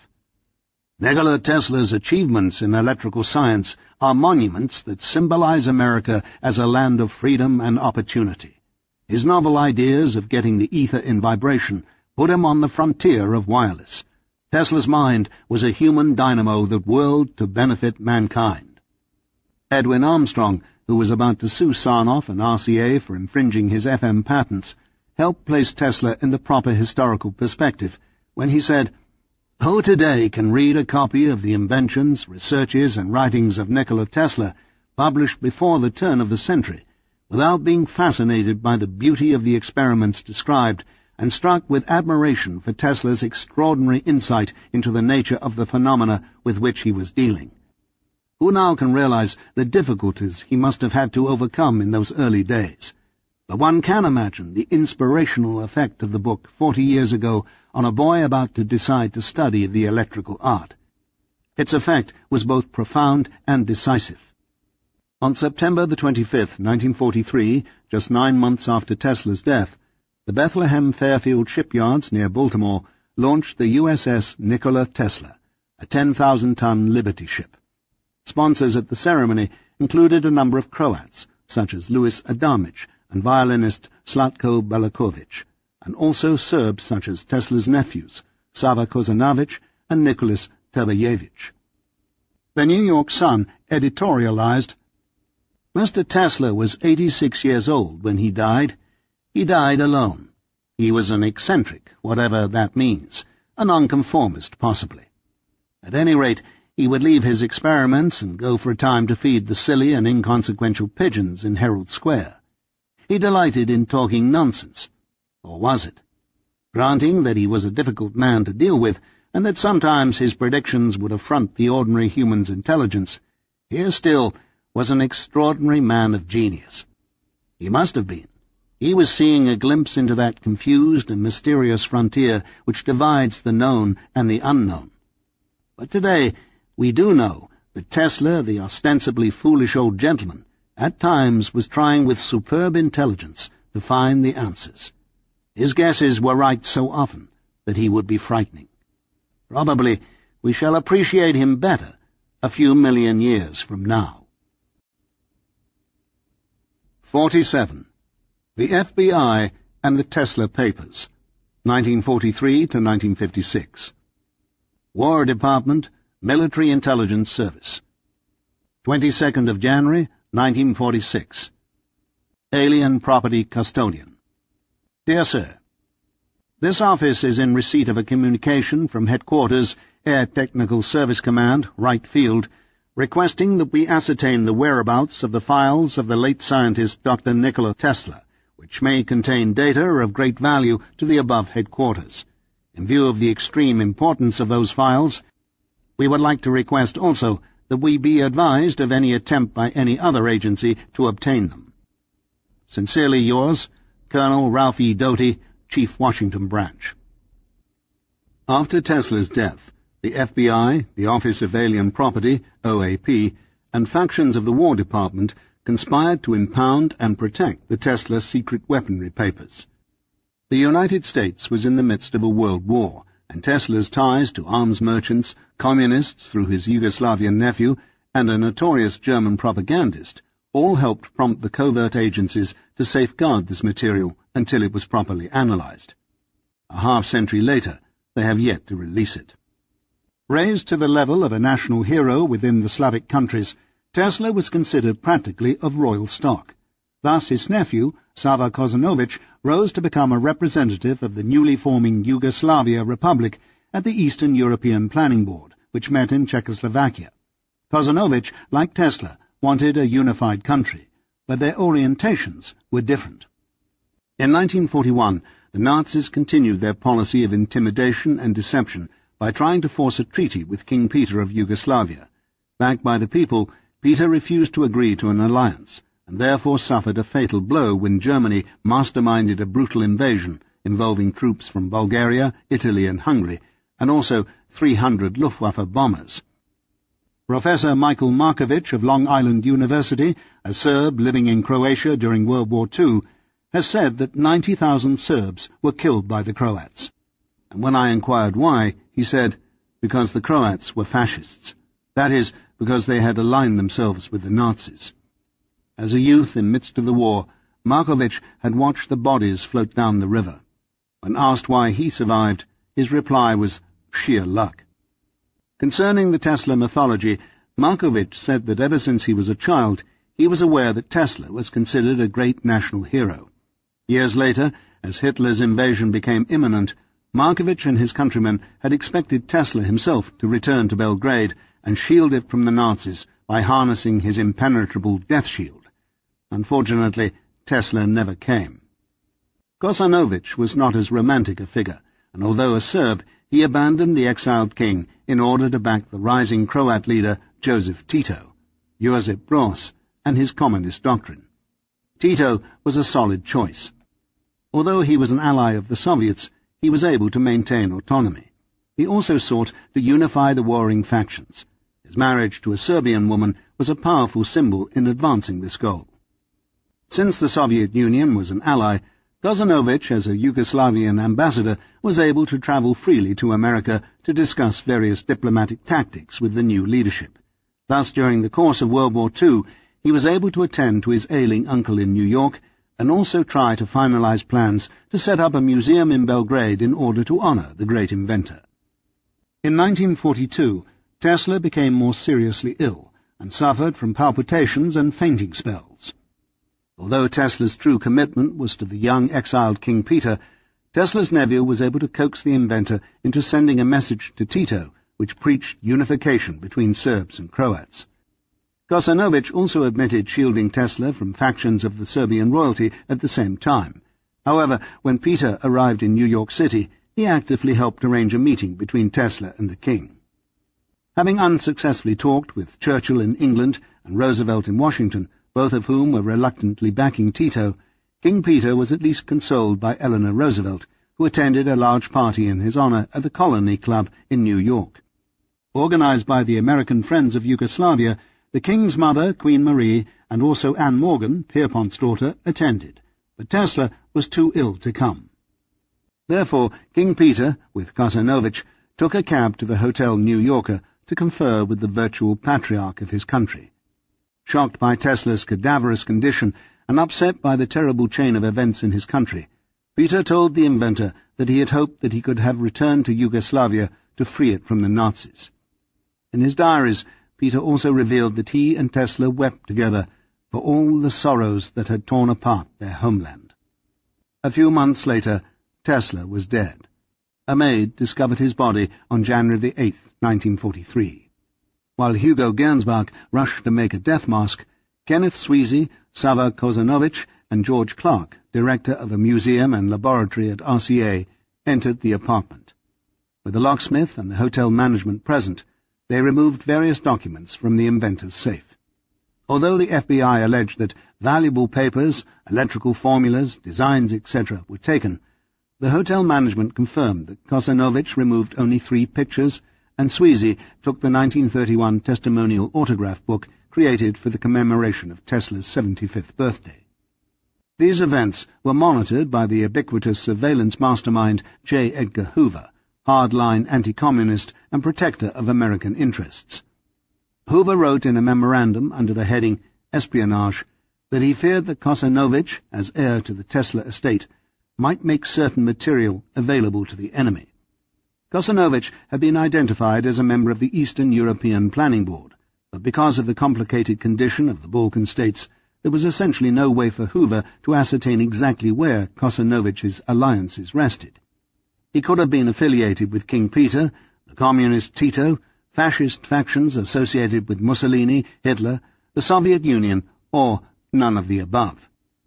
Consistent with his suspicious nature, Hoover also questioned Tesla's sympathies, even though the inventor was friends with Vice President Henry Wallace and Franklin Roosevelt through letters to his wife Eleanor.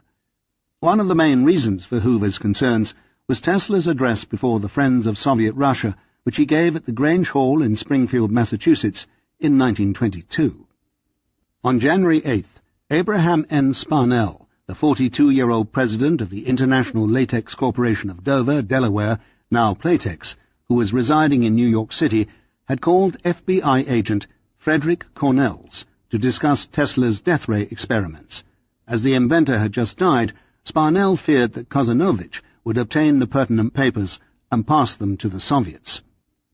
Sparnell had already begun to make a name for himself in media and military circles by having invented floating pontoon stretchers for soldiers wounded in amphibious landings, and by turning back the $1 million profits to the government for the war effort.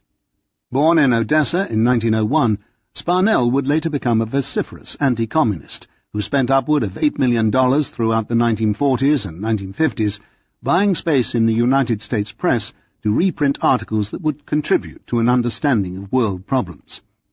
Having fled to France in 1905 to escape the anti-Semitic pogroms of Russia with his family, as a child Sparnell, at the age of 7, came to the United States in 1908.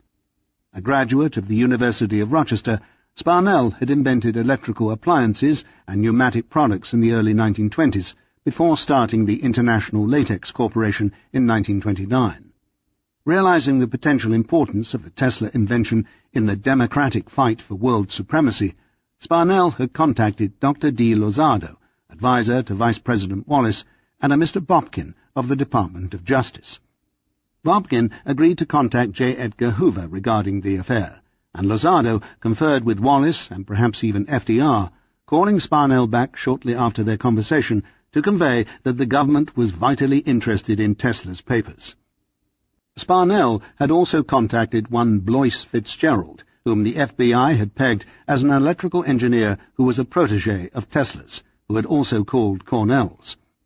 Having met Fitzgerald at an engineering meeting a few years earlier, Sparnell became highly interested in the Tesla weapon, possibly hoping to become involved in a profitable business developing the death beam device for the U.S. military.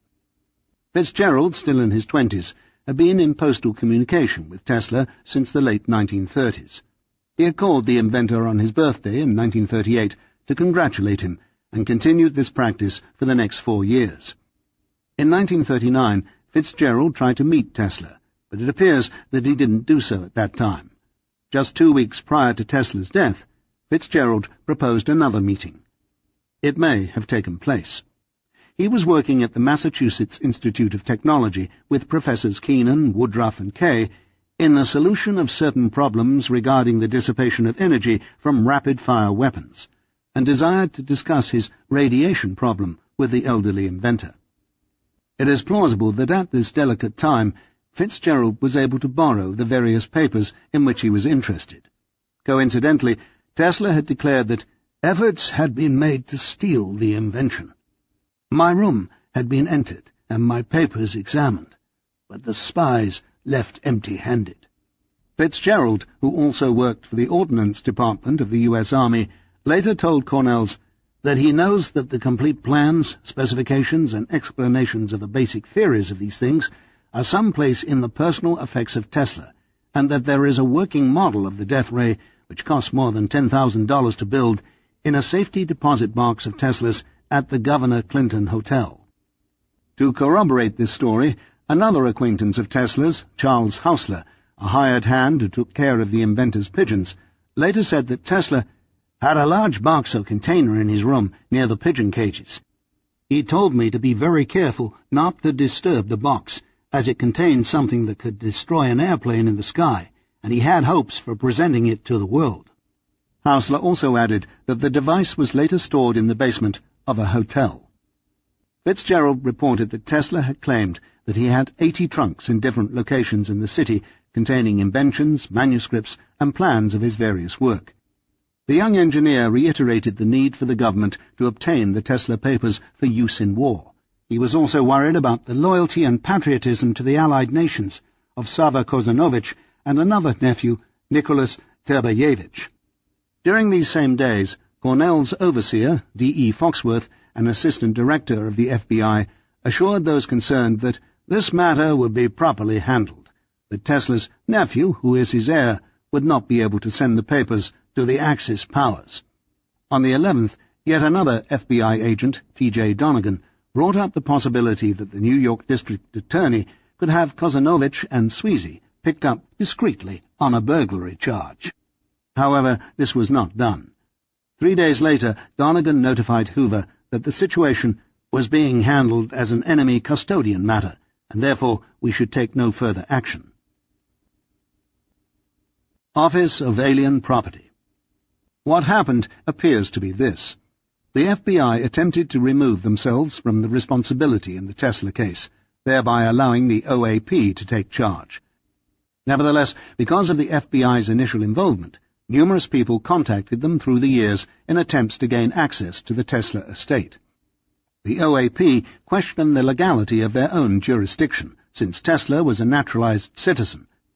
However, as Kosanovich was probably legally entitled to his uncle's estate, the OAP had justification in considering the material alien property. According to Irvin Juro, who was the attorney assigned to the Tesla case at the time of his death, the activities of the OAP were not only not illegal, it was the only government agency with statutory power to seize enemy assets without court order.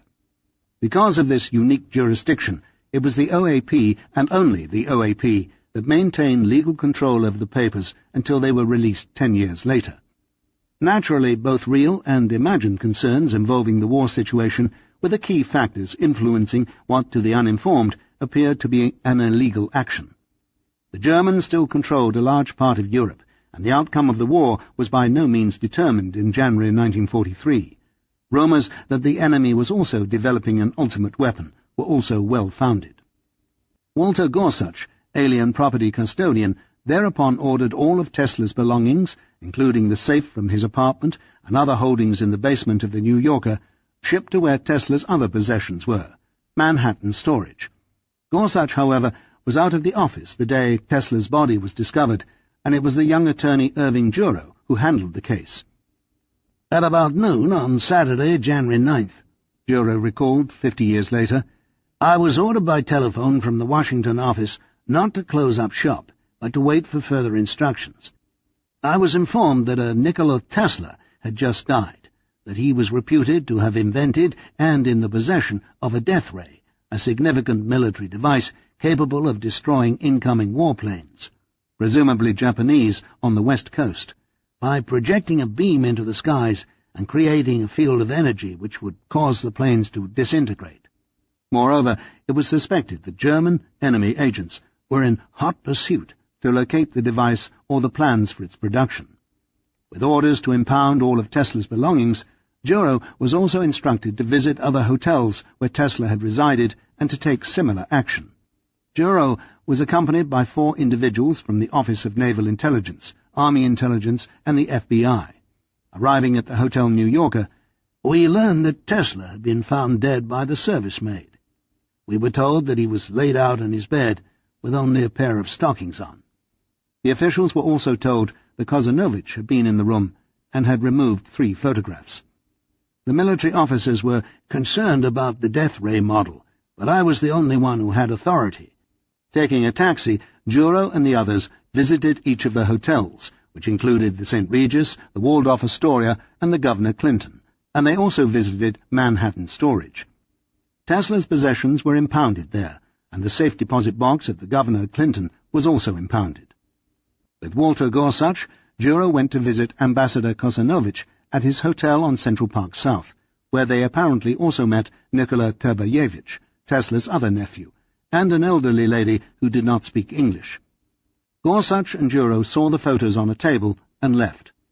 I was told later, Juro recalled, probably through the staff of the OAP, that Tesla's trunks contained mostly newspapers and birdseed, and that the safe deposit box contained a model of some type of device. Whether the death ray or not is not clear. It was also rumored that the Soviet Union had offered Tesla $50 million to come to the USSR and work on his death ray, but he refused. As Juro had never heard of Tesla before January 8, 1943, he saw the inventor as a deadbeat because he didn't pay his hotel bills. He may have been disturbed because he spent so much time feeding pigeons, Juro said. But the story was too strange and too incomplete for him, so he called the Westinghouse people to try to verify who Tesla was. They were ecstatic, Juro recalled. They said that without Tesla there would have been no Westinghouse. The Manhattan storage inventory did not mention the birdseed, which had played so prominently in Juro's memory. Possessions listed included 12 locked metal boxes, 1 steel cabinet, 35 metal cans, 5 barrels, and 8 trunks. Gorsuch also ordered the large hotel box at the Hotel Governor Clinton, held for over 10 years as security for unpaid bills sealed. Jack O'Neill's papers were also confiscated, although they were probably returned to him, for he was able to publish his extensive biography a year later. Although Kosanovich assured O'Neill that there was no reason to worry, and that the OAP conveyed full rights to the Tesla papers to him, in fact, Kosanovich was highly concerned. He hired Philip Wittenberg from Wittenberg, Carrington and Farnsworth to protect his interest. Although the lawyer pleaded the case, the government countered with advice from the War Policies Unit of the Department of Justice. They ruled that Kosanovich could not touch the estate. This edict was maintained throughout the 1940s. Tesla's secret weaponry papers were scrutinized by various divisions of the military, although the nephew was given the combination to the safe and took care of the $15 per month rent for the storage of the property during the entire period. Within a week of Tesla's death, Walter Gorsuch met with his Washington representative, Joseph King, and together with H.B. Ritchen of the Antitrust Division of the Department of Justice, they called in Colonel Parrott of Military Intelligence and Blois Fitzgerald of the U.S. Army, whom they considered a former employee of Tesla's. One key problem discussed was that Tesla was supposed to have been working for and in the pay of the Yugoslav government in exile. Fitzgerald also discussed the supposed Tesla model held in a vault at the Governor Clinton Hotel. It was determined that before Tesla's estate could be released to Kosanovich, a thorough probe of its contents should be undertaken. Professor John O. Trump, director and founder of MIT's High Voltage Research Laboratory and secretary of the Microwave Committee at the National Defense Research Committee, NDRC, of the Office of Scientific Research and Development, was commissioned to go to the warehouse and conduct the investigation of the contents of the 88 odd trunks. They were held in rooms 5J and 5L. Trump set aside 2 days for the task. He was aided in the search by an inventory of the Tesla holdings compiled by Mr. O'Sullivan, one of the guards at Manhattan Storage. Trump was accompanied by 5 individuals, 2 members of the OAP, John Newington from the New York office and Charles Hedetnamy, chief investigator from Washington, and 3 from Naval Intelligence, Willis George, a civilian agent, John Corbett, who served as stenographer, and Edward Palmer, who took photographs and probably microfilm copies. Both Corbett and Palmer were also listed as chief yeomen of the U.S. Marine Reserves. As the only qualified scientist able to comprehend the work, Trump spent little more than half his time actually perusing the wizard's cache. The second day was somewhat cursory in character, Hedetnamy reported reluctantly, since Dr. Trump was confident that nothing valuable would be found. He was entirely convinced that it would be useless to look in the 29-odd trunks which had been stored since 1933. The Trump papers, which included a synopsis of about 1 dozen articles by or about Tesla, began with an opening letter.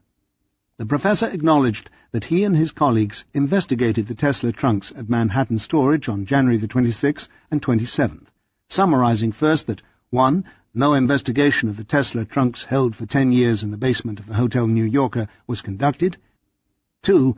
No scientific notes, descriptions of hitherto unrevealed methods or devices or actual apparatus of scientific value to this country or which would constitute a hazard in unfriendly hands was found. I can therefore see no technical or military reason why further custody of the property should be retained. Nevertheless, Trump removed a file of various written materials which covers typically and fairly completely the ideas which he, Tesla, was concerned with during the later years, and forwarded it, or copies of it, to Mr. Gorsuch of the OAP. Trump concluded in his report that the last 15 years of Tesla's life were primarily of a speculative, philosophical, and somewhat promotional character. On his return to Washington, Trump met with Homer Jones, chief of the Division of Investigation and Research. "Sir," the MIT professor smugly concluded, "upon the basis of my examination, it is my opinion that the Tesla papers contain nothing of value for the war effort, and nothing which would be helpful to the enemy if it fell into enemy hands." "Are you quite certain in this conclusion, Dr. Trump?" "I am willing to stake my professional reputation on it." Satisfied, Jones sent the report and Trump's recommendations to Lawrence M.C. Smith, Chief Special War Policies Unit of the War Division of the Department of Justice, and that, for one faction of the government, ended the matter. Trump drew up a report which described a number of articles by the inventor, interviews and scientific treatises. Exhibits D, F, and Q refer to a highly technical and heretofore underground Tesla treatise written in 1937 entitled The New Art of Projecting Concentrated Non-Dispersive Energy Through the Natural Media. This article, in contradiction to Trump's statement, contained explicit information which had never been published describing the actual workings of a particle beam weapon for destroying tanks and planes and for igniting explosives. Novel features included 1. An open-ended vacuum tube sealed with a gas jet, while at the same time permitting and facilitating the exit of the particles. 2. A way to generate many millions of volts for charging minute particles. 3. A method of creating and directing a non-dispersive stream of such particles with a trajectory of many miles. Written virtually as a patent application, the Tesla article presents in clear and straightforward terms the mathematical equations and schematics of his death ray. Aside from the unpublished drawing and mathematical analysis of its capability, it employed 3 most unusual features. The first was its mechanism for creating a non-dispersive beam of particles. I perfected means for increasing enormously the intensity of the effects, but was baffled in all my efforts to materially reduce dispersion, and became fully convinced that this handicap could only be overcome by conveying the power through the medium of small particles projected at prodigious velocity from the transmitter. Electrostatic repulsion was the only means to this end, since the cross-section of the carriers might be reduced to almost microscopic dimensions. An immense concentration of energy, irrespective of distance, could be attained. The second feature involved the creation of an open-ended vacuum tube by replacing the walled enclosure or glass window with a gaseous jet of high velocity. And the third outstanding feature was the means for generating large voltages. Having studied the precursors in the Van de Graaff electrostatic generator, a device which Tesla said was all but useless for generating usable amounts of energy, Tesla replaced the circulating cardboard belt that transferred the charge with an ionized stream of air hermetically sealed in a 220-foot-long circular vacuum chamber. Analogous to the way a shock can be created and transferred by rubbing one's shoes along a carpet on a dry day, the new fluid airstream belt achieved the same end, but to a degree many times greater than a belt generator. This charge, which apparently could be as much as 60 million volts, was in turn transferred to the myriad small bulbs at the top of the tower, their round shape and internal structure constructed to augment the accumulation of energy. Atop this domed citadel, which was planned to be over 100 feet in height, was the particle beam weapon. Nestled in a turret as a supergun, the weapon was set up so that tungsten wire could be fed into its high-vacuum firing chamber. There, minute droplets of this metal would be sheared off and repelled out the long barrel at velocities exceeding 400,000 feet per second. The entire apparatus apparently was also constructed for non-military purposes, such as for transmitting streams of electric energy to distant places, much like microwave wireless telephone trunk lines do today. Although Trump downplayed the importance of this paper, it is, to the present day, classified top secret by the U.S. military, with copies at the time going to Naval Intelligence, the FBI, the OAP, the NDRC, Wright-Patterson Air Force Base, MIT, and, most likely, the White House. Amtorg Trading Corporation. Exhibits D, F, and Q state explicitly that Tesla sold the plans for the construction of his particle beam weapon to A. Bartanian, a Soviet agent of the Amtorg Trading Corporation. These exhibits also specify that Tesla offered the device to the U.S. military, Great Britain, and Yugoslavia. Surprisingly, the FBI did not exploit this blatant Soviet connection, even though this was just the kind of thing that J. Edgar Hoover thrived on. One possible reason was that the Soviet Union was an ally at that time. Furthermore, a number of major corporations, such as Bethlehem Steel, RCA, and Westinghouse, were selling equipment to the Soviets via Amtorg, a company that did over $1 billion of business in America by the time of World War II. FDR, for instance, in 1933, approved $4 million in credit to Amtorg to purchase cotton from American suppliers. Amtorg, in return, supplied the country with furs, caviar, oil, and precious metals. Still operating in America today, Amtorg was unable to find any mention of Mr. Tesla in their records. If Tesla really did receive $25,000 from Amtorg in 1935, which the communique with the Soviets implied, why wouldn't he have paid off his debts to the Hotels Pennsylvania and Governor Clinton and retrieved his secret device held as collateral? An amount as large as $25,000 at the height of the Great Depression was worth roughly 20 times that figure today.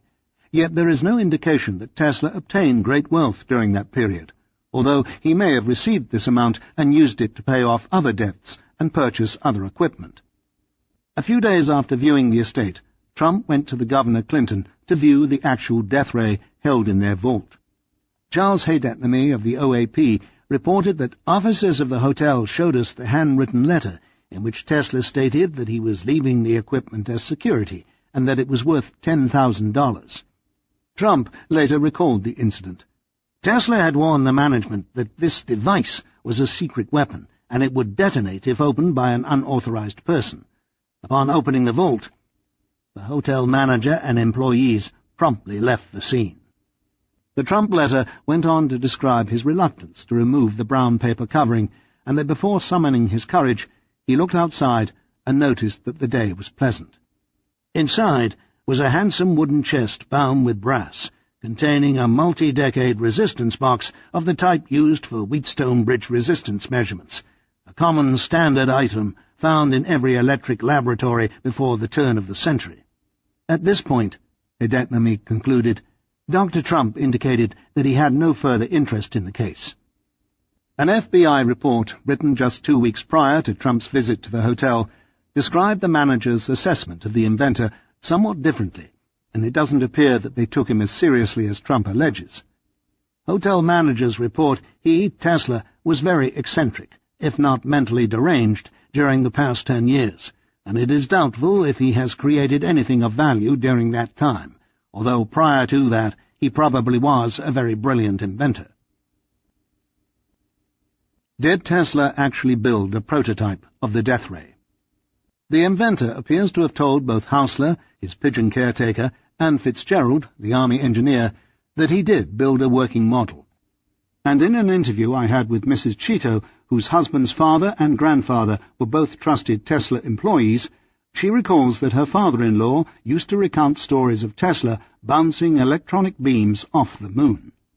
This is not a death ray, but it certainly supports the hypothesis that the inventor created working models along these lines. The well-known columnist Joseph Alsop, who interviewed Tesla at the Hotel New Yorker and who was one of the first to fully report Tesla's work with particle beam weapons, described an experience Tesla had when experimenting with cathode ray tubes. Sometimes a particle larger than an electron, but still very tiny, would break off from the cathode, pass out of the tube, and hit him. He said he could feel a sharp, stinging pain where it entered his body, and again at the place where it passed out. The particles in the beam of force, i.e., the ammunition, will travel far faster. Other evidence has been reported by Coram and Coram, who assert that this invention was an outcropping of Tesla's work on X-ray machines patented in the mid-1890s. Thus we can trace the Tesla death ray to at least 3 earlier inventions: his Tesla coil and work in high-frequency currents from the early 1890s, his work in bombarding targets with Röntgen rays in 1896, and also his 1901 ideas associated with transmitting energy by means of wireless by beaming up an ionizing ray from his magnifying transmitter and using it as a conduit to reach the ionosphere. With this mechanism, Tesla planned not only to circle the globe with information, but also to illuminate shipping lanes over the oceans and control the weather. The debobula schematic, the Corams write, having studied the plans in Belgrade, was also taken to Alcoa Aluminum, which said that it was ready to supply the materials as soon as Tesla raised the necessary capital. Alcoa, however, was unable to locate any reference to Tesla in their corporate records. At the age of 81, Tesla stated at a luncheon attended by ministers of Yugoslavia and Czechoslovakia that he had constructed a number of beam transmission devices, including the death ray, for protecting a country from incoming invasions, and a laser-like machine that could send impulses to the moon and other planets. He also said that he was going to take the death ray to a Geneva conference for world peace. When pressed by the columnists to give a full description, Dr. Tesla said, "But it is not an experiment." I have built, demonstrated, and used it. Only a little time will pass before I can give it to the world." Considering that Tesla had 2 secret laboratories throughout the 1930s in which no reporter ever set foot, we're left with a mystery. Did Tesla really scam the hotel by frightening the management into accepting a bogus invention in lieu of $400 rent? Feeling that the world owed him a place in which to live, perhaps he purposely chose not to pay for his housing. This certainly was a compulsive and self-destructive pattern during the latter quarter of his life. Lesser mortals often bore the brunt of his repressed rage. He was known to be abrasive to maids and office secretaries. Having made it a habit to live on credit, Tesla may have derived great pleasure during those lugubrious nights when he was forced to face his failures, in thinking back to the chaps at the Hotel Governor Clinton trembling at the terrible weapon they kept protected in their midst. The conspiracy scenario. Secret agents break into Tesla's New Yorker hotel safe without Kosanovich knowing, remove keys to his Hotel Governor Clinton vault, and steal the death ray prototype, substituting the equipment Trump found a week or 2 later. This potential incident would have had to have taken place between January the 9th and January the 29th, 1943, the dates of Tesla's death, and the end of Trump's investigations. The agents who performed this task, if it occurred, could have been Blois Fitzgerald and Ralphie Doty. The evidence is as follows.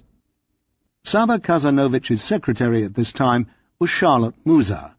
She reports that she saw Tesla during his last days for the purpose of delivering funds that he required, and that she was also present at the opening of the safe after Tesla died. Present were Kenneth Sweezy, Sava Kozanovich, and George Clark. According to her story and official reports, a locksmith was called in to change the combination of the safe and give the new combination to Kozanovich, who was the only one who had it. In the safe, before he locked it again, was a set of keys and the 1917 Edison medal. About 10 years later, when the estate was finally shipped to Belgrade and the safe opened, the Edison medal and the keys were found to be missing. The medal was never recovered, but the keys were found outside the safe in one of the numerous cases of documents. A January 12, 1943 OAP memorandum states that Charles McNamara, assistant manager of the Hotel Governor Clinton, permitted the OAP to seal safety deposit box number 103, which contained the $10,000 machine. Box number 103 is not a specially constructed box, as Fitzgerald said. It is, however, one of the largest boxes of the lower tiers. The day before this, at the Hotel New Yorker, Tesla's bedside safe was opened. Present, according to another OAP memorandum, aside from Sweezy, Clark, and Kozanovich, were 2 hotel personnel from the New Yorker, Mr. L.O. Doty, credit manager, and Mr. L.A. Fitzgerald, assistant credit manager. It strikes this researcher as a rather odd coincidence that these 2 individuals carried the same last names as a colonel from military intelligence and the ever-present Blois Fitzgerald. If in fact these 2 supposed credit managers were really government agents, it would have been a fairly easy task for them to retrieve the key or make a copy to box number 103 and swap the device. A further investigation of the FBI files reveals that on October the 17th, 1945, E. Conroy from the New York office sent 2 copies of the Trump report to J. Edgar Hoover and reviewed with him once again the roles played by Fitzgerald, Sparnell, a censored person X, and Kosanovich. Conroy said that X, probably another FBI agent, suspected that Sparnell was definitely pro-Russian in attitude, and that Sparnell was spreading pro-communist propaganda in full-page ads in various newspapers, and yet also suing these newspapers for libel. Conroy also reiterated that Sparnell had ties to Vice President Henry Wallace, so caution was advised. It appears that Sparnell had met Fitzgerald, a friend of X, at an engineering meeting in November 1942. Fitzgerald at the time was an Army private at Wright Field, Dayton, Ohio. He was described in the FBI report as a brilliant 20-year-old scientist who spent endless hours with Tesla before his death. Fitzgerald had developed some sort of anti-tank gun. Sparnell tried to form a partnership with Fitzgerald in order to sell this weapon to the Remington Arms Company, but for some reason Sparnell blocked the final sale, and then tried to arrange a more lucrative deal with Iogen's shipbuilding company of New Orleans.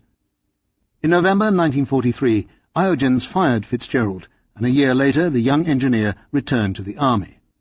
Today, 1945, Fitzgerald is engaged in a highly secret experimental project at Wright Field. In spite of his rank of private, Fitzgerald is actually director of this research and is working with many top young scientists on perfection of Tesla's death ray, which in Fitzgerald's opinion is the only defense against offensive use by another nation of the atom bomb. Conroy suggested cooperating with Fitzgerald in order to secure legal possession of Tesla's effects. The goal, of course, was to obtain and protect the details of the weapons system, yet also to set up a memorial foundation for the preservation of the inventor's memory. Fitzgerald purportedly also interested Henry Ford in the project. On October the 19th, 1945, Brigadier General L.C. Craigie, Chief Engineering Division Control Equipment Branch, Wright Field, writing at the request of Blois Fitzgerald, David Pratt, Herbert Shute, and P.E. Hoole, all engineers working at Wright Field, contacted Harvey Ross of the FBI in New York in order to officially request, in the interests of national defense, access to the effects of Dr. Nikola Tesla held in Manhattan Storage Warehouse.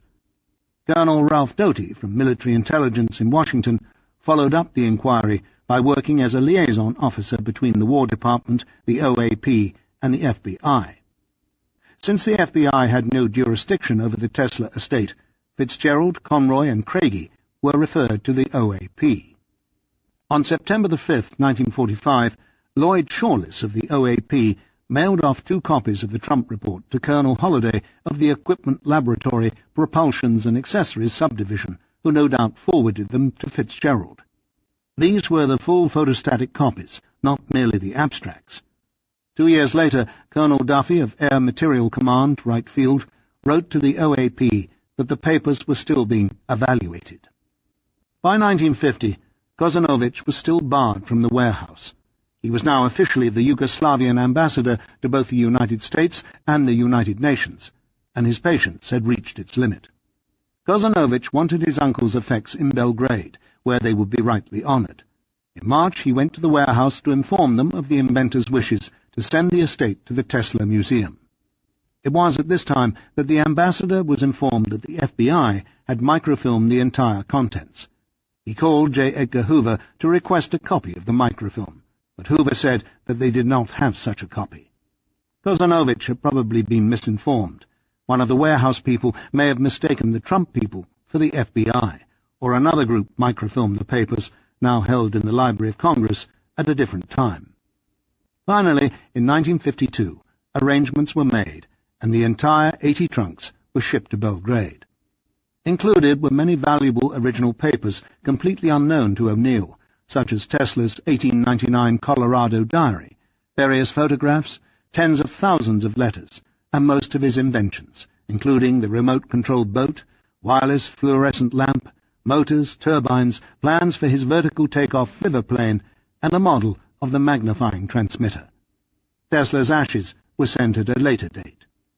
Sparnell would be questioned by Joseph McCarthy, and the copies of the death ray papers moved further underground. The probable trail of the secret paper. In 1984, Andrea Pulharich presented Tesla's secret death ray paper to the International Tesla Centennial Symposium held in Colorado Springs. It was published in the Proceedings. Pulharich told this author that the original source of the report was Ralph Bergstresser, author of a notable Tesla article published in 1957. Pulharich thought that Bergstresser, along with an associate, who may have been Blois Fitzgerald, was linked to the FBI, and thus obtained the paper in that capacity. In the 1940s, Bergstresser worked for RCA and Marconi's boys. I always believed that Marconi was the inventor of the wireless. Then I found out it was all a lie. Bergstresser, who was about 80 years old when I spoke to him, recalled that Marconi had lived on a ship on the high seas to avoid subpoenas Tesla tried to give him. At the outbreak of World War II, Bergstresser began to work on behalf of the war effort, when he, Tesla, turned over to me his various papers. I would take and read them and return them to him. According to one source, Bergstresser was under the command of the new secret organization, the Office of Strategic Services, OSS, later the Central Intelligence Agency, CIA, and in that capacity he was analyzing the papers for their military significance. Bergstresser recounted that he had only known Tesla during the last 6 months of his life. He was skinny, tall, stooped, emaciated, didn't eat right. In further questioning, he also said that he had known Jack O'Neill and his colleague William Lawrence, author of the 1940 New York Times death ray article which sparked such interest by the FBI and factions of the armed forces, and that he and Bergstresser had attended Tesla's funeral together in 1943. During the conversation, I asked Bergstresser if he had any proof to support his contention that Tesla's papers had been systematically removed from libraries. He said that the conspiracy was massive and extremely complex, going back to J. Pierpont Morgan and his wish to suppress Tesla's wireless power distribution inventions because they threatened to provide cheap or free power for the masses. He was upset that Tesla's entire estate was holed away behind the Iron Curtain, and partially blamed Lawrence, who he said was later found to be a communist. He agreed that Blois Fitzgerald had probably taken the papers to Wright-Patterson Air Force Base, but he declined to comment on any relationship to Fitzgerald or to the trail of the secret papers. Puharich had said that the particle beam article had been passed from Bergstresser to Bob Beck of the U.S. Psychotronic Society around 1981, and from there they were passed to him. Influence of the McCarthy period. It was true that by the time the FBI and federal government became actively involved in suppressing Tesla's scientific papers, the inventor had already slipped from the mass consciousness. Nevertheless, an air of secrecy, supported by the taint of ties to a German fifth column or the communists via his Yugoslav heritage, served to submerge even further the inventor's work. This was augmented by the transfer of Tesla's papers to the remote city of Belgrade. Star Wars. Tesla's numerous inventions could be applied in a variety of ways for military purposes, for example, particle beam weapons, worldwide radar, earthquake contrivances, brainwave manipulation. One or more magnifying transmitters could supposedly send destructive impulses through the Earth to any location. Thus, a well-placed jolt of many millions of volts could theoretically destroy the communications network of any major city. Recent discourses on potential future warfare technologies, stemming mainly from war games analyst Lieutenant Colonel Tom Bearden and parapsychologist Andrea Puharich, MD, suggest that the Soviets had harnessed various Tesla weapons, including apparatus for seismic, weather, and mind control. According to Bearden, the Tesla magnifying transmitter produced a fundamental one-point gravity vector, or electrostatic scalar wave, that disturbs the very fabric of the space-time grid itself, and therefore is not bound by the speed of light. Thus, a theoretical instantaneous Tesla wave, emitted from the magnifying transmitter, could potentially affect the planet's geomagnetic pulse, and thereby be directed to any number of targets on any continent. This research is highly controversial and speculative, and should be read with caution. Nevertheless, in 1977, in its May 2nd issue, Aviation Week published a 7,000-word article on Soviet particle beam weapons. The exposé, which shook Washington, was also abstracted in Science. It contained a schematic drawing of a particle beam weapon which bears a remarkable resemblance to Tesla's then unpublished drawings made 4 decades earlier. Coupled with the realization that the Soviets were well advanced in this area, this is strong evidence in support of the claim that Tesla did in fact sell the schematics of such a device to them in the mid-1930s. Aviation Week also described the use of young geniuses under the age of 29 located at the Wright-Patterson Air Force Base in Dayton, Ohio, who were trying to conceive of a breakthrough in the technology. And also, surprisingly, that the President, Jimmy Carter, was screened from vital technical developments by the bureaucracy of the CIA and Defense Intelligence Agency. The source was General George Keegan, former head of Air Force Intelligence. 3 intriguing points emerge. 1. The concept of intense secrecy of particle beam weapons.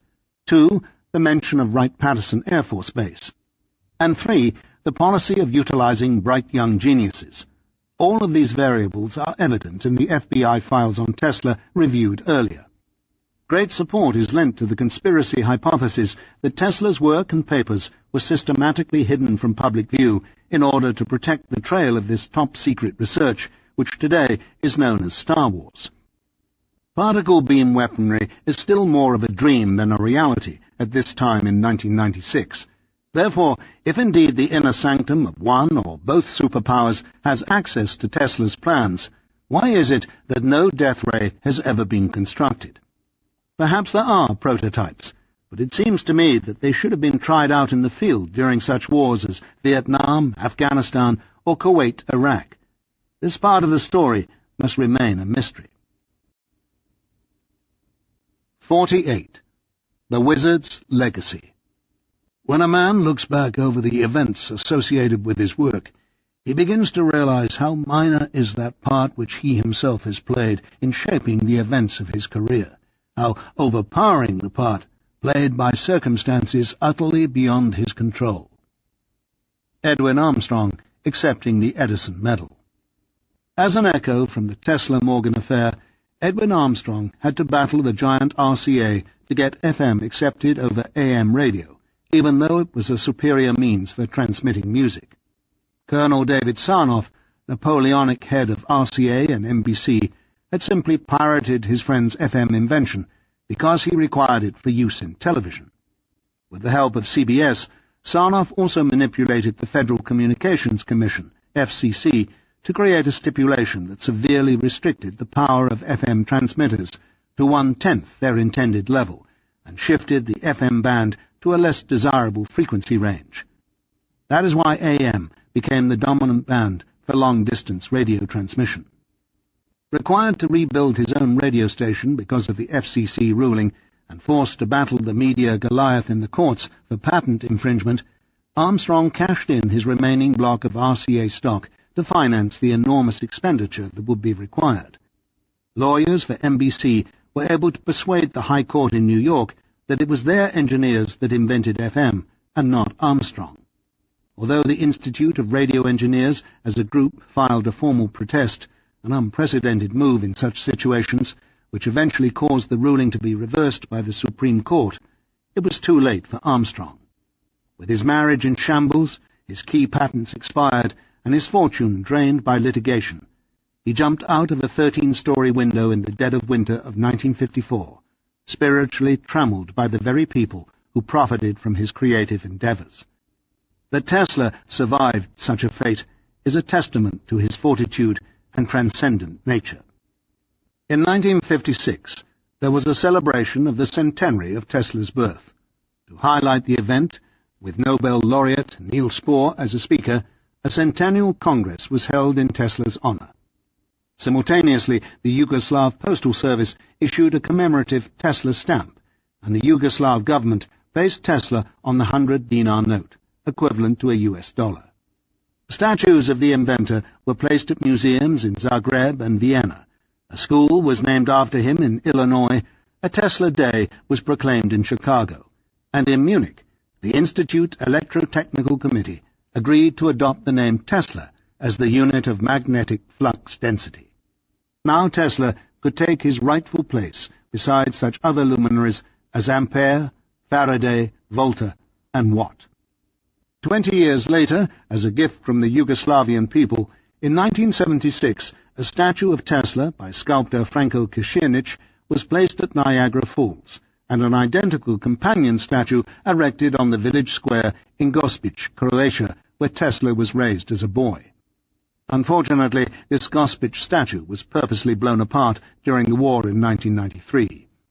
President Tito gave a speech in Tesla's honor in Smiljan before thousands of Croats, Serbs, and Bosnians, who were separated by armed guards and demarcation fences, and the celebration also continued in America. Plaques were posted at the site of his residence at the Hotel Gerlach in New York City and at the Wardenclyffe Laboratory, which still stands at Shoreham, Long Island.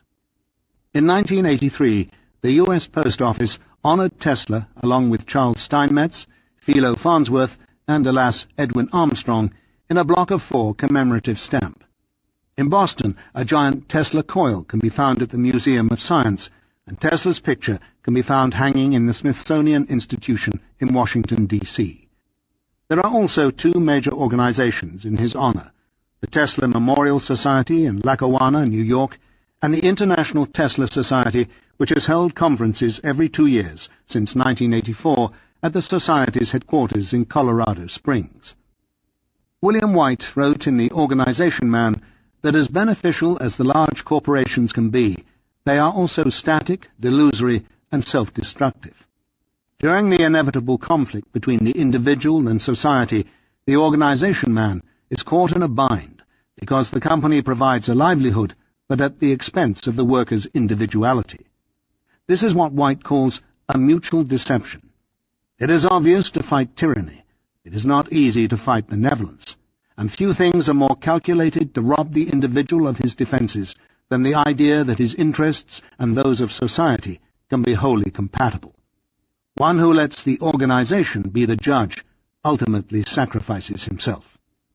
The corporate view becomes the very embodiment of rationality itself, structuring, restructuring, and thereby controlling consciousness. As was the case with the Tesla situation, the more the corporate world rejected the Wardenclyffe idea, the more unworkable it appeared to the engineers working in the industry, because they, as products and extensions of the corporations, had their consciousness shaped by its policies. Ultimately, Tesla's world view became a threat, and it was easier to dismiss him as an eccentric than consider that his plans may have been viable. A modern example of a famous innovator who became somewhat of a non-person is Stephen Jobs, co-founder of Apple Computer. Realizing in the mid-1980s that the Motorola microprocessor was superior for graphics capabilities to the one in the Apple II computer and the one being used by Bill Gates' Microsoft for IBM, Jobs produced the Macintosh. First-generation Macintoshes, which were admittedly unattractive for business use and constructed so that they were not expandable, were not immediate successes in the marketplace.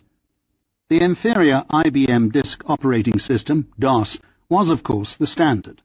Undeterred, Jobs wanted to scrap the obsolete but highly profitable Apple II to go solely into production of Macs. Even though he was the wunderkind co-creator of the billion-dollar enterprise, Jobs became a threat to its financial stability. In a stunning move, Jobs was not only deposed, he was literally barred from working at Apple, even though he was still the largest shareholder. A decade later, the Bill Gates IBM-compatible Intel Pentium chip, although endowed with graphics, Windows capabilities, is still based on an inferior design as compared to the Power Mac. Nevertheless, the Gates Intel chip is by far the leading system in the country, even though the Power Mac, by necessity, is the standard in such fields as graphic design. Coyly, Gates said it this way: "People were coming out with completely new operating systems, but we had already captured the volume, so we could price it low and keep selling. And believe me, it would have been a lot easier to write Windows so it didn't run DOS applications. But we knew we couldn't make the transition without that compatibility." Psychoanalysis. Being aware of the criticisms of the Freudian paradigm and the problem of oversimplification, I argued in my doctoral dissertation that in order to explain Tesla's unusual personality, self-proclaimed celibacy, and alleged homosexuality, it is possible that he may have suffered repressed guilt feelings associated with the untimely death of his older brother, Dane, when Tesla was 5 years old. In the throes of the Oedipal complex, and admittedly over-attached to his mother, young Nico experienced great trauma, not only because Dane was Dayuka's favorite son, but also because Nico was at that age of gaining his sexual identity and learning to transfer love bestowed upon himself to others. Possibly the mother rejected Tesla after Dane's death, and thus Tesla bestowed the love back upon himself and became narcissistic. Wishing to gain back the perceived loss of love from his mother and lost brother, later in life Tesla would unconsciously seek out figures that would combine the dynamics of older brother-mother surrogates. For example, strong nurturing authority figures such as Westinghouse and Pierpont Morgan. This combination of brother and mother might also explain the confusion associated with Tesla's sexual identity. To recapture their lost love, and, in the symbolic sense, to bring the brother back from the dead, for that would be the only way to repair the damage, Tesla would have to form a sacrifice as penance. In Westinghouse's case, he ripped up the royalty clause, and it cost him millions of dollars. He could have set up a deferred payment schedule. And in Morgan's case, the inventor insisted that the financier take the larger share of the partnership, that is, 51%, even when Morgan suggested 50-50. Due, however, to a multitude of personality factors, including egomania, overambition, and his impatient wish to crush the competition, Tesla breached his contract with Morgan by deciding to build a larger tower than was agreed upon. This was a self-destructive move, although it might have succeeded and was also, on another level, simply a calculated risk. From the psychoanalytic standpoint, unconsciously, he was hoping that the financier would forgive his sins, show his surrogate son that he still loved him by providing him with the additional funds to complete the tower. When Morgan said no, the unconscious could not face such a harsh rejection, so Tesla tried obdurately to turn the man around. And even when it was clear that Morgan would never come through, the self-perceived surrogate son continued to try. Turning to Tesla's persistent wish to contact extraterrestrials, from a psychoanalytic perspective, these outer space entities may have symbolized beings existing in the afterworld. Certainly the need to believe in extraterrestrials is a powerful and popular one. It explains why so many people accepted Percival Lowell's Canals of Mars hypothesis, and in today's world, the extreme popularity of such movies as Star Wars, Star Trek, and E.T. In Tesla's case, the extraterrestrials may have pre-logically stood for his dead brother and mother. The insistence that he had probably been contacted by Martians became an unconscious safety valve which allowed him to hypercathect, release much of the anxiety associated with the death of his older brother, as the brother would still be in a sense alive. Thus, if Darnay still existed, the trauma of his death would be diminished, and Nico's mother would love him again. This form of regressive behavior could also explain Tesla's obsession with caring for pigeons. After Darnay died, the family was wrested from their idyllic farm in Smiljan to the bustling city of Gospic. The pigeons were not only substitute mistresses for Tesla, they also symbolized a return to the utopia of his early and untroubled childhood in Smiljan. As a counter-hypothesis to the psychoanalytic paradigm, and as no solid evidence of homosexuality has been discovered by this researcher, one must place Tesla within his time period. Like William James and other intellects of that day, the idea of dedicating oneself to science at the expense of marriage was not a unique occurrence. Tesla was keenly aware that the responsibilities of marriage would have interfered too greatly with his inventive elan. Purposely, and admittedly through self-denial, he transformed his instincts in the alchemical sense to raise them to a higher level.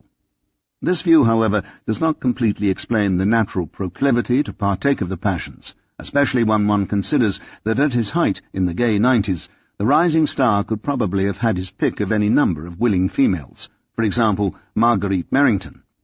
Nor does it explain his over-attachment to the city pigeons.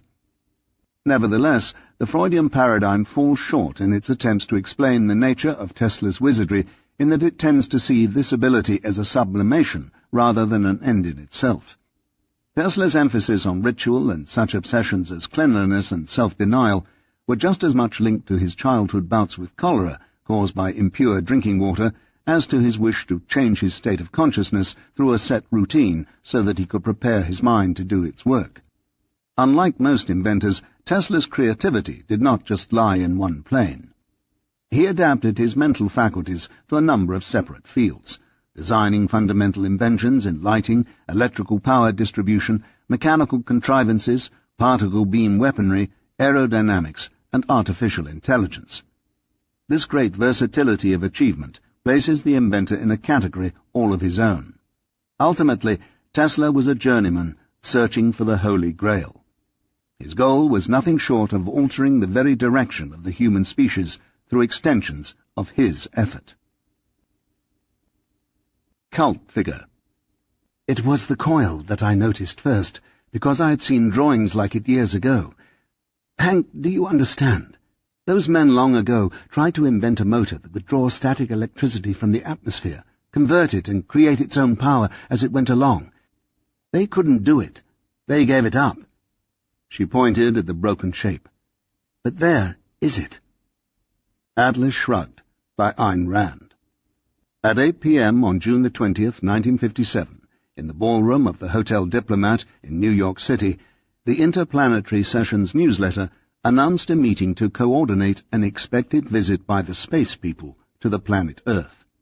The event was planned by 3 individuals: George Van Tassel, author of I Rode a Flying Saucer; George King, purported telepathic contactee with extraterrestrials; and Margaret Storm, author of the occult Tesla biography Return of the Dove, a book whose transcripts were received on the Tesla set, a radio-type machine invented by Tesla in 1938 for interplanetary communication. By July the 1st, it was assured that the Martians would have full-scale operations in Washington, D.C., New York, and general North American areas. It was also revealed that Tesla was a Venusian, brought to this planet as a baby in 1856, and left in a remote mountain province in what is now Yugoslavia. In attendance at this meeting was a man who preferred to remain unnoticed. He was an FBI agent assigned to continue the expanding file on the enigmatic Serbian inventor Nikola Tesla. It's quite likely that a copy of this newsletter, which is in the FBI file, was also read by J. Edgar Hoover, a man concerned about the growing interest in the flying saucer phenomena and the secrecy surrounding various adherents. Margaret Storm's supposition that Tesla was born on another planet to give us our entire electric power and mass communication systems stem from a colourful history of the inventor's ties to the group fantasy belief that life on Mars was a virtual certainty. Fueled by McCarthyism and the fear of communist, alien infiltration, and also theosophical literature, Storm proclaimed that Tesla had descended from the 6th root race, a new species of human that was evolving on the planet. To complicate matters, she was also friends with Arthur Matthews, author of Wall of Light, Nikola Tesla and the Venusian Spaceship.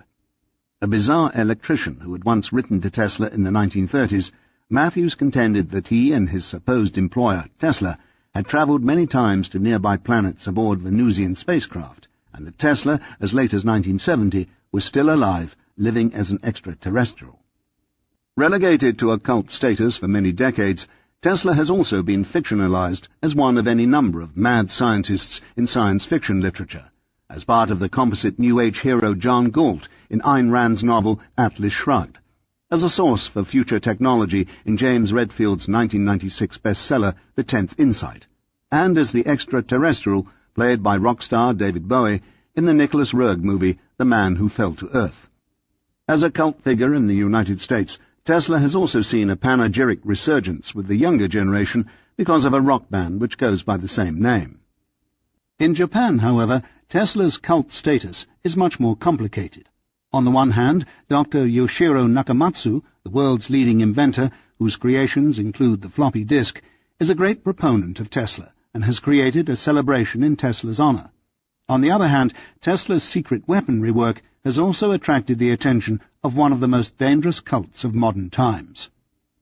Just 1 month after the January 1995 earthquake in Kobe destroyed the city and killed 5,000 people, followers of the charismatic psychopath Shoko Asahara, the man responsible for poisoning the subways with sarin gas in Tokyo, flew into Belgrade to infiltrate the Tesla Museum, with hopes of obtaining the inventor's schematics for his supposed telegeodynamic earthquake machine. Asahara's cult, known as Om Supreme Truth, had an internet of supposedly tens of thousands of members in half a dozen countries, with access to state-of-the-art high-tech devices, a large database of military secrets, firearms and laser apparatus, and other more esoteric New Age weaponry systems. Seeking world domination, their plans were interrupted by the earthquake.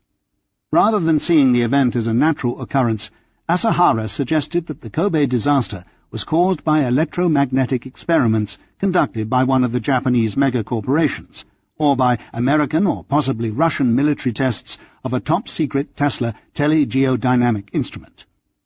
Raised in a country that had seen its cities destroyed by the atom bomb, Asahara had been influenced by apocalyptic science fiction stories, by the book Tesla Superman, written by Japanese author Masaki Shindo, and by such Tesla files as Lieutenant Colonel Tom Bearden, whose model for the Tesla magnifying transmitter hypothesized that it could be used as an intercontinental electrostatic scalar wave delivery system.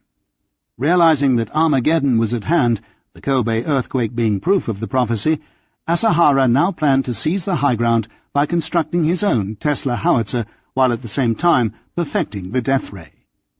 Christopher Evans, in his text Cults of Unreason, suggests that cults appear as stopgaps for people in society, ways for them to deal with life's mysteries, and also for the unsettling feeling associated with the rapid pace of our times. According to Evans, cults exist in order to discover the Holy Grail, the supposed secret behind the universe. Tesla himself called his magnifying transmitter the Philosopher's Stone. To him, it was the mechanism by which to transform society and interlink the entire globe. Following a Goethean path, Tesla's Weltanschauung suggests a hierarchy of intelligence to the universe. Not only were his creations derived from natural law, through them humans could attain godlike status and communicate with other interstellar neighbors. According to the idea of esotericism as applied to history, says Russian philosopher P.D. Uspensky, no civilization ever begins of itself. Esoteric schools involve other higher dimensions, says astrologer Dane Rudya. Certain individuals, often referred to as avatars, Rudya suggests, are actually seed men, who one way or another have within their being knowledge that can lead a culture into transcendence. Tesla had possession of certain knowledge, which for various reasons was rejected by mainstream science and society or suppressed by powers that perceived his contributions as threatening. Yet the essence of Tesla's work is available for the seeker. Described by popular New Age writer Robert Anton Wilson as an Illuminati, Tesla remains a cult hero because of his esoteric status, because his life's work has served as a template for numerous science fiction characters and cinematic themes, and because he provides answers for those who study his work for its inner meaning. Unlike so many other esoteric figures, however, Tesla is in a unique position because so many of his inventions were incorporated into our modern high-tech world. Had his ultimate world broadcasting plan actually coalesced during his heyday, there is no telling how history might have proceeded and how the quality of our lives might have changed. Appendix A. The Magnifying Transmitter, a Technical Discussion. At the 1990 International Tesla Conference, held in Colorado Springs, Dr. Alexander Marincic, curator of the Tesla Museum in Belgrade, Robert Golka, the only modern electrical engineer to construct large-scale magnifying transmitters, and I were engaged in a conversation on the viability of Tesla's plan. Both Marincic and Golka concurred that Tesla's ultimate plan, that of sending energy around the Earth for industrial purposes, was not practicable. Leyland Anderson, an electrical engineer and Tesla expert for nearly 40 years, agreed. Tesla's experiments at Colorado Springs, according to Anderson, were probably a local effect caused by the fortuitous placement of his tower next to the Pikes Peaks range along a Great Plain. When Tesla detected lightning discharges and standing waves, he made the incorrect assumption that these waves would encircle the globe. In fact, Anderson wrote, the standing waves Tesla detected were probably unrecognized reinforcement effects rebounding off Pikes Peak, and his generated waves probably did the same thing. His conclusion was based on measurements that electronic scientist Ralph Joler made of thunderstorms occurring along the peak. Two experts who have concluded that the Tesla apparatus was viable are Professor James Coram and Eric Dollard, both designers of transmitting equipment based on Tesla's findings. Dollard writes that the invention, circa 1920, of the multiple-loaded flat-top antenna by Steinmetz's protege Ernst F. W. Alexanderson was really fashioned after those developed by Tesla. One such plant, located at Bolinas, California, sets up a resonant transformer between two separate earth plates and an elevated plate. This arrangement produces three separate types of wireless frequencies: atmospheric induction, antenna transmission, and earth induction. Acting as a virtual ground, the aerial transmitting energy down into the earth sets up standing waves that continuously bounce back and forth between the earth and the reflecting capacitance at a rate tuned to a natural rate of the earth. A simple tuning fork experiment can be used to explain the importance of the ground connection. It resonates much more powerfully when the fork is attached to a ground, such as a table. Due to the conductive property of the earth, individualization of impulse transmission is also facilitated. The electrical energy does not pass through the earth in the ordinary acceptance of the term. It only penetrates to a certain depth according to the frequency. Coram, who holds a doctorate in physics and is a former professor of electrical engineering at West Virginia University, writes, "It has been common in the past to discard Tesla's far-sighted vision as baseless. I believe that such depreciation has stemmed from critics that were uninformed as to Tesla's actual technical measurements and physical observation." Having performed various experiments himself, Coram surmises that Tesla's mathematical results, written in his May 16, 1900 patent application, could have only been obtained as a result of authentic terrestrial resonance measurements.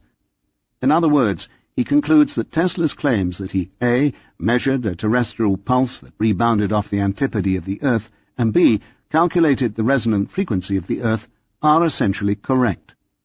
Looking at the wireless project from the technical point of view, most likely Wardenclyffe was to be set up mainly for the purpose of distributing information and meagre amounts of electrical power, just enough to run clocks and stock tickers, but not enough to charge factories. Each tower could act as a sender or a receiver. In a letter to Katherine Johnson, Tesla explains the need for well over 30 such towers. Further, the magnifying transmitter was conceived to transmit electricity in a variety of ways. Tesla could utilize the carrier waves traveling within the Earth, e.g. the Schumann cavity, and or the Earth's geomagnetic pulse. He could transmit frequencies through the air, or he could beam a carrier wave up to the ionosphere and use it for transport. I will confess that I was disappointed when I first made tests along this line on a large scale. They did not yield practical results. At the time, I used about 8 million to 12 million volts of electricity. As a source of ionizing rays, I employed a powerful arc reflected up into the sky, trying only to connect a high-tension current and the upper strata of the air, because my pet scheme for years had been to light the ocean at night. Central towers, acting much like today's wireless trunkline microwave transmitters for the phone company, could then be hooked up via conventional wires to numerous households within a given radius. World Broadcasting System. From what I can ascertain, I believe that Tesla's magnifying transmitter in a completed state would have operated as follows. A transmission tower would have been constructed so that its height and ability to radiate electrical oscillations was in a resonant relationship to the size, electronic, and geophysical properties of the Earth. Rather than utilize transverse electromagnetic waves exclusively, Tesla would be utilizing longitudinal waves, such as those found in the impulses transmitted by earthquakes and by sound. The gigantic Tesla coil was also calculated to take into account the wavelength of light. In other words, the length of the wires wound in the transformer were in a harmonic relationship to the distance light would travel in a given time. With the production of standing waves resonant with the planet, nodal points on the Earth's surface were also plotted out. A tremendous charge, in excess of 30 million volts, and in harmonic frequency to the electrical and or geophysical state of the Earth, will be driven down the tower into the ground and out to 16 300-foot-long iron spokes positioned in a spiral down the entire length of the 120-foot well. Thereby gripping the Earth, this pulse would generate an electronic disturbance in a harmonic relationship with the naturally occurring geomagnetic pulse that would reach the other side of the globe and in turn would bounce back up the tower. By controlling the period of frequency, this pulse could be modulated and actually increased in intensity in the same way one can make a well-made bell resound in increasing loudness by tapping it at precisely timed faster and faster rates. Also, the energy will be stored at the top of the tower and in specially built condensers by the laboratory. Stationary waves in resonance with known earth currents would thereby be established. Like a vibrating spring with a weight on it, this device enabled Tesla to determine and manipulate the electrostatic capacity, in analogy like the pliability of the spring, and the inductance, analogous to the weight on the spring, of the carrier vibrations. Tesla also maintained that the use of liquefied air, -197 degrees Fahrenheit, would greatly augment the production and/or reception of very high frequencies, while also reducing impedance caused by friction or heat. By transforming energy to higher frequencies on the rebound flow, Tesla increased the efficiency of his towers. Each could act as both a sender and receiver. One tower situated near a waterfall could jump energy to another tower situated at another point on the globe. Just as electricity is available throughout the electrical circuits that run through the transmission lines that circumscribe our planet, electricity would also be available throughout the entire electromagnetic grid of the Earth itself. In the same way electricity is not utilized by conventional means until a plug is placed in a socket and a switch turned on, electricity would also not be utilized in the Tesla system until it too was connected up to a wireless instrument and that instrument was turned on. Electricity by the Tesla system would not be wasted by being diffused, no more so than electricity is wasted by present means, such as with wireless car telephones or by being made available through transformers and high-tension wires that run from transmission pole to transmission pole. It appears that the tower could at this point serve in a variety of ways. For instance, intelligible signals, wireless telephone, could be transmitted to any region of the globe. Power also could be provided by the same mechanism, probably within a confined region of each tower, to thousands of specific machines after they sent a coded request impulse, or simply to another tower not located by a power source. And this second tower, situated in a remote area, could be connected to home appliances and telephones by way of conventional wires or by wireless. If two transmitters were utilized and separated by many miles, vector waves could more easily place impulses in desired locations. A power source, such as coal or water, would generate energy into a transformer, comprising both a secondary, tuned to the wavelength of light, and primary coil. The secondary coil in the transmitting tower would be the inside thinner one, which is longer and has more turns. The generated frequency would be lowered when induced into the thicker primary, which has fewer turns and is shorter. The transmitter would then pump the energy into the natural medium, broadcasting it via earth or air, i.e., two different ways. According to Tesla, at the receiving station, a transformer of similar construction is employed, but in this case, the longer coil, of many turns, constitutes the primary, and the shorter coil, of fewer turns, the secondary. It is to be noted that the phenomenon here involved in the transmission of electrical energy is one of true conduction, and not to be confounded with the phenomena of electrical radiation. An additional criticism. E. Kornhauser, a professor of electrical engineering at Brown University, in reviewing this section, is doubtful that this form of power transmission could be effectively achieved because the Earth is not an efficient conductor, e.g., as compared to a copper wire.